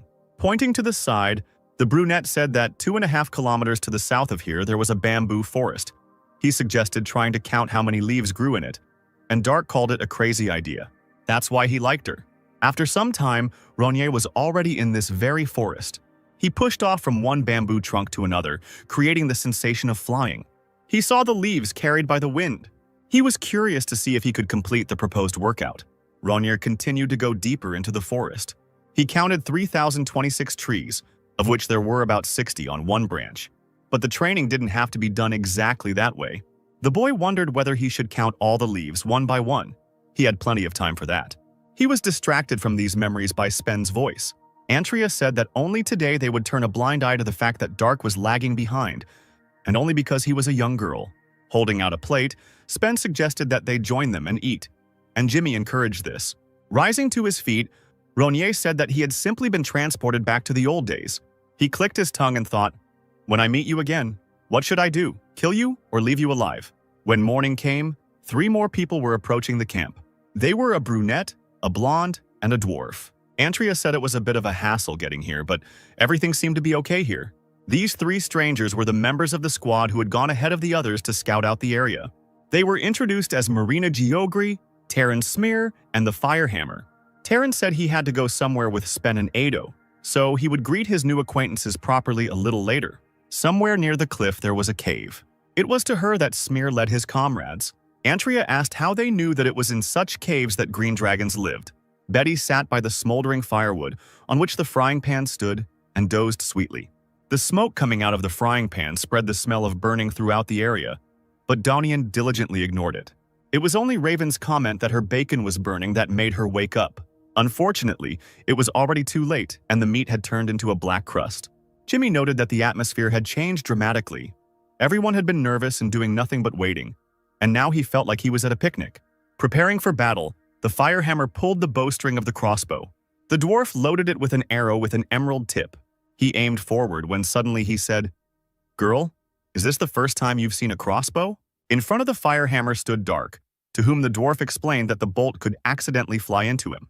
Spen asked how Terran found out where the dragon lived. He called Smear incredible. Terran admitted that he learned of this by chance, perhaps because of the arrogance inherent in youth. He did not hide his mana properly. Antria noted that, judging by the size of the entrance, they would have to lure it out and fight in the open. And Smear confirmed this. If they killed the dragon in the altered body, they would not be able to get anything out of it. Terran asked if the 3 of them could play the bait properly, and Spen confirmed that they could. Antria said that these were 2 knights who graduated from the academy and spent about 2 years as mercenaries, so they should have definitely known the basics, and the girl with them, although young, was already a 5th circle mage. Betty checked this. Lost in thought, Smear said that something was missing, and Otto noted that it would be good if Shatran was waiting upstairs. The group determined that pair needed to attack the dragon from above, from behind. Once the locations had been determined, Antria asked how old the dragon was exactly, and Smear replied that, according to Marina, he must have been about 800 years old. Hearing this, Otto wondered if the bait could survive. Terran explained that, of course, they had to make sure that no one would be left alive, and even if someone did survive, he would take their life himself. A nervous Antria told the commander that this was against the rules of the knights. He asked how a man could kill his own comrades, and Smear asked him not to speak so loudly. Terran would have listened to Spen if the 3 were their comrades, but to be honest, for Spen they were not. Antria shouted that he had made a promise and was obliged to fulfill it. Pointing his finger at Spen, Terran said, "Now listen, what is happening throughout our homeland of Crumb? As a knight, can you compare it to their lives?" Spen hesitated, and Smear said that it would be good for the knights too, only if they followed the best-case scenario. Ado placed his hand on Antria's shoulder, sharing his feelings but understanding that it was necessary. Without a drop of fear, Dark stood and looked at the weapon pointed at him. Raising the object up, the dwarf asked if it was really the girl's first time seeing a crossbow, and Ronier explained that it was the first time he had seen exactly that kind of bolt. The prince said that he was surprised by the arrow. He realized that it had an eagle feather, and it was made not of wood, but of metal. But it was a mystery to him what its tip was made of. Firehammer noted that Dark was surprisingly attentive, perhaps because he was a mage. The dwarf explained that it was a green dragon bone. If you pierced its scales, you could use a weapon created from it or its bones. The only thing that could even come close to them in characteristics was the highest quality and most durable titanium. Ronier asked if they really intended to do that. He doubted it was really possible to catch a dragon with such a group. The prince believed that there were not such capable people here. Firehammer thought. Marina is a 6th circle mage. Taryn is also an adept and an outstanding knight. Is it really because of her simplicity and stupidity that she does not recognize their abilities, or… The dwarf said that hunting the dragon was not an easy task, but because the creature was very young, they could easily win. And the dragon's jewelry was incredibly valuable. Dark asked if it was really that hard to get them, since dragons were able to restore their bodies, and the dwarf laughed and replied that it was an interesting point, but it was impossible to catch a dragon alive. Then Ronier wondered if it was really that hard to just find a dragon that had died a natural death if its bones and scales were so strong that the animals couldn't eat it. These words made the dwarf understand that Dark was not a magician. Firehammer explained that when dragons die a natural death, they are escorted by the goddess of the Great Lands, Karis, and their bodies disappear, leaving no trace behind. Pointing the crossbow at the girl, the dwarf said that there was no magician who did not know about this. Then he asked, "If the way you just stood in front of the crossbow was not simple ignorance, then who are you really?" The fire mall demanded that the girl tell him who she was, claiming that even if she were an adept, she would not have been able to dodge an arrow from such a distance and would have died a quick death after being pierced by a dragon bone. Dark realized that he had apparently said something unnecessary, and it was starting to irritate him. He glanced at the rest of the group who were standing by the fire with their backs to him. Ronier thought that it would be possible to simply kill the dwarf without anyone noticing. Alarmed, Firehammer suddenly began to stutter, trying to say something. This strange reaction, somewhat resembling laughter, confused Dark. Speaking of some cobalt, the dwarf rushed to the hilt of the sword sticking out from under Ronier's robe. The prince did not understand what Firehammer was talking about, and the dwarf, recognizing the sword, asked where the girl got it from. Dark wondered why Firehammer would ask that, and the dwarf explained that the sheath and hilt were made of cobalt, something only his kind could mine and smelt, and it was handcrafted, worthy of his father's skills.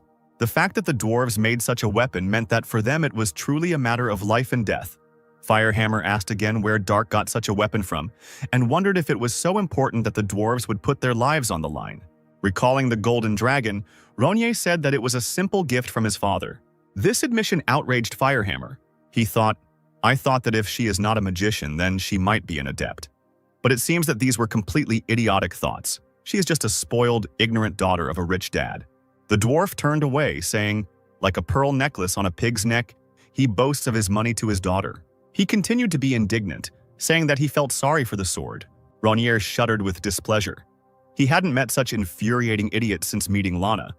Dark thought that perhaps it was worth killing him after all. Another night had already arrived and everyone was sleeping, sitting around the fire. Someone was wandering around this camp, passing by Dark, and then Jimmy and Raven. After a few more steps, this man stopped next to Nerman. He began to reach out his hand to the mercenary, but Joe suddenly opened his eyes. He jumped up so abruptly that he frightened Ado, who was standing in front of him. After praising Nerman for such a stunning reaction, Ado said that he had just wanted to wake him up. Stretching, Joe asked if it was his turn and received confirmation. Standing up, Nerman asked how the situation was, and Johnson replied that he had not seen anything that looked like monsters. In such a deep forest, there should have been at least one wild monster walking around.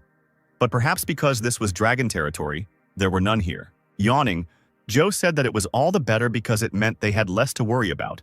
And he also asked who was supposed to be after him, and Ado replied that it was Darren. Taking this into account, Nerman wished his comrade a good night's sleep. Joe poured water into a kettle suspended over the fire. He sat in complete silence and felt bored. It was already deep night. The light of the full moon stubbornly broke through the clouds. Steam was rising from the water bubbling in the cauldron. Nerman turned away from the fire and sat down near one of the trees. There he dug a small hole with a dagger. Joe looked around to make sure everyone was asleep and couldn't see what he was doing. He then took out a small purple-blue sphere and placed it in the hole. Nerman began to bury this object, thinking that it would remain his secret. However, Ronier saw all this without revealing himself. Finally, with the onset of a sunny day, the entire group arrived at the cave in which the warrior's target was hidden. Someone said that this place was so beautiful that there were no words to describe it. Nerman asked if a dragon could seriously be in such a small cave. He also wondered if there would be a horde of ogres there. Ado asked him to be quiet and said, "Think for yourself. How many caves are there that dragons can enter in their true form? Of course they live, having turned into a man. And besides, since when do ogres live in a horde?" Antria noted that Ado was overly excited and asked him to cool down a bit, because the dragon could hear everything, which would make things difficult for them. Then Spen asked Jimmy, Raven, and Dark if they were ready. Since this was so, Antria asked them to definitely survive. Ronier answered him that it would be so. Then the prince confidently headed towards the cave. Taking the crossbow in his hands, Jimmy asked if they would be able to deal with the dragon with this. Raven replied that he was not sure about it. According to the dwarf, there should have been an effect. But it was not a fact that it was worth believing the fire hammer at all. As he walked away, Dark told them that it was more important to pay close attention to their mana management, especially their defense. Having stopped, the prince decided to use the technique of deep divine immersion. He began to gather the surrounding mana in his hands so that he could use the magic that was familiar to everyone in this world. When everything was ready, Dark launched a fireball into the cave. A powerful fiery blow hit straight inside. Raven and Jimmy were surprised by such strength. Somewhere among the tongues of fire, someone's silhouette appeared. Seeing him, Elenvar and Doni became alarmed. An inhuman foot stepped out of the flames towards them. Dark watched the enemy's movements carefully. Soon a tall ogre appeared before him. This monster just looked at the enemy, in no hurry to attack. Ronier, on the contrary, was ready to strike the next blow. He launched another fireball at the monster. However, the dragon was not harmed at all, having erected a shield around itself. He said that the girl was surprisingly strong, but the dragon was unhappy that she dared to show her abilities and try to destroy his nest. At that moment, the ogre's leg was suddenly pierced by an arrow fired by Raven. Having pulled out the bolt, the dragon recognized him as a dragon slayer and guessed that the people who attacked him were hunters of people like him.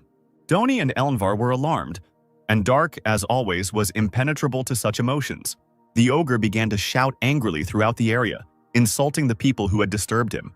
He then took advantage of a devastating earthquake, and the earth around him began to crack. A huge wave of earth flew at Dark, which could crush him without even putting in much effort. Now, to begin with, Ronier decided to act as a magician. When the wave died down and the dust began to settle, the dragon was somewhat surprised. There was not a single scratch on the prince, and he was inside a water shield. Using magic that was unfamiliar to him, Ronier wanted to reveal the true intentions of the gang that dared to decide to kill him. Behind Dark, Raven and Jimmy dropped to the ground, nearly dying, and the prince mentally noted that it looked like they had worked on their defenses.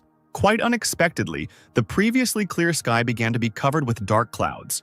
It was the dragon who decided to call upon thunder. The prince already knew that this was dragon magic. At the ogre's command, electrical impulses rushed towards Dark. However, the boy once again avoided any injuries, puzzling the dragon. Putting forward his fist with the ring, Ronier summoned water arrows. 1,000 powerful jets of water flew at the ogre. The girls above the cave were amazed. Covering her mouth with her hand, Marina wondered if Dark was really a mage, and Shatran noted that Ronier had dodged everything except for the attack he had blocked with his shield at the very beginning. Dark was better than a first-class knight and perhaps, in Pear's opinion, could be a magical swordsman. Geogray asked what kind of hydrosphere magic Dark had just used. Despite the short casting time, it was too strong. Shatran was alarmed and asked why the mage was asking her questions about magic. Watching Ronier, Marina thought that although Priestess Betty said that Dark was a 5th circle mage, he at least surpassed the abilities of the 6th circle. The prince himself was thinking at that moment, he doesn't dodge? He really didn't die from such a blow? Finally, the dust cloud cleared, and the silhouette of the ogre appeared before Dark again. The dragon called it incredible that he felt pain for the first time in a long time. Ronier smiled and replied that it was not surprising. The ogre said that the boy deserved to be challenged by the dragon. After this, the monster began to glow with a bright light, blinding everyone around. As the light began to fade, Ronier was finally able to look at his opponent. In front of him stood a large dragon, whose fangs were similar to those of an ogre. The creature said telepathically, "Well, attack, man who dreams of becoming a dragon slayer." Hearing heavy footsteps, the dragon and Dark looked to the side and saw the titans approaching. Inside them were Nerman and Pashir. Deciding to end things there for now, the prince ordered Jimmy and Raven to retreat. When the giants got close enough to the dragon, they threw their spears at him. While deflecting the weapon with its tail, the creature called people impudent. Meanwhile, Dark, Raven, and Jimmy, who had been hit by the spears, ran away quickly. The mercenaries inside the titans were already starting to get nervous. The dragon began to open its mouth, using its breath as an attack. Realizing that things were bad, Bashir hurried to leave his titan. He shouted for Nerman to throw the giant too. However, a grinning Joe shouted back, "Don't talk nonsense, do you even know how expensive he is?" He then threw another spear straight into the creature's mouth. Having almost reached the target, the weapon suddenly stopped. It was too late to do anything. Acid began to emanate from the dragon's mouth, spreading everywhere. Nerman wheezed, and the Titan announced that the gloves were 40% damaged. In a matter of seconds, the metal golem reached a critical level of damage to the magical equipment. In order to perform the restoration, a forced use of mana began, which the mercenary could not stop in any way. The two Titans, along with Nerman, gradually disintegrated completely. Unwilling to die, Pashir tried his best to leave the battlefield. Having finished with the Titans, the dragon looked at the fleeing man. The acid moved towards him, beginning to disintegrate his cloak. Death was close, but Ronier was nearby, who used a water shield and cut off the grains of acid from them. Pashir looked at his savior in surprise, not knowing what to say. Dark asked Jimmy and Raven to help him. The mercenary stuttered and said that Ronier was indeed a great magician. By this time, the Titans had almost completely decayed. The angry dragon began to roar throughout the area. All the knights, except Dark, covered their ears. Jimmy said he now knew what a dragon's roar was like, and admitted that it felt like it was going through his bones, and Dark thought it was something like a lion's roar. Ronier found it strange that the dragon's breath had completely covered the forest, but not a single tree was harmed. On the contrary, the foliage seemed to have become even greener. Pashir explained that all this was because the green dragon was the protector of the forest. For the plants, his breath was a blessing. It was obvious that Nerman was dead, because the breath was deadly for people. What happened was unexpected for them, and they lost all the Titans, so their plan failed miserably. Pashir suggested retreating and joining forces with the others, but Dark said that there was no need to do that, because now the real plan would come into play. This statement surprised the mercenary. Raven asked if the prince had been told something they didn't know, but Ronier replied in the negative. He explained that this was a plan by the hiding rats. Meanwhile, the dragon was already looking at the new opponents. Two Titans appeared before him again, but completely different ones, with a level clearly higher than the previous ones. One had a lion's head, and the other a crow's. Seeing this, Elenvar and Doni were surprised. Dark explained that Ado, Spen, and the rest of the core team couldn't give the outside mercenaries an advantage in strength, so the rest were expendable. Pashir was filled with anger. Insulting the people who hired him, he said, they said that at this age he still cannot use his breath. One of the pilots noted that the dragon used the breath because it was having fun. If he adjusted the power a little, he could use it a little better, but the dragon was still too young, which is why he lacked caution, and therefore he had to die here and now.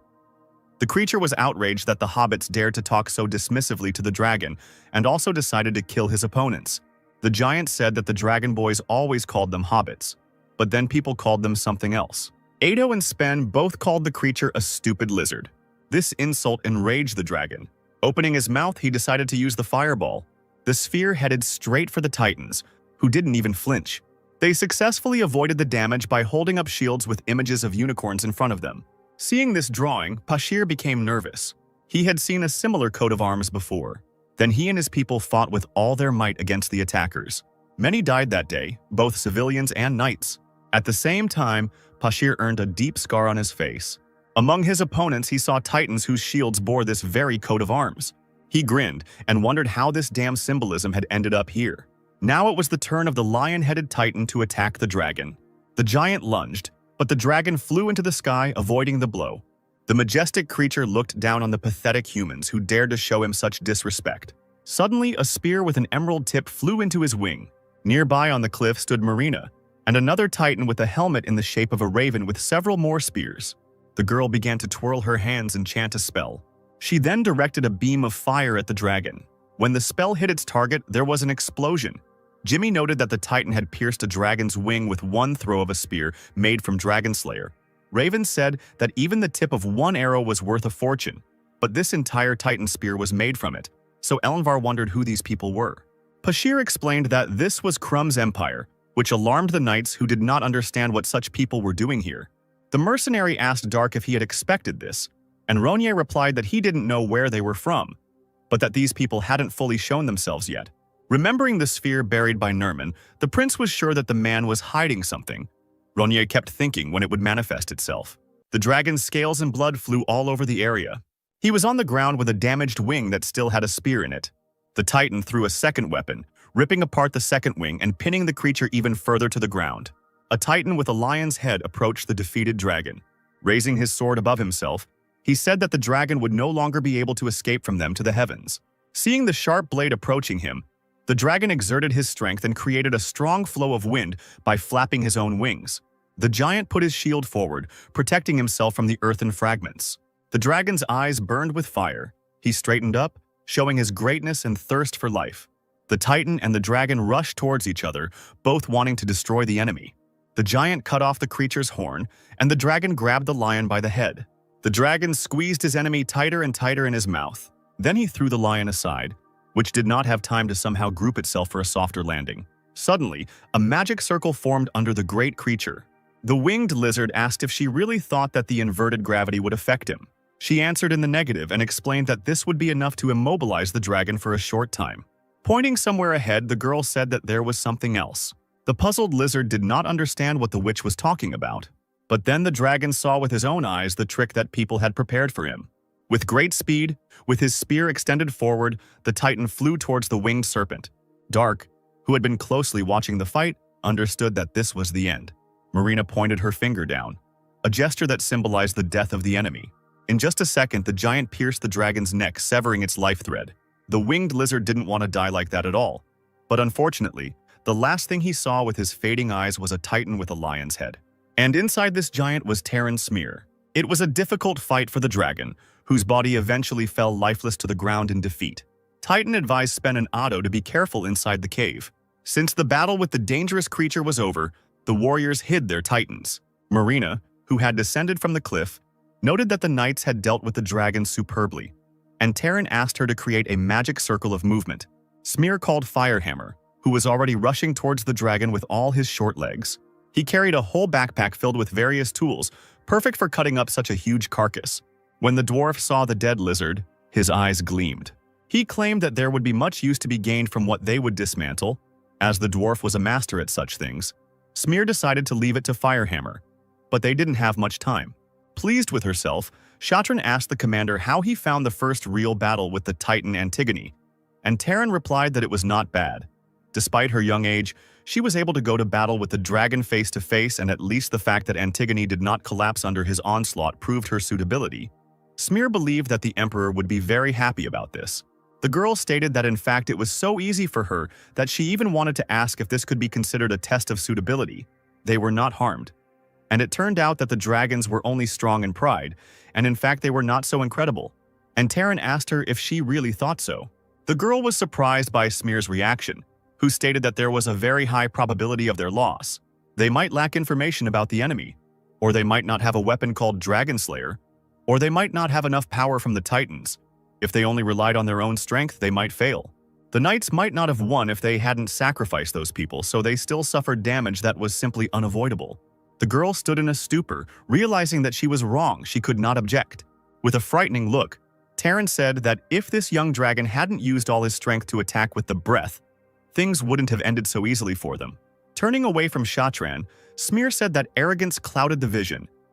If you focus on one victory and defeat and do not take training and education seriously, then you will never be able to become a good knight, and the girl replied that she will remember this. However, Terran did not deny that Shatran had distinguished herself greatly this time and had been of great help, and he told her to continue in the same spirit. This raised the mood of the reprimanded girl and gave her a sense of purpose. Pashir was watching them from behind the bushes nearby. Dark asked if the mercenary knew anything about those titans. Pashir had no idea about the huge one that was in the center, but the other three were called Kamaria. They were monsters with an incredible power of 1.5. The prince asked why Pashir called the horse with a horn depicted on their shield a cursed sign. The mercenary explained that the white unicorn was the symbol of the Redian Imperial Guard, who destroyed an entire empire, and the Kamari were created from the titans captured there. The ruined empire of Lonbar was his homeland.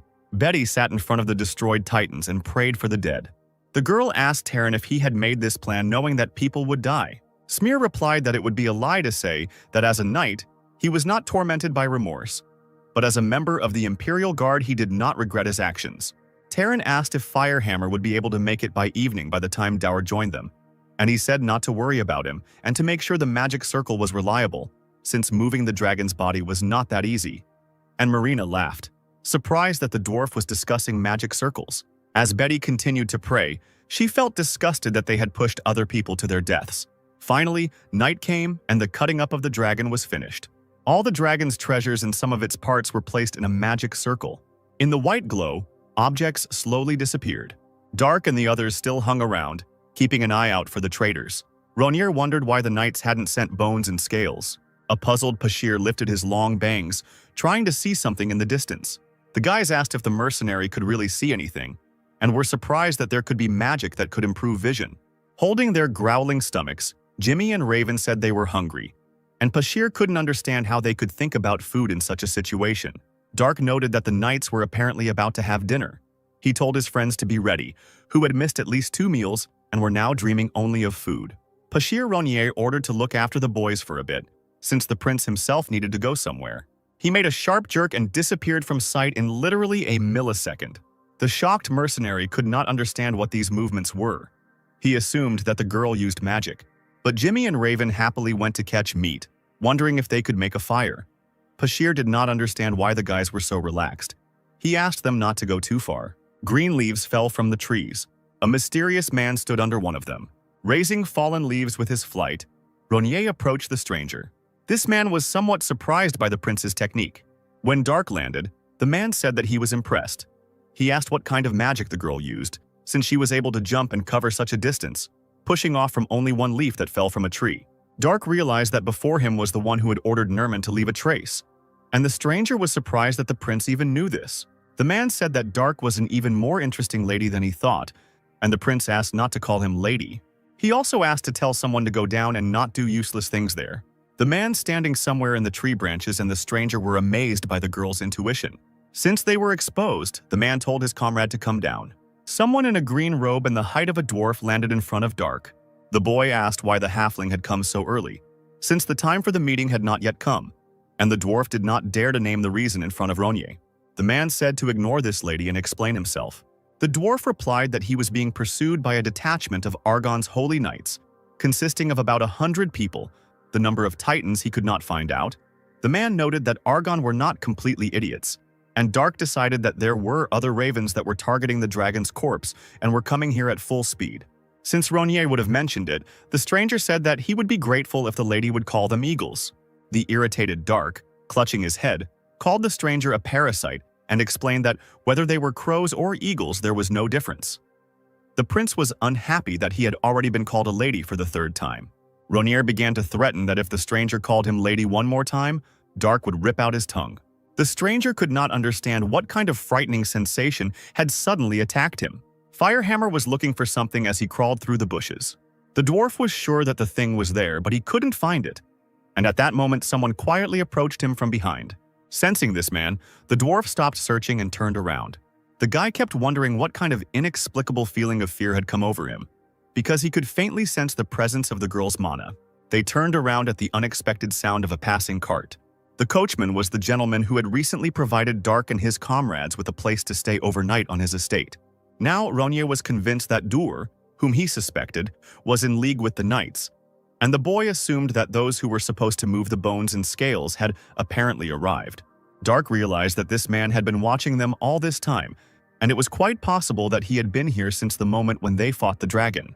The prince asked if the stranger could explain why the knights moved the dragon's blood and meat with magic, but took away the bones, claws, and scales personally, and the dwarf replied that the dragon's bones contained mana.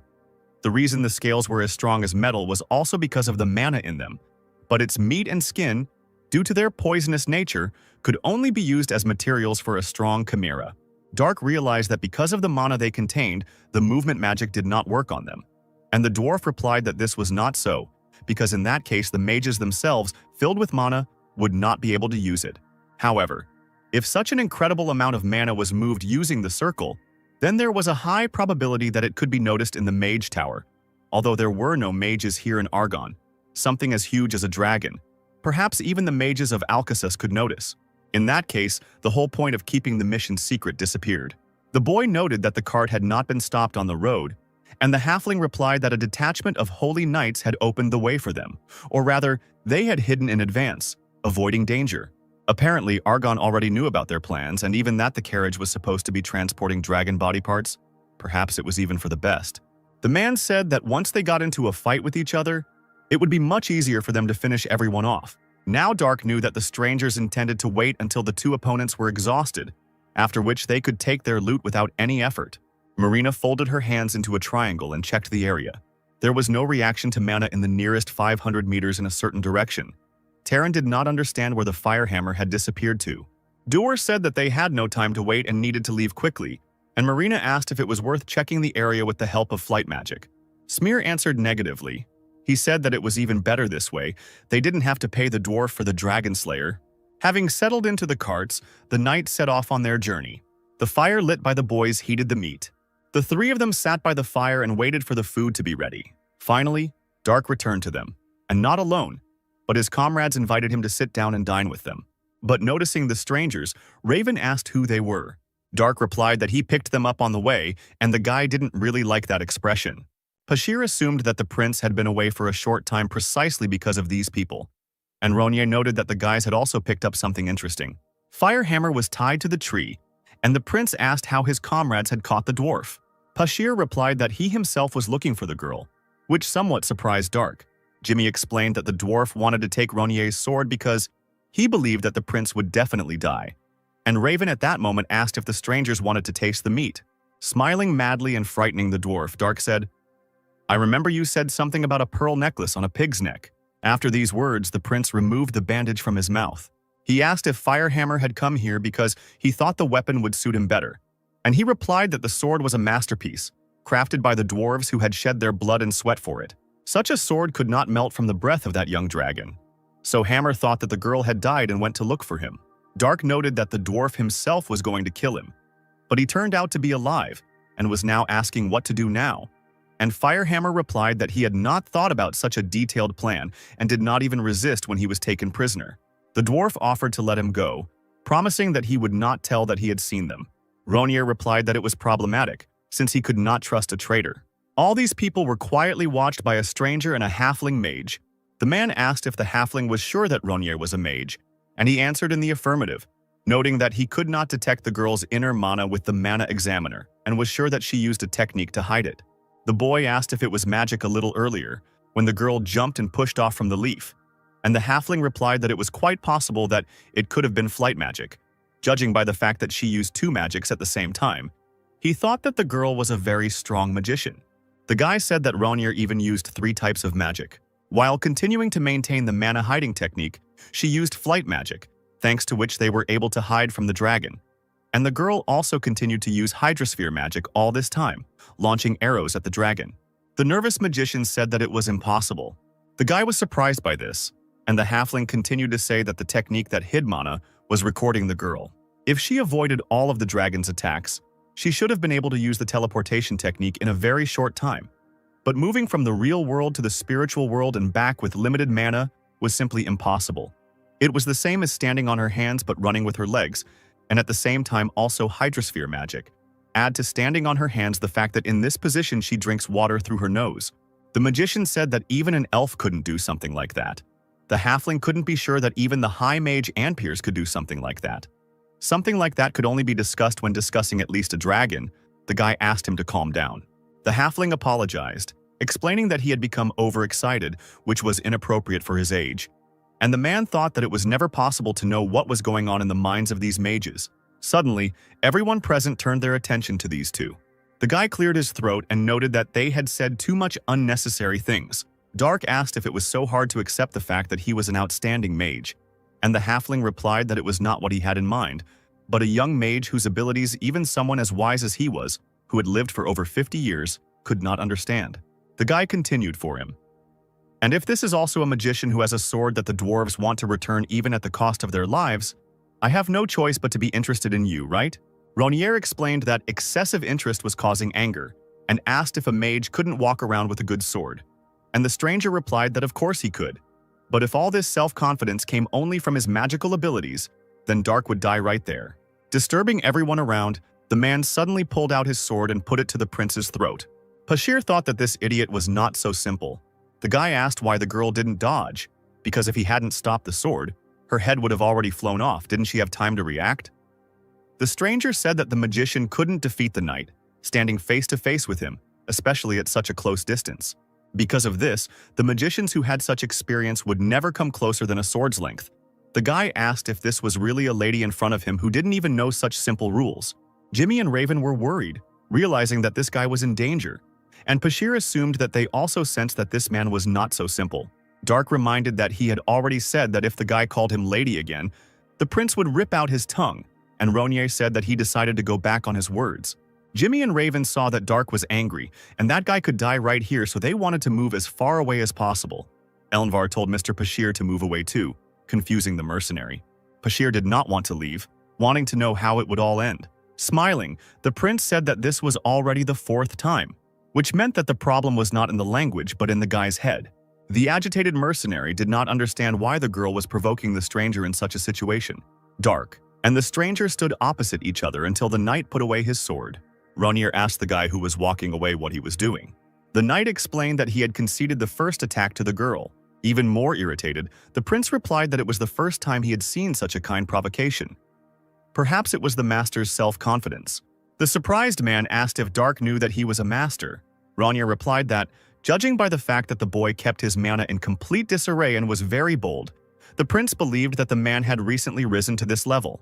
The knight wondered who this girl was, and the magician, who had looked through Dark's mana, exclaimed that he had learned something. The halfling explained that it was the ring. He found out through viewing magic it turned out that mana was sealed in this ring. This information made the knight doubt this fight. The magician said that this energy was strikingly different from what he used, and perhaps this ring acted as a mediator with the spirit. Dark was unhappy that they were going to fight, and the strangers started chatting among themselves again.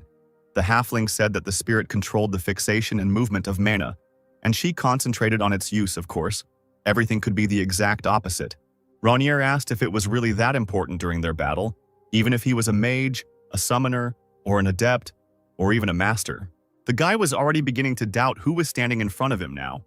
He said that he had never heard or seen a girl reach the level of a master, even if she was a genius. It was impossible. But no matter how much he thought about how Dark pushed off from that leaf and covered such a great distance in an instant, the prince interrupted him and said that of course it was all because he was not a little girl. And he also explained that it was a simple technique of graceful flight that a knight would be quite capable of using in the future. And the boy replied that he would remember it. Grabbing the hilt of his sword, Dark asked if they were done talking now. He didn't know what ladies first meant, but since the man had said that he would give in to him first, now the knight interrupted Dark. He said that he wanted to check something first, which made the irritated prince fall to his knees. The man asked if Ronier wanted the dragon's body, and Dark replied that he wasn't interested in dead dragons. He was only interested in whether the knight would fight or not. As he sheathed his sword, the boy said that this was great news, and in that case they had no need to fight. The dissatisfied prince became furious. Was the man really going to go back on his words right now? The knight replied that he thought about it and realized that he had been too distracted and had forgotten about his duties. He had to guard the dragon's body, and holding a fight here could interfere with the fulfillment of his task. And if Dark wanted, the guy could apologize for calling him a lady all this time. Having calmed down, Ronier said that he didn't care about it. The knight just needed to be more careful with his words in the future, and the boy thanked him. The prince also said that all this time 4 adepts had been bothering him. The disconcerted people began to peer out from behind the trees, and Dark said that they should realize that they were as bad at hiding their presence as the short guy. The knight replied that he thought so, that the girl knew about everything. He asked the prince to forgive them, because they too were only fulfilling their duties. Now the boy was going to follow his men and asked what Ronier was going to do, who replied that he would go after the man. The worried knight asked if the girl hadn't said that she wasn't interested in the corpse. The prince replied that the boy himself had recently said that they were being pursued by holy knights. Dark admitted that he was a little interested in them. So a few more nights turned into days. This incident took place in the port city of Argon Arni. The cart was heading towards the gates, which let it in without any problems. Once in some warehouse, Dower told his subordinates that the transportation had to be done in boxes, so they needed to rest a little and start loading. Then he asked Marina to create a teleportation circle already intended for people. Sitting on the boxes, sweaty Antria sighed tiredly. Finally, they could catch their breath a little, and Shatran hoped that nothing would happen. As he approached them, Terran told them to stand up as the enemies were approaching. 10 people were heading their way, and Ado assumed that the government had sent only a portion, meaning they were considered weaklings, and Smear replied that it was only to their advantage. The knights greeted the brothers and said that it was an honor for them to meet such great dragon slayers. They also asked which of the two was in charge, and Terran replied that he was in command here.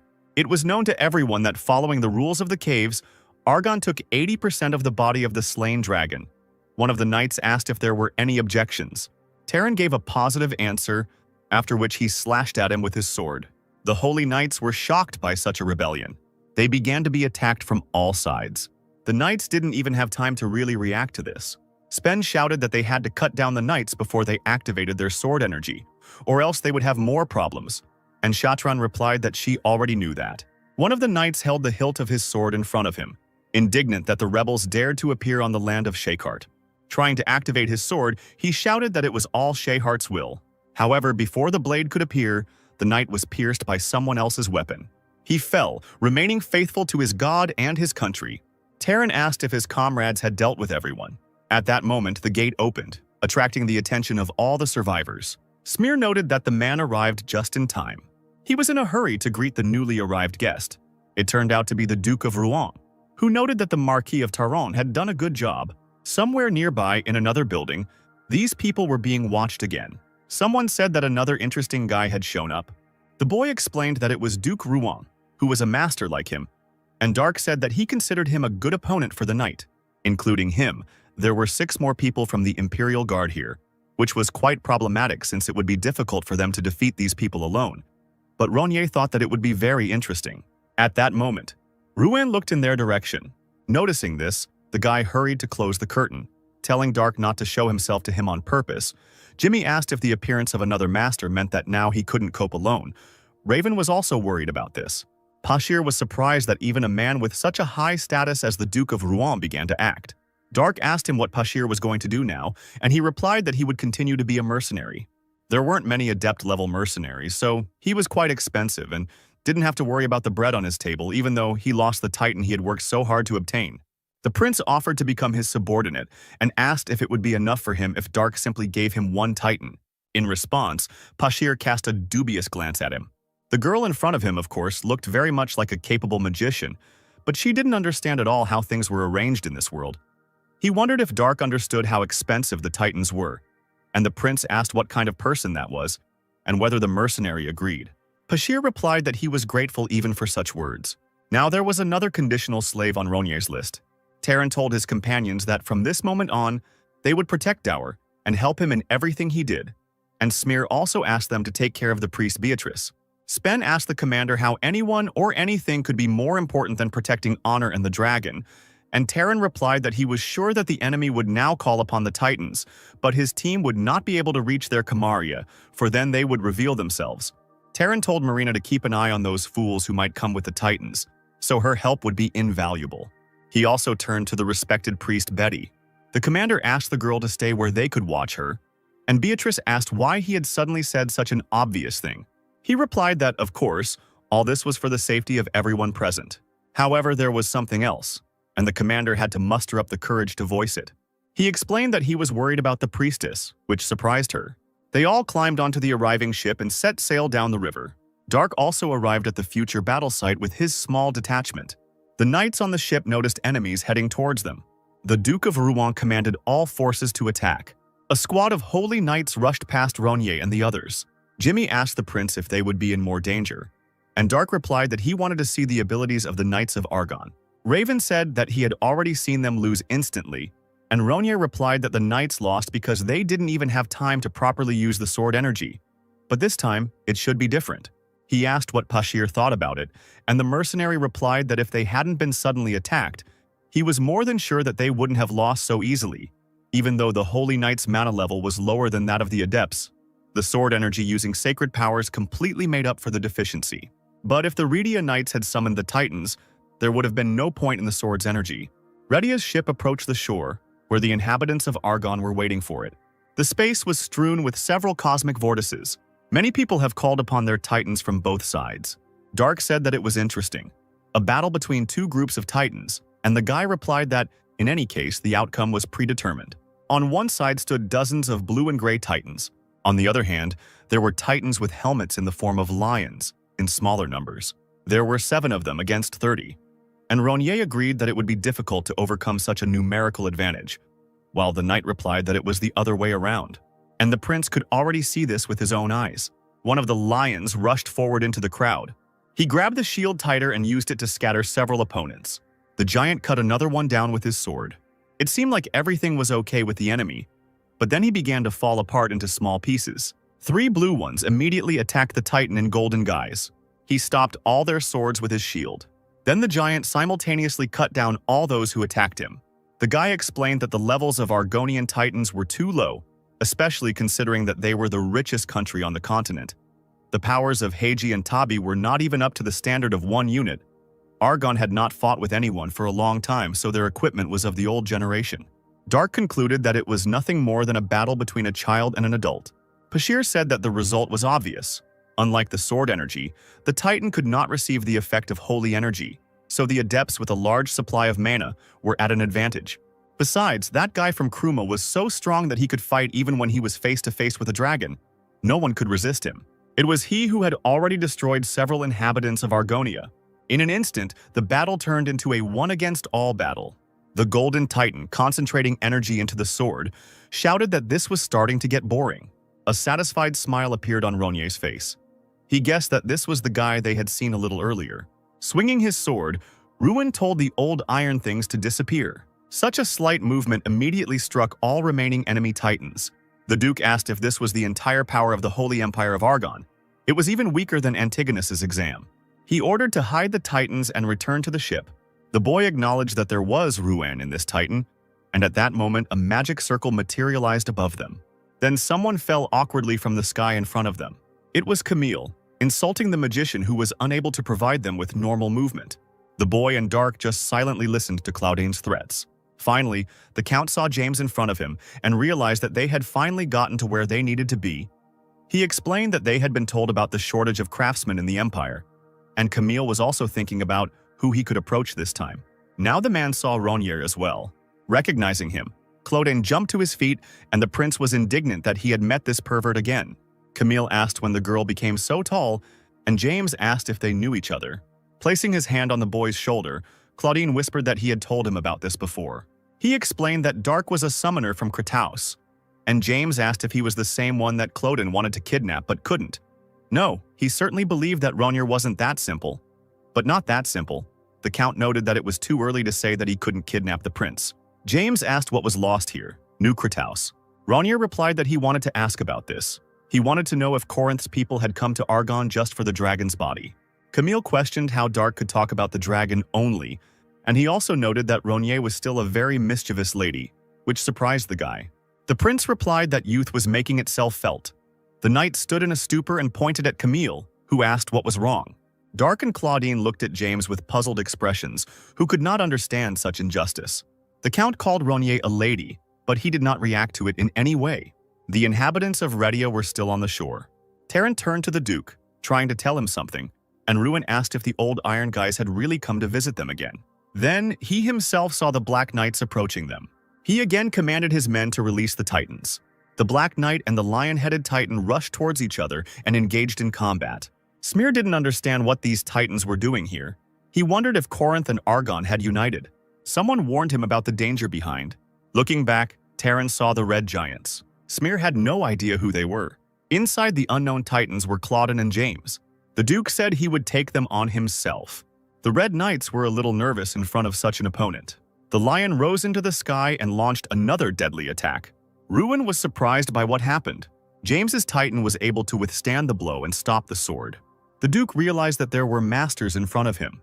The man had no intention of giving up, so he knocked James's weapon away. Claudine said they would see how Ruin would hold up against the attack of 2 masters. But at that moment, 3 more Titans headed towards him. Camille wondered what the Black Knights were doing there. The Titans quickly approached the Count, putting their shields forward. Dark said it was a defensive standoff, and Jimmy asked what that meant. Pushing off the ground, one of the Titans flew straight at Camille. However, Claudine dodged and the Titan flew past, hitting the ground. Only there was already another Titan behind Camille. The lion tried to cover the Count with his shield, but he successfully avoided the blow by jumping. However, his flight was redirected by the 3rd giant, hitting Claudine, who did not have time to land. During landing, the Red Knight hit the ground several times. James asked him why Camille was so slow. Rising to his feet, Claudine demanded that he be quiet and explained that they had fought far better than they had thought. Camille was sure that this Titan's power was higher than that of the Black Knights. And also, despite the fact that they were adept level, it seemed that these guys had long been accustomed to this type of combat. Ruin replied that this was indeed the case, since all those three did was train in fights against him. Watching the battle, Ronier explained that it was a method that could fight back against a bunch of enemies, and Raven asked if that wasn't called being beaten by a crowd. The prince remembered how he had once been locked in a huge circle in an attempt to catch the devil. He replied that it was impossible to say that Raven was wrong. The lion flew straight towards the Red Knight again.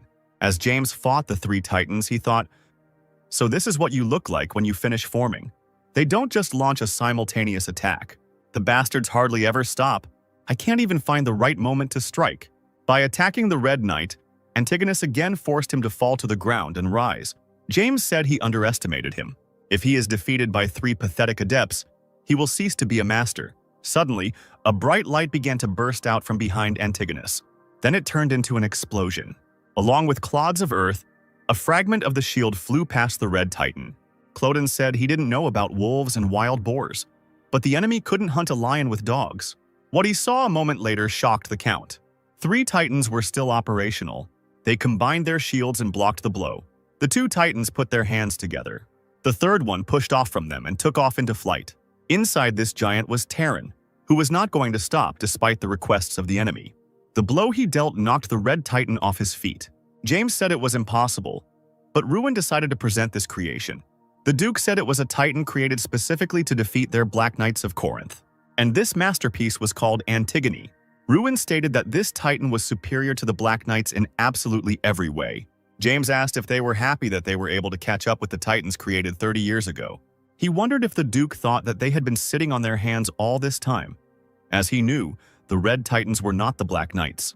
Camille, having withstood the enemy's blow, rose from his knees once again. James said that this was a new type of Titan of the great empire of Corinth, and apparently he was called the Red Knight. This was the first real fight between the new Titans of Corinth and Kruma. Camille said that it was unpleasant that the arena became the land of Argon, and the nervous Terran understood that this was a problem, as the opponents would push them back. Somewhere in the distance, several more people were watching what was happening. Regar said that he didn't even know if they were doing the right thing, that they were just standing and watching from the sidelines, and Erosier replied that the order had forbidden them from engaging in combat, so they had no choice.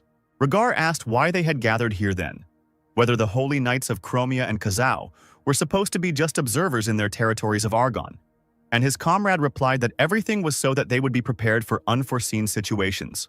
Regar felt like the emergency had already begun, asking if they hadn't already lost 30 of their brothers and 20 Titans. Erosier wondered if his comrade thought they could stand up to these new Titans.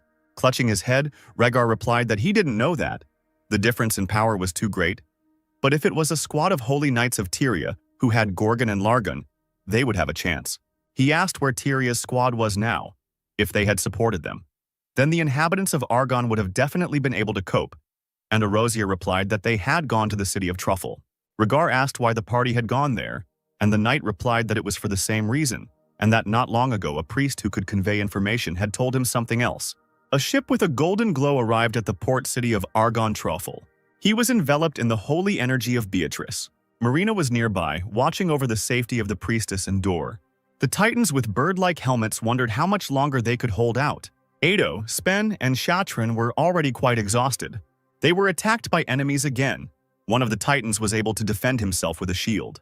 They tried to attack another one from behind with a morning star. The Raven thrust out his azure sword, attempting to knock the enemy's weapon away, but the chain became wrapped around the blade. Thanks to this, Argon's Titan managed to push back the enemy. He hit the ground with his back, losing air from his lungs too quickly. Marina commanded everyone to retreat for a short while.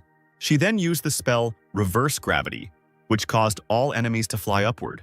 Not wanting to waste time, the magician tried to gather the surrounding energy in her hands as quickly as possible. She then aimed an ice laser at the levitating Titans. One of my comrades said it was a superb strike. The spells completed their effect, and the Titans returned to Earth again. One of the Ravens thought that was enough. However, the enemies were still able to fight. Still, magic hardly worked on Titans with power higher than standard. The Crows wondered what they should do, since there were still 10 left behind them. One of them answered that all they could do was continue to hold on. Dower asked the priestess if there was no way they could help them. Betty apologized and replied that it was difficult for her to even protect this ship with her holy power now, and if it sank, everything on it would become ordinary trash. Returning to the ship, the mage wondered when help would arrive, but no one had an answer to this question. Watching her comrades suffer defeat, a nervous Marina wondered if they were really going to show up after everyone was dead. One of the titans had his leg injured, making him unable to walk. Marina rushed to the side, shouting Shatran's name, and Dor stopped her, saying that it was already late and they had to sail away. The angry girl turned around and asked where they were supposed to swim, since they wouldn't be able to swim even 100 meters before they would be captured. The titan Shatran had already been attacked in the chest, destroying him. The tense man said that if they stayed here, they would die like dogs. Another titan has been defeated. Betty's sacred shield also began to crack. Beatrice could no longer hold it, so it burst, throwing the girl back. Suddenly, a magic circle appeared on the deck, and at that moment, Dower was asking if Betty was okay. A moment later, people appeared in the circle behind the priestess. Marina never thought that this woman would come here in person. Along with her soldiers, Her Excellency Duchess Minerva was now on the deck of the ship. Rising to her feet, the priestess rejoiced at the arrival of her mistress like everyone else. Betty wanted to say that the Duchess was so late when suddenly she was pierced with a sword. Marina and Doer were shocked by this, and the trembling priestess asked why they did this to her. Minerva did say that Betty Donian had done a good job. Marina asked why Ms. Minerva did this, since Betty still continued to protect them. The Duchess told Donian to repeat after her if Betty was a true priestess of Artemis. Donian, sweating coldly, begged her to speak. Then the Duchess said to repeat after her. Shakart is not a god. Shakart does not exist. The girl hesitated, realizing that she had been exposed. With a smile on her lips, the priestess said that Shakart was the only god. Minerva then pulled the blade out of her, ripping Betty's insides apart. The Duchess said that she recognized the faith of the priestess of Argon. Covering her mouth with her hand, Marina asked if Betty was of the Kronos religion, and Minerva, wiping her blade, replied that they were different from people like Betty because they didn't kill someone just because of religion. However, Donian had a rare ability, even among the priests of Kronos, to connect. She was a spy, and pretending to use sacred magic, she transmitted information about them to Argon. Donian was also the reason for the delay in reinforcements. Grabbing the dead priestess by her clothes, Minerva said that with her powers, this girl blocked the sacred power of their circle. As a result, they mobilized 7 palace mages to subdue her. If something went wrong, Betty could break the coordinates and move to some strange place. Now that the sacred magic was gone, Betty looked her real age again. The Duchess threw her body overboard. Marina looked at all this with sadness. She became friends with the priestess and could not recognize the traitor in her, and the warlike Minerva approached the other side of the ship. She said that she was the commander-in-chief of Kruma and the Imperial Guard of Redia, Duchess Minerva Kantaro, and then asked who was the commander here. The woman wanted to hear the reason for the attack on the Imperial Guard, transporting items belonging to the palace. The commander of the Holy Knights, Jinen Shutaze, introduced himself to her and asked if she was really Commander-in-Chief Minerva. The woman asked if he couldn't figure it out even by looking at her, and the man was puzzled by this. Minerva said that he should have thought again before saying another stupid thing. Unless, of course, he wanted to boast to everyone about his ignorance of the face of the Empire's best fighter, who divided the continent into 3.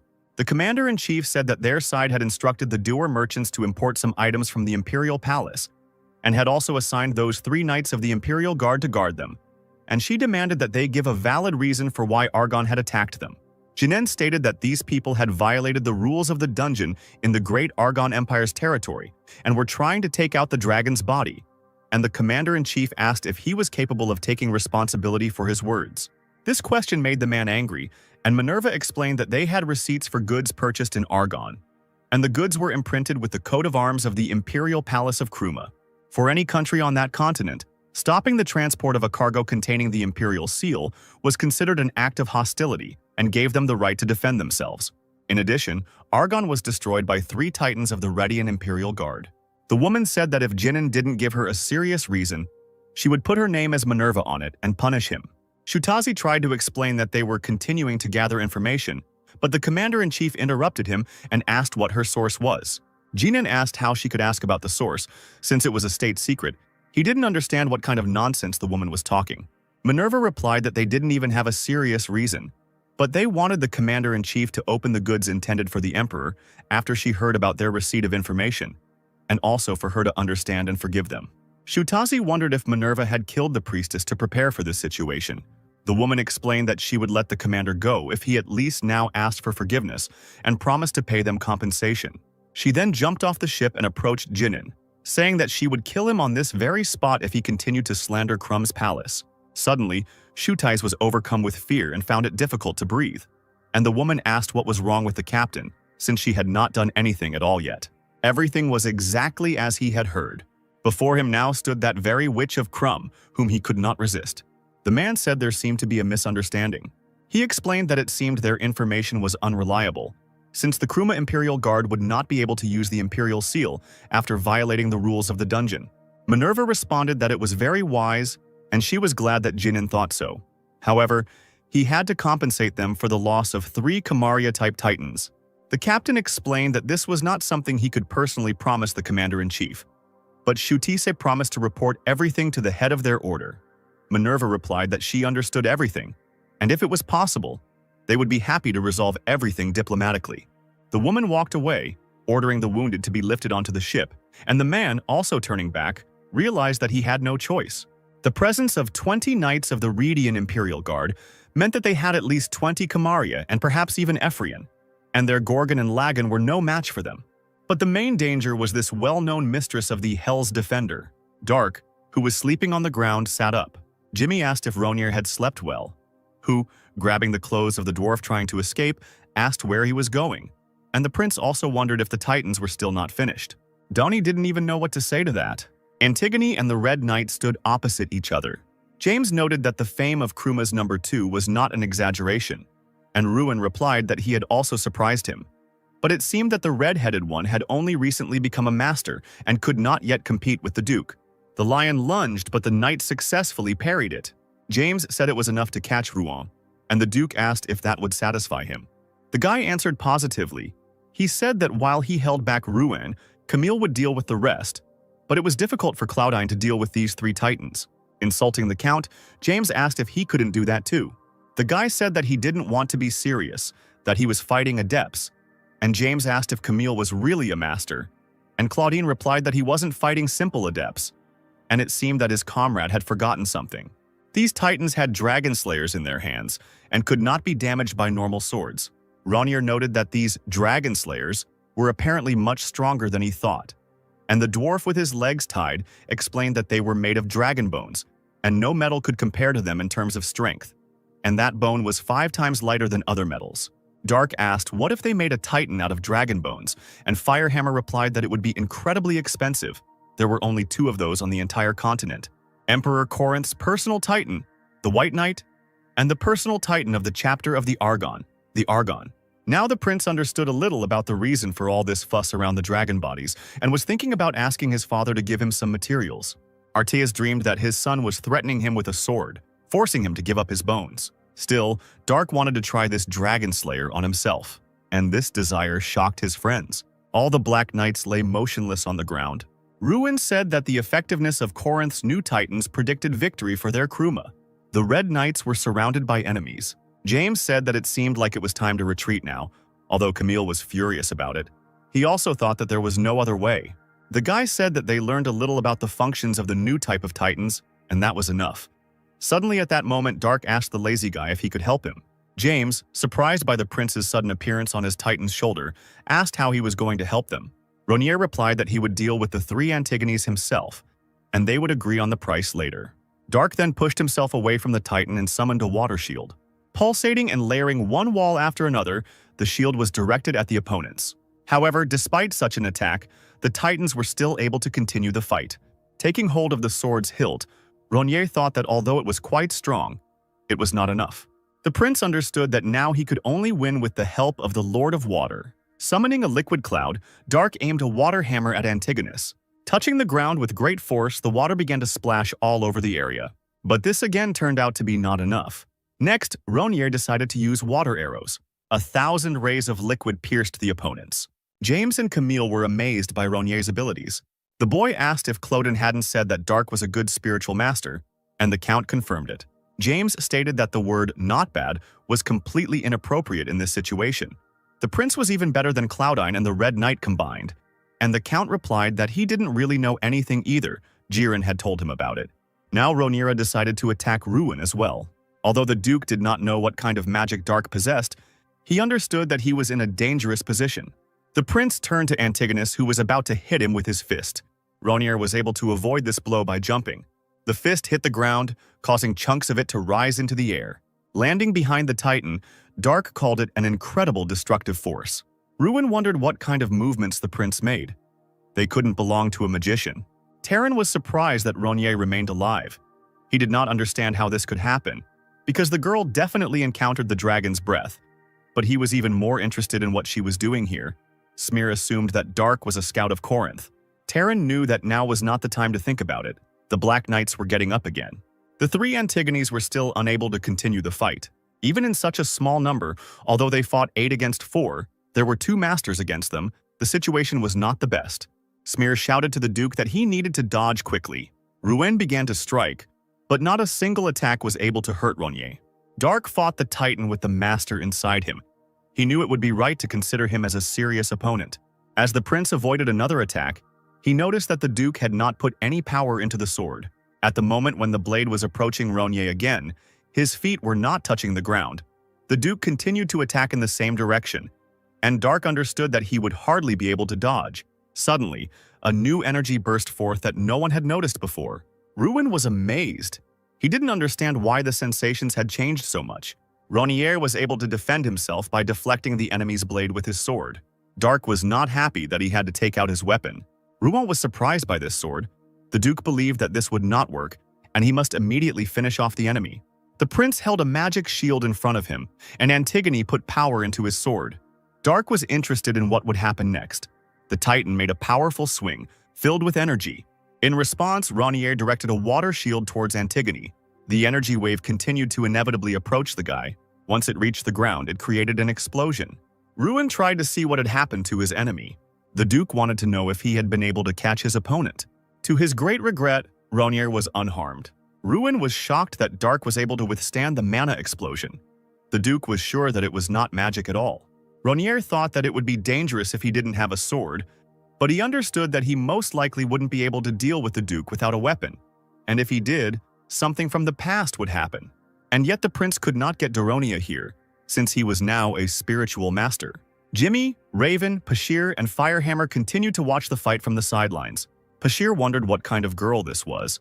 She had scattered 3 titans with her bare hands, and now she was going to confront the master's titan. He remembered that James had said that Dark was an aristocrat from Kratos, so her words about being able to give him a titan could very well be true. But the worried dwarf was thinking about something else. He was sure that the one in front of him was the Golden Dragon Slayer. Suddenly, the Duke turned away from Rhaenyra. The prince was surprised that Ruin decided to run away. The Duke called out Terran's name, who immediately understood what had to be done. James and Camille were surprised by this outcome. Smear drew back his sword and threw it straight at the ship. The Dragon Slayer created a decent-sized hole in the side of the ship. Clodane was worried about this. He didn't want the ship to sink. The Antigones retreated, and the ship began to slowly sink. James asked what Claudine was doing. He ordered them to quickly pull out the cargo, and the Red Knights headed towards the river. They jumped into the water, splashing it. Since the battle was over, Rhaenyra returned his sword to its sheath. The prince assumed that this should have been enough. The wet men lay on the ground and tried to catch their breath. Camille said that, apparently, the Titans also needed to be waterproofed. Raven was shocked because the knights actually pulled the ship out. Running up to the lying masters, the soldiers asked if everything was okay with them. And Camille shouted that James had decided to get into the water in order to get what was on the ship, and their subordinates were comfortably lying down, having lost consciousness. The guy said that after returning, training awaited them, and the soldiers asked for forgiveness. James said to call it a day and better check the cargo. They might have to go into the water again. Rhaenyra told the boy that their opponents had escaped. Camille noted that the two did not even introduce themselves, and said that his friend's name was Marquis James Valenciade. The guy thanked Baroness Darkclyde for her help.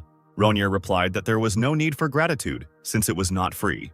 James asked how he could repay this, when suddenly his subordinate reported that they were in trouble. They found out that there was no cargo on the ship. The Marquis and the Count asked what kind of boxes were in front of them then. The boxes opened before Minerva contained dragon bones.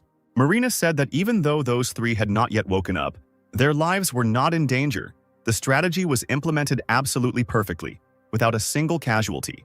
Dower noted that there was no pressing need to change cargo at the port of Arni, since the Duchess eventually joined them, and Minerva said that it did not matter. The commander-in-chief reported that they were continuing to head for Alcasus and ordered Duro to sell all of these dragon parts to the mages, and the man replied that thanks to this, they would solve all of their cash fund problems, since an Exion with a capacity of 2.2 was costing a fortune. The woman confirmed this and noted that they would now be able to make 15 Antigones. The ship continued to sail serenely across the sea. The boxes that the Marquis and the Count opened contained ordinary apples. Camille wondered what had happened, and James realized that the cargo had been switched at the port of Arni, and by being distracted by the Duke of Rouen, they had missed a very important moment. Dark decided to have a snack on an apple, and James said that he was going crazy. If he just came back, then his father would definitely decide to kill him. Clodine asked if he would really kill his own son. They had at least tested the Red Knights properly and received information about the newest titans of Kruma.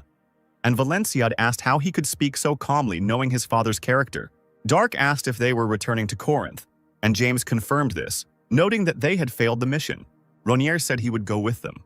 The Count and Marquis were shocked by this, and they even asked the prince about it again. Dark explained that he wanted to personally see the largest and most powerful empire on the continent. They were on the same path anyway.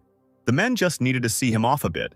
At the same time, they could pay off the debt they had just gotten into. Valenciad asked if that was enough, and the prince confirmed it, explaining that it would not be a simple visit. He noted that James had a very high title, so he needed to vouch for Ronier so that he could move freely in the future. Dark hated inconveniences more than anything. Camille, having come considerably closer to the Marquis, whispered that there was nothing to talk about. The pumpkin had rolled itself to them whole. He demanded that James immediately agree to this. Finally, all these people disappeared into the magic circle. All that remained on the shore was a damaged ship with boxes filled with apples. The next morning, a fair-haired man arrived at this place. He looked around the battle site, trying to guess what exactly had happened here. But the blonde didn't come here alone. He was accompanied by other people. One of them took a red apple from the box. The blonde reported that their trail ended at this point. Arteas, with the former mercenaries standing behind him, noted that it seemed like something serious had happened here. The man replied that there were more than 10 titans fighting in this place, and there were 3 types of them, 2 from Corinth and 1 from Kruma. And while biting into the fruit, the dragon asked how the man knew about this without even using magic. The blonde explained. From the gait of each titan, one could guess its type and the technique used. These were the fighting techniques of Corinthia, who was trained in the main knightly detachment of her side. Judging by the depth of their tracks, the weight of the titans exceeded 100 tons. So, these were the strongest titans of Corinth, the Black Knights. And on that side, 2 titans were using techniques from the Valenciad clan and the Clodin clan respectively. I'm sure they weren't Black Knights, but it's hard to guess who they were. These 2 titans were facing off against 4 who were using the fighting technique of the Kruma Knight Squad, Cruzy, and I think one of them had really outstanding abilities. Media noted that this man was able to learn so much just by looking at the tracks, and apparently these adepts were indeed some kind of monsters. Mikhail said that Dark was going to turn them into such monsters, and Gaston asked to free him from this. The ranger also reported that there was another trace here that had nothing to do with sword techniques, and Arteas asked if the man was talking about magic. The ranger replied that it looked like that, but there weren't many magical spells that could harm a titan. And besides, this small trace in the very center of the battlefield meant that perhaps a Mac and a titan had come face to face here. The dragon claimed that it was his son, and the former mercenaries confirmed this. The ranger said that he knew about Master Dark's power, but never heard of magic reaching such a level. Arteas shut him up, calling the man a fool. He demanded that the ranger repeat after him. For his son, there was nothing impossible. Swordsmanship, magic, cooking, cleaning, washing, cuteness. He was good at everything. Arteas kept forcing the ranger to repeat these words, which created an awkward situation. The man then continued to explain. Firstly, all sides did not lose a single titan. The Kruma titans fled in that direction. I believe that the remaining people of Corinth and Duke Ronier teleported from here. I think that most likely they chose Corinth as their target. The dragon asked why, and the man replied that Kruma's titan had unleashed magic on his lordship's titan, and they were to head to Corinth to complete their mission. Arteas thought for a moment and agreed with this. The ranger said that if they had used the Black Knight, It must have been a guard unit, and there was a good chance that they had moved to Corinth's capital, Corantia. Arteas stated that they were heading there, after which a magic circle formed beneath them. Gaston was shocked that the dragon didn't even cast a spell. He was incredible after all. As he disappeared, Arteas shouted to his son to wait for him, because Daddy was on his way to him. There were 4 people sitting in the castle discussing something. Lisa didn't understand why Camus wanted to start this war. The woman asked, "If Crumb launches a preemptive attack because its military power has increased, will it become a country of bandits or a great power?" Camus replied that it would be better if Lisa didn't be so lenient. It was a new type of titan on the level of Hell Prony. Kruma was a country with a huge number of elves. He asked if the woman imagined how dangerous they could become if high-powered titans were added to that. Camus wanted Kiri to speak out now. The fair-haired man said that the bastards from Kruma dared to oppose Corinth, and that reason alone was enough to destroy them. Lisa was unhappy with this answer. The woman said she was tired of it. They clashed because both sides wanted the dragon. Lisa asked if Kiri really wanted to blame them for it. That would be the case if there was at least a local war on the border. And Kiri replied that both countries used titans, and that was enough. Lisa asked if he really thought that the Archduke of the Empire could talk about war so simply. Kiri replied that, just as Archduke of the Empire, he wanted to start a war that would cause the least amount of harm. As Camus had said, if Corinth let them go, even more problems would arise. One of the interlocutors stood up and walked away. Kiri asked where Gracelyn went during the meeting, and he replied that the thing was that he didn't really have anything to say. Camus noted that the guy seemed a little strange today, and Lisa said that it was all because Kiri was proposing to start a war. The Archduke said that he understood everything and asked the woman to calm down. He decided to continue the discussion after their sons returned. About 60 years passed. At that time, they were young people full of passion and courage, and it seemed the time was coming for them to end those happy times. Suddenly, somewhere in the distance, Gracelyn felt dragon energy. He wondered if this man was having as much fun as he was. It would be nice if he got a better result than Gracelyn. Dark and the others sat at the table and ate food. There were many dirty plates from various dishes standing next to Ronier. The prince said that he usually hardly touched his food, but today he had overdone something. James said he was glad that Dark liked everything. Camille and James rose from the table, and Ronier asked if they had already left. Valenciade replied that they were a bit busy, and Claudine explained that they had to report, but they just didn't have the courage to do it right away because they had failed. A worried James wondered if his father would start with a punch right away. This is exactly how the conversation began. Having received a punch in the face, the Marcus fell to the floor. Carrie said that not only did they fail the mission, but they also lost during the first trial of the Red Knights, and they talked about it so calmly. Claudine, who was kneeling on one knee, and James, who was rising from the floor, were silent. Carrie stated that as the Archduke of the Empire, he would take responsibility for failing to raise his son properly and would kill him himself. Then, a frightened James explained that there was good news. The guy said that they brought that summoner. The Archduke asked if they were talking about the girl who had helped them, and James replied in the affirmative, explaining that it was to strengthen their country's military force. Kiri asked if his son thought this would help them avoid responsibility, and the boys explained that this girl had defeated the new Kruma Titan in a face-to-face fight. This made the Archduke think. Claudine stated that Dark would play a huge role in the upcoming conflict with Kruma. The boys knelt and waited for the Duke's decision. Kiri said that in that case, it was necessary to meet her, but he did not understand the summoning, so he asked the boys to show her to Gracelyn. The Marquise and the Count were glad that they were spared. Suddenly, someone came in and gave a negative answer. It was Gracelyn standing in the doorway.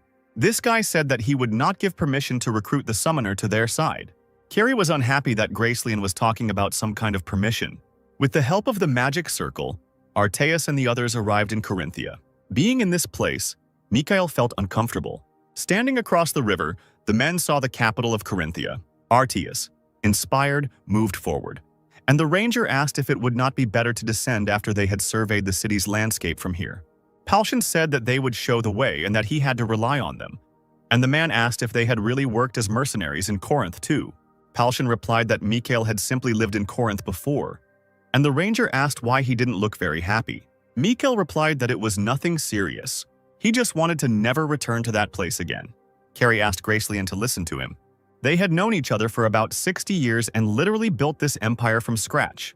There was no longer an empire that trembled in fear, surrounded by Kruma and Kratos. But now it was only a perfect, powerful state. Kodas added that this castle they were now in was created by none other than Gracelyn, and Carrie replied that therefore he, as well as Lisa and Camus, were all the founders of this country. Gracelyn didn't think that Carrie wanted to invite him to talk about thoughts from 60 years ago. The Archduke said that the walls of the empire that Kodas had built were strong enough, and he spoke not only of the strength of their warriors, but also of the laws and policies of their country. Kodas noted that it did not suit him to talk so much, and asked what the man was getting at. Carrie was saying that no matter how deep their relationship was, he, the mage of this castle, could not order him, the Archduke. The man was asking since when he had been in such a position that he had to get permission from Kodas. The magician asked if that was all Carrie wanted to say and received a negative answer. The Archduke declared, "I, as the sword of the ruler of the Corinth Empire, the protector of the imperial palace, the Archduke of Valenciad and the sole Grand Master of the continent, order you to test the abilities of the summoner who came from Argon, and if she can help the Empire, lure her to our side." Kodas was silent for a moment, thinking about this. Camille and James watched tensely, fearing the worst outcome. When the magician agreed to carry out the order, the guys breathed a sigh of relief. However, Gracelyn said that Carrie needed to know something. Kodas agreed to what he said only for the sake of this place he had created, and it had nothing to do with the useless title of Archduke. The magician turned away and walked away, and Carrie was indignant at such thrown words. The magician was purposefully walking somewhere, and Camille and James were running after him. Kodas said that they didn't have to follow him. The Marquis noted that most likely, Gracelyn did not know where Dark was and offered to take him. And Kodas asked if the prince was not in the direction of the guest house of the Crystal Castle. The shocked boys wondered how Gracelyn knew about this, since they hadn't even told the Archduke anything. The magician asked if they had forgotten who he was. Kodas could not tell the Marquis and the Count that he had felt the energy of the dragon tongue of the one who had come with them. Camille noted that Gracelyn was still incredible, but he thought it was useful for the mage to know this. He said not to let Dark's appearance deceive him, and Kodas replied that he was no longer at the age to judge someone by their appearance and asked if there was not a good example among them. The boys explained that she was the Baroness of Kratos. Claudine explained that she might have been a girl, but no one called her a baroness or a lady. Apparently, she started her own lineage, although in fact with her abilities, it was obvious that the mage was already interested in such things. He was surprised that there was someone like him in Kratos. Camille noted that Gracelyn was also the progenitor of a kind of Kodas. Claudine noted that if something went wrong, his line could end. At his age, one could already admire grandchildren, and the Count wondered why the mage had not yet married or even dated anyone. And James stated that his father said that he thought that Kotas was a castrato. Artiz and the others were still standing at the riverbank. The dragon said that they could all stay here. He could easily find his son alone, because no matter how Dark tried to hide his presence, his father could sense him. But Mikhail replied that there was no need for this, and he had to play his role properly. The blonde man walked past his friends, causing them to worry. The man said that the city was very confusing, so even knowing its location, one could get lost on the way. He asked his friends to follow him. Artias and the former mercenaries felt somewhat depressed. Gaston noted that Mikhail never spoke about his homeland. Media agreed with this, and said that it was even a little unfortunate that they talked about it. Palshan stated that there was nothing to regret and asked which of the mercenaries had no past, and yet the girl sympathized with her comrade. The leader stated that there was simply no need to interrogate him about anything. It didn't matter what happened in the past. The main thing was that Mikhail was their comrade. The blonde himself thought that the leader should have left such strange statements in his head. Firehammer asked why Dark kept carrying it around. He saw Ronier's abilities and was not going to try to take the sword anymore.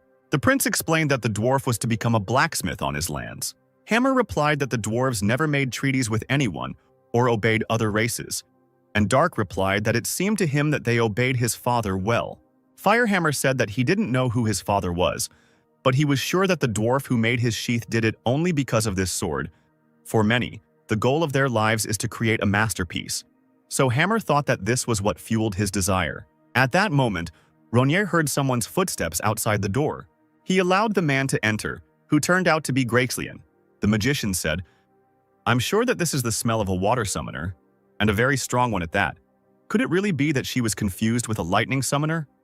I think I'll have to teach Jiren a little more." Dark asked who he was, and Kodas noted the surprising closeness of spirit.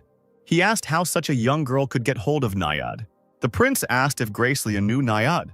The mage noticed something strange. He couldn't smell the low-level Undine or high-level Nyx at all. There was only the smell of the Spirit King Naiad. But such an order was impossible. The problem here wasn't the level of proximity at all. Kratos asked if Naiad had come to Dark himself, and the prince replied that it was almost so, and the mercenary reached for his sword. Rainier told Pashir not to mess around. Kratos noted that it was a good decision, as he did not want to interfere with his childhood entertainment. The magician also didn't want anyone to interfere with their conversation.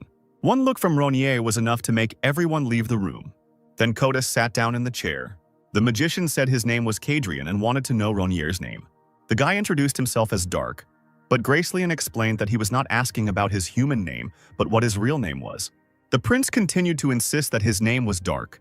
The magician telepathically told me it was better not to joke with him.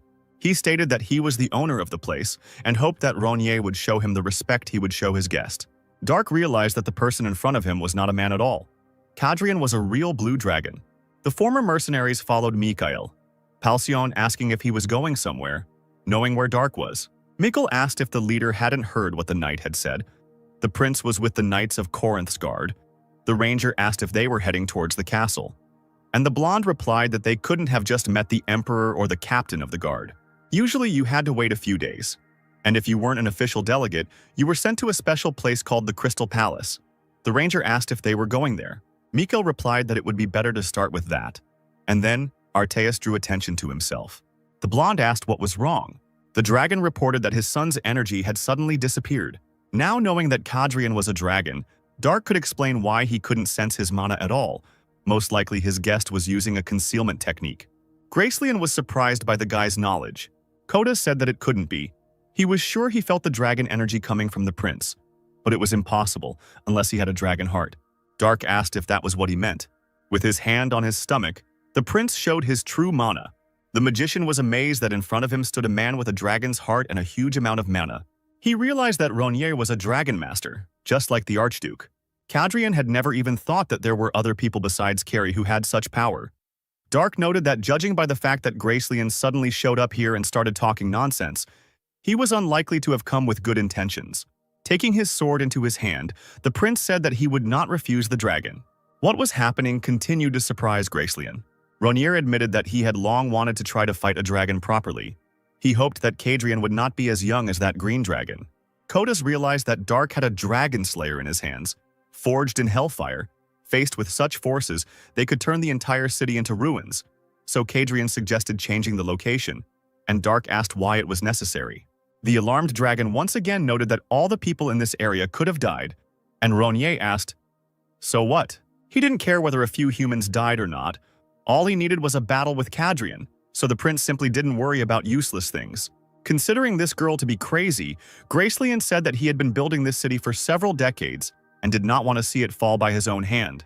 Dark asked if this meant that Kadrian could not show his full strength, yet Rainier agreed to go elsewhere. Surprised, Mikhail asked where Dark's energy was. Arteus closed his eyes, trying to figure out where his son was. Even though he knew it was a dragon in front of him, Gaston was still surprised that he was making the mana move without even casting a spell. Finally, the father was able to find Dark. After this, the dragon disappeared in a bright beam of light. Palshan asked if they had not been useless cargo to him from the very beginning, and perhaps everyone agreed with that. The Pathfinder noticed people whispering. The ranger noted that they would be better off going elsewhere, and Mikhail said to follow him. They all tried to retreat from this street as quickly as possible, except for the dumbfounded Gaston, whom Media had to drag along with him. Dark was in a hilly area where a river flowed. Admiring the scenery, Rainier called it a beautiful view. Kadrian noted that they had not come to this place to enjoy its sight, and Rainier replied that the dragon had merely been given time to prepare. Beginning to beam, Gracelian called Dark a very impudent hobbit. A whirlwind formed behind Rainier due to the Titan's summoning. Kodas assumed his true form as a blue dragon. Then he asked if the girl was ready. Rainier, who had settled in Daronia, gave a positive answer. He challenged the dragon to a proper fight. Kadrian asked if this was an improved version of Caproxia. Due to the prince removing his shield and remaining light, the dragon guessed that its main strength would be maneuverability. Rainier replied that Kodas was right, since Dark didn't use a shield in the first place. Lightning began to emanate from the dragon's horn. Bending down, Kadrian fired an electric beam at the prince. Rainier swung his sword in front of him, not allowing such an attack to deal much damage to him. This battle started out very interestingly for Dark. An announcement was made that a part of the lower armor had broken and was being repaired. Ronnier noted that Gracelyn was much stronger than one could have imagined. Cadrian replied that he could not be a fool and underestimate the great master who was in the Titan. Forming an electric ball at his mouth, the dragon asked if the prince could block this too, since there was no way to escape. And Dark told him not to worry, since Ronnier had no thought of escaping. The ball grew even larger, spreading its light across the entire area. When it reached the required size, the electric beam rushed towards Dark. The prince protected himself by creating a barrier around himself. Lightning continuously struck the black transparent shield, spreading an electric charge across the ground. It was becoming increasingly difficult for Ronnier to withstand this attack. Dark knew that this battle was becoming dangerous for him. The dragon was outmatching his Titan-enhanced energy. The barrier began to crumble, and the prince realized that at this rate he would simply run out of strength. He remembered how his father had given him what had belonged to Arteus for 4,000 years. Ronnier wondered if the dragon's inner strength was really pushing him to the brink of life and death.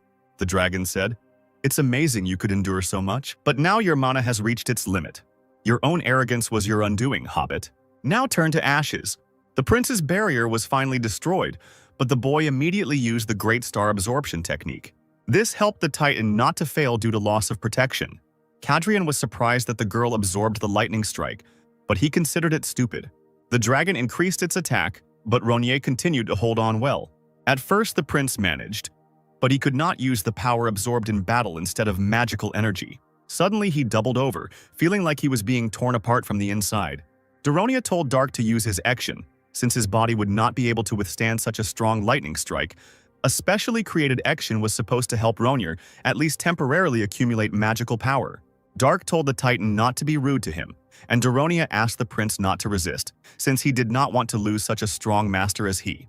Folding his hands into a triangle on his stomach, Ronnier shouted out that he had a dragon's heart inside him and, of course, he could absorb dragon mana. The prince used a technique called Heart of the Northern Darkness.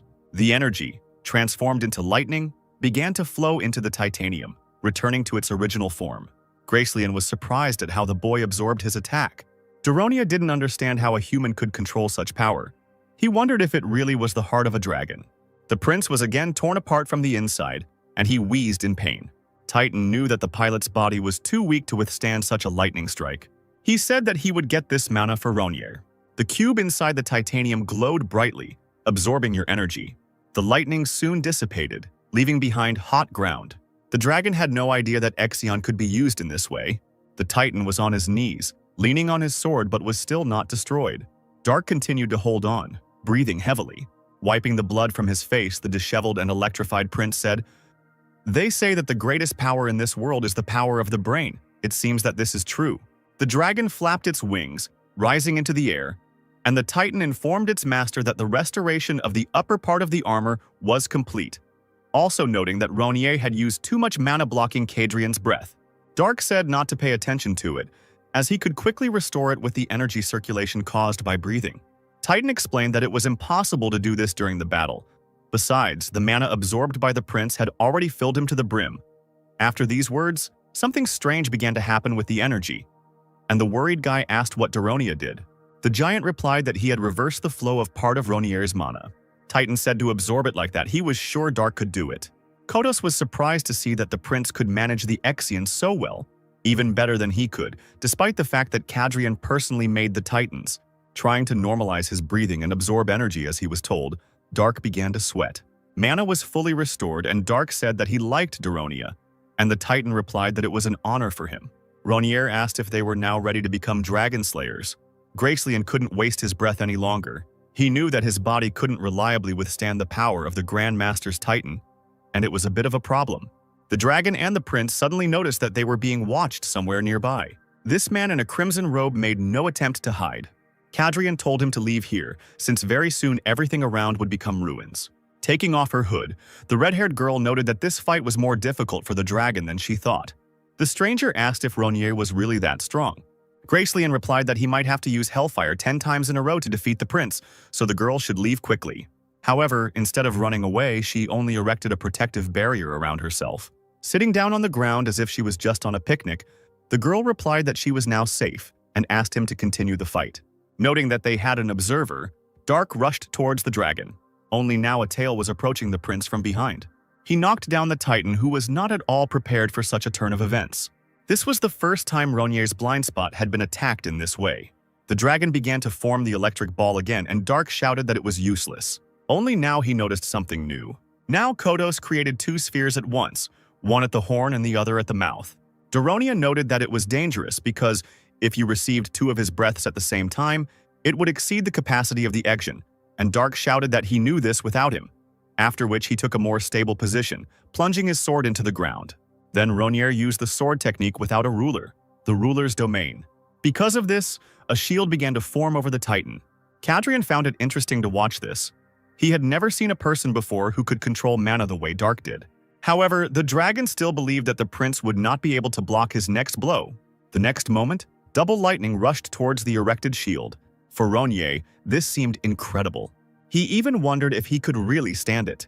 There was only 1 millisecond left before the collision, and quite unexpectedly the lightning was overcome by the wind. This surprised both the girl with the dragon and Dark himself. A golden dragon appeared between the Titan and Kadrian. The observer was amazed by the appearance of someone from the golden dragon family, and Kratos asked questioningly, "Ancient?" An unhappy Arteus asked who he called an old man. Gracelian was certain that such energy could only come from an ancient, and the girl who approached said that she had heard of a golden dragon that had an ancient-level ability, and this was the master of the Maltorio mountain range. The girl introduced herself by saying that her name was Bamirade. Arteus replied that she seemed surprisingly smart, which he liked. He had friends among the Red Clan, so he asked if the girl wanted to date his son, which shocked Bamirade with its suddenness. At this moment, Ronier was freed from the Titan's armor. Arteus explained that his son didn't have a mate yet, and if Bamirade wanted, he would do her a special favor and introduce her to Dark. And the girl replied that it wasn't that she wasn't interested, but it was somehow too unexpected. Accepting this, the Golden Dragon said that if she was interested, then half would already be done. And Ronier, approaching them, asked his father not to say stupid things even though he was a man. He was now in the body of a woman, and Arteus noted that for a dragon, gender did not matter. Now it was more important for Dark to hear how his father found out that the prince was here, since he had left not so long ago. Not knowing how to explain it, Arteus replied that Ronier had forgotten to take a basket of food with him, calling him a slob. The dragon asked what he would do without his folder. Lost in thought, Bamirade asked if Dark was really a hobbit. An angry Arteus said that he would not allow his son to be called a hobbit. He asked not to use this humiliating nickname and to say human. And the girl asked why she did not feel the dragon's energy. Bamirade came because it seemed to her as if two dragons were fighting here. She had never heard of a person who emitted such energy. The girl continued asking questions, and the golden dragon tried to explain that Dark had a dragon's heart, even though he was a human. And despite the fact that Ronier was in a female body, he was still Arteus's son, since he was still a male entity. The prince himself found this conversation quite absurd. Bamirade said that she seemed to be out of touch with the dragon's train of thought, and Arteus replied that he was sorry, because he thought she was smart. Scribbling something on a piece of paper, Arteus said that she had -1 point. He asked the girl to be careful, because if she did not make an effort, he would cross her off the list of brides. Dark felt some indignation, realizing that they would hardly be able to continue the battle, which Kadrian agreed with. The Golden Dragon asked if the family had to quarrel. Gracelian asked, since when did man become a family with a dragon, after all? It was they who prevented the dragons from living peacefully and dared to raise their balls against them. Arteus stated that this was his adopted child, and if Kratos didn't like something, he should come back when he grew up. There was a silence between them, after which the dragons took on their human form. Now there were 4 people standing in this clearing without any giants. Bamirade was surprised that in this form the golden dragon had red hair. Arteus rushed to hug his son, but he jumped up, saying that if they were going to fight, then his father should have left it to Dark. And the golden dragon replied that no one was going to do that, because you could only fight with those who were the right level. He never got to hug his son. He asked if Kadrian also thought that Arteus and Gracelian were not equal to each other, to which the answer was positive. The upset father asked why his son rejected him, and Dark replied that Arteus was more incredible than he seemed. Feeling his self-esteem soar, the Golden Dragon asked if Ronier had only just realized how cool his father was.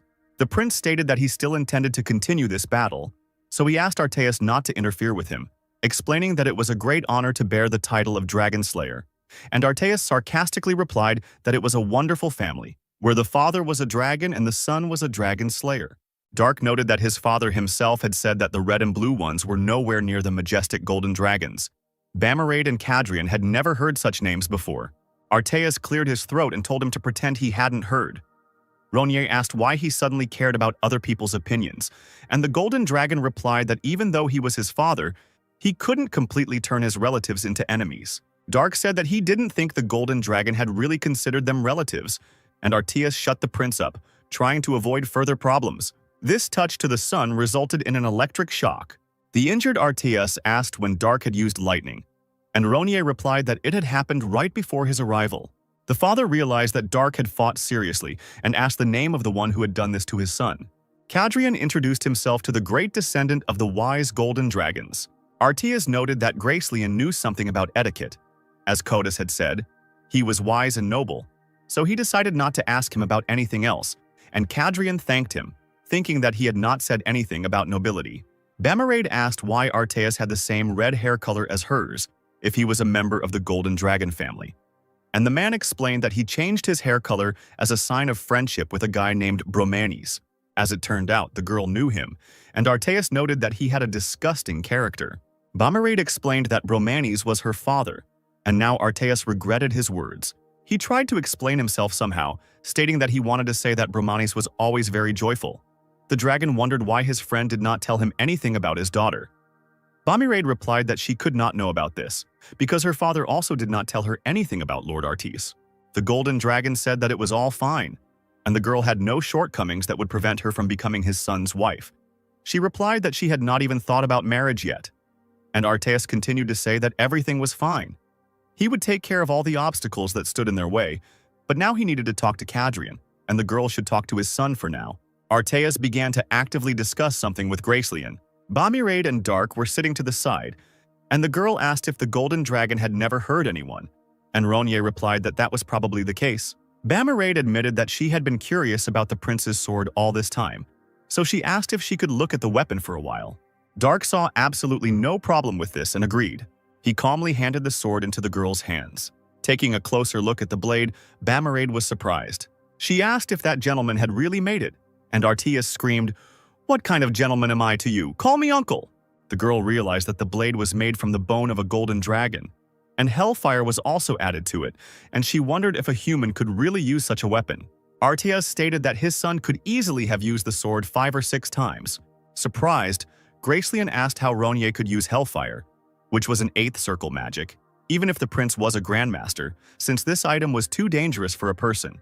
And Arteas replied that everything was fine, since he had not yet told Dark all the words of the spells. Now the prince knew that the fireball released earlier was hellfire. Father asked how Dark knew this, whether he had used it even without the spell, and Ronier answered positively and explained that it was a little dangerous back then. The blade was sucking out his mana, so the prince released a huge ball of flame. Kratos asked if using hellfire without even knowing the words wasn't even more dangerous, and Arteas told him not to worry, since it was a piece of cake for Ronier, since he was wearing a water ring. After these words, Cadrian understood why he smelled the emanating scent of Naiad. Bamarade immediately looked at the ring. The girl also wanted to receive it. She asked if Arteas had really given her such a thing. Dark replied that the ring was given to him by an elf named Karel. Cadrian decided that the elf, who was crazy about swords, had gone completely mad to give such an item to a human. The golden dragon said that Karel would not have gone mad, because Kydaris was next to him. Or rather, judging by the fact that this elf wanted to conceive a child, it was Kydaris who went mad. Gracelian wondered if a dragon and an elf could have a child, and Bamarade replied that most likely not. They started laughing, and Dark decided that the dragon seemed to be having fun now. A meeting of high-ranking officials was once again taking place at Crumb Castle. There was a tense atmosphere in the room during the discussion. The Emperor asked if Greenlake had spoken of summoning a comet. The elf confirmed this, explaining that she could destroy a city with one blow. His Majesty noted that fire-hating elves could not have come up with such a plan, and Greenlake explained that he was not an elf in the first place, but a Kruma mage. The Emperor asked if everyone present had discussed this and come to a unanimous decision. The elf gave a positive answer, saying that because Corinth was preparing for war, they didn't have much time, meaning that the best course of action in such a situation would be to destroy part of the troops with superior magic. And General Tublin noted that summoning a comet was magic that was forbidden by the treaty between the countries. He asked if the elf knew why Corinth didn't use it either. Greenlake replied that he knew this, of course, but whether it was worth following these rules was still questionable. The magician stated that these rules were invented by Corinth himself, and all this was done in order to shackle the magical kingdom of Alcasus and Kruma with all its many elves. But Tublin asked how they could afford to drop a comet on all 42 cities, because then a huge number of innocent people would have to die. Greenlake replied that there were no innocents. He believed that it was the common people who should answer for Corinth's tactlessness. Since their treasury was directly connected to them, they were its foundation. Tublin explained that they were simply born there and could not leave their lands, so there was no point in asking people who had no other choice to be responsible. The elf asked if the general really thought that if given the choice, they would decide to abandon Corinth, which they themselves called a great power. They considered other countries as second-rate. Alcasus for Corinth was just an amazing city with different wizards.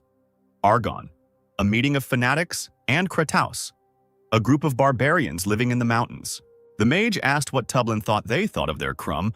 Greenlake didn't say it only because he was in front of the master. The general understood that he was at a loss in this conversation. The elf said that knights also should not get caught up in entertainment and forget about reality, and noted that there were no innocent commoners. Meanwhile, 5 mages had also gathered in Alcasus to discuss the issue. They could be completely sure that the war between Corinth and Kruma had begun. The movement of the greatest archmages in the shadows confirmed this even more. In the opinion of those gathered, it would be right to send envoys to Corinth and Krum with a proposal to start trade. If they had done everything properly, they would have been able to get rid of all the goods that had been gathering dust in warehouses throughout the kingdom for several decades. It was also necessary to increase the volume of titanium produced for export, because no one would skimp on military power by calling themselves empires. And if we talk about these two countries, they could well use forbidden magic. As for the defense of Alcasus itself, if those capable of using magic were mobilized in everyday life, the kingdom could withstand even a meteorite fall. They decided to use the war between the two empires and continue their policy of gaining as much benefit as possible. But if one of them lost, was destroyed, then the remaining side might consider their existence unacceptable. Opposing this was also their task, so it was necessary to gather a detachment of Scarlet Eagles in one place. Someone present wondered if everything would be all right, since this detachment was under the personal command of the king and could very well refuse them. The other magician suddenly rose from his seat and asked if they had forgotten. According to the Alcasus law, in a critical situation their upper house of parliament was superior to the king. Night had already fallen, but the dragon's conversation continued. Arteas noted that Cadrian was interfering too much in human affairs, having created the Titans of Corinth, and he asked why Gracelian had told humans how to create something so powerful. Kratos replied that it was fun, and asked if another reason was needed. Arteas said that it took humans 400 years to be able to evolve golems into the titans that exist today, with the last 100 years in particular being the most dazzling. Kratos noted that he was responsible for a large part of all of that. Agreeing with this, the Golden Dragon explained that everything had become too dangerous. Then, Bamarade stated that humans could not pose a threat to dragons. Arteas replied that this was indeed the case. Even after becoming a Grandmaster, humans could not become their opponents. However, when they boarded the Titan, everything changed. Recalling Naiad's words about how much damage humans were causing to everything around them, Arteas said that Grandmasters continued to appear, and advanced Titans could very well threaten the balance of this world. These words made Cadrian think. The Golden Dragon said that they called humans hobbits, precisely because they were the weakest of all living creatures. Dragons had magic, elves had summoning, dwarves were good at making weapons. The time had not yet come when humans would be proud of who they were and talk about conquering the world. He asked not to give them weapons anymore. Kratos said he understood what Arteas was talking about. However, pointing to Dark, Gracelian noted that the Golden Dragon also interfered in human affairs for Ronye. He noted that even just because the dragon was near Dark, strong changes would continue to occur in people's lives. Arteas demanded that his child, who was special, not be touched, and Cadrian thought that the Golden Dragon was behaving just like a child. Bamarade agreed that the prince was truly incredible. She had never seen a man who could fight like that even in Titan, and asked how old Dark was, and he replied that he didn't know exactly, but most likely more than 60, even around 70. Piercing the young girl with her gaze, Bamarade was actively thinking about something. The nervous prince asked why she was looking at him like that. Bamarade replied that she was trying to determine whether Ronye was suitable for her as a husband or not, and the prince asked if she was serious. Laughing, the girl replied that of course not. Dark was a girl to begin with, which again upset the man inside that body. The prince pointed out the fact that dragons didn't care about gender, and Bamarade replied that everyone had their own tastes. She asked if Dark was upset, and Ronye replied that he wasn't really, since he had no interest in that direction from the start. Bamarade found this interesting because as far as she knew, human males were especially interested in reproduction, and Dark replied that there were such people too, but all people were different. Artias asked if Kadrian had heard this. His son was different from ordinary people and was more like dragons. He also asked if there were dragons who would not protect their cub, who was only 60 or 70 years old. Gracelian noted that lifespans were different. Humans could not live longer than dragon hatchlings, and if Artias was going to spend his entire life with him, he could not help but affect their world. The Golden Dragon noted once again that this child was special, but not because he was his adopted son. Beginning to communicate telepathically, Artias said that Dark was already someone who was different from this world. Perhaps strong changes began even from the moment Artias saved his life. Maybe there was some possibility that it was his duty to stop it. For some time, Gracelian just looked at his interlocutor in silence. He then noted that no matter what Artias said, he still acted like a child, which angered the Golden Dragon. Kodos also said that he understood perfectly what Artias meant. He remembered the events of 60 years ago. The thing is, when he started pretending to be a magician while living among humans, he also liked some of them, but he watched their changes in greed. One day he, Carrie, Camus, and Lisa met in the forest. People told him that they could make Corinth the strongest country. They asked Kadrian if he would join them. At the time, the dragon was simply curious to see if these little chicks could achieve anything. No, looking at them, he was sure of it. For the first time in several thousand years, he felt how hard his heart was beating. Gracelian wanted to join in the history they were creating. Now he said that sometimes the light of these little fireflies that circled above him became brighter than that eternal moon. Therefore, it was impossible to take your eyes off him. Kodos understood that now his fun was over. It was early morning, when the birds hiding in the trees were singing their songs. The Crumb Castle was illuminated by the sun's rays, giving it an orange color. In one of the halls, two men sat opposite each other at a long red and white table. One of them was a plump, bald diplomat from Kratos, who said that Kruma was gathering all its forces and his country was sending them reinforcements. But the southern bank of the Jiroth River was not enough. Kratos would like to get its ancient lands, the entire Kronos Plain. The Krum resident replied that the allied country only officially had 29 titans. Even if they sent the strongest support, it would be 20 titans at most, so he was asking if the plump man thought that wishing for the plain was too greedy. The diplomat concluded that Kruma apparently had problems with information. The interested man asked to be corrected. The plump man explained that their country had dealt with the kingdom of Chire and Spashi, after which they declared themselves an empire and captured 80 titans. Of course, they couldn't have only 29 titans. The resident of Kruma asked for forgiveness and admitted that at the official meeting with Corinth, who owned the Black Knights, they agreed to accept only titans of a certain level. He said that the Caproxys that Kratos had were also incredible machines, but there was one but. Interrupting him and making him nervous, the ambassador stated that they could have given Krum 44 titans. He explained that, of course, they would look different, and they were going to call them Theseus. A resident of Krum noted that this was quite unexpected and asked who they planned to appoint as commander of the expeditionary forces. His emperor thought it would be Prince Rubinsky and Knight Longart, who had been very active during the war with Spashi. However, the plump one denied this fact, saying that it would be the second commander of the Imperial Guard, His Excellency Dark von Ronyer. This surprised a resident of Kruma a little, who asked if they were talking about a man who was appointed Governor-General of Chiri, and with this gained influence in various areas. The problem was that Kruma did not know much about him. The ambassador agreed that this man was new here. He understood his allies' doubts about this. He also noted that he was not sure that such words were appropriate when talking about a master, and this needed to be carefully thought about. The man was surprised and asked if the ambassador had really said that Ronye was a master. The diplomat confirmed this and said that the temple had no record of this man's participation in the war, but his abilities were incredible.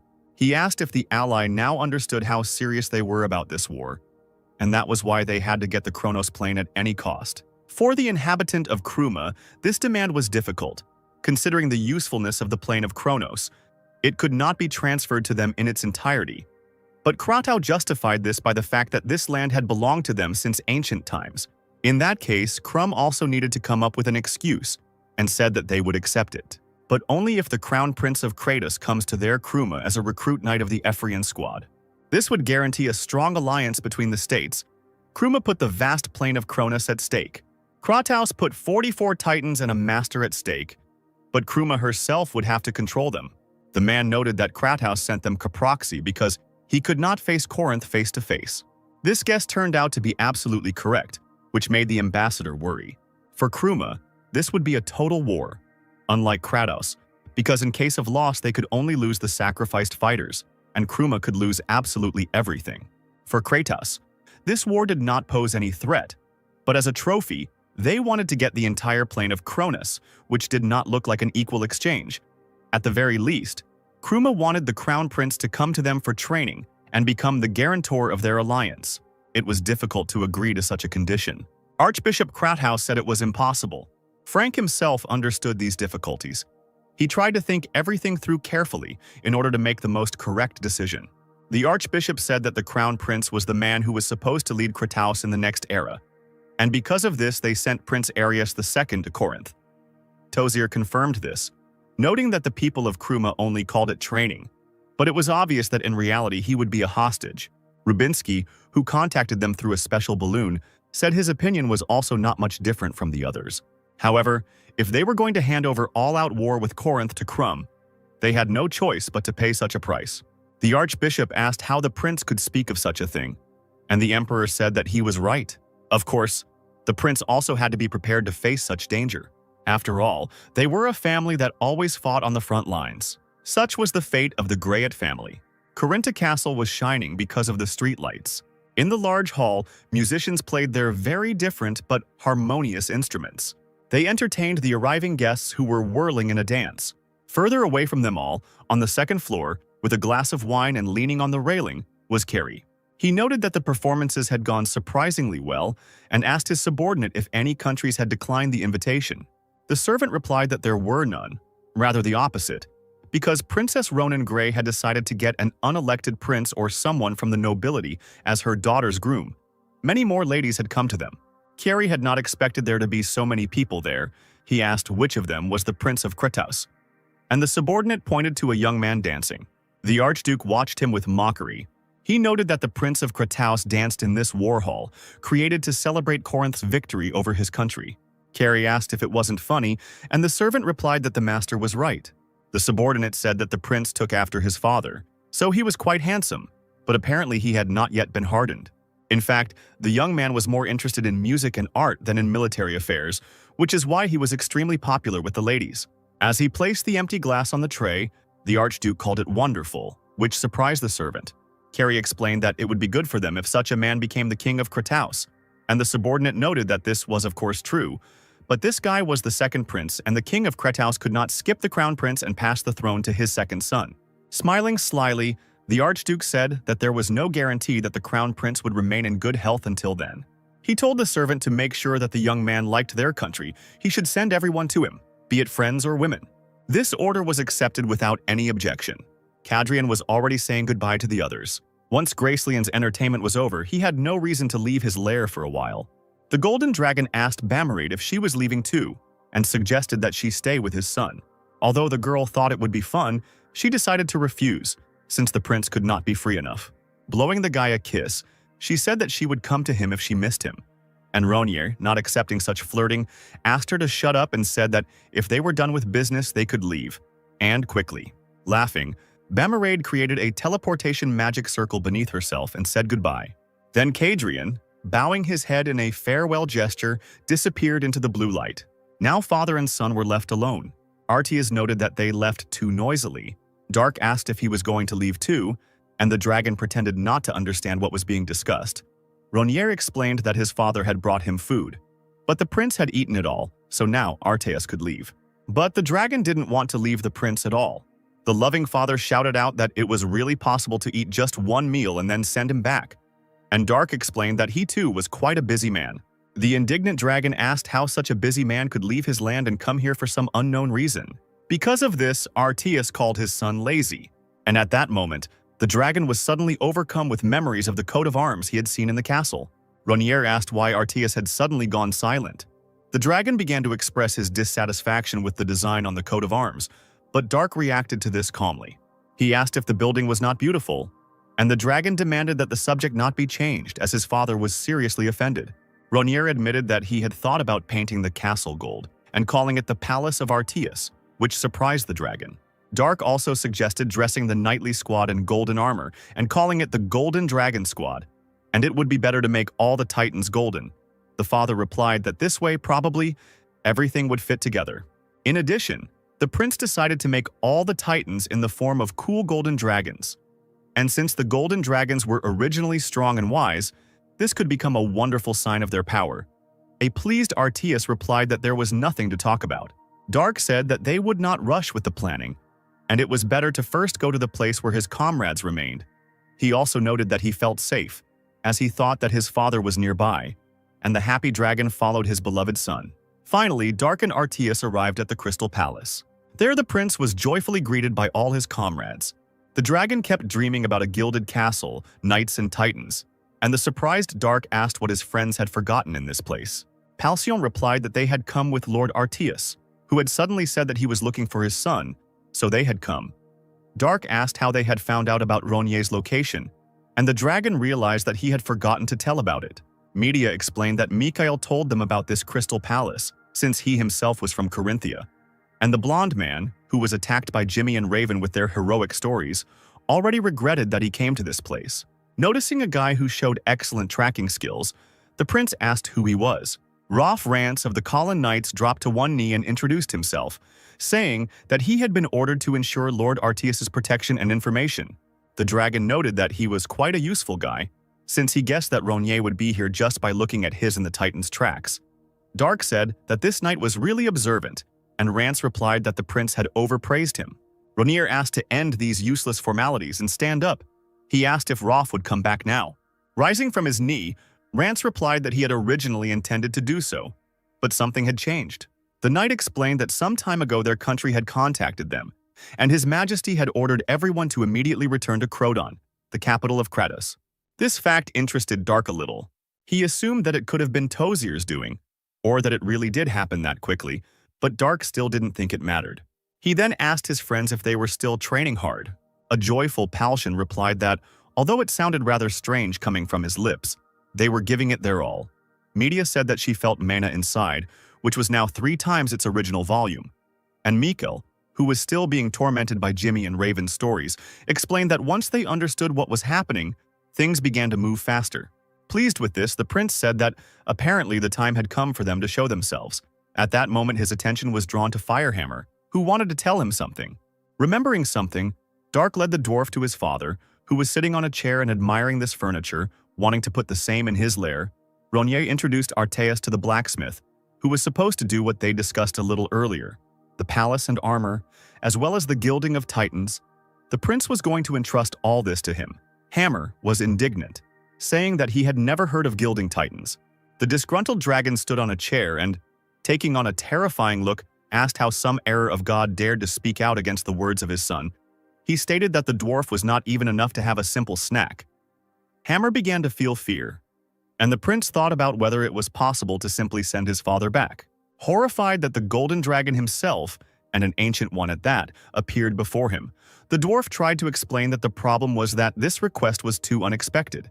Frightening Firehammer even more with his sudden approach, Artias asked if he was by any chance from the Maltorio Mountains. The dwarf confirmed this and asked if the dragon knew him, and Artias, sitting back in his chair, thought about it. He assumed that Firehammer must have been capable, and decided to allow him to have the honor of serving his son. Artias put his arm around the dwarf's shoulder and asked if he was happy about it, and if he considered it an honor, which puzzled Hammer, while Pashir watched all of this silently. He looked at the girl who held many mysteries within herself. The mercenary thought that she really was a princess. In connection with the upcoming war, another meeting was organized. Members of the Miran Association of Countries took part in it.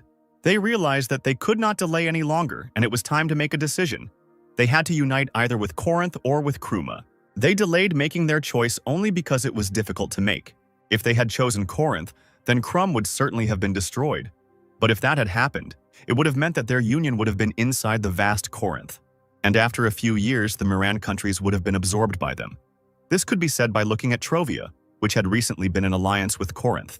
But even if so, they could not side with Kruma. If that happened, Corinth would immediately come with his troops to their alliance. However, everything would be different if Kruma could also send an army capable of provoking a war. The kings wondered what they would do if this did not work out. At this rate, their association would become a battlefield for the two countries. Even if they had decided to cooperate with Corinth, it would not have changed anything, because they also did not intend to fight on their territories. It would have been possible to ask for peace with Alcasis. But those ill-mannered creatures only thought about taking advantage of the opportunity and selling as many of their goods and warriors as possible. As a result, the kings decided to meet with the Krum ambassador again and talk again. Camille reported to James that Mr. Gracely and Kodas had disappeared without a trace. Claudine made sure that Kodas went to the Crystal Palace, but after that there were no traces. The Marquis asked what happened to the princess then. The Count noted that it was a bit strange. He was sure that Gracelian had entered her room. But Dark, who had not come out from there, suddenly came back to the Crystal Palace with another of her comrades. James asked if it wasn't the same people they came with, and Camille answered yes. He said that after that they all left the palace at once, but in the end, no one saw Kodas. The Marquis suggested that Gracelian could have used the teleport directly from that palace. But why was a mystery? And Camille said that the mage could have taken Dark with him to test her strength. But the Count was a little uneasy that the girl returned with someone else and without Kodas. James wondered if Gracelian was in danger. Silence hung over them for a while. The Marquis chuckled and said that it couldn't be. He had only been missing for a few hours, so the boys were simply in too much of a hurry to talk about his disappearance. The Count agreed and noted that the mage was not someone to worry about. James asked where Dark could have gone with her comrade then, and if they should have stopped them, and Cloudon replied that he wasn't sure. Perhaps Gracelian could have assigned them something. Ronier visited the capital of Kratos. Tozer, who met him, asked if his lordship was doing well. Ignoring the question, Dark said that his majesty had urgently summoned him and asked if the mage knew anything about it. The lord gathered his strength to tell such terrible news. He informed the prince that war was approaching. Ronier said that was what he thought. Apparently it all started a little earlier than expected. Dark asked Tozer to give his opinion on what would happen if the prince did not take part in it. The lord replied that he was sure that if Ronier did not go, they would lose this war. Dark did not believe that this was the opinion of a warrior preparing for an upcoming battle. He also explained that he did not like fighting and losing. But what he didn't like even more were the little skirmishes. He needed it to satisfy him. Tozer assured that Dark could expect this, because this war was supposed to be great. At the next meeting, Frank said that in this war between Kruma and Corinth, they would send all their forces to support Kruma. Ronier asked where the fight would take place. The Emperor replied that it would take place in the unification of the Miren countries, or more precisely, the battle would most likely take place on the border between the countries of Alain and Corinth, the Jackson Plain. Rubinsky explained that if Kruma wins this war, they will be able to take back the plain of Kronos, which has belonged to them since ancient times. The city of Kratos, their former capital, was located there. Dark asked if the prince did not participate in this war. Rubinsky replied that there were two reasons for this. The second was that if he were active, Corinth would immediately find out about it, and Kratos would not be able to withstand the onslaught of their friendly countries, such as Hurio, Tanbens, and Torio. And as the first reason, Rubinsky asked whether the strongest man in their country was not supposed to go there. Ronier smiled and agreed. He told Frank that he wanted to concentrate on the war, and hoped that, if possible, he would be spared from meeting with the highest circles of other countries, which seemed strange to the Emperor, since Dark was the commander-in-chief. Ronier said that Frank himself knew that he understood practically nothing about the etiquette of aristocrats. Given his character, he could not pay even more attention to this. He would like to avoid problems out of the blue and somehow worsen the military situation. This meant that they still had to send Kisley to Dark again, but Rubinsky said that this knight could not be sent anywhere. He was already well known in the high society of Krum, which was different from Argon, with whom only a private deal had been concluded. It was quite a challenge for Frank to find a knight whom Kruma did not know, but who had an excellent command of palace etiquette. Rubinsky said he had one suitable candidate. This man turned out to be Balkan Kroa, who was now also in this room. Frank had already forgotten that Balkan was perfect for this role. He asked the knight to rise from his knees, and Rubinsky explained that Kroa would serve as a replacement for Ronier in this war. Balkan pointed out the fact that Kisley had already done this, but then he understood everything. Ronier said he remembered the name of this knight. Dark asked if it wasn't Balkan who fought him when Rubinsky decided to show what the Titans were capable of. The knight replied that he was very sorry, but that was indeed the case. Dark asked if Crumb really didn't know about Balkan, and Rubinsky replied that they also knew that the man was dead. He explained that 30 years ago, when they lost to Corinth, they managed to do this, leaving alive almost all the knights from the personal guard of the previous emperor. Dark knew about this detachment, which was called Svas, and contained less than 20 people. And the prince clarified that these were only those who existed according to documents. The rest were waiting, being in the shadows. Dark asked if Rubinsky meant that these people had been waiting for this very moment. The prince answered in the affirmative and explained that these people, who were so devoted to the country that they were able to live for 30 years, considered dead for the sake of this very day, were called the Phantom Knightly Company, and Balkan Kroa was an outstanding knight with a deep history. Frank asked if Dark would lead the Phantom Knights into this war. After the meeting, Ronier met with Tozier, who suggested that Dark had already heard about the ghostly Knightly Squad. The prince doubted that the magician had called him here to talk about this, and so it was. Tozier said that their existence was a closely guarded secret. For this reason, it was decided to improve Caproxia and call it Theseus. An engraving for the new Titan was also determined, which the mage showed to Dark.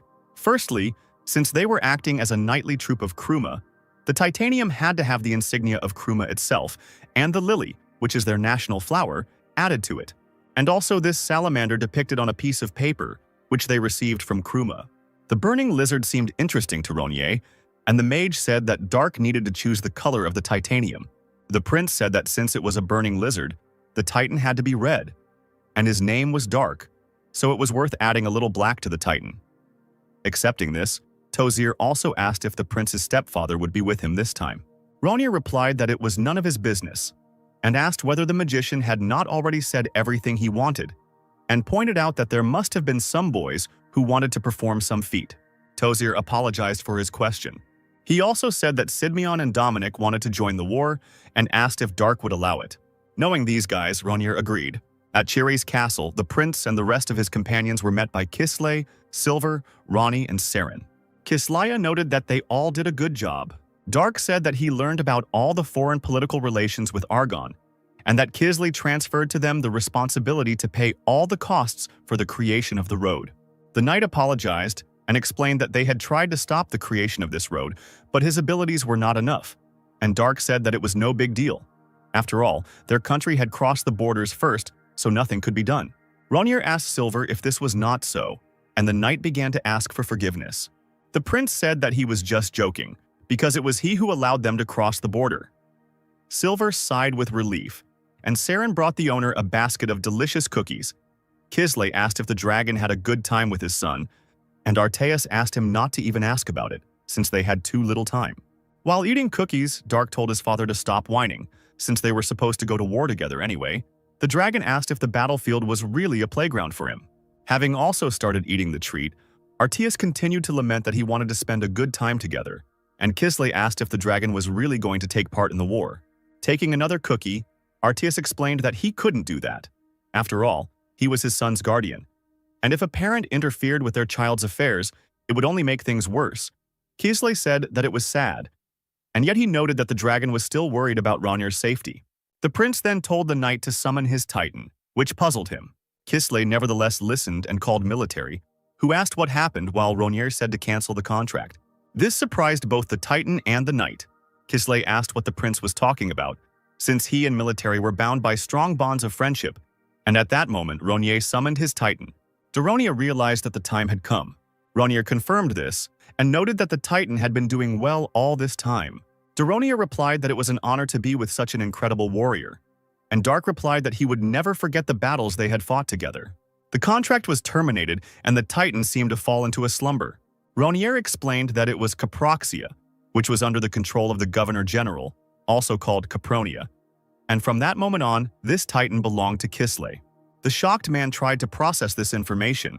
Capronia Daronia had a power of 1 and 3, while his Titan Miguel Military was a power of 1 and 0. Forgetting the bonds of friendship, the knight began to actively force the Titan to cancel the contract. He asked to do it as quickly as possible, and the upset military, considering this man a scoundrel, nevertheless terminated the contract. Meanwhile, Dark turned to Pashir. He explained that military was the promised titan.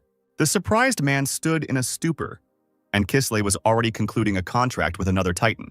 Ronier did not understand the mercenary's hesitation in deciding to kneel and told him to quickly conclude the contract. The military asked if Pashir was his new master. The mercenary introduced himself, saying that he was from the Lonbar Empire. However, he suddenly stopped short. Now Pashir introduced himself as a knight of the Chire Principality. The titan also gave his name and voiced the text of the contract. Pashir offered to be friends with military, and the titan replied that he also hoped for this and that the mercenary would value their relationship. Unlike his previous master, Dark asked if the guy now felt that he wanted to do this. Falling to his knees, Pashir said that he would never forget Ronier's kindness and would be faithful to the prince until the end of his days. And the nervous Dark said that it was not necessary, but it was good that now the mercenary would enter the second Guard Knight detachment. But then Ronier suddenly changed his mind. He informed him that Pashir would now have to follow him as a knight of the Salamander Squad. However, the mercenary was not ready for this. After a pause, he asked Dark for forgiveness. The man explained that he could not carry out this order. He also said that he would return the Titan, puzzling Ronier. Titan was disappointed to be abandoned again, and so quickly.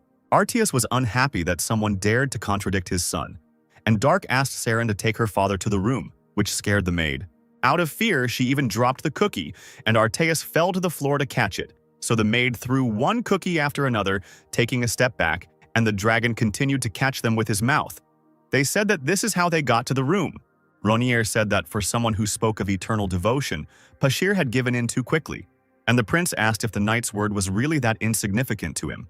Pashir explained that, as he had said earlier, Kruma was the country that destroyed his homeland of Lonbar. The prince forgot all about it, and Pashir said that his loyalty had not changed. He could not do this to a man who gave the Titan to a man he met by chance. But even for the sake of the Salamander Squad itself, it would be better if he did not take part in this. Ronier asked what the man was talking about, since it had nothing to do with his hostile relationship with Kruma. Pashir said that he was sure that the unit called the Salamanders belonged to Kruma. And the shocked Ronier said that, although it would be revealed soon, now only 4 people knew about it, including him and the Emperor. The prince asked how the mercenary knew about it. Pashir explained that the Salamander Squad was responsible for covert infiltration. At the very beginning of the war, they played the role of scouts and assassins, and also helped to infiltrate enemy territories and do similar things. Dark said that the mercenary could only know about this if he fought them, but this could not be the answer to the prince's question. Pashir said that this detachment also disappeared from the battlefield of Ronbar 7 years ago, leaving not a single living creature alive. The mercenaries' comrades opposed them. Everyone in the room became alarmed. Pashir said that the Salamander Squad was responsible for helping the main force to secretly infiltrate enemy territory, and he obtained this information and sat in ambush in the Castleoth Gorge and destroyed them all. It was a perfect operation, during which only 10 Titans were taken out. Dark assumed that Kruma wanted to revive the Salamanders to erase their dirty past, but they also didn't want to entrust the task to knights who had scars from past failures or were a discarded card. Whatever the case, Ronier didn't like it at all. Kisley said that it made sense, since usually no one would reuse the name of a completely destroyed squad. But if the one who destroyed him suddenly appeared in it, of course, it would greatly affect the other knights. Silver said that, to put it simply, luck was not on their side. Dark asked if Pashir really meant that he couldn't follow the new master's orders because he regretted his previous master. Accepting this, Dark said that he also had no intention of ordering anything to a person without determination, because even having lost only Pashir, they had no problems, and Ronier also allowed him to keep the Titan. The surprised Pashir said that he was very ashamed because he could not carry out the order, and the prince said that it did not matter because he was going to give the man another task. Like the Titan, the knight was overjoyed, smiling stupidly. Pashir asked what his first task would be, and Dark asked him not to make such a face. Ronier asked Silver if any of the knights had reached the graduate level. The knight replied that this had not happened yet. He reported that recently many of them had been complaining that they had reached their limit. The prince said that this was expected, and he also thought that the guys from Falchion were also in a state of stagnation. Turning to Pashir, Dark said that it seemed like he could come in handy. When he met the knights, Ronier asked if they were doing well. The men standing in several rows answered positively. Passing by them, Dark said that he was aware of the period of stagnation among them. Suddenly, he stopped near one of the knights, who began to get nervous because of this. Ronier placed his hand on his stomach, and the worried knight wanted to say something, but the prince ordered him to remain silent. In this way, Dark checked how much mana had accumulated inside the man's body. Assuming that the knight had trained properly, the prince praised him. The satisfied man thanked Ronier, who said that their bodies had reached their limit and could no longer contain mana, meaning that it would no longer accumulate within them, and even if it did, it would be very insignificant. The knight asked what they should do then. Could they no longer become adepts? And Dark said, hadn't the man heard that their bodies had reached their limit?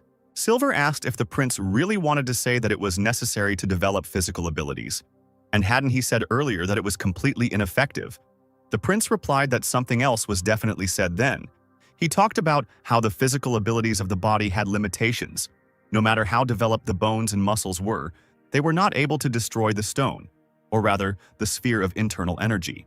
Roughly speaking, if the internal strength reaches its limit, there will be no need to train bones and muscles. Silver remembered these words. He noted that the knights had already reached their limit in terms of mana, and asked if that didn't mean that in such a situation, developing bones and muscles was meaningless, and a lively conversation began between the knights about this fact. Dark said that in order to collect even more mana, the knights needed to develop their vessel, that is, the body in which they would place it. This was called energy paths. What needed to be done to open the flow of mana? Silver suggested that the more they manipulated the mana, the more its internal energy flow would accelerate. Dark replied that this was so. If these paths were opened, the amount of mana should increase and the men could reach the level of adept. After that, they would only be able to train through energy control and breathing. But it was very difficult to open the flow of mana with it. If it were possible, then the knights would have to know the way to control mana from the very beginning, thanks to its flow paths. Jimmy and Raven assumed that this was the same way Dark had controlled them back then. Ronier confirmed that this was the same comparison they had talked about earlier. In order to become an adept, it was necessary to create the contradiction necessary for his abilities. Silver asked if there really was a way. Dark replied that of course it existed, because that was why the knights repeated this training to feel the mana, and only did what they did to increase its volume. The men began to ask to tell them about the next step. Finally, Ronier decided to voice his order to Pashir. He said to push these guys to their limits. The prince explained that if the knights did not yet know how to control mana, they would be driven into a dead end and could only wave their hands. But now, everything had changed. At least for the sake of survival, they revealed their paths of mana flow, because they had only one decisive moment left before becoming adepts. Ronier also noted that if Pashir was too merciful to them, he himself would end up being beaten. The man looked at the knights, who were not too happy with this order. Pashir replied that he would do everything in his power. Silvar asked if it wouldn't be dangerous for Pashir to act alone, since there were other adepts. Ronier suggested that the man really wanted to ask why this building was not entrusted to him but to some newbie, and the knight replied that frankly, he wasn't sure if this man could handle such a role. Dark asked if Silver had taken part in the battle when Chire and Svas fought this time, and the knight answered negatively. He explained that he was a guard, so he remained near his majesty. The man recalled that real fight with the prince, during which he was in the Titan. Dark replied that it couldn't be called a real fight, because it was a long time ago, and they weren't fighting at full strength. The prince said, "If I ask you again, were you on the threshold of life and death during the battle? Did you see death coming right up to your nose?" The knight replied that they had no such thing. Dark explained that Pashir had destroyed an entire squad of knights, and also remained alive when his entire squad was killed. Perhaps his abilities were not much different from other knights, but it was a much greater experience than it might seem. The prince said that all this was because there was something that could be acquired only through this very experience. The knight thought about it. Suddenly, something terrifying flashed in Pashir's eyes. Seeing this and the determined approach towards them, the knights felt fear. With wild eyes, Pashir told the men to take their weapons. One could be sure that this place would be filled with a thirst for murder. Pashir stood alone against dozens of fighters. However, he was unwavering and ready to fight to the death. The three knights who were already adepts and had not participated in such training discussed that this was called a murderous aura, which was completely different from mana, the aura from the swords that paladins used, or the fighting spirit. The men wondered what it was. Dark asked if that made them nervous, and the knights agreed that it did. Ronier said that it felt like Pashir would use all his strength to kill. It wasn't that he was afraid of death, but that he was facing it face to face. The display of mana that concentrated desire and determination was the desire to kill. Most of the creatures that came under its influence felt unprotected, and eventually they froze in place. This is exactly what one of the knights did, and ended up getting kicked, causing the man himself to fly. Pashir shouted to the knights to advance, ready to die. Mikhail, upon whom Pashir's gaze fell, shuddered. The mercenary said that as soon as they stopped on the battlefield, they would die at that very moment. Bringing himself to his senses, Mikhail slapped himself across the cheeks and gripped the pike tighter. After this, the blonde himself rushed towards the enemy. Parrying the weapon with his greatsword, Pashir said, "First place." Mikhail felt his hand could no longer withstand the tension. As much as he wanted to hold on to the pike, it still slipped out of his hands, causing Pashir to also make a remark. He then swung his sword, pointing it at Mikhail, who tried to defend himself with his bare hand. The blade reached the enemy a little more, crippling his limb. Palshan and Media shouted the blonde's name, worried about their friend. Mikhail screamed and fell on all fours, breathing heavily and shaking. Raising his sword above himself and meeting the enemy's angry gaze, Pashir said, "If you have time to fall and scream, counterattack if you don't want to die." The mercenary slashed with his sword, but the blonde managed to get up and twist to attack with his foot. Only Pashir was able to grab this leg, but still praised his opponent. The mercenary then threw Mikhail back, causing him to fall and lose air from his lungs. The blonde landed next to Dark and Silver. Ronier was pleased with what had happened, as Mikhail had opened his energy paths at that moment. The prince explained that when faced with the desire to kill, Mikhail's body instinctively began to look for a way out, and Silver asked if it turned out that this so-called desire to kill, on the contrary, was beneficial to the enemies. Didn't it improve abilities? Ronier denied it. He asked if Silver hadn't seen everything himself. As soon as the blonde felt it, his body immediately froze. If he hadn't been on the threshold of an adept, he would not only not have become stronger, but would have died in the same place. Pashir single-handedly brought the frozen enemies to their senses. Reusing the desire to kill, he awakened their survival instinct. It was impeccably calculated for the sake of his training. When you face murderous intent, you get the same thing as when you face death, and this guy managed to overcome it. As a result, he independently found a way to survive and opened the paths. Silver asked if this meant that Mikhail would now become an adept, and Dark confirmed this and said that it was only a matter of time. He also noted that Palshan, Jimmy, Raven, and Media were also soon to become adepts. Saren, who had run to the same square, informed Dark that they had arrived. Before leaving the knights, the prince asked the priest Ronnie to treat them well. He walked away, and Kentaro began to heal Mikhail, who was groaning in pain. Finding himself in one of the halls, Ronier introduced himself to the ghostly squad. The entire group of people were dressed in black armor, and among them only Balkan knelt. He asked what his comrades were doing and demanded that they show respect to Her Serene Highness the Princess. Ronier watched what was happening, but the knights had no intention of bending their knees before him. Balkan asked Ronier for forgiveness and asked if the knights would continue to resist, and the prince noted that it seemed they had something to say. He beckoned with his finger and asked to tell him everything. The knights did not immediately dare to say anything. Finally, 2 of the 5 colonels of the Ghost Squad, Mick and Elter, passed away in Dark. They asked if it was true that they were supposed to obey not General Croa, but the prince. Ronier confirmed it, after which a new question followed. Why? The prince replied that such was the emperor's decree, and he asked whether the knights were really going to resist.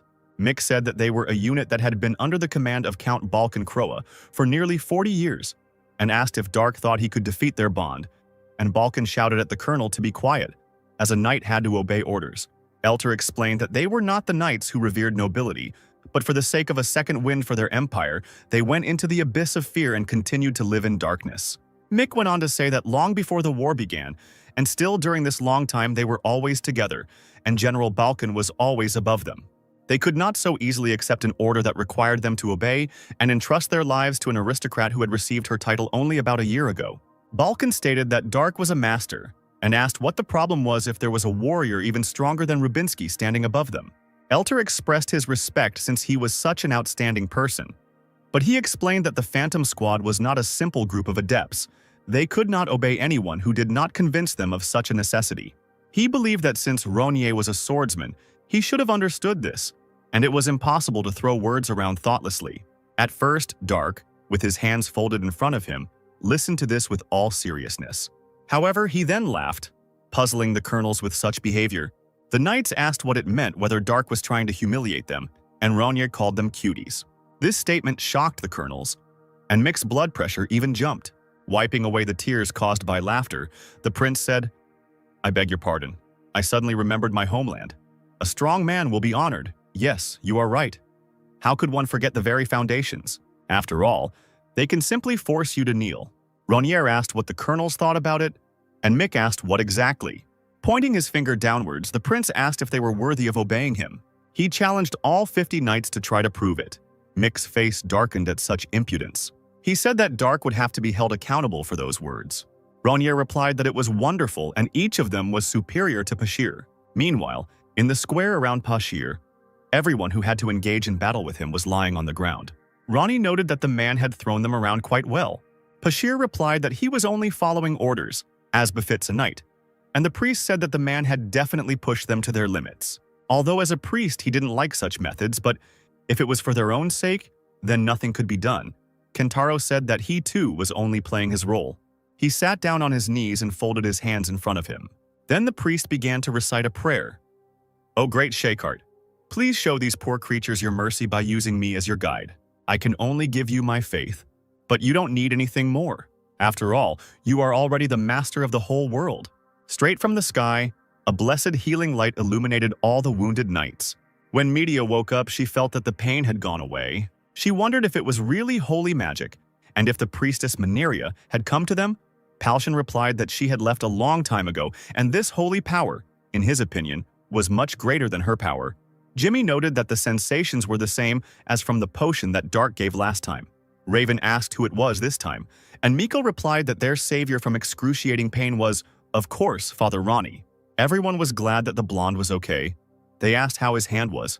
Moving his hand demonstratively, Mikael said that it felt as if his hand, on the contrary, had become even stronger. He noted that this sacred power was almost like that of a high priest. Kentaro asked if there was anyone left whose wounds had not fully recovered. The healed people said that there were no such people and began to actively thank Ronnie, saying that they believed in him. Rejoicing that everyone was safe again, Kentaro asked Pashir what he would do now.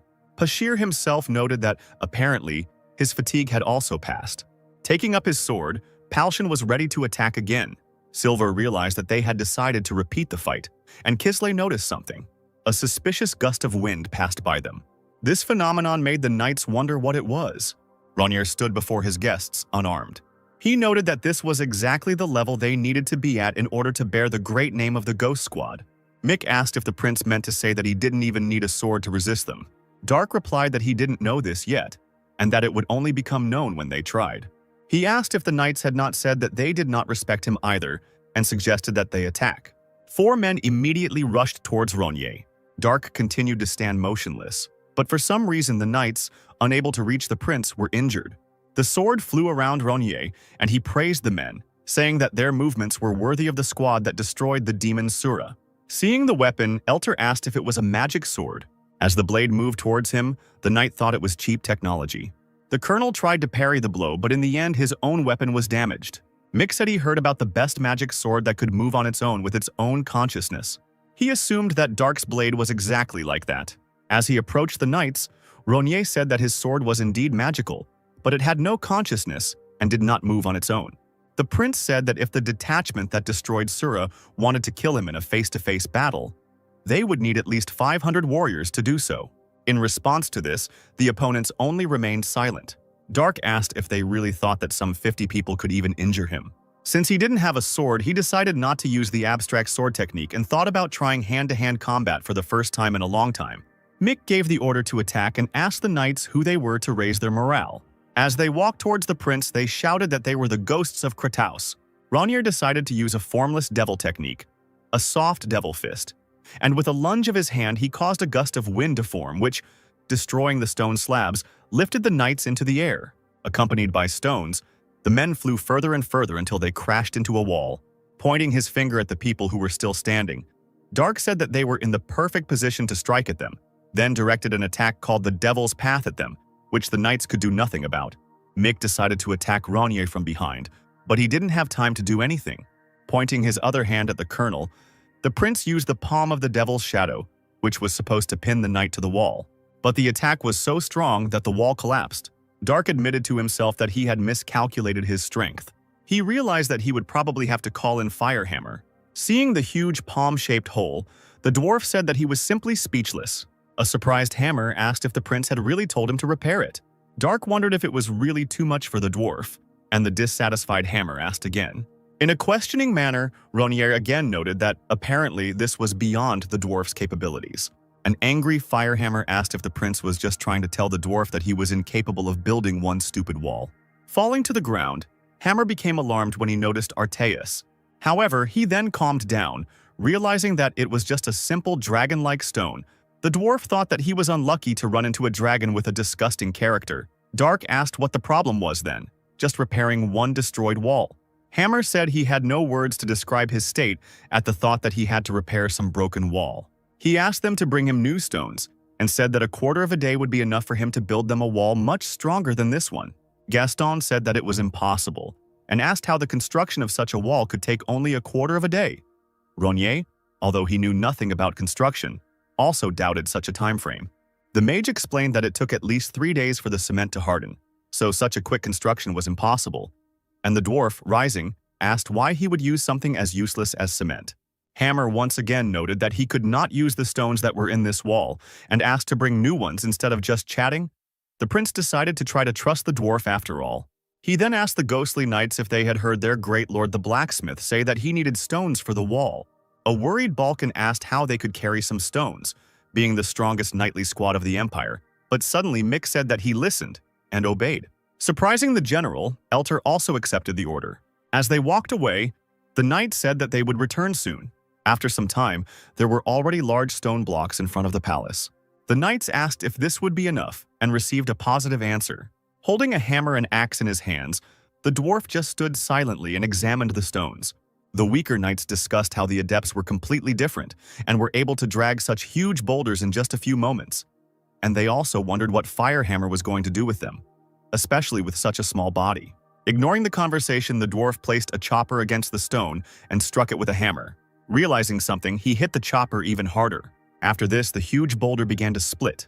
Ronier was even somewhat surprised by this. The boulder was divided into 2 equal parts. The magician and all the knights were also surprised by this sight. Gaston asked if he could touch these instruments. Handing them over to the magician, the dwarf asked him to handle them more carefully. Only for the magician they turned out to be so heavy that he could not hold them. By applying magic to the instruments, Gaston tried to discover something in them. Silver asked if there was anything there, and the mage replied that it was just a fairly heavy, ordinary chisel and hammer, with no magic cast on them. Putting the chisel to the stone and tapping on it, Silver said that it simply got stuck in the boulder.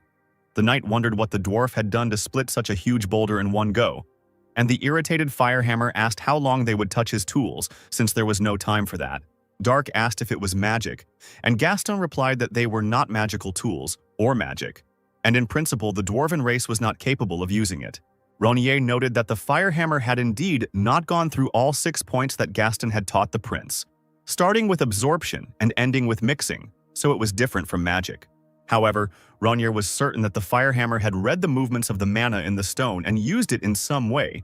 It was completely opposite to how they used it inside their body, and that the dwarf, being on the outside, used the state of nature at will, on the contrary, was more like magic. It was said that there was an ore that only the dwarves could control, and the prince believed that the hammer had done just that. Meanwhile, the dwarf split another stone. Ronier thought his father was wrong. The dwarves were not exactly failed creations of God, but rather blessed by the land. The dwarf had already made quite a few semblances of bricks, and Palshan was amazed at how the hammer could split stones so smoothly, because even wood could not be cut so smoothly with an axe.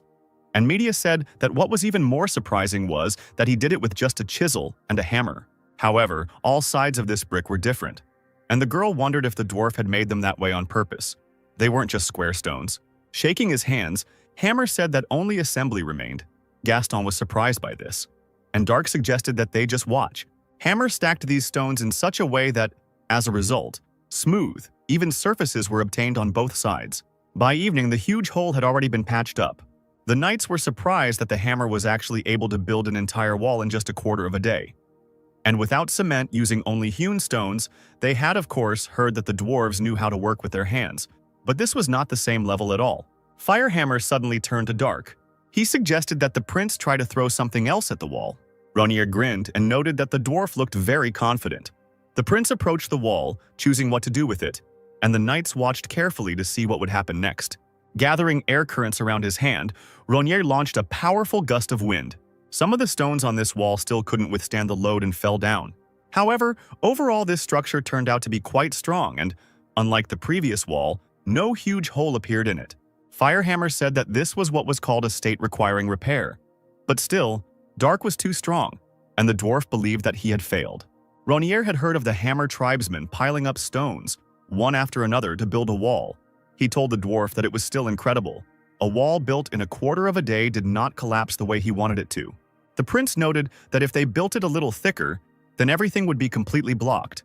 And if they built such walls everywhere, then they would not allow even a titan to pass. Dark wondered if the dwarf could do this. Hearing this, Hammer became nervous. He didn't want to do any wall construction at all. Suddenly, someone behind Dark asked in one voice if the dwarf could rebuild all the walls. Turning around, Firehammer saw Artias among the knights. As he began to split the stones, the dwarf was outraged by the identical characters of both father and daughter. After some time, Dark and his squad teleported to Kruma's castle. There, Baron Norris Baggio from the Generia knightly squad of the Kruma Empire met him with his knights. He politely greeted the representatives of the Union State of Kratos. As it should have been, Balkan introduced himself as Prince Dark Ronier. Norris noted that it was unusual to see a knightly company hiding their faces under cloaks, and Kroa replied that it was because they were not allowed to show their faces. Norris said that Balkan was right, because now they were a squad of salamanders of the Kruma Empire.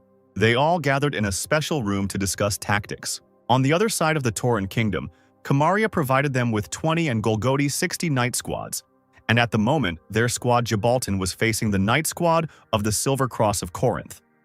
In the Silver Cross, there were 77 miners and 23 Koros, a total of 100 titans.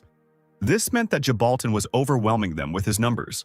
In addition, Kruma planned to expand the staff with 8 Ephrians and 20 Kamaria, which were currently being manufactured. This would be enough. Balkan inquired about what happened to the troops of the Kingdom of Gan, located in the center. Baggio replied that their knightly squad of Generia had 100 Golgoti, and Corinth currently had a squad of the Golden Cross on standby with 57 mines and 43 miners, with plans for some of the Kruma cavalry to join them later.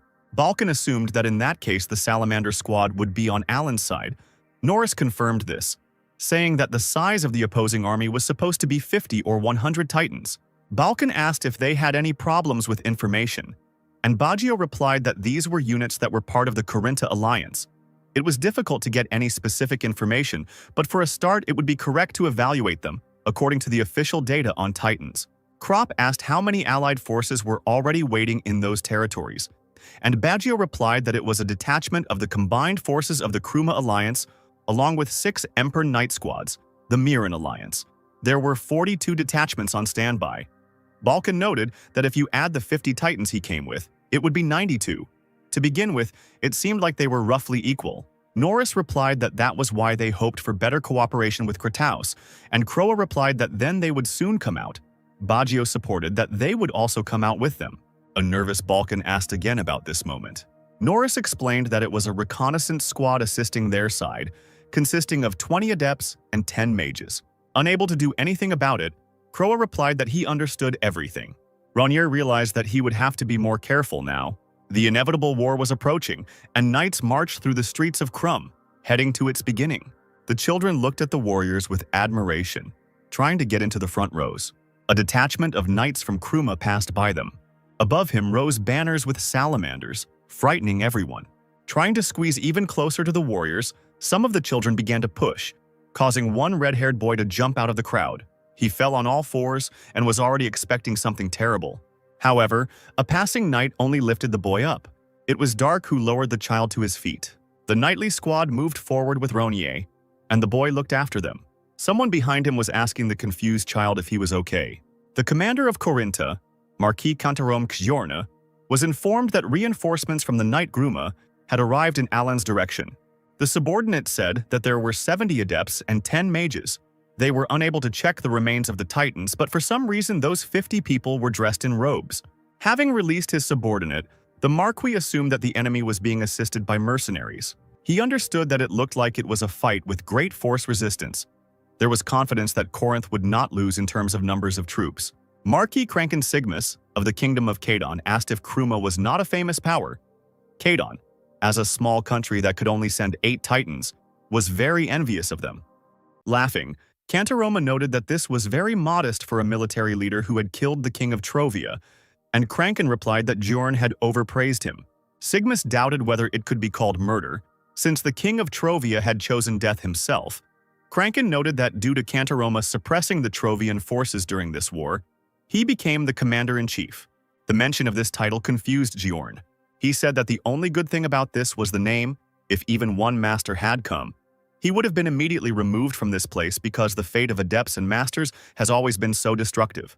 Sigmus noted that Kantaroma was not just a squad leader but a commander. He became commander-in-chief precisely because his ingenuity was recognized. Bjorn thanked the Marquis, although he considered it empty words. Yet Kantaroma was going to create the tactics of this fight as the manager of the masters. Dark was told that Corinth was trying to end the war. They stretched out their army in a column along the border of the Miran Alliance, and thereby intimidated the local residents. Ronier asked if that was strange considering the country was under martial law, and Balkan replied that the problem was with the passage of traders through them. The Miran Alliance only existed due to their trade relations, so now their finances were affected to the very roots. The prince asked if this was why Corinth was planning to gradually weaken Miran and kill her. Balkan confirmed this and reported that panic was beginning in the place where their troops were deployed, and the nightly squads played an important role in this. Dark noted that fear was transmitted like a disease. This meant that with one action Corinth could achieve 2 results. Ronier noted that this carry was quite smart. Balkan said that the current commander-in-chief was Marcus Kantaroma, who was an adept, which surprised Dark. Kroa also added that this man was called a commander. Thinking that Kantaroma was quite skilled, Ronier compared him to Commander Hyuk Musan. The prince felt another headache being added. High-ranking officials gathered in one of the tents of the military camp. To begin with, Balkan decided to introduce himself as the head of the Krum Empire Salamander Squad, and then he clarified that his name was Kroa. Marquis Müller of the Kingdom of Ochilot, having heard about the Salamander Squad, was stunned. Balkan confirmed that this squad had disappeared 7 years ago and was recreated this time. However, the squad's past was not just a past, so the squad members' families and their names had to remain undisclosed. This also applied to him, who should be called simply Commander Kroa. Now it became clear to those present why all the squad members were wearing capes. Count Mudo of the Kingdom of Rakbi clarified whether he will lead the Balkan Alliance troops. Kroa smiled and replied that if the Count had someone else in mind, he could recommend him. Count Cantel of the Kingdom of Terran refused this. He said that, of course, the commander of the nightly detachment of the grooms had to lead their united forces. Count Chryson of the Miran Alliance agreed with this. So the strategy meeting began. Including the 52 Kruma Titans, the Alliance had 98 Titans. Corinth collected 126 Titans in Vasilishi. Baggio became alarmed when he heard this. Muta was indignant, because he had heard that there should have been a minimum of 50 and a maximum of 100 giants. Balkan replied that they were gathered very close to Vasilishi, and therefore, as soon as they united, this could be checked. Kroa also told Norris to quickly ask for reinforcements from his country. The man replied that he would do so, and he was as excited as the others. Balkan said that there was nothing to worry about, since they had expected to be outnumbered anyway. Their titans were more powerful than the enemies, and their knights were more experienced. Chryson noted that in any case, the troops that had united in Vasilishi were not the main forces of Corinth, but a combination of their assistants, meaning that Miran and the others were superior in quality to the enemy. Exactly it. The 6th squad of Chryson was supposed to stand on the right flank. If something went wrong, then they had to retreat to the Kingdom of Zer or unite with the 7th squad. Chryson declared that he would stake the honor of the Myran Alliance on this and would stand firm no matter what. Count Müller was to lead the army of the remaining 4 kingdoms and be stationed on the left flank. Just as if something went wrong, they were to retreat to Argona or Ochilo. Müller did not quite understand this. If they retreated from both sides, there would be a possibility of destroying the detachment of Newts, which was supposed to be in the middle. Such a plan seemed a little unreasonable to the Count. Balkan reiterated that they had nothing to worry about. They just needed to hold out for a little while longer. The detachment of salamanders was supposed to destroy the central troops of the enemy, and along with them those that were supposed to be on the side flanks. Dark watched the discussion in silence. He was quite pleased with how everything was unfolding. When it was all over, Baggio contacted Minerva via Orb. who asked if there really were 126 enemy titans. Norris replied that they had supposedly confirmed the exact number of giants, and the commander-in-chief noted that there were no other reconnaissance groups there except them, and asked how the salamanders had verified this. Apparently, they were not as simple as they seemed or as they tried to appear. Baggio noted that fortunately, due to their small number, the alliance of countries did not decide to surrender, and apparently Kratos had to take everything on himself. Minerva said that in order to block their forces, the commander would have to come forward. It turned out quite interesting. She also asked about Dark. Norris replied that Ronier was acting as the leader of Croa's squad here, but he was asking for support from their troops, so Baggio asked if that was possible to do. Kentaro replied that it was commendable and said that they would help by providing 11 Romeros from the 4th Mfern Gamma Knight Squad and the 5th Squad. At this point, the conversation ended. Sighing, Norris thought that with such an abundance of Romero, the forces should have been almost equal. Dark also heard this conversation. Ronier wondered how the weaklings who sent someone to spy on their own alliance could do great things, when Arteus, who was sitting next to him, suddenly woke up with a scream. Dark asked if his father had a nightmare, and the dragon replied that he had dreamed that all of Ronier's legs were covered in hair and that this stupid, useless dream urgently needed to be forgotten. Arteus also asked when they would have fun. It was early morning and the Karen fortress was ahead. Someone noted that it was quite large. As Elter said, the enemies were confident of their victory, so their discipline was really bad. Dark said that this could be seen even by looking at how the guards laughed. One of them was even eating. Mick was surprised that the prince saw them at a great distance even without binoculars. Ronier suggested going to Vasilishi, where they said 126 titans were gathering. It should have been a grand spectacle. But the worried Elter said that it was impossible to do this, since something could go wrong. Dark asked how something could have gone wrong for him, and Elter, covering his mouth, said that he had misspoken. Mick explained that the landscape of that place was not very suitable for hiding oneself. He believed in Ronier's strength and did not doubt it. However, if the guard or scouts noticed them, they would have problems. The prince noted that Mick said that scouts usually went in groups of 5 or 10 people. The colonel confirmed this and explained that it depended on whether there was one magician or two. All the rest were adepts. Dark asked what was about their abilities, and Mick replied that they were weaker than the adepts who took part in the battlefields. Of course, their fighting skills and features were not that strong. Ronier said that it was excellent, and decided to ask again whether the soldier thought that these people could cause any inconvenience to Dark. The colonel replied that it was a stupid concern and told the prince to give orders. Sensing danger, Dark grabbed the hilt of his sword. He said that the enemies were on the left and threw the blade in that direction. Seeing the sword approaching them, the scouts became alarmed. The magician who found himself among them hastened to erect a shield. However, the magical dome could not withstand the collision and immediately crumbled into pieces. The magician was shocked. He did not believe that this was possible, and Dark's sword, levitating above him, began to spin. Then the shrill cries of a man were heard, as if he was being pierced by 1,000 swords. On the other side, another scout was already flying towards Ronier, whom the prince noticed in time without any problems. Dark decided to use the power of the ring, and drops of water instantly began to accumulate around him. The prince directed water arrows at his enemy. The water jets instantly approached the target, depriving it of a chance to escape. Piercing the man with great speed, the water turned his body into shreds. What was left of the scout fell out of the air onto the ground. Then Dark got his sword back, deftly grabbing it on the fly. Elter counted the bodies to make sure they hadn't missed anyone. The colonel reported that he had not seen any magician, but Dark said that he had caught him. Since they had looked at everything here, Ronier suggested returning, but Mick asked if the prince was going to go further. This puzzled Dark, and Elter asked what his comrade was talking about, since there could have been another reconnaissance group here, and the warrior replied that that was why he asked such a question. The colonel explained that they could hunt for scouts, thereby blocking all means of obtaining information. Corinth wanted the war to end, but if the reconnaissance troops were destroyed, the enemy would not be able to obtain information and would not be able to insist on an end to the war.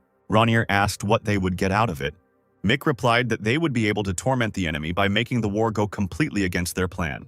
After thinking about it, the prince said that this was the best benefit. In that case, Dark decided to go further to Vasilishi. Now their goal was reconnaissance detachments to close Corinth's eyes. After some time, other scouts also appeared at the very site of the skirmish, and they assumed that this was where the beginning had begun. Here, the 76th group, which was on the front line, died. The moisture had not yet completely evaporated. There were traces of water magic being used in this place. Obviously, these were the same people. The soldiers could not believe that, not counting their 3 groups, as many as 10 others had died at the hands of just 6 people. What was more important was that not one of them had suffered at all. Not even one had been wounded. One of the scouts suggested using the soil memory spell, and someone was not sure if there was any point in it. In any case, everything was exactly the same. 6 adepts in robes, and among them there was 1 mage using a sword. To begin with, the soldiers decided to report everything to the headquarters. Kantaroma was outraged that 10 reconnaissance units had been destroyed. To begin with, Zyorn ordered the soldiers to give in and wait for further orders. Nearby, Zygmus suggested that the adept capable of using magic was an elf, and Kantaroma said that it looked like Kruma. Kranken noted that if they did not receive information from those who returned today, it would be difficult to advance far from the camp. He asked if it would not be better to attack now. When their forces were superior to the enemy, Kantaroma replied that this was not necessary. The enemy was using the military detachment as a reconnaissance unit, and they could respond in kind. Zygmus said that it could be a waste of military power and asked if everything would be okay. Jeorn said that in war, no one would dance like a fool to the enemy's tune. Then Kranken asked whether it could be that the enemies had started all this precisely for this reason. Could it be that Kruma was also trying to end this war? Zygmus smiled awkwardly and asked for forgiveness, thinking that he had said something stupid, and Kantaroma replied that it was a perfectly reasonable assumption. Corinth had to think through everything, even such absurdities, in order to create a suitable strategy. Kranken asked if that was the case, it was not necessary to prepare for absolutely all possible scenarios, and Zyorn replied that this was true. Zygmus was puzzled, and Kantaroma said that the war was speculation. It was how well you prepared for those assumptions and how you decided to act. Having learned that there were no Corinta reconnaissance groups, Baggio was surprised. He did not understand what was happening here. He was told that the problem was that only traces of the battle remained, and the groups themselves were not visible at all. Norris asked if the soldiers were using the soil's memory, and the man replied in the affirmative, explaining that too much time had passed so they had seen almost nothing. Baggio assumed that all the scouts were killed and asked who could have done this. The subordinate replied that it was clearly not their scouting unit, since none of the unit was hurt. Norris guessed that it was the salamanders who had done it after all. The soldier stated that it was impossible. There were only 6 people in the salamander reconnaissance squad, and it was impossible for them to find all 13 of Corinth's squads and kill them all. And Baggio said that it would be logical, but in reality they still didn't know the salamander's abilities. It was the first time Norris had seen a war where something so unpredictable happened from the very beginning. The man didn't know how he was supposed to report it. Dark was in a tent and waiting for someone. The fabric twitched, and Ronier was glad that this man had arrived. This man turned out to be none other than Sidmian. Miller was amazed that the Trovian Special Forces Knights were still alive, but Cantel said that it was not something to be surprised about. What really deserved it was that they deserted to Crum. Sidmian said that Corinth was capable of destroying Trovia, and there was a good chance that it would be their old enemy, Kruma, who would take revenge on them. Kontal said that he understood this, and Muto asked if it was true that the Salamander squad was almost the main reason for such a past. Kroa again pointed out the fact that members of their squad could not reveal their families. One could say that they made some exception for Sidmion, and Mueller asked if it was because of Anthoros. Balkan replied that the man understood everything correctly. It was well known to everyone that Anthoros was a Titan belonging to the Trovian Royal Guard Regiment. They had spoken about this beforehand in order to prevent any misunderstandings that would arise towards them during the battle because of this Titan. Miller concluded that if there was a Trovian Titan in Kruma's secret squad, then this would certainly cause talk. The Marquis also noted that they were all clearly not gathered here for this reason. Balkan confirmed this and asked Dark to tell him everything. Ronier said that on the appointed day, 22 Romero Titans were to join Emfern's squad. They were to be distributed 11 on the left flank with Mr. Mueller and 11 on the right with Mr. Kreisen. Miller felt relieved, confident that 11 Titans on each flank would certainly give them superiority over the enemy. Also to join were 8 Titans from Trovia, and the Salamander troops in the center were to be armed with 60 Titans. Cantel concluded that in that case they would have 128 Titans on their side, and they would be slightly superior to Corinth with their 126 Titans. But Dark said that was not the case at all. According to the information they had received a little earlier, there were currently 176 Titans on the side of the Corinthian Forces Alliance, which was confirmed. This worried those present because the counts were told that 126 Titans were going to gather in Vasilishi. And now, 176 had appeared from somewhere, which meant that another 50 titans had joined Corinth. Vulcan replied that it was safe to assume that the enemy would bring the total number up to 180. A nervous Contal asked if they really had no one else to ask for help. Croa replied that, unfortunately, that was the case. But it didn't matter. This outraged the Count. They only had 128 titans at their disposal, and Balkan said that it was unimportant, despite the huge difference in their forces with the enemy. Croa said that in a normal situation, Corinth should have sent 100 titans in the center and 40 on the flanks. As he already said, their squad should have had 60 titans. This meant that the Salamanders would fight 60 against 100. At the moment, there were 34 titans on each flank. Balkan said he had hoped the Counts would speak out in advance. He asked if those present were really afraid to face 40 enemy titans. Chryson asked to stop these absurd provocations and said that he would put the honor of his unit on the line and defeat the enemy. Croa noted that Chryson was incredible, and Balkan was sure that the god of war Aels blessed his hero squad. Croa then asked Miller, who was in charge of the left flank, to speak. The man said that if the Marquis was unsure, the Salamanders could send him 8 titans of Trovia to help. Muller was nervous as he thought about his answer. Then, nodding his head, the man replied that there were no problems and they could handle the difference of some 6 titans. An indignant Contal asked if Balkan really thought they could defeat 100 titans with their 60. And Croa replied that if they were suddenly defeated, the rest would simply have to retreat as they had planned in advance. All the Counts were gathered in this chamber for the reason that if they went out onto the battlefield without knowing about the increased number of Corinth titans, it could affect the morale of the warriors. But it was decided to share the information with the others, however. This did not change the plan. Cantal asked what would happen if the enemy divided the troops not 40 to 60 to 40 in each direction, but 60 in each. If even one of the sides fell, then the central army would also perish. This assumption made Balkan think. He then asked Dark's opinion on what should have happened in such a case. Ronier replied that the enemy would have to go crazy to protect their flanks after the fall of the central forces. Such a presumptuous statement surprised Baggio. After some time, he reported to Minerva that Claire's knowledge exceeded all their expectations. After learning that the 6 Salamanders had destroyed Corinth's scouts and obtained the information, Kentaroa was convinced that these people were more amazing than they had thought. But more importantly, Norris couldn't understand the reason for their confidence even with such a big difference in strength. Although the power of their main titans like Caproxy was considered one of the strongest, the Salamanders could fall. The woman interrupted him, saying that it was even better this way.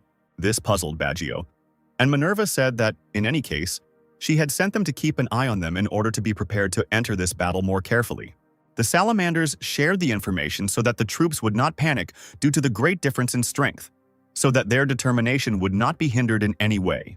Even if this unit died, it wouldn't change anything for them, so it was just worth leaving the Salamanders behind. In any case, their role was only to hold out until the moment when victory was achieved in the country of Gamma. Baggio had to take care to avoid losses as best he could and retreat. Camille and James were near Corinthia. They assumed that this was the place where Baroness Dark Clyde fought with Mr. Cotus. Valencia had asked if Camille had said that there was a man capable of fighting one-on-one with that monster-like creature, and Clouden reminded him that Dark had fought the Titan without a weapon. Looking back on that fight, James said it was true. Valencia asked what they should do then, whether they needed to report this to their father. Camille told him to do as he saw fit. Claudine himself was going to go to Claire's with Oscar. James asked if Camille was really going to find Dark, and Claudine answered positively, since only this girl could know the location of Mr. Cotus. Valencia said he was counting on his comrade. Waving goodbye, Camille asked him to leave it to him. Baggio slammed the table, unable to believe that all 20 reconnaissance units had been wiped out. Corinth created large reconnaissance units. So far, 24 groups have been confirmed to be in their ranks, twice as large as before. But none of the 20 were able to defeat the 6, which seemed impossible. Judging from the report provided by the display, the enemy unit was not reconnaissance level since they even used a Titan. They were most likely adepts of above average level. Having a Titan in a reconnaissance group, even for a large empire, was too much of a waste of such expendable material. Dark recounted all these words to Balkan, who could not understand how the girl heard all this. Ronier said that one could guess that they were their own troops. Now he understood why they, on the contrary, considered the Salamanders a nuisance. Croa asked what they would do. Dark replied that there was nothing left to do and asked to call the head of the 10th detachment again. Ronier decided to see how long he could hold out. After some time, Baggio entered Croa's room. Balkan asked Norris what happened. The man asked if Croa had really sent out a reconnaissance squad of 6 people. Balkan asked if there were any problems with this. Baggio reported that because of this, Corinth was gathering and sending mid-level adepts to war en masse. He offered to send 20 adepts, but Croa stated that this was not necessary. Baggio said he had confidence in the soldiers who came with him, and Balkan explained that he had no doubt in their abilities. Croa then said it was fishing, which puzzled Norris. A worried Baggio wondered what this meant, and Balkan smiled mysteriously. 6 people in robes stood with their backs to each other. Dark was pleased that his opponents had taken the bait. There were several titans standing around the salamanders. A little earlier, 6 people, among whom was Dark, ran forward. At some point, Ronier stopped his guys. Seeing enemies ahead, the prince reported that they were being attacked. The next moment, the 2 opponents rose into the sky. Starting to get nervous, the soldiers concluded that it was the mages who had already started casting spells, and Dark told them to ignore it. 2 completely different energies began to accumulate above the magicians. One opponent aimed a fiery spear at the salamanders, while the other aimed an ice spear. Ronier thrust his fist forward and used a water shield. The water pulsated forward, dispersing the enemy attack. The mages were surprised that their spells were blocked, and the collision filled the space with fog. The enemies tried to launch their next attacks as quickly as possible when suddenly they saw a sword flying towards them. 1 second and their heads flew off their shoulders. As they pressed forward, Corinth's warriors discovered Dark's silhouette in the fog. They all sped up, wanting to destroy the girl. 3 of the opponents rushed forward, swinging their weapons. Hope quickly faded from their hearts, wounded by Ronier's sword. Returning the weapon to his hand, Dark noted that these already dead people were quite fast. Mick couldn't even imagine that the prince had already launched his sword when he stopped them. The colonel asked if Dark really wanted to fight alone. He also noted that, in any case, it was an honor for them to fight side by side with such a person. Finally, the salamanders were surrounded by gray titans. The opponents fell for Ronier's trick. Elter asked if they should get the titans, but Dark replied that he would give a sign for that. First, he wanted to check something. The titans charged, and Ronier dropped to one knee and placed his hand on the ground. Water energy began to spread under the prince's palm. With lightning speed, she reached the titans. The people inside the giants were surprised to see water. Drops of liquid burst out from under their feet. Ronier directed water arrows at all his enemies. The titans used shields to protect themselves from the powerful jets. It was at this moment that Dark commanded his comrades to get their giants. One of the opponents asked if the prince really thought that such magic would work on titans. Only then did he notice the red and black titan. And this salamander was able to pierce Romero's chest without any problems. The other enemy pilot couldn't figure out what kind of force it was. One of the salamanders replied that perhaps it was a difference in power. After this, the enemy was cut down with one light movement of the hand from bottom to top. Then another enemy, Romero, was also hurt. Both of his hands were brutally cut off. Another brutal blow deprived the gray titan of his head. Finally, all the titans that attacked the salamanders were disabled. However, as it turned out, this was not the end. More enemies were approaching the warriors from the fog. These were 10 Romero titans. Apparently, Corinth's reconnaissance units really did consist of them. Noting that it was excellent and waving his hand, Dark said to retreat. The sight of the fleeing titans puzzled the pilots. Not wanting to let their enemies get away, Romero chased after their opponents. The idea that the salamanders had escaped made Ronier laugh. Having closed the distance, the enemy titans noticed that one enemy still remained. In front of them stood a girl who apparently used water magic. Suddenly, a whirlwind began to form right above Ronier. The titans stood in stupor from what was happening. They did not understand what it was that appeared before them. The pilots' eyes were fixed on a huge titan that they had never seen before. While the titans were trying to comprehend everything, Ronier jumped onto Andromeda's shoulder, which was repainted in the colors of the salamander squad. Grinning, Dark explained that his allies had only stepped aside so as not to interfere with this guy's first real fight. The majestic titan looked at everyone with his burning eyes. Dark climbed inside, finally ready to use such serious technology. The visor dropped, not auguring anything good for Romero. Here is a titan standing in the middle of a wasteland, and a light wind is fluttering his cloak. And a moment later, the giant suddenly disappears from sight. In just a moment, Andromeda, with his sword raised back, found himself next to one of the Romeros. This pilot understood that he would not have time to block the blow, and the others were amazed at the speed of such a giant. Andromeda's attack hit several titans at once. One of them managed to jump back, but his hand was lost. The second Romero was cut in half. One of the pilots shouted to be careful, as Andromeda's power was incredible. Someone commanded to retreat, holding the fighting position. Dark believed that his opponents were not so stupid after all. The pilots ruled out even the thought that he would retreat and went into deep defense. The first line of Titans went on the attack first. However, Andromeda easily parried their attacks. Then it was Romero's turn to attack the second line. But Ronier repelled this attack with his shield. Dark warned that if the opponents wanted to wear him down, then all these techniques were useless.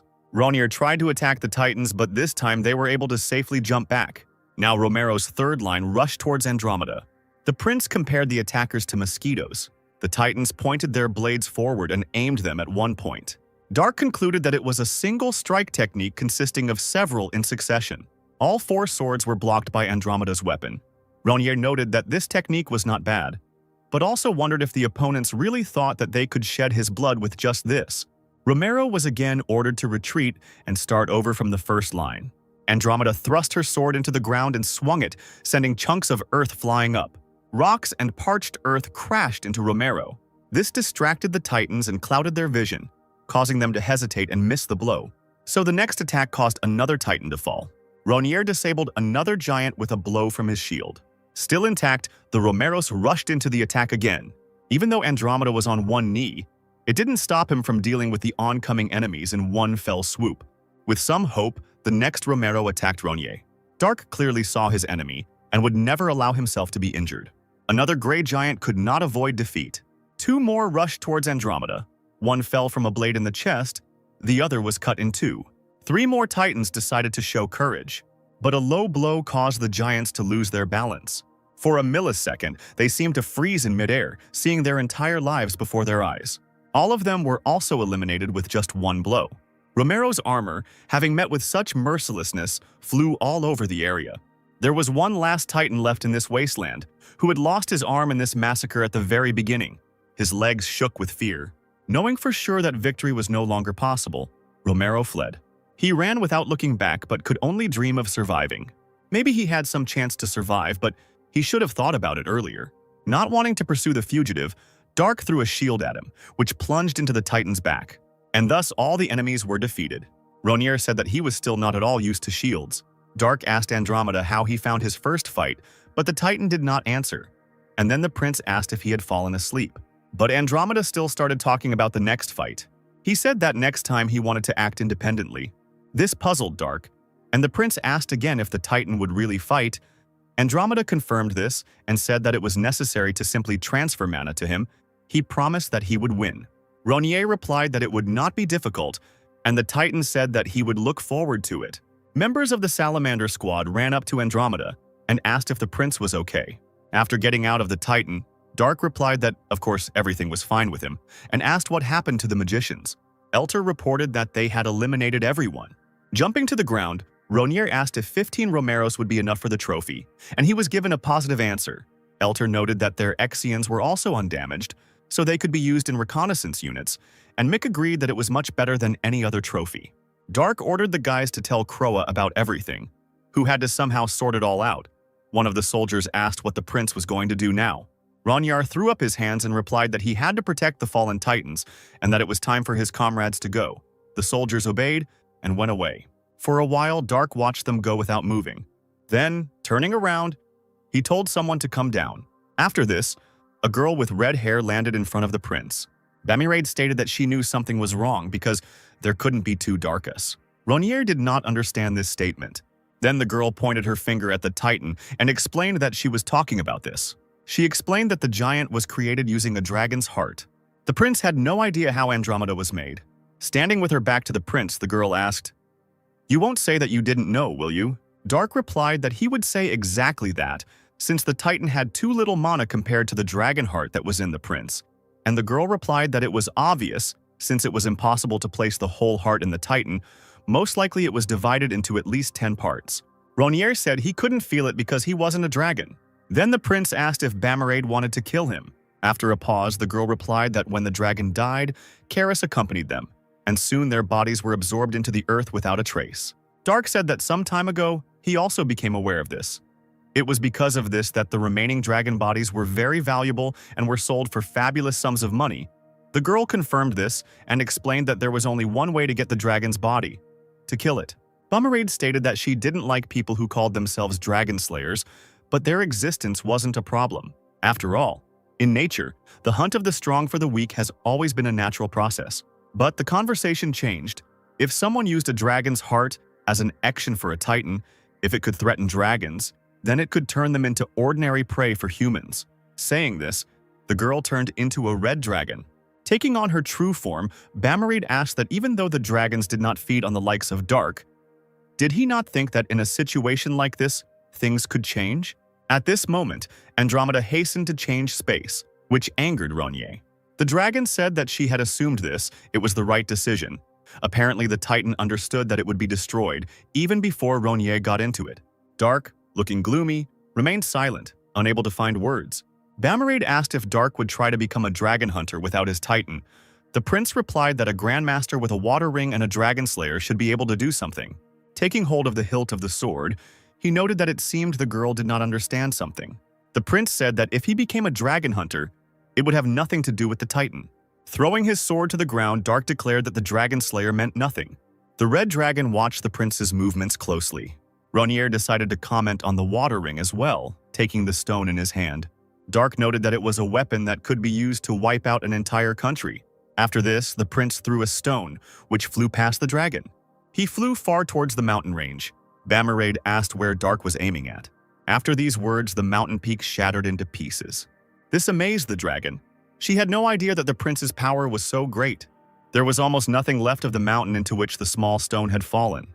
Ronye said that there was too much of this stuff here, and it would be nice if someone took it from Dark. The ground beneath the prince began to crack from the pressure, and Ronye told Bummerade to attack. He noted that the girl was that fierce red dragon, and that was enough to become Dark's opponent. With a menacing roar, the dragon began to open its mouth. Ronye assumed that Bummerade had decided to use her breath. However, the dragon suddenly laughed, surprising the prince. Bummerade admitted that she liked Dark more and more, and Ronye asked what kind of useless bluff it was. Continuing to stay on her own wave, the girl stated that with such skills and thoughts, the prince could be worthy of becoming the spouse of the red dragon, and her father should have liked Dark. Then Bummerade started to transform, and Ronye asked her not to do it. However, the girl did not listen to this and was already standing in front of Dark in her human form. An indignant Ronye asked what she was doing and wasn't she going to fight, and Bummerade, calling him a cutie, said that it was not yet time for lovers' quarrels. The use of such words towards him angered Dark even more. Pointing somewhere behind the prince, the girl noted that those who wanted to interfere were already close to them. Knights from Dark's squad were visible on the horizon. Bummerade noted that these were defenders ready to save the prince from the red dragon. Ronye was very upset. Bummerade said she wanted to give him some advice, but Ronye replied that he didn't need it. Ignoring these words, the dragon once again noted that his Titan used the dragon's heart as an action. She asked if the prince knew what this meant. Dark gave a negative answer. Bummerade explained that the action used was a mana-thickening stone that prevented it from escaping. The purer it was, the more powerful it was. Ronye knew that. Based on this magic, the self-awareness of the Titan was determined. The higher the power, the stronger the self-awareness. Dark replied that this was the first time he heard about it. The girl asked what the Titan's self-awareness would be like if the mana was concentrated in the heart of a dragon that had not gone through the path of Karis. This consciousness would be a dragon's, although it would have no memories of the past. This heart belonged to a dragon that had lived for hundreds and even thousands of years. Did Dark really think that such a creature would silently obey human orders? This really made Ronye think. Dark recalled the fight when Longheart couldn't handle the Titan's control. Then the commander had to forcibly stop the mana supply to avoid problems. Ronye also recalled how he wanted to terminate the contract with Andromeda, but he refused. Now Dark was sure that his Titan definitely had a strong self-awareness. Bummerade said that it looked like while he was still calm enough and following other people's orders, most likely, the more battles there were, the sooner the Titan's fighting instincts would awaken and his self-awareness would increase. Dark replied that he would remember this. Then the girl asked if the prince had nothing more to say. Although with some displeasure, Ronye thanked her for the advice. Smiling, Bummerade said that she liked his sincerity. Since he was the son of Lord Arteus, everything should be fine. The dragon also noted that, in any case, Dark now owed her and would definitely repay her later. Ronye was indignant because he had already thanked her for the advice that he had not asked for. With a dash, Bamarade rushed into the sky saying that they would see each other again, but Dark denied this. The prince looked at the dragon with anger when the knights approached him. Chryson laughed, praising the team's work. Romero's 15 titans were laid out in 2 rows, the count asking if this was too good a trophy even before the war began. Balkan said they were going to distribute them fairly, 3 at a time. Miller was, of course, grateful, but he believed that this could not be called fair, since the titans were personally obtained by the Salamander Squad. Croa asked what he was even talking about, since their search party could only operate without worrying about anything, thanks to the impeccable protection of these places by other squads. Since the commander said so, the counts were ready to accept the titans with gratitude. Kontal reported that he had heard rumors about the appearance of a red dragon, and asked what had happened. Muto had also heard about it. Balkan replied that his deputy would tell him about it. Dark said that apparently there was a red dragon named Bamarade's lair nearby, and he said that he came out because of the noise of the battle between the titans. He didn't seem hostile, so they just exchanged a few words. If what he said was true, it turned out that this was the first time he had witnessed a titan fight. Ronier assumed that this dragon had only recently become sexually mature. Cantal noted that it was a pity, because if the dragon had been young, they could have used the titans and caught it.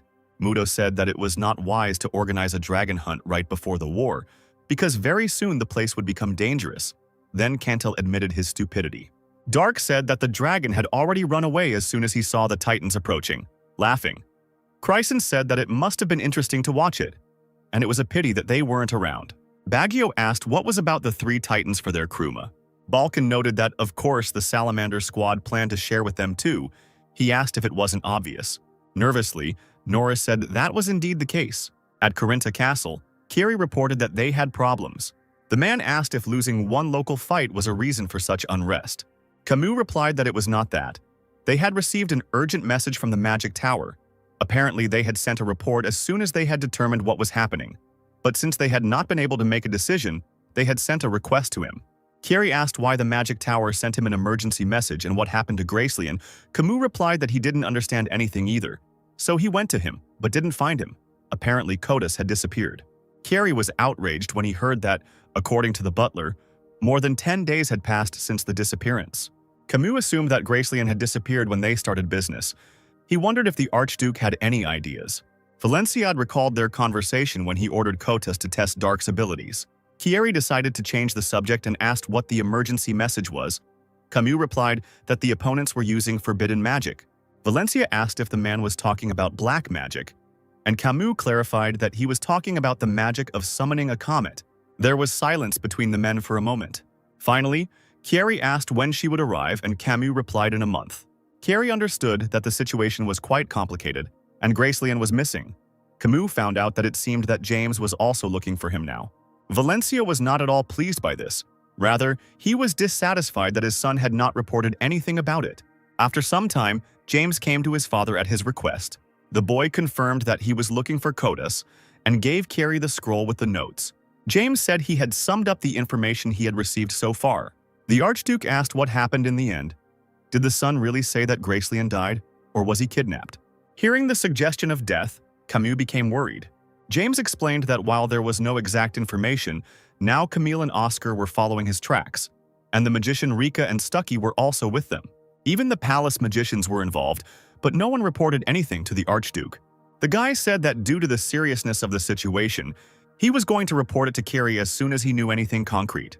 Before James could finish speaking, his father's fist hit him in the chin. After flying a couple of meters, the guy fell on his back. An angry Kiri cried out that due to the seriousness of the situation, his son should have started with a report, and in connection with what happened, he decided to strip James of all positions and powers. The guy didn't like this decision, but he couldn't do anything about it. His father told him to immediately join forces with Camille and find Gracelian, and not even think about returning until he found at least Kodos's corpse. Not daring to contradict his father, James agreed with him. After that, the guy silently left the room.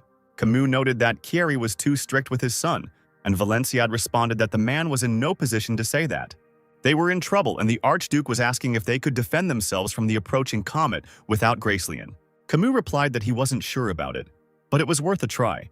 And he also asked what Kiri thought about Kodos's disappearance. The Count asked if Gracelian could really die.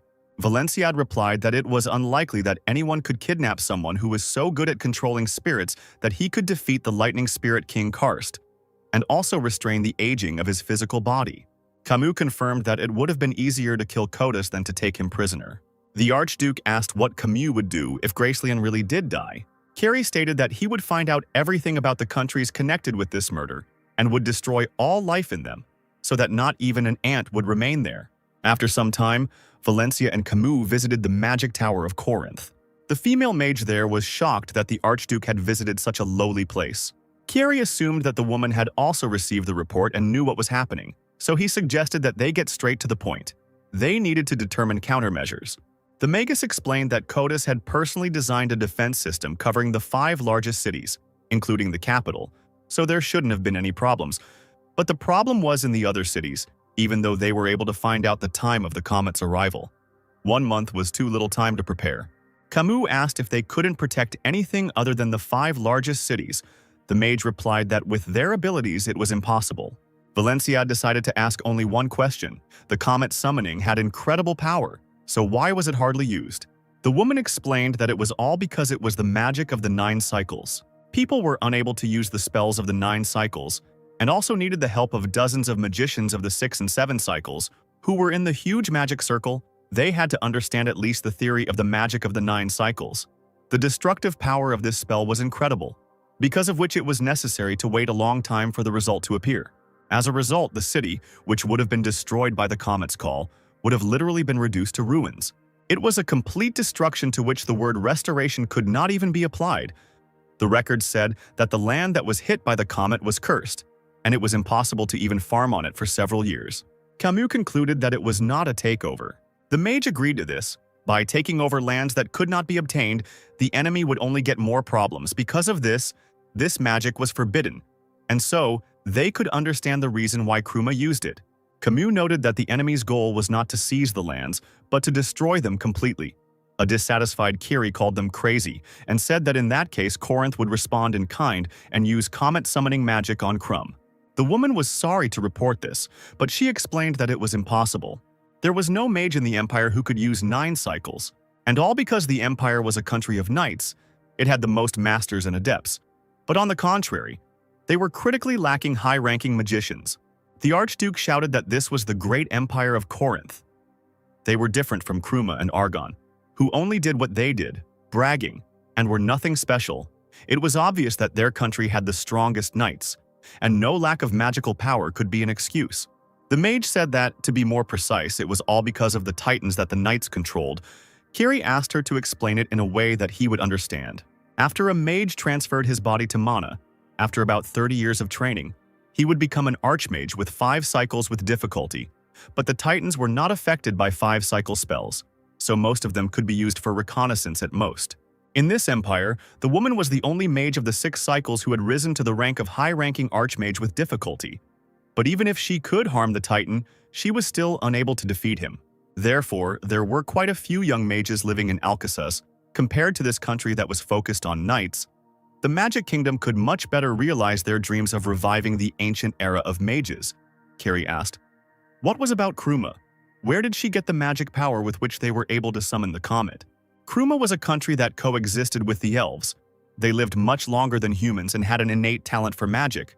As long as they were palace mages, Corinth could never surpass them in his spells. All this time, Carrie did not feel any lack of magical power in the Empire due to the presence of Gracelyn. The magician was somewhat upset about the current state of magic in the country. For the past decades, there was only one person responsible for the magical power of the Empire, and that was Kratos. Carrie asked if the mages had figured out which cities would be hit.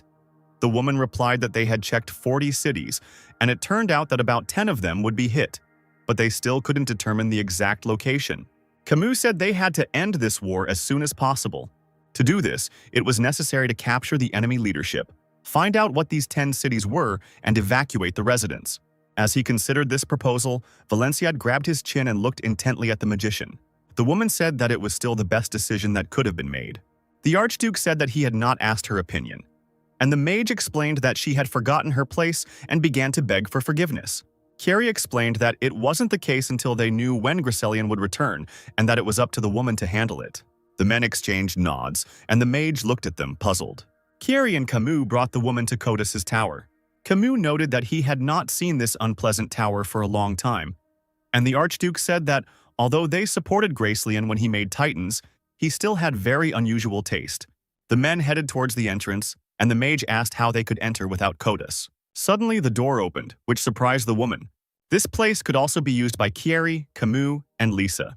The men, entering the tower, beckoned to the magician to follow them quickly until the door closed. Once they were inside, they had to go down the stairs. The woman was enchanted by the magic balls that illuminated the way. As expected, at the end of the corridor, the tower's guests entered through a door. The magician was amazed at what she saw there. In this room, several circles were drawn connected to each other. The mage said she wasn't surprised by how Gracelyn had installed protective magic here, and Camus asked if the woman knew what it was. She replied that there was a magic circle of movement in front of her, and its final point was the capital of Kruma, Elfrion. The magician asked how this was possible. Camus replied that about 50 years had passed, and Carrie asked if it wasn't more, since they met Kratos about 60 years ago. Camus asked the woman if she knew why they would be able to end the war with Claire's without major losses. The woman replied that it would be a surprise attack on Clairen, the former capital of Claire's. Camus confirmed that with the help of these circles, they would send a detachment of Black Knights to Clarine. Carrie noted that all of these were works created by Gracelyn. The capital of Krum Elfrion, the capital of Claire's Clairen, and even 5 capitals of Argon, including Troyd, circles were created in 3 countries capable of destroying the Empire. The 4th country was the already destroyed kingdom of Rondabar, whose capital was Rondabel. In each of these cities, there were similar basements with magic circles. If they were hidden like these, it would be a great place hidden from everyone, since Clarine had already become their city. In the current Claire's, it no longer existed. The magician asked why the men showed her all this. Carrie explained that they would attack Elfrion. Minerva was unhappy that Corinth had attacked their country.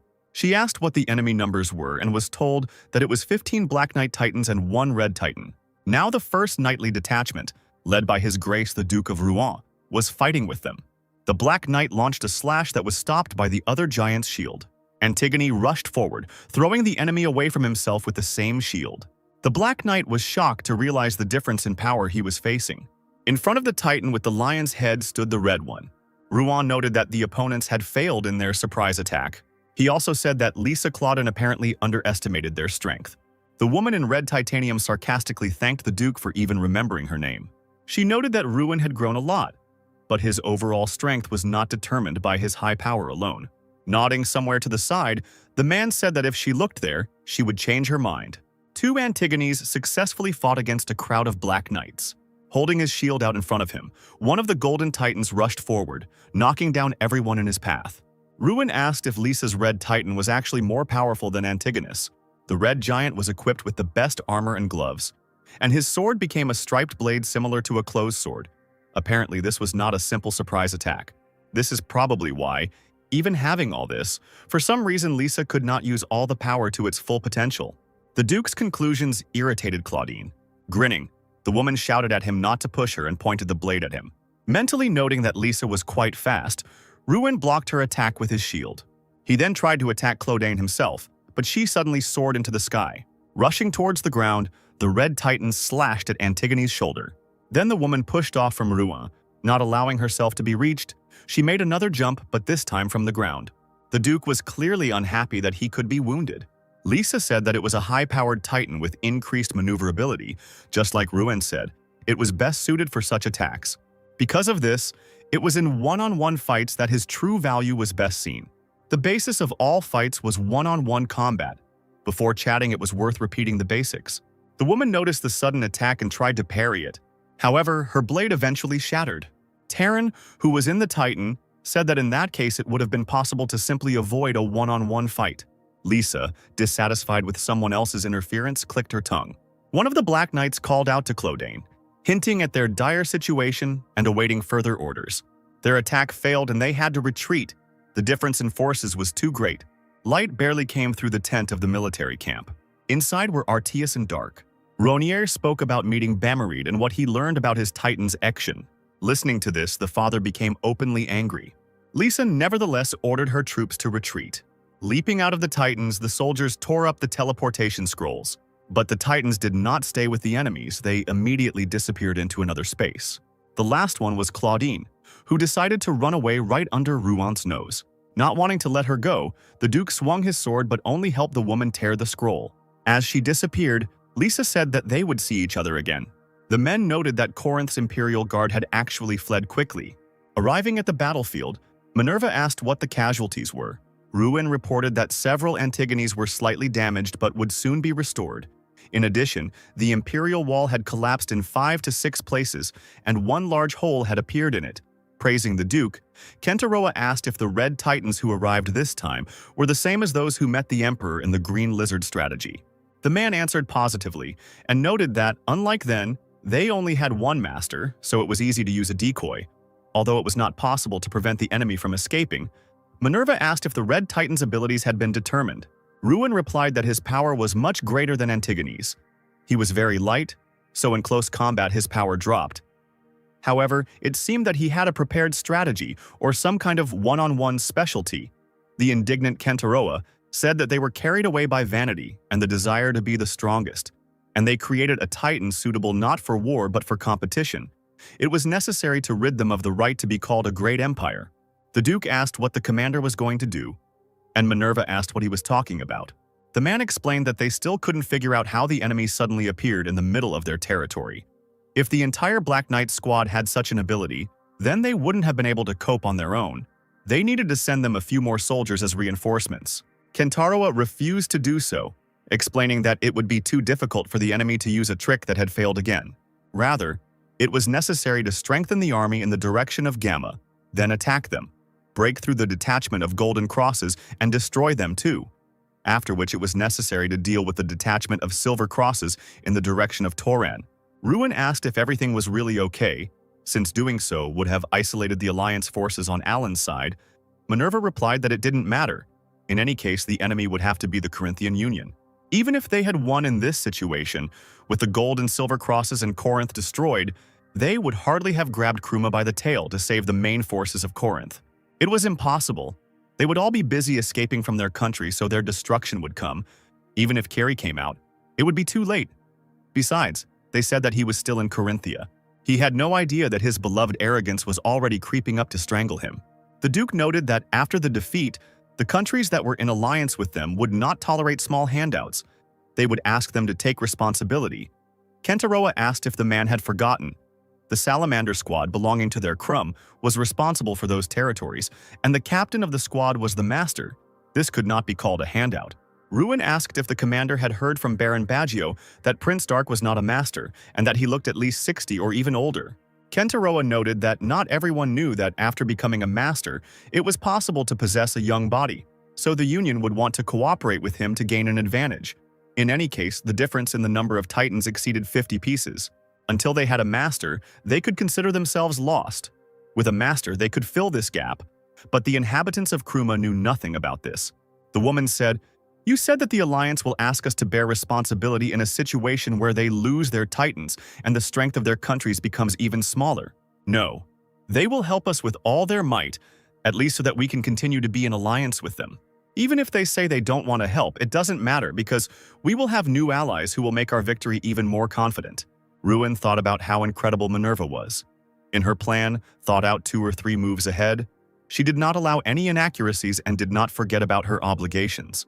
It was not for nothing that her enemies called her a witch. The commander was informed that they had been contacted from Alcasus. The woman assumed it was about selling Titans. She asked how many the mages could make. The soldier hesitated, and a worried Kentaroa asked if they would not carry out any of them. Minerva did not understand what this meant. Alcasus could not miss such a chance. The soldier replied that intelligence reported that they had agreed to sell 100 Nori and Sandarin to Corinth. The commander was outraged that these people were selling all their supplies to one buyer. She considered that they were so stupid that they did not even realize that, having increased Corinth's forces, they themselves would be at a disadvantage in a clash between the two sides. Ruin assumed that all this was due to the comet's summoning. Most likely they knew about it before everyone else. In Alcasus, the most important prohibition was this spell, but due to the ignoring of this rule, as a kingdom of magicians, they could not remain on the sidelines. Minerva was unhappy that Green Lake was doing something that was not necessary. In that case, The commander said that they would go on the attack immediately after the reinforcements of Golgodi. The sky was covered with clouds, foreshadowing a difficult battle. Bjorn met the man who was to take his place as commander-in-chief. That man was Camus, who praised Kantaroma's work. Bjorn said that he had been expecting this, and he felt a little sorry to correct the Duke, but not long ago he had been promoted to Marquis. Camus laughed and said that he had completely forgotten that for his exploits, Bjorn had become a Marquis during the war in Trovia. The man had made a big mistake. Kantaroma replied that he was ashamed to have such a high title. But still, the entire Imperial Guard took part. Of course, Lisa was supposed to join soon. Besides, Bjorn heard about the purchase of hundreds of titans from Alcasus. Camus replied that the news spread quickly, which was unexpected. No one thought that they would sell them all. Kantaroma said he had some ideas about this and asked if he could share them. For this, the Duke suggested going to another place. So, a map of the area was unfolded before the men. Giorna said that according to the information they had just received, the enemy squad Gibaltan with the new type of Titans and Kamarie had swapped places with the Generia squad, which consisted of Golgodii. This meant that the opponents were concentrating their forces towards the game. Camus said that in that case, the Corinths should also concentrate on the center, and it was necessary to send the 100 Titans bought in Alcasus. However, Kantaroma said it would have been better to leave things as they were. Camus noted that they would not be able to break through Gam's side then. The Marquis said that there was no need for this. All they had to do was stick to the anvil. Camus asked if Kantaroma was just talking about the hammer and anvil military tactics used in the days before the Titans. That's exactly what it was. It was a military technique with a deep history, in the use of which, while the infantry delayed the enemy and held him, the maneuverable cavalry went around him from behind and hit him from the other side. It was like a hammer hitting metal on an anvil, which is why this technique was called that. This meant that the role of the infantry anvil would be played by Gammon Torin's side, while Alan would take on the role of the cavalry hammer. Bjorn proposed to use the Empire's strongest troops and the two masters that were part of them as ordinary infantry. Camus asked, "Weren't the troops stationed in Alan part of the Alliance?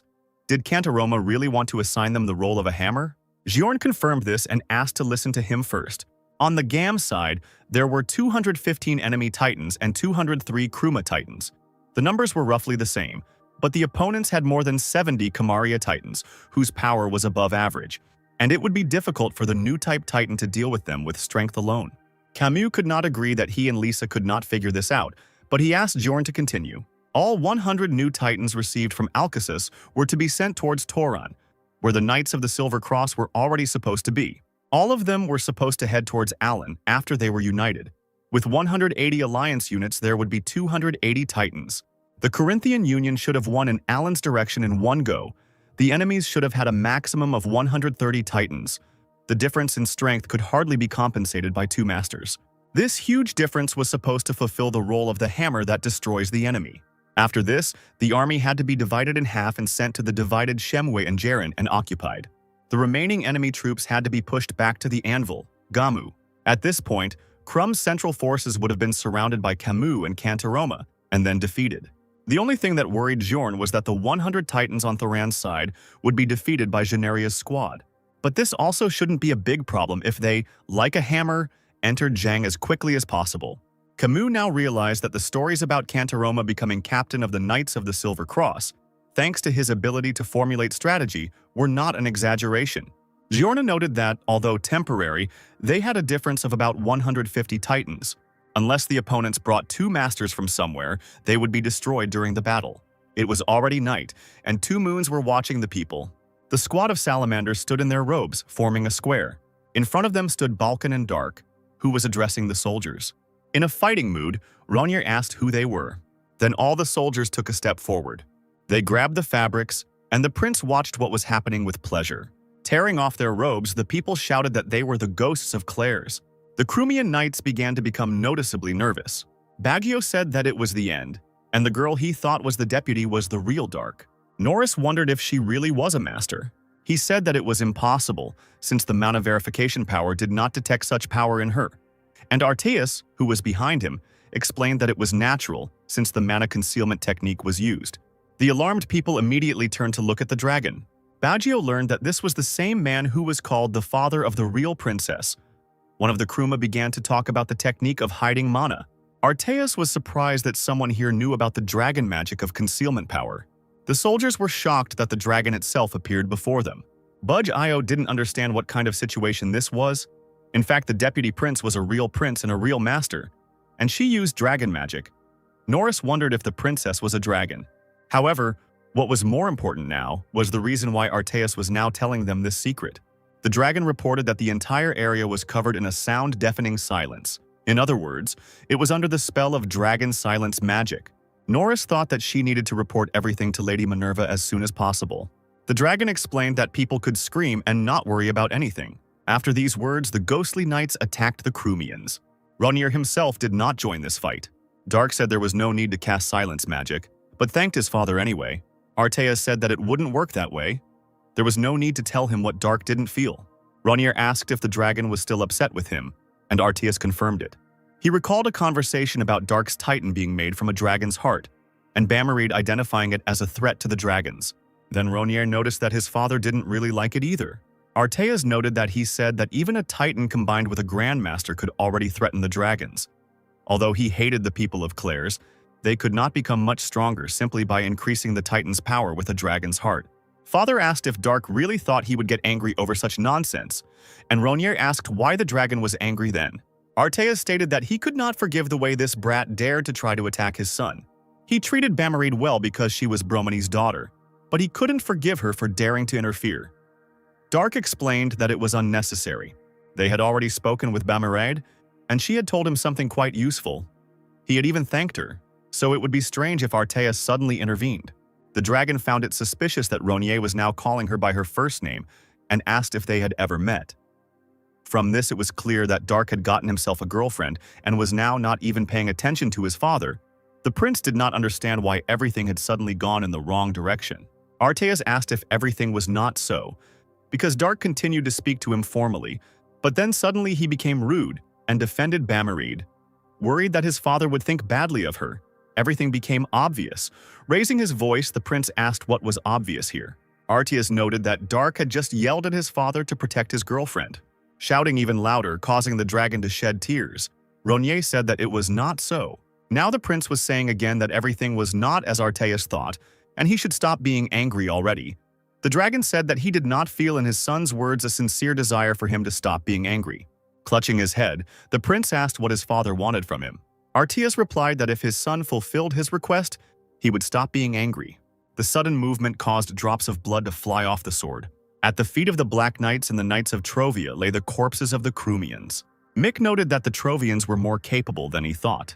Sidmion replied that the feeling was mutual. Filled with fighting spirit, the knights exchanged glances. And then they felt awkward when they heard Dark's voice, which said, "Forgive my rudeness, Daddy." The apology touched the father deeply. The dragon said that he had nothing more to wish for. At that moment, Ronir felt many eyes on him. Turning around, he saw the knights looking at him with wide eyes. The angry Dark looked like a cat about to attack. The frightened knights screamed that they were ghosts. They had no mouth or ears. An ominous energy spread throughout the area. The next day, the two armies were already standing opposite each other.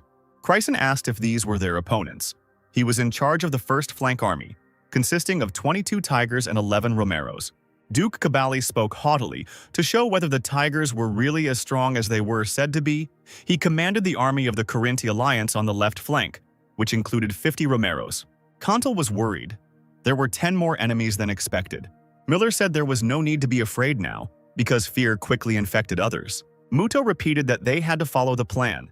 If they suddenly started to be pressed, they could simply retreat. Now Miller was infected with fear.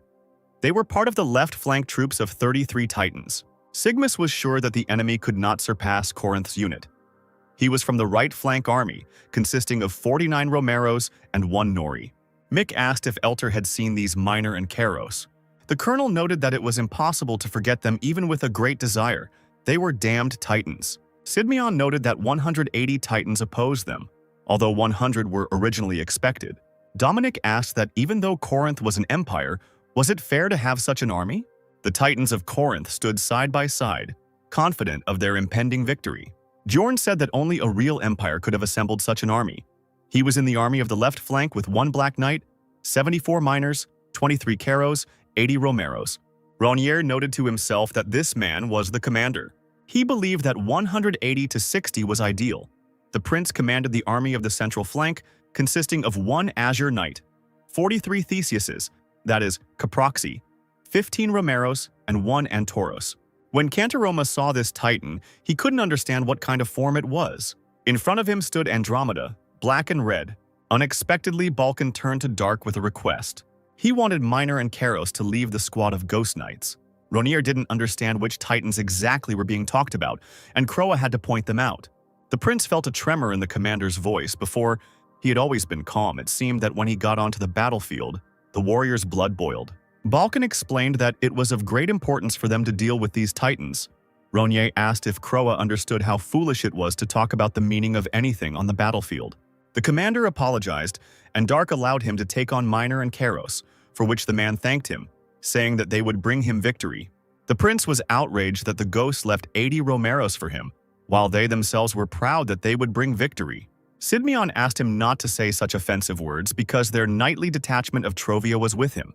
However, Dark said that they would go to the left flank and noted that Muller's morale had most likely already fallen to the lowest point, so it was worth helping him. Sidmion began to worry about the prince, who decided to go out alone against so many enemies. Titan demanded that Ronier fulfill his promise. The prince said that this guy would fight alone. Dark told Andromeda that he could not worry about mana and have fun to his heart's content. After these words, the Titan rushed into battle. The opponents stood in stupor, not understanding why only one enemy was approaching them. The miners were the terrible creatures that destroyed the homeland of the ghosts. Kroa asked if the warriors remembered this, and they answered positively. The commander cried out that these were Karosa, the cursed titans created from the eggs of Migil taken from them. Then the man asked again if the knights remembered this. Making the knights' fighting spirit rise even higher, Balkan asked who they were. As they rushed into battle, they shouted that they were the ghosts of Claire's. Corinth's right flank and Crumb's left flank were not yet in a hurry to attack. Ahead was Zygmus inside the blue titan. Sidmion and Dominic recalled their king apologizing to Dominic, saying that he had used his titan, which he treasured so much, or to be more precise, the man threw it away. But nothing could be done about it. If the king came out without weapons and armor, he would not be able to fight back anyone. He would simply be caught. Dominic asked not to forgive the cowardly knights who did not stay with him until the very end and simply ran away. After a short silence, the king asked to forgive the incapable ruler who had ordered him to live in shame. After that, he disappeared inside the Titan and walked past the knights. Along the way, he asked them to take care of the future of Trovia. The king stood alone before a multitude of enemies, ready for his death. Without resisting, he was killed quite quickly, in just a couple of blows. Among the enemy titans, there was a blue one giving orders.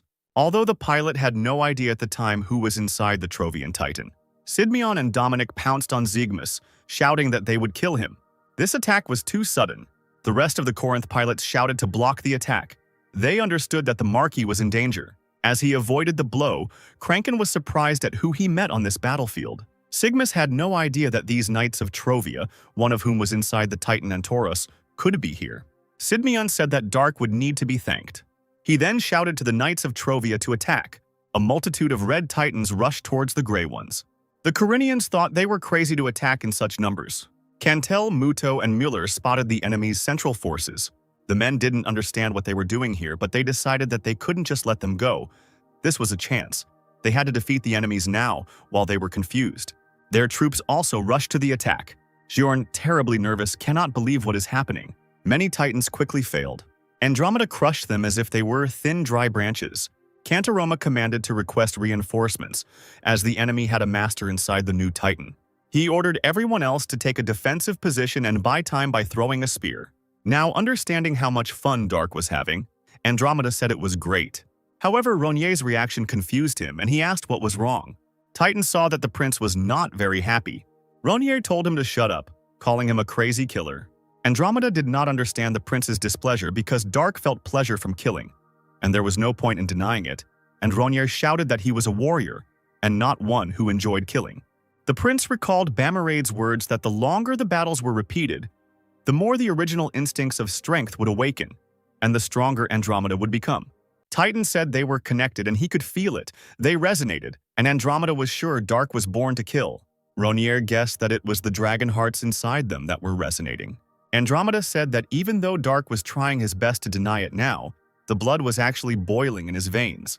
Titan claimed that the prince felt this burning blood and became excited.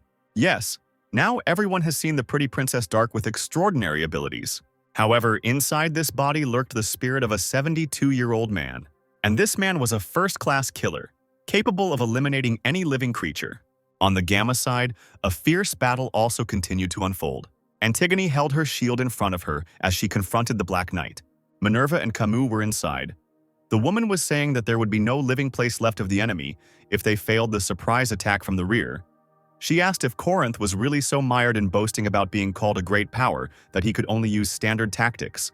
The man replied that the standard attacks of the great power were the most terrible weapon, and this was what distinguished their empire from the fake Kruma, which had to resort to deceptive maneuvers. Two more Titan swords clashed on the battlefield. Ruin said that at least Lisa had learned a lesson, and he also noted that now the people of Corinth had not made the mistake of bringing that red Titan into serious battles. But even though the Black Knights had medium armor, they couldn't compete with Antigone because they had a colossal difference in power. The woman replied that the Duke had not been so talkative before, and Ruan said that she could say whatever she wanted, even if she and Camus could endure it. The rest of the Black Knights could not. Today was supposed to be their last day. The soldiers shouted that they were being pressed, but they had to hold on. The Royal Guard of Koran had to fight for its honor. Kieri was unhappy that Gamma's side was losing, even though Lisa and Camus were there. Valenciad was informed that, even though they had sent Minerva and Ruin there, the Black Knights were unable to cope with the power of the new enemy Titans. On Alan's side, where Jorn had predicted victory, a fierce battle was taking place involving new-type Titans and a Master, causing Corinth's side to request reinforcements. The Archduke had previously been told that two of Crumb's Masters were in Gamma, meaning that the enemy had another hidden Master. The Salamander Titans formed a column, creating a shield wall. The opponents also raised their shields and advanced. Balkan commanded his soldiers to attack, and the knights rushed forward. The ghosts mercilessly destroyed the enemy Titans. Such was the revenge for Claire's. Cantaroma commanded not to retreat and to hold out until the enemies had exhausted their mana. He claimed that, in comparison to power and numbers, the Corinth alliance was definitely winning. The alliance had prepared from the start to withstand a single master, but the sheer power of this enormous Titan ruined all their plans. Cantaroma couldn't understand why Andromeda suddenly froze in place. Perhaps he had already run out of mana, which indicated that there was a chance that it wasn't the master inside him. The only hope was for help to arrive. Through the magical projection, Giorna watched as the Azure Knight fought. He also concluded that it was not the master who was inside the Titan. Carrie said that the pilot couldn't use not only a mana blast but even a mana sword. He wouldn't be able to control the Titan if he didn't know how to direct mana, so at most he could be an adept. Even just making such a Titan move must have taken an incredible amount of mana. The movements were honed to an incredible level. The Titan was like a predator who caught his prey in the fastest way. His movements were instinctive, but there was nothing superfluous in them. So much so that I even wanted to include these movements in the textbook. Valenciad was sure that the knightly detachment of the Silver Cross would not be able to fight him. The Archduke wanted to call his son, but remembered that he had sent him out so that he would find Groslian. So Kiri decided to send Petrick and Kristen from the 3rd detachment into battle. Without any delay, the magicians sent the said knights into the center of the battle. Once there, the men immediately summoned the Titans. Petrick said that he knew that Giorn was weak, but did not think that to such an extent. Kristen stated that he warned that the Marquis could only turn his head. Andromeda said that Dark was trying his best to deny it now, but in reality his blood was boiling. Ronier replied that this was indeed the case. He grew up in exactly such a place, in the school of the Heavenly Devil, the madness of which was soaked in blood. Several of its participants elevated murder to an aesthetic and sought pleasure in it. Titan stated that, no matter how much the prince tried to deny it, that place had influenced his essence the most, and now he did not need to avoid it. Andromeda offered to enjoy the killings with him, which would make the blood boil even more than before. They could become better partners. Just then, another pitiful creature appeared inside the Red Titans. Petrick noted that in real life Andromeda was even larger. He could probably compare with 100 knights. Christine suggested that they see if his size was worth considering. Titan Petrick reported that the enemy's Exian power was much higher. The knight asked if this was really true, since Kodas said that there was no one in the world more powerful than the Red Titan. The giant replied that the monster in front of the man denied these words and had already begun to attack. Andromeda charged forward with his shield, sending dust and chunks of earth flying into the air. The Azure Knight said that this was power. It was impossible to express in words the feeling. When you tear your opponent into small pieces, he asked if Dark didn't agree with him. Ronnier explained that the smell of blood had clouded his vision, but he needed to look ahead properly. Following this advice, the Titan was surprised, not understanding where the opponents had gone. The prince warned that they were on top, and the Titan raised his head to make sure. Landing behind Andromeda, the Red Titans cut off his horns. The Azure Knight was outraged that some weaklings dared to do such a thing to him. He declared that he would kill them. For the Corinians, everything was exactly as they had seen before. The pilot knew only the basics, but he had no idea about the techniques of swordsmanship. It wasn't even the feeling of fighting a knight. The Red Titan simultaneously slashed at Andromeda's sword. The soldiers felt as if they were hunting a master. The Azure Knight didn't understand why their blades collided, but only his broke. Dark said that Andromeda looked like a child and asked if that wasn't enough. The Azure Knight replied that the prince should not make him laugh.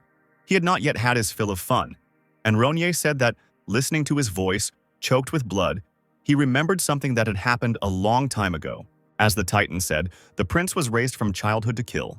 Of course, there were moments when he got drunk on the smell of blood and selflessly chopped everyone left and right. But this was not simple entertainment for Dark.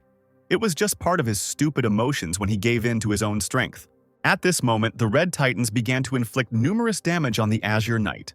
Andromeda told Dark not to give up on the life he had lived. The prince began to remember his entire difficult fate.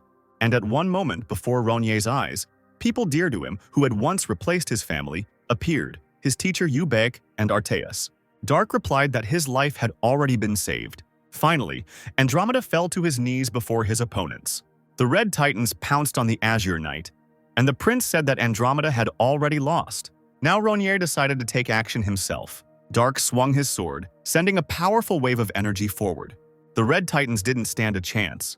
They were blown to pieces and the ground beneath them was leveled. The prince had no intention of continuing to adapt to Andromeda's childish behavior. Dark clarified that his happiness did not come from killing. It had been in battles with the strongest, and the Titan should not have tried to control its mind. Carrie was in shock after seeing Ronier's final blow. He wondered who it was anyway. Dark claimed that he was the ruler here.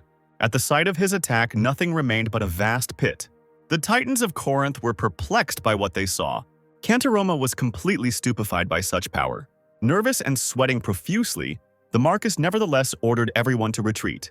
Realizing that they were all terribly mistaken, Giorn hurried to leave this place as quickly as possible. The enemy knight's power was 2 and 3, which was the highest power at the moment, and Petrick and Kristen from the 3rd squad were also there.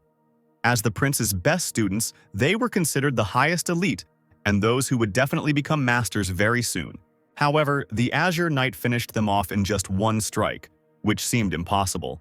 Cantaroma wondered what kind of master level this pilot had.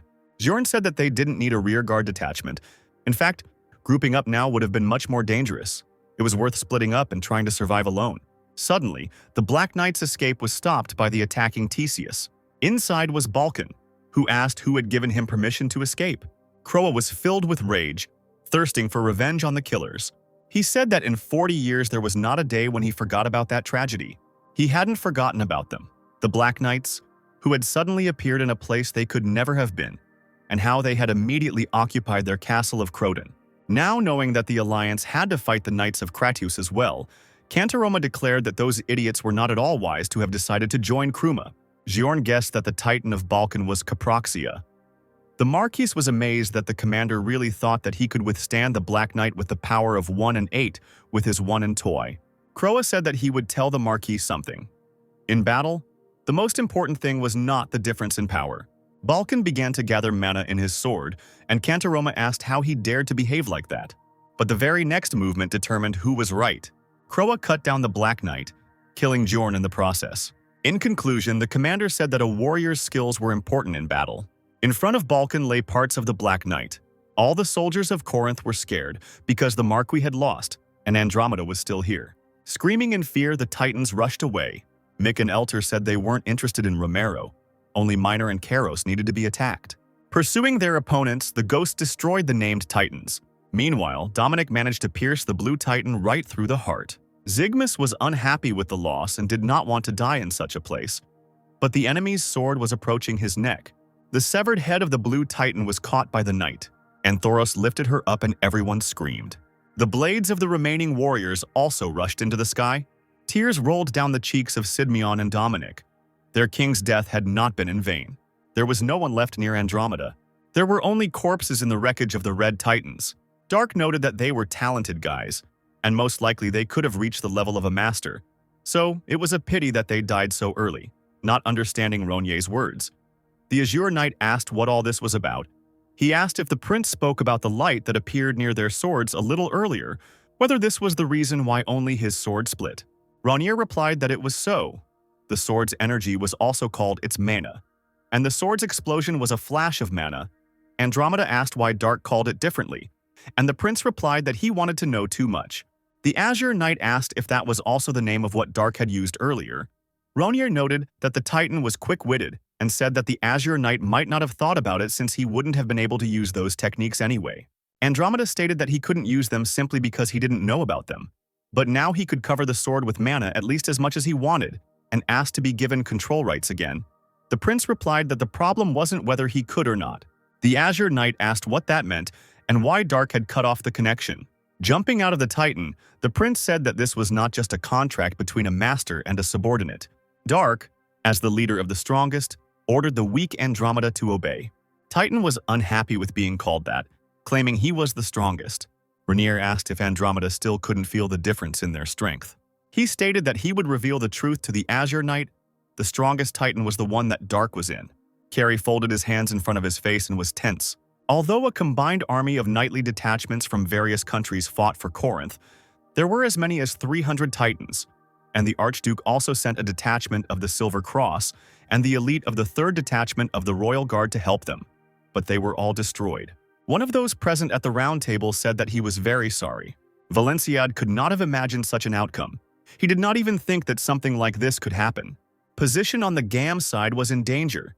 If Kruma made a detour from Vasilishi towards the fortress of Zakrin and attacked them from the rear, the situation could become irreversible. They urgently needed a decision from the Archduke. Kieri asked what the others present thought about this. One of them said that since everything had happened this way, before the enemies completely blocked all their escape routes, it would be better for all troops to retreat to the fortress of Zakrin. Zakrin was a fortress given to Corinth as a gift from God, and the best way would be to conduct the defense there. One of the men was indignant because if they ordered a retreat so quickly, the morale of the soldiers could fall to the lowest level. They said that the best defense was an attack. They still had 2 knight units left and needed to add them to the army and win over Alan's side. Another one was outraged that the enemy forces destroyed 300 Titans, among which were also Knights of the Silver Cross. The detachment of the Iron Cross and Copper Cross could hardly succeed, especially with the Azure Knight. The previous man said that everything would be solved if they allocated individual people for destruction. The Marquis of Valenciad or the Count of Croton could easily handle him. But now these people were busy with the war in other countries. They did not have enough time for this. This dispute was stopped by the Archduke. He asked how long it would take the enemies if they were going to conquer the center, that is, Gam. The man was told that, to begin with, they too had suffered considerable injuries and losses, so they would need rest and reorganization. Even if they decided to use the magic circle after that, they would need at least a day. Looking at his lowered hands, Carrie pondered the situation. He then decided that all troops should enter the fortress of Zakrin. One of those present asked if there would really be a battle for the fortress there. Valenciad replied that if there were so many Titans there, then there would be no point in fighting for the fortress. Corinth would use the help of ballistas and start a night battle. The advisors doubted that everything could be all right. One wrong step, and they could lose these territories, but the enemies could not help but know that the lairs of the red and green dragons were located in the northern and southern mountains. The Archduke said that the enemies would have no choice but to attack face to face. This is where the victory and defeat of this war were to be decided. When all the opponents had gathered in one place, the Corinths were to bring the Iron Cross there, and Carrie was going to deal with them personally. Camus and Lisa turned their backs on their opponents, intending to retreat. Minerva, who was in Antigone, shouted that the enemies had fled and commanded them to give chase. Ruin stated that their goal was not to make the enemy flee, but to defeat them, so they needed to catch the Black Knights. The Titans of Corinth moved forward, and the Antigones pursued them. A glow appeared around the Black Knights, and the Crumians continued their pursuit. The blades of Camus and Lisa, who suddenly stopped, shone brightly. Ruin realized that the opponents were about to use the sword explosion. A moment later, a wave of energy flew at the Crumians. forcing them to defend themselves with shields and raising clumps of dirt. It became clear that the sword explosion was used as a smokescreen. The Black Knights were missed and the Antigones only stared into empty space. Minerva sat at the table with her head bowed and her forehead in her hands. Ruin said he was sure they were winning, and the woman replied that it didn't matter and asked why he thought the enemy had given up in Alan's direction and sent all their forces into the center. Kruma should have won precisely when Carrie was not there. Someone asked if they should hurry and help Alan's side since the enemies had fled. A scout suddenly entered and reported that he had urgent news. Corinth's troops on the side of Tauren were retreating in the direction of the fortress of Zakrin. It became clear to Minerva that the enemy was planning to defend the fortress of Zakrin. Ruan noted that Corinth's losses were not that great, and he could not understand why they began to retreat so abruptly. Most likely they were plotting something. A second scout arrived in the room and reported that Alan's side had won, and the Corinth alliance had been completely routed, with 200 Titans said to have been captured. For everyone present, this news was shocking.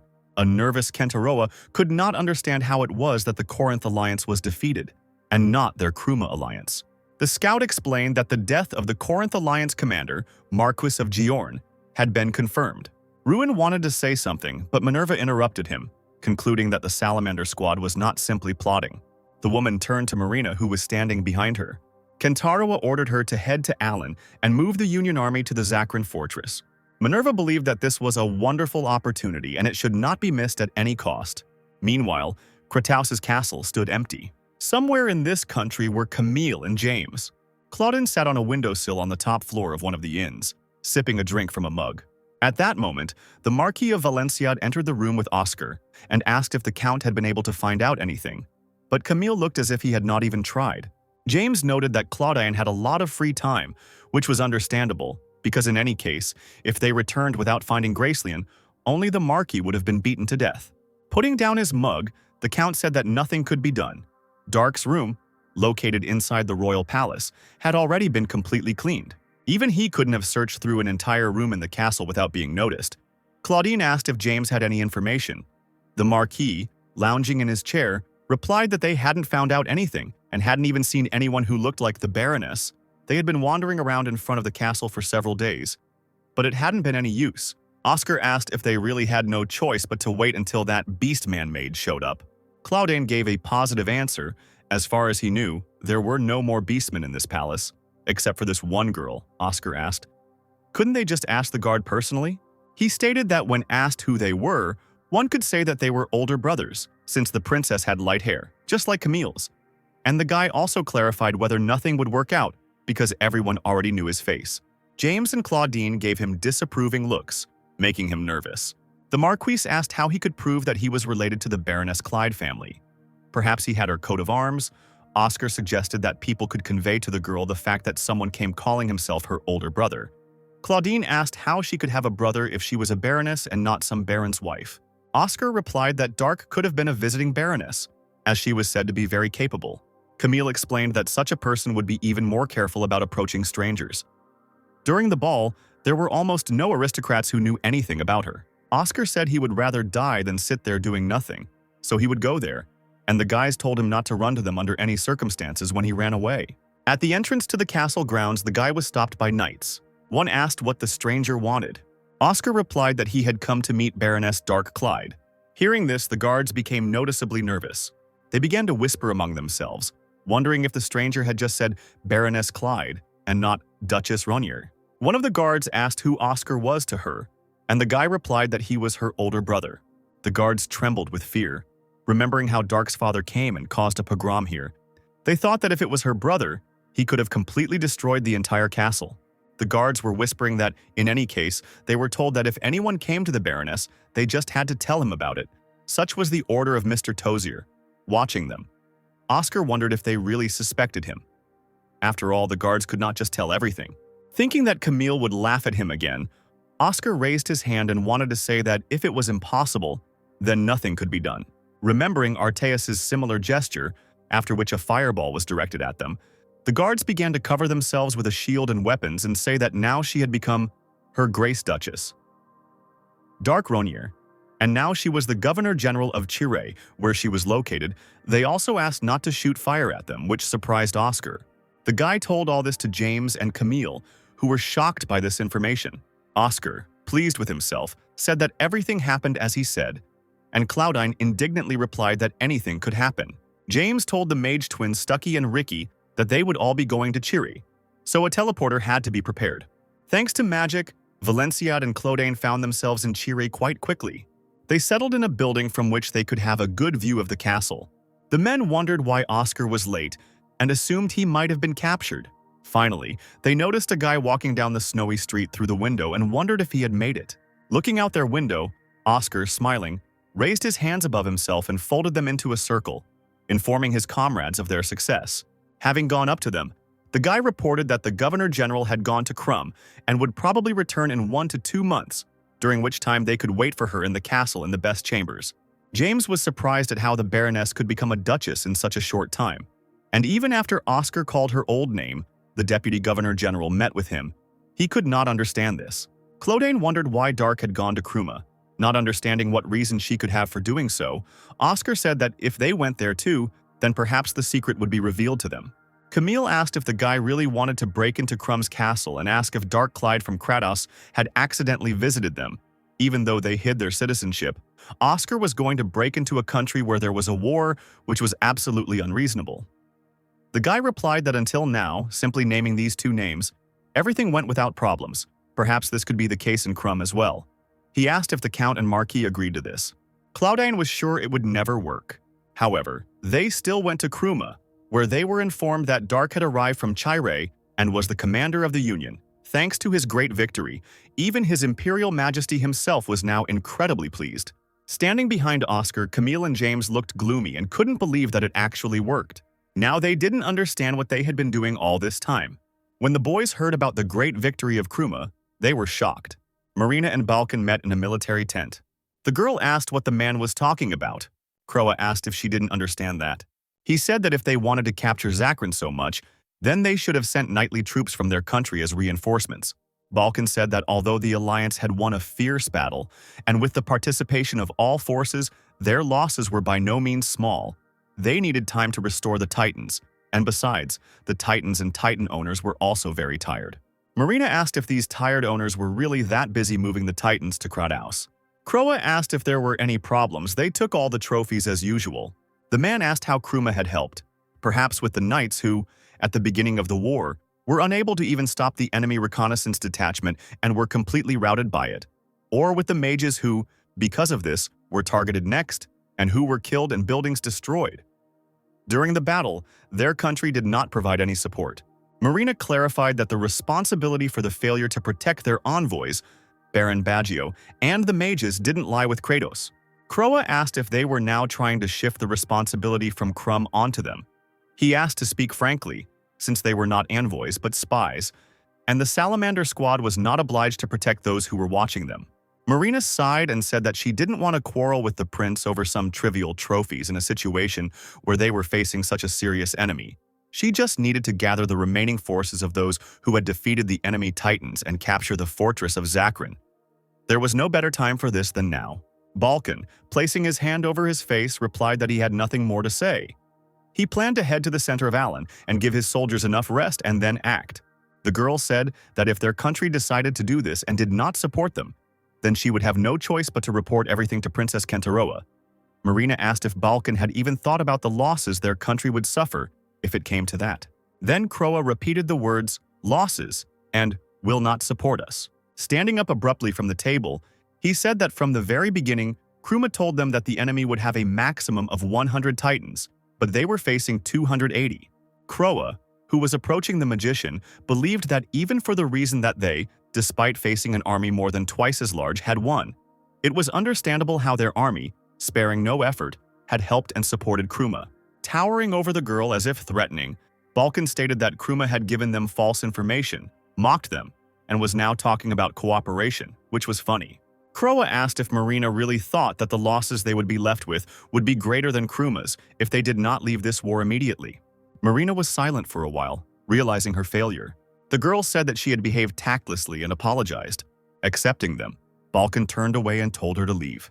James, Rika, and Claudine were in a dark room where the magician, holding his hands over the ball, was casting a spell. The ball glowed blue, slowly forming the image of the future interlocutor. The connection was checked and now it was possible to talk. Since they learned about the war that had begun, Rika asked to tell them the exact state of affairs. He was told that they were currently being held back by a strong enemy in the direction of Tirana and Gam, so they were retreating to the fortress of Zakrin.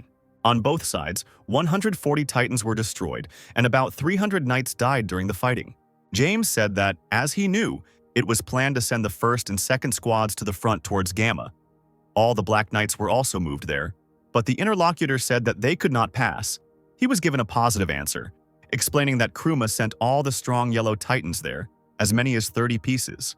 Clodin began to think about this actively, remembering Antigone.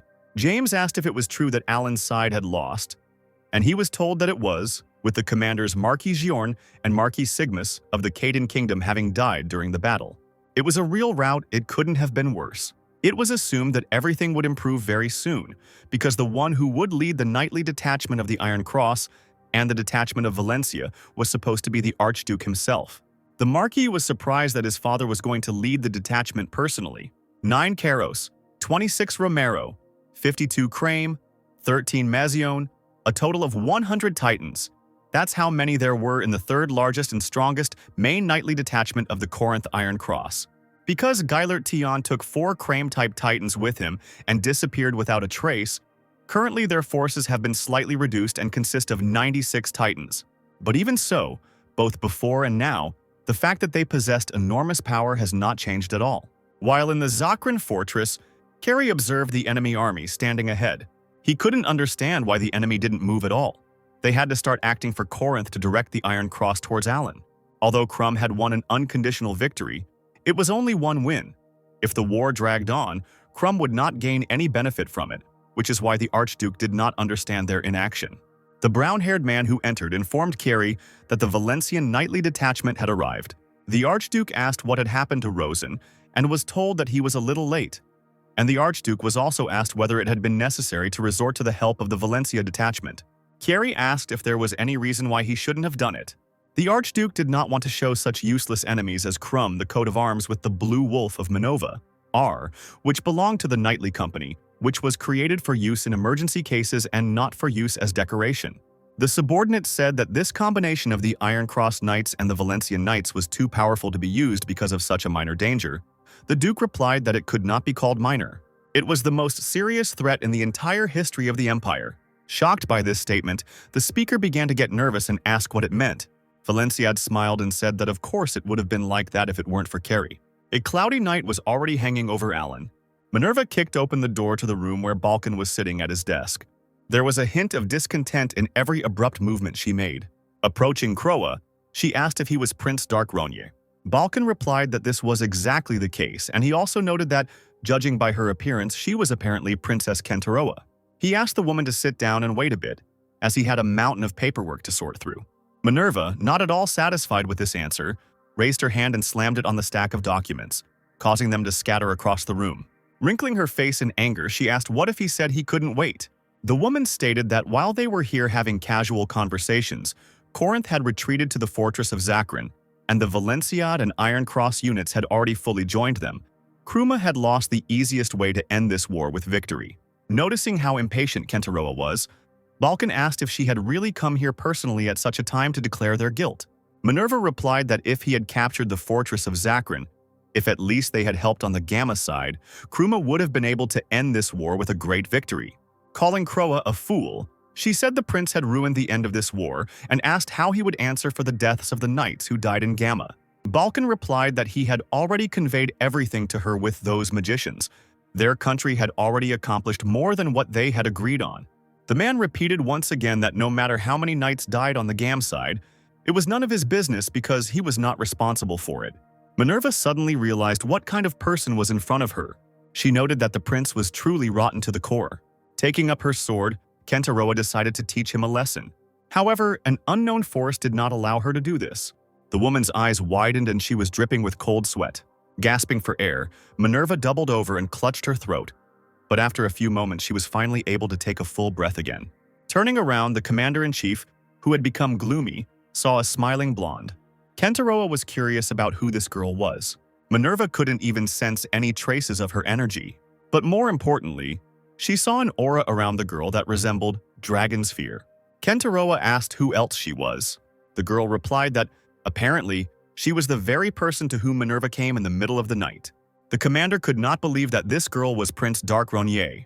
Walking into the room, Dark asked what she wanted to find out, which is why she even came here in person. Kentaroa explained that she was told they would send a master, but they sent some decrepit old man, so she decided it was just a bluff. Minerva asked if that huge titan was under his control. Taking a bottle filled with alcohol and sitting down on the sofa, Dark said that first she had to answer the question asked. Ronier stated that he was the one asking the questions and she was the one answering. The woman asked why he didn't attack, since now was a very good chance.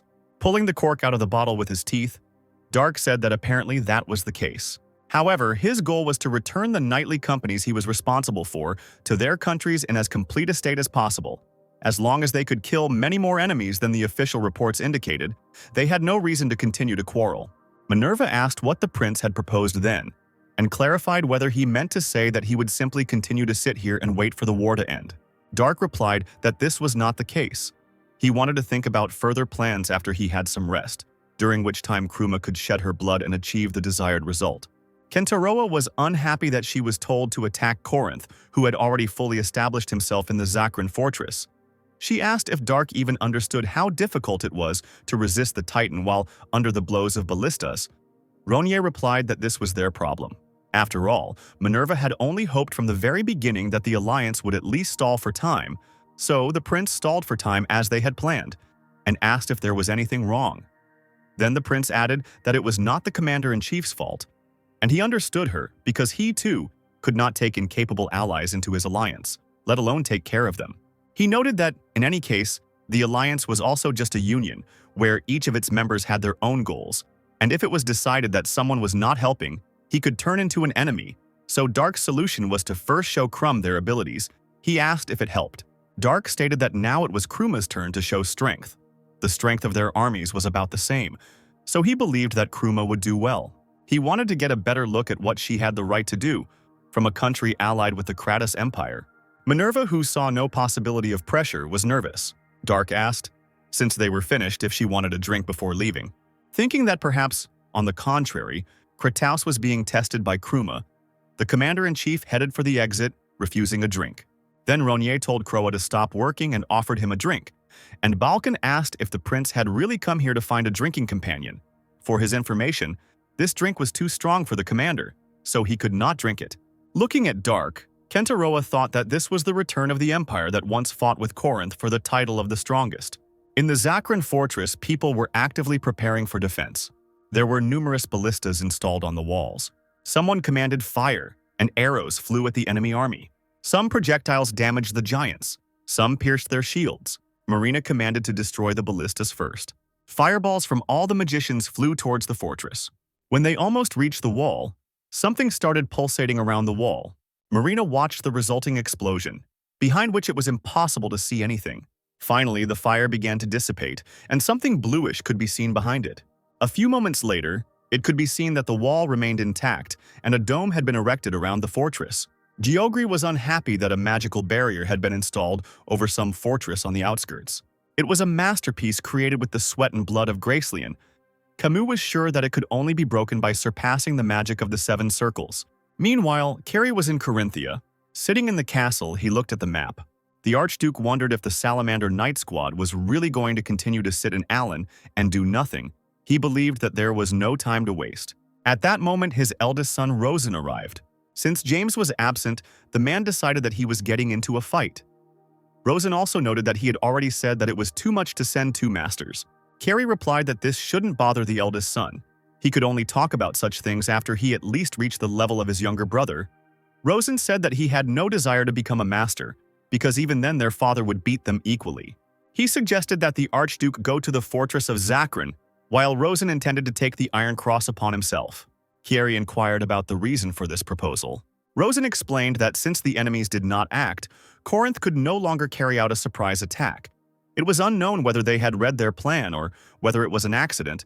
The Archduke himself said that the basis of the strategy was to fight in a style that the enemy did not want. It was likely that the enemies were now waiting in Moran precisely because the head of the Salamander Knightly Detachment also knew about it very well. Rosen asked what they most wanted to avoid now. The armies of Corinth and Kruma fled towards each other. The Black Knights fought heroically against the already damaged Antigones. The Krumians noticed reinforcements approaching them. They were gray and gold titans armed with axes, one of which contained Chryson. The Count told Balkan that he wanted to leave and join the attack on the fortress of Zakrin. His country had already promised Chryson a lion's pay. The Count's Mfern detachment was currently under Balkan's command, and Croa wondered why Chryson thought he would give permission for this. The Count explained that this battle was also important for the defense of his homeland, the Moran Alliance. For the same reason, he was under the command of the Balkan. Croa folded his hands in front of him and tried to decide what was the best thing to do. He then told the Count to stay alive and win. Now Chryson commanded the Mfern Knight squad of the Moran Alliance to flee to the enemy's right flank.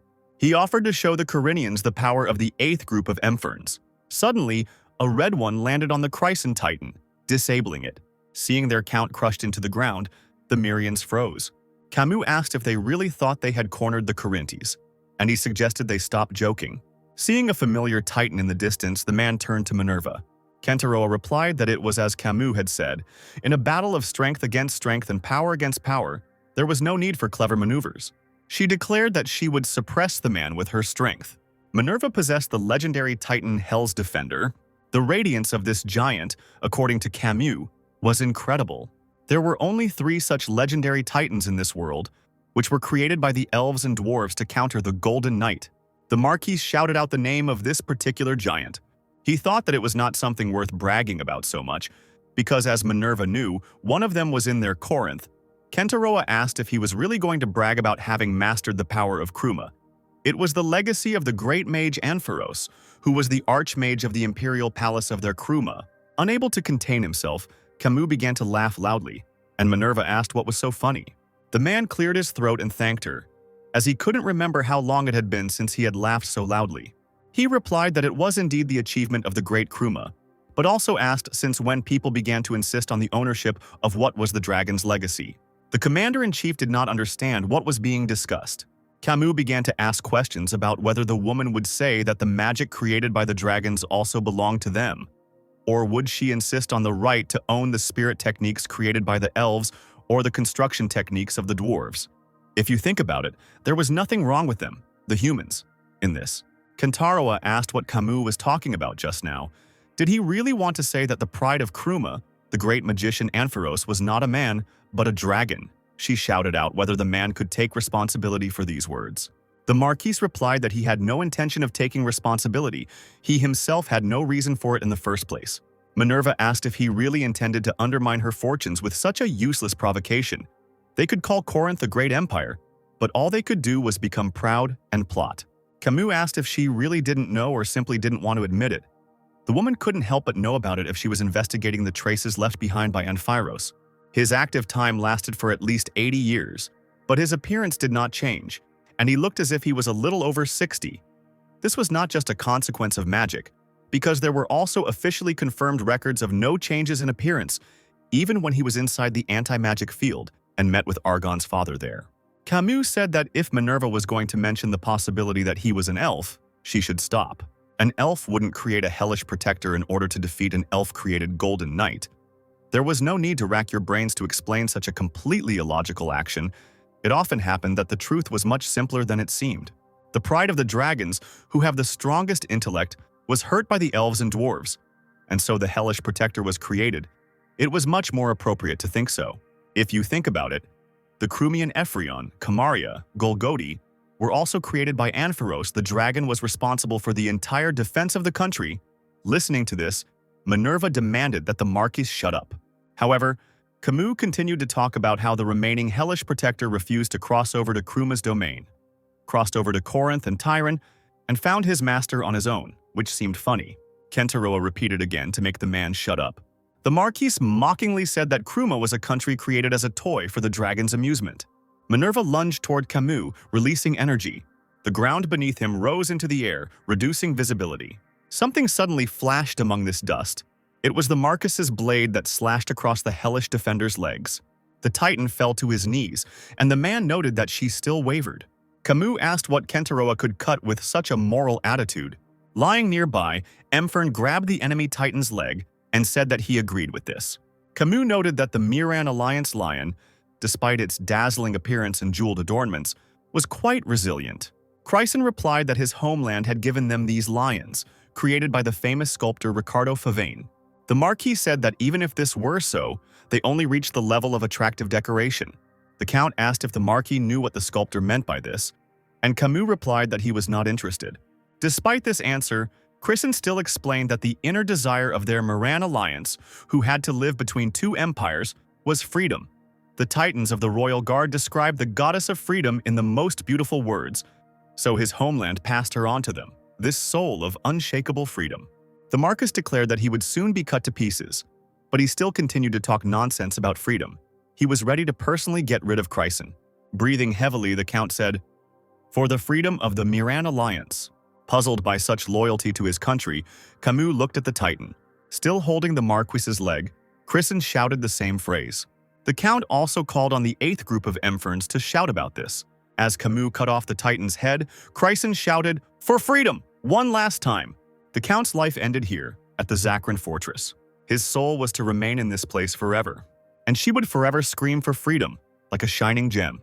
Despite death, the Titan's hand still held onto the enemy's leg. Camus compared him to a leech as another Titan approached him from behind. When the Marquis turned around, he managed to notice the danger. Camus tried to jump back to avoid the collision, and Minerva used sword explosion. The burst of energy did not have time to harm Camus, who was surprised at how quickly the hellish protector recovered. Minerva stood next to the slain Mfern in front of the 8th squad. She said that she was the commander-in-chief and captain of the night squad of the great Kruma Empire's lady, Minerva Kentaroa, and she shouted, expressing her respect to the best knight. Raising her sword, the woman shouted, "For the freedom of Miran!" The entire 8th detachment supported her. Camus was nervous, seeing how this witch used even the death of her comrade. Minerva smiled, feeling the tide change. The Black Titans decided to go on the defensive. The Antigones advanced on their opponents, who had put their shields forward and closed ranks. But it was pointless. The Titans confidently broke through the walls of the Black Knights. Lisa shouted at them not to retreat, because if they were moved, the capital of Corinthia could be in danger. Suddenly, the girl heard someone scream, which puzzled her. The sound of metal clanging as blades collided echoed throughout the area. Camus noted that Minerva, using the death of her comrade, acted as befits a witch, and Minerva thanked him for this best praise. Kentaroa said that Kranon told her about a red titanium Exion that had a pink diamond mana scent, apparently created after Kiri researched the Hellguard. Camus guessed that Kranon was the name of the Titan Minerva. He replied that Corinth could now create Hellguards in large numbers, and they were called enemy knights. In neither the level of prowess nor the functionality of the Titan, in no aspect was Minerva superior to Camus, who was eager to see what trick the woman would pull off next. Kentaroa advised the Marquis not to be mistaken, and once again said that she would suppress him by force. While making the attack, Minerva stated that she was stronger than Camus. She did have incredible speed, but in the Marquis' opinion, not so much that he couldn't block the blows. Attacking the man again, Minerva told him to try and keep blocking. The Red Titan was thrown back by this blow, but remained on his feet. Kranon then launched a slashing blow, but Camus avoided it with a jump. The Marquis' Titan froze in midair, lightning bursting from his hands. Realizing that Camus was about to use the Mana Blast, Minerva darted to the side as if running away. However, this was a clever trick. The woman was heading towards the Corinian. She shouted to the Marquis to try shooting at his subordinates. Minerva destroyed the enemy Titans that tried to restrain her. Lisa was unhappy that the hellish protector was starting to thin their ranks. She couldn't understand what Camus was doing at all. As he landed, Camus was outraged by Kentaroa's meanness.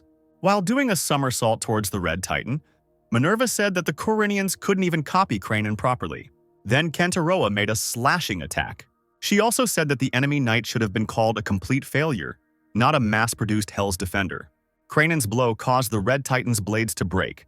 Antigone struck the Black Knight with all her might, incapacitating him. Ruin told Terran not to get so excited, and Smear replied that it was a bit of a difficult order. The man stated that they had witnessed a noble knight's death, and he would like to briefly immerse himself in this feeling, which he had not felt for a very, very long time. Ruin replied that he would not stop Terran. Among the enemies, he suddenly noticed Lisa and asked Smear not to interfere with him. Ruin rushed at the Black Knights, pushing off one of them to jump. Its flight was directed towards the Red Titan. The Duke asked if Lisa Claudine would run away from him this time. Agreeing to accept his challenge, the woman told Ruin to advance. The Red Titan was able to block the first blow. The released energy created a large pit between them, causing them to pull away from each other. The enemy knight and Antigone closed the distance between them again, followed by quick strikes and parries. Neither Lisa nor Ruin wanted to give in, realizing that only death would follow. The Duke noted that the woman looked tired, and it was time for her to admit her defeat. The fact that the Corinthians had not brought out all the masters was their most unfavorable move. Claudine asked if he was talking about her son. As a mother, she could not allow this. The Duke pointed out that this disqualified her from being a knight and that she had no right to be at war. And Lisa said that she knew this very well too. When she asked the commander-in-chief to remove her son from the war, she had already cast aside her knightly nobility. Ruin lunged and Claudine pushed herself off the ground, saying she didn't want to start a bigger war. She no longer wanted to see the crying of parents who had lost their children in the war, and she recreated this empire precisely because of her desire to turn it into a place free from such experiences. Lisa said that she had no intention of starting a simple fight with a warning about war. At that moment, a sword pierced her from behind. The woman coughed up blood as the blade was roughly pulled from the titanium. The maimed giant fell to the ground, raising dust. Ruin was unhappy that Terran had intervened in this fight despite his request, and Smear, apologizing, explained that this was their knightly nobility. Losing her last strength, Lisa said that she had admired this nobility all her life. However, the woman chose to be a mother, and it was not lenient. Suddenly, a bright beam of light descended onto the battlefield, lifting the earth upward. Camus, Minerva, Rouen, and Terran were stunned by this unexpectedness. In front of them stood another Titan, with the remnants of mana hovering around it. Before closing her eyes for the last time, Lisa said she was leaving it to Carrie. A woman died with a smile on her face. James, Camille, and the others walked through the forest thicket. Suddenly, Claudine noticed a white particle falling down. The Count held out his gloved hand, and the fluff fell onto the man's palm. A surprised Camille stopped, and looking at the sky said that it had started snowing. And James, thinking that his comrade had overindulged in something, replied that now was not the time to relax. When Claudine looked at his hand again, he didn't find the snowflake, which puzzled him. Valenciad said that they would go first, and the Count had to catch up with the boys. Earlier, Lisa came to Carrie with one request. She wanted the Archduke to remove Camille from the war, and she asked for this not as a knight but as a mother. Valenciad stated that Claudine had become a master, which made her body younger, but it seemed that along with that, she now had the mind of a child. Her son was 43 years old, and she herself was 88 years old, so Carrie believed that it was already too late to call herself a mother protecting her son. Lisa replied that his words were too ruthless, and it had been that way since childhood. He still didn't care about other people's personal reasons. Carrie stated that it was she who dragged him and Camus somewhere because she wanted to see the dragon, so it was not her place to say this. Clutching her head and exhaling, the woman said that he always had an answer for everything. She didn't want to say it, but still decided to do it. Lisa declared that she would keep the fact that the Archduke loved her unrequitedly a secret. The indignant man asked what kind of nonsense she was talking about. She had become not just a child, but had fallen into senile dementia. Lisa noted that he was no longer blushing as much as before, but he could have wiped away the cold sweat first. Claudine agreed that since they were both in their 90s, there was no point in being embarrassed. But judging by the look on Carrie's face, she had succeeded. As Lisa left the room, she said that she had been counting on Valenciad in any case, and was ready to take the secret to her grave. Carrie tried to stop the woman, but it didn't work. After this conversation, he was upset. Even if Lisa hadn't said anything about it, her son would already be somewhere else. It was snowing on the battlefield near the Zacran fortress. Next to Antigonus was a Titan similar to the Infernal Defender. Carrie glanced at Lisa's Titan, which lay at his feet with a through wound. Seeing this, the man was beside himself with rage. After exchanging glances with Rouen, a worried Terran told him to be careful, and the next moment he was cut down by the Archduke. Wanting to avenge the death of his comrade, the Duke attempted to attack the enemy. Minerva begged him not to do this and advised him to avoid it. But it was too late. The blade fell apart, and Antigone's chest was pierced by the sword. Ruin's breath caught in his throat and his eyes widened as Minerva screamed his name in the background. Sharply raising the blade, pulling it out of the titanium, the Archduke finally destroyed the enemy, taking away the last bits of life from Rouen. Watching this, Kentaroa headed towards Carrie. Approaching the Red Titan, Valencia had asked Lisa to stand up. After delivering a slash, Minerva sent a stream of mana at him. At this point, Carrie was saying that Claudine still loved to joke. Since ancient times, she has been wreaking havoc in people's hearts and leaving them. The energy wave was already too close. In a matter of seconds, she reached her goal. Catching her breath, Minerva looked ahead, trying to understand the outcome of the battle. The bright light went out, and it became clear that Carrie had managed to repel the attack. The brave Emferns rushed at the enemy. They continued to shout, "For the freedom of the Miran Alliance!" Meanwhile, Valenciad was gathering mana in his sword. The angry man called them all scum. The Archduke swung his sword, and a powerful wave was directed at the Titans, but the Mirians still continued to run forward. After creating a few more streams, Valenciad told them to keep going as hard as they could. All the Emferns were scattered into pieces. Only Minerva remained. She tried her best to maintain her energy shield and stand firm, so the woman had to deal with several streams at once. Luckily, Kentaroa managed to survive. Only the Titan's tail and arms were damaged. Moving forward, Carrie said it wasn't enough. The Antigones rushed to him in an attempt to protect the commander-in-chief. However, a few precise and quick blows took them out. But this was still not enough for Valenciad. He continued to be surrounded by opponents who were too weak. Minerva would also hardly be able to compare to Carrie. Tears streamed down the man's cheeks. All these murders were absurdly insufficient to pay for Lisa's life. On the continent where Dark teleported, there was a balance between the three largest empires, Corinth, Kruma, and Argon. The Argon Empire was the only country that worshipped Shakart, and where the religion of Kronos was recognized at the state level. 4 popes reigned in 4 capitals, and an archbishop ruled over them. At one time, it was the strongest country on the continent. But due to a brutal internal war started for the sake of founding the religion of Kronos, there was a change of power, and it gave way to the strongest Corinth. Corinth was originally in competition with Kratos, but thanks to the war that took place 40 years ago, it was now considered the strongest country on the continent. This war became the starting point for determining the level of power on the continent. They had 23 alliances and other countries under their command, and around 300 titans provided to them. But of course, Corinth had even more of its own, around 500 titans. In Corinthe, there were 4 heroes who could be said to have refounded the empire. These were Carrie Valenciad, Camus Rochester, Lisa Clodan, and Gracilian Codas. Lisa said she wanted to see the Blue Dragon in person, so she forcibly took Carrie and Camus with her, which marked the beginning of the revival of the Corinth Empire. Thanks to this expedition, Carrie rose to the level of master, and Cadrian, who was in human form, joined their group, began to enjoy time under the name of Gracilian Codas, and became responsible for almost all of Corinth's magical power. Thanks to the efforts of these people, especially the titans created by Gracilian and the equipment for transmitting information, Corinth was able to win the war with Kratos with a colossal advantage. Corinth took over the vast plain of Kronos, after which Lisa and Camus also became masters and spent 40 years building up an even greater lead in strength. Lisa's son Camille and Chieri's son James also rose to the level of masters, and this empire became a special country with 5 master-level people, especially Chieri. He was able to rise to an unheard-of level that no one could rise to before, and became a grandmaster. But the information itself was kept secret due to concerns about the desire to contain him by the imperial family and aristocrats. Corinth had titans, such as the Black Knights of the Imperial Guard, which played a major role in the aggressive fight against Kratos, and a key role in leading to victory. Despite their heavy weight, due to their high power, these titans had great mobility and ability to act.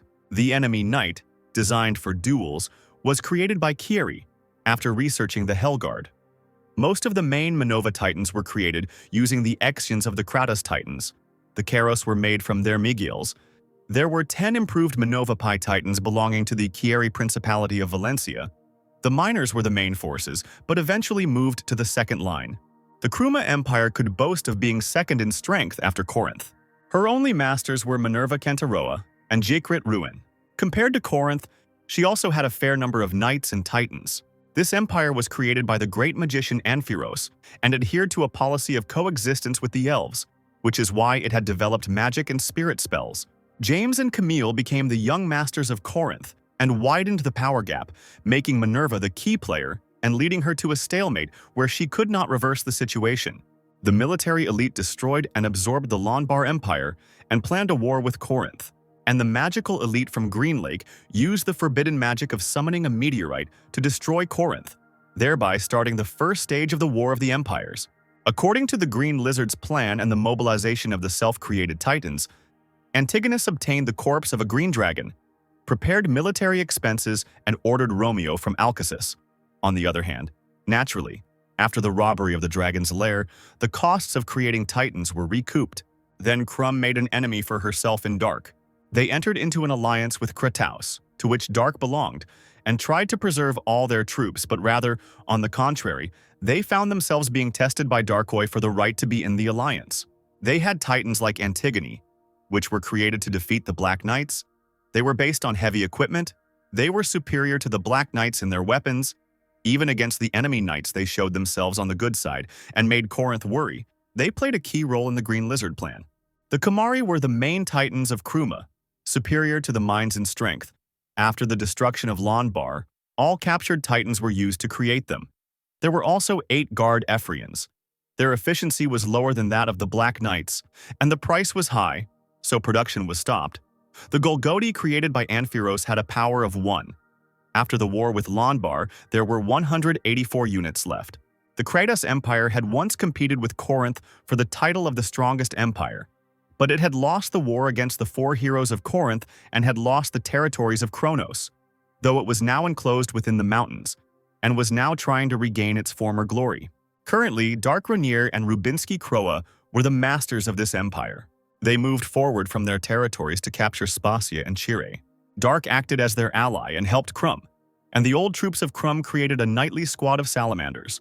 They had the Caproxius, which were their main forces, and during the Imperial era they were widely recognized for their first and third power and outstanding effectiveness. Caproxia II, or rather the Theseus of one man, was created from the Titans captured during the war with Spacey, had exactly the same abilities as Caproxia, but in order to avoid observation, Corinta looked much rougher and was undergoing its first test run, acting as an ally of Kruma. The standard power Miguel was used during the Imperial era was highly effective compared to the Romero and was still used for its intended purpose, but production was discontinued. The Puccini were given back as an act of goodwill after almost all the Titans were taken away by Corinth. The Puccini were low-level Titans with a power of 0 and 7. Despite the interference in their production, the people were grateful to them for destroying the monsters that lived in the mountains. The Azure Knight was created as a result of Amphiros' idea to create Exians using the dragon's heart. It was the strongest Titan with an unprecedented power of 3 and 0. But in its Exian, the dragon's heart, there was still a dragon's ego, which is why there was a critical weakness, which was the ability to disobey Honor's orders. Currently, only Dark was able to control it. The Miran alliance consisted of countries such as Tauren, Gam, Jaren, Alan, and Smee. These countries declared the creation of an alliance for the sake of survival. They were located between Corinth and Kruma. These empires left the territories of the alliance as a safety net, and with their help preserved their strength. The alliance had to observe the reaction of the two sides and conduct an appropriate policy in foreign trade, with the help of which they became the best trading countries of the continent, highlighting the most important trade in rare goods, maintained agricultural trade relations with Argon. Because they were walking a tightrope between the two empires, the former were always in a tense state, so their passionate desire for freedom became a way of raising knights. The luxurious appearance of the guard titans and lions was also inspired by the goddess of liberty. Once the war between Kruma and Corinth was confirmed, their neutrality proved impossible to maintain, and they eventually decided to join hands with Kruma, who had made them a more advantageous offer because of the special location, which seemed to soften all the blows. All these countries found themselves in the very center of military action. They had lion titans, which were known for their incredible external beauty, created by Ricardo Favane, the main tiger titans of the new generation, due to their high power compared to the costs, continued to be produced to this day. Alcasas was a magical kingdom located on the western side of the continent, using incredibly powerful and advanced magic in everyday life, which is why mages gathered there, dreaming of the return of the old magical era. Their bestseller was the Romero, created with standard power, and in the war there were also frequent cases of battles between identical Romeros. The artificial life Titan, originated from golems, did not meet the requirements of dwarven technology and elven magic, but gave people self-confidence. It was enough to offend the pride of the dwarves and elves. As a result, the dwarves and elves united, something that had never happened before in history, and created a titan with a power of 2 and 1 golden knight. This titan broke the power wall of 2 points for the first time. After this, everyone began to try to surpass the golden knight. But no one succeeded, which is why the dragon Ampharos, excited by what was happening, made a hellish defender with a power of 2 and 2. Once again, Gracelian, who had studied the Infernal Guardian, created an enemy titan with a power of 2 and 3. Around the same time, with the help of research found in the dungeon of Ampharos, the Kratos mages succeeded in creating an Azure Knight with a power of 3 and 0, although they received the influence of a dragon. In the end, it was recorded as a victory of human wisdom, so it could be said that everything went as it was typical for people. Minerva was informed that the Mirren Alliance's Lion Guard Knight Squad, as well as the Emfern Squad, had been completely destroyed. Count Zack Chryson had died, and the 2nd Redia Guard Squad had been exterminated. Duke Zakrit Ruin was dead. The 2nd Guards detachment of Antigonus lost 7 units. Marquis Terence Smear was dead. The Knightly detachment of Gibraltar lost 20 Camaria and 60 Golgoti. The commander-in-chief asked to stop talking about this. All this happened because of the support of just one person, Kiri. The gray-haired man said that they still had to admit it. Minerva asked what he was talking about. The old man explained that the Archduke killed Rouen with just 1 attack. It was as if the difference in strength was like that of a master and a grandmaster. Cranon's tail and arms also flew away, even though they had exactly the same hellish protectors. Minerva really had no choice but to admit it. Valenciad was on a level that only existed in legends. In such a situation, even if the Crumians brought their squad to Elfrin, it would make no sense. They would suffer the same fate as the knights who sacrificed themselves to save her. The old man asked the woman not to blame herself too much. It was all because they had to retreat. They could have returned to their country, used the attack circle with the Titans and continued to resist with magic. Then perhaps they could have held out until the meteorite landed. However, if Kruma had retreated, she would have lost, and the Miran alliance would have definitely fallen into the hands of Corinth. Even before the meteorite landed, they would have been surrounded by their turned-away allies and even the Miran alliance itself. Minerva suddenly had an idea and repeated the word alliance. The man wanted to express his thoughts on what might have happened if they had been able to resist Carrie. But the commander-in-chief abruptly stood up from the table, interrupting him. The old man looked at the enthusiastic woman with puzzlement. Minerva found herself back in Allen, where she reported everything to Dark. Dark concluded that Kruma had lost, meaning they had failed the test. Kentaroa replied that she had indeed failed to submit the properly completed examination form. Minerva looked surprisingly calm. A pleased Ronier asked if the Salamander squad could really return. He didn't think there was any point in continuing to escalate the fight. Kentaroa asked what if the questions had changed during the exam, and the prince asked what that meant. The woman stated that she wanted to know the pattern. Dark demanded that Minerva stop talking nonsense. He didn't like the fact that the commander-in-chief asked him to clean up after them, and Kentaroa decided to say directly that the changed exam question was Kiri. She explained that Valenciad was the commander-in-chief of Corinth, who had definitely surpassed the level of a master since he killed Rouen with just 1 blow. Ronier remembered this man with whom he had fought. Kentaroa was confident that Carrie had risen to the level of Grandmaster and asked if Dark could solve this problem. He recalled Rubinsky's words. The one who was on the level directly above the Master was the Grandmaster. In such a situation, one had to admit that Carrie was indeed the Grandmaster.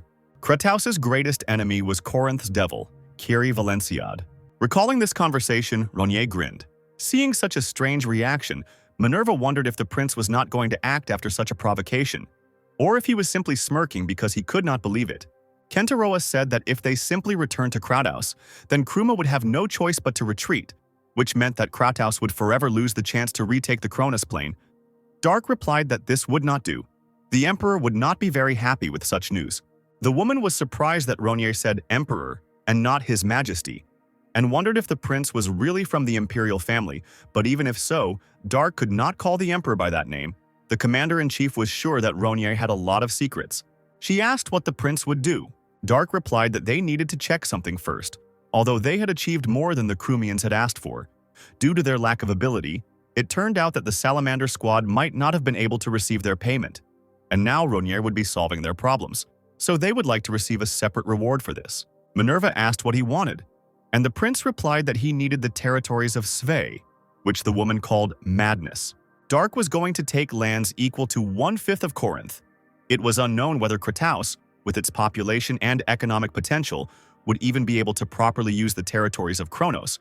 Ronir replied that this was not something they should be concerned about, and asked if in the current situation they shouldn't be worried about how much land they could even protect.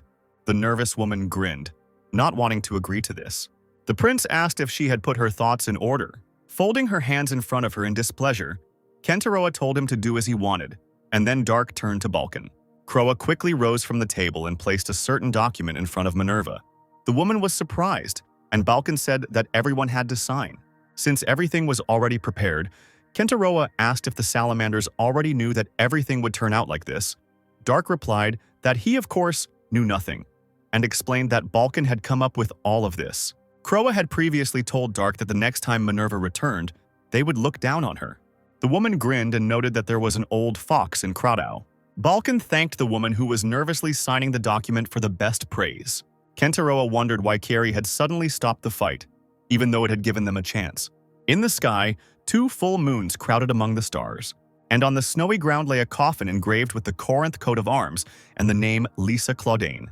Someone placed glasses on this coffin and filled them with wine. 3 glasses clinked against each other, ringing loudly throughout the area. Silent, Carrie and Camus drank the ruby liquid. As Valencia poured his 3rd glass, he finally spoke, turning to Lisa and noting that this was the kind of alcohol she liked. Camus and Carrie recalled that on the day when Lisa dragged them along, 2 moons were also rising. The same happened on the day of the meeting with Gracelian. On the same day, Lisa announced her wedding with Zach. While the men were competing with each other, this Zach picked her up. How stunned Camus was then.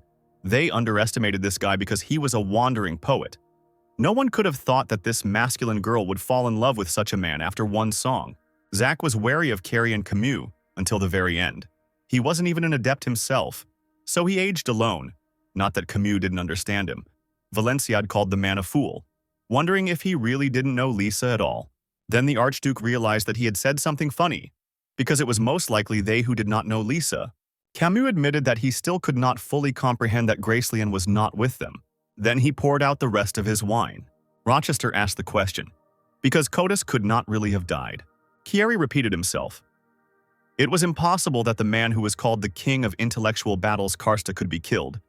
Camus agreed with this.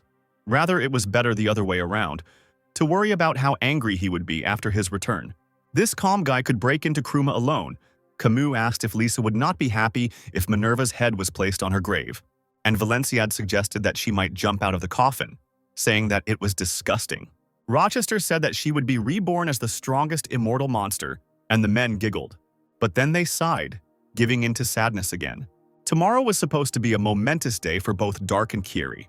Valenciad was going to finish everything, and Ronir wanted to return everything to the Allies. A magic circle formed in the middle of the meadow.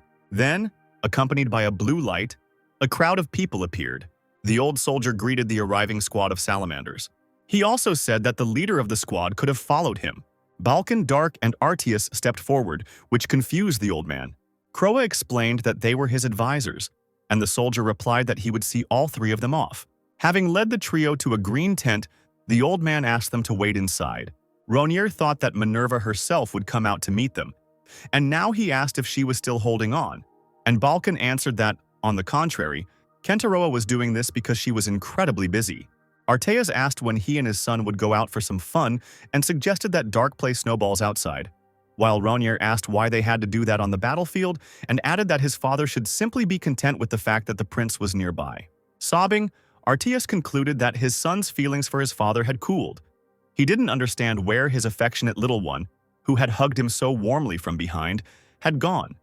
And a disgruntled Dark shouted at Arteas to be quieter, while Balkan felt awkward hearing such a conversation between the Grandmaster and the highest-level dragon. Finally, Minerva entered the tent, apologizing for not being able to go out to meet her allies. She admitted that she had been unable to collect her thoughts due to the attacks on reconnaissance teams that began early in the morning. Noticing Arteas, who had laid his head on the table and covered his face with his hands, the woman asked who it was. Dark, flushed with embarrassment, told them to ignore him and explained that it was just their mage. And Kentaroa thought about how strange they were and suggested that the stranger could be Dark's father. Balkan inquired about the progress of the military operations. Minerva replied that, as expected, the Corinthians had fully regained their confidence during yesterday's battle. So there was a strong possibility that today's battle would be face-to-face. In her opinion, all sorts of small plans were not so important. After all, the main thing was the fact that Dark had to stop Carrie. Ronier replied that it sounded as if only by stopping him they could win, as the prince knew the damage sustained yesterday was very great. Kentaroa said that these were Kruma's problems, and she would be glad if the prince concentrated on his role. Dark had only one question left. Why was the commander-in-chief so confident that he could stop Carrie? This took the woman by surprise, and she was silent for a few moments. Minerva then began to explain, although she could not tell the location of the lair, but they had a top-level green dragon, Galencia, living in Krum. Hearing this, Artias finally raised his head. 20 years ago, dozens of ogros, which the Krumians thought were extinct, suddenly appeared and attacked them. The guard knight squads along with the Kentaroa came to the rescue, because they were the best opponents for gaining experience without waging war. Balkan explained that these were very large monsters, adults of which reached 7 meters in height. They could only be caught by 3 adepts, but it was believed that after the appearance of the Titans they disappeared. Ronier remembered the first monster he had fought in this world and assumed that it was the so-called ogre. Minerva continued. It was obviously very difficult to face these monsters without Titans. But the bigger problem was that, as luck would have it, the place they were talking about was close to Galencia's lair, but they didn't know about its existence back then. Dark replied that he understood that and assumed that the guy named Galencia had gone out and started doing whatever he wanted. However, Kentaroa said that the dragon did nothing. This turn of events surprised Ronier. The woman clarified that Galencia was simply watching them, but even from this, the ogres shook with horror and died. The adepts could not even think about victory and only fell heavily to the ground one after another. People lost consciousness with foam coming from the mouth. Artias concluded that it was a dragon terror. Minerva assumed that he knew about it as a magician. The woman explained that this was the first dragon horror that she experienced on herself. Dark asked if Kentaroa had spoken of something like the energy that wild animals released when they saw an enemy. The commander-in-chief replied that the dragons had something similar too, although the level was very different. Minerva was sure that Ronier could stop Carrie because during her first meeting with Dark, she again felt that feeling for the first time in 20 years, which was similar to dragon terror. Artias thought that his son was the best, and the prince said that the commander-in-chief spoke of a thirst for murder. The woman had never heard of such a thing, and Ronier explained that it was clearer if he called it oro murder. Minerva replied that this was something she could often experience on the battlefield, but she could do it herself. However, Dark was on a different level, the horror she experienced because of the dragon. Because of it, she decided that Dark was close to the level of a grandmaster. The prince replied that this was a very logical definition. Perhaps his lust for murder combined with the dragon's heart and became a dragon's terror, which was quite good. The next battle was to take place on the Jackson Plain. Corinth's troops had already gathered there and Kruma's army was approaching. The hellish defenders of Carrie said that it was not serious and asked if the two of them would really end this war.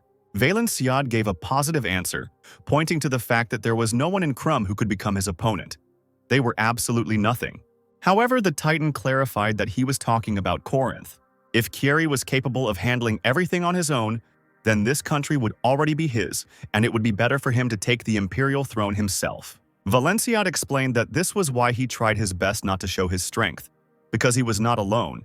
He and his comrades had rebuilt this country, and this was the reason for his love for his homeland. The hellish defenders still didn't understand this because Valenciad was held back by the emperor and the aristocrats. Carrie explained that his existence was actually a threat to them, and he was only devoted to his role as a knight. Titan told Valenciad to do as he wished. The hellish defender even found it funny how he meddled in human affairs. And the Archduke replied that if Crotea worried about such matters, he would only get a headache. Finally, Valencia noticed his opponents on the horizon. In the very middle, between the two columns, was Andromeda. The Titan lifted his shield and then threw it to the ground.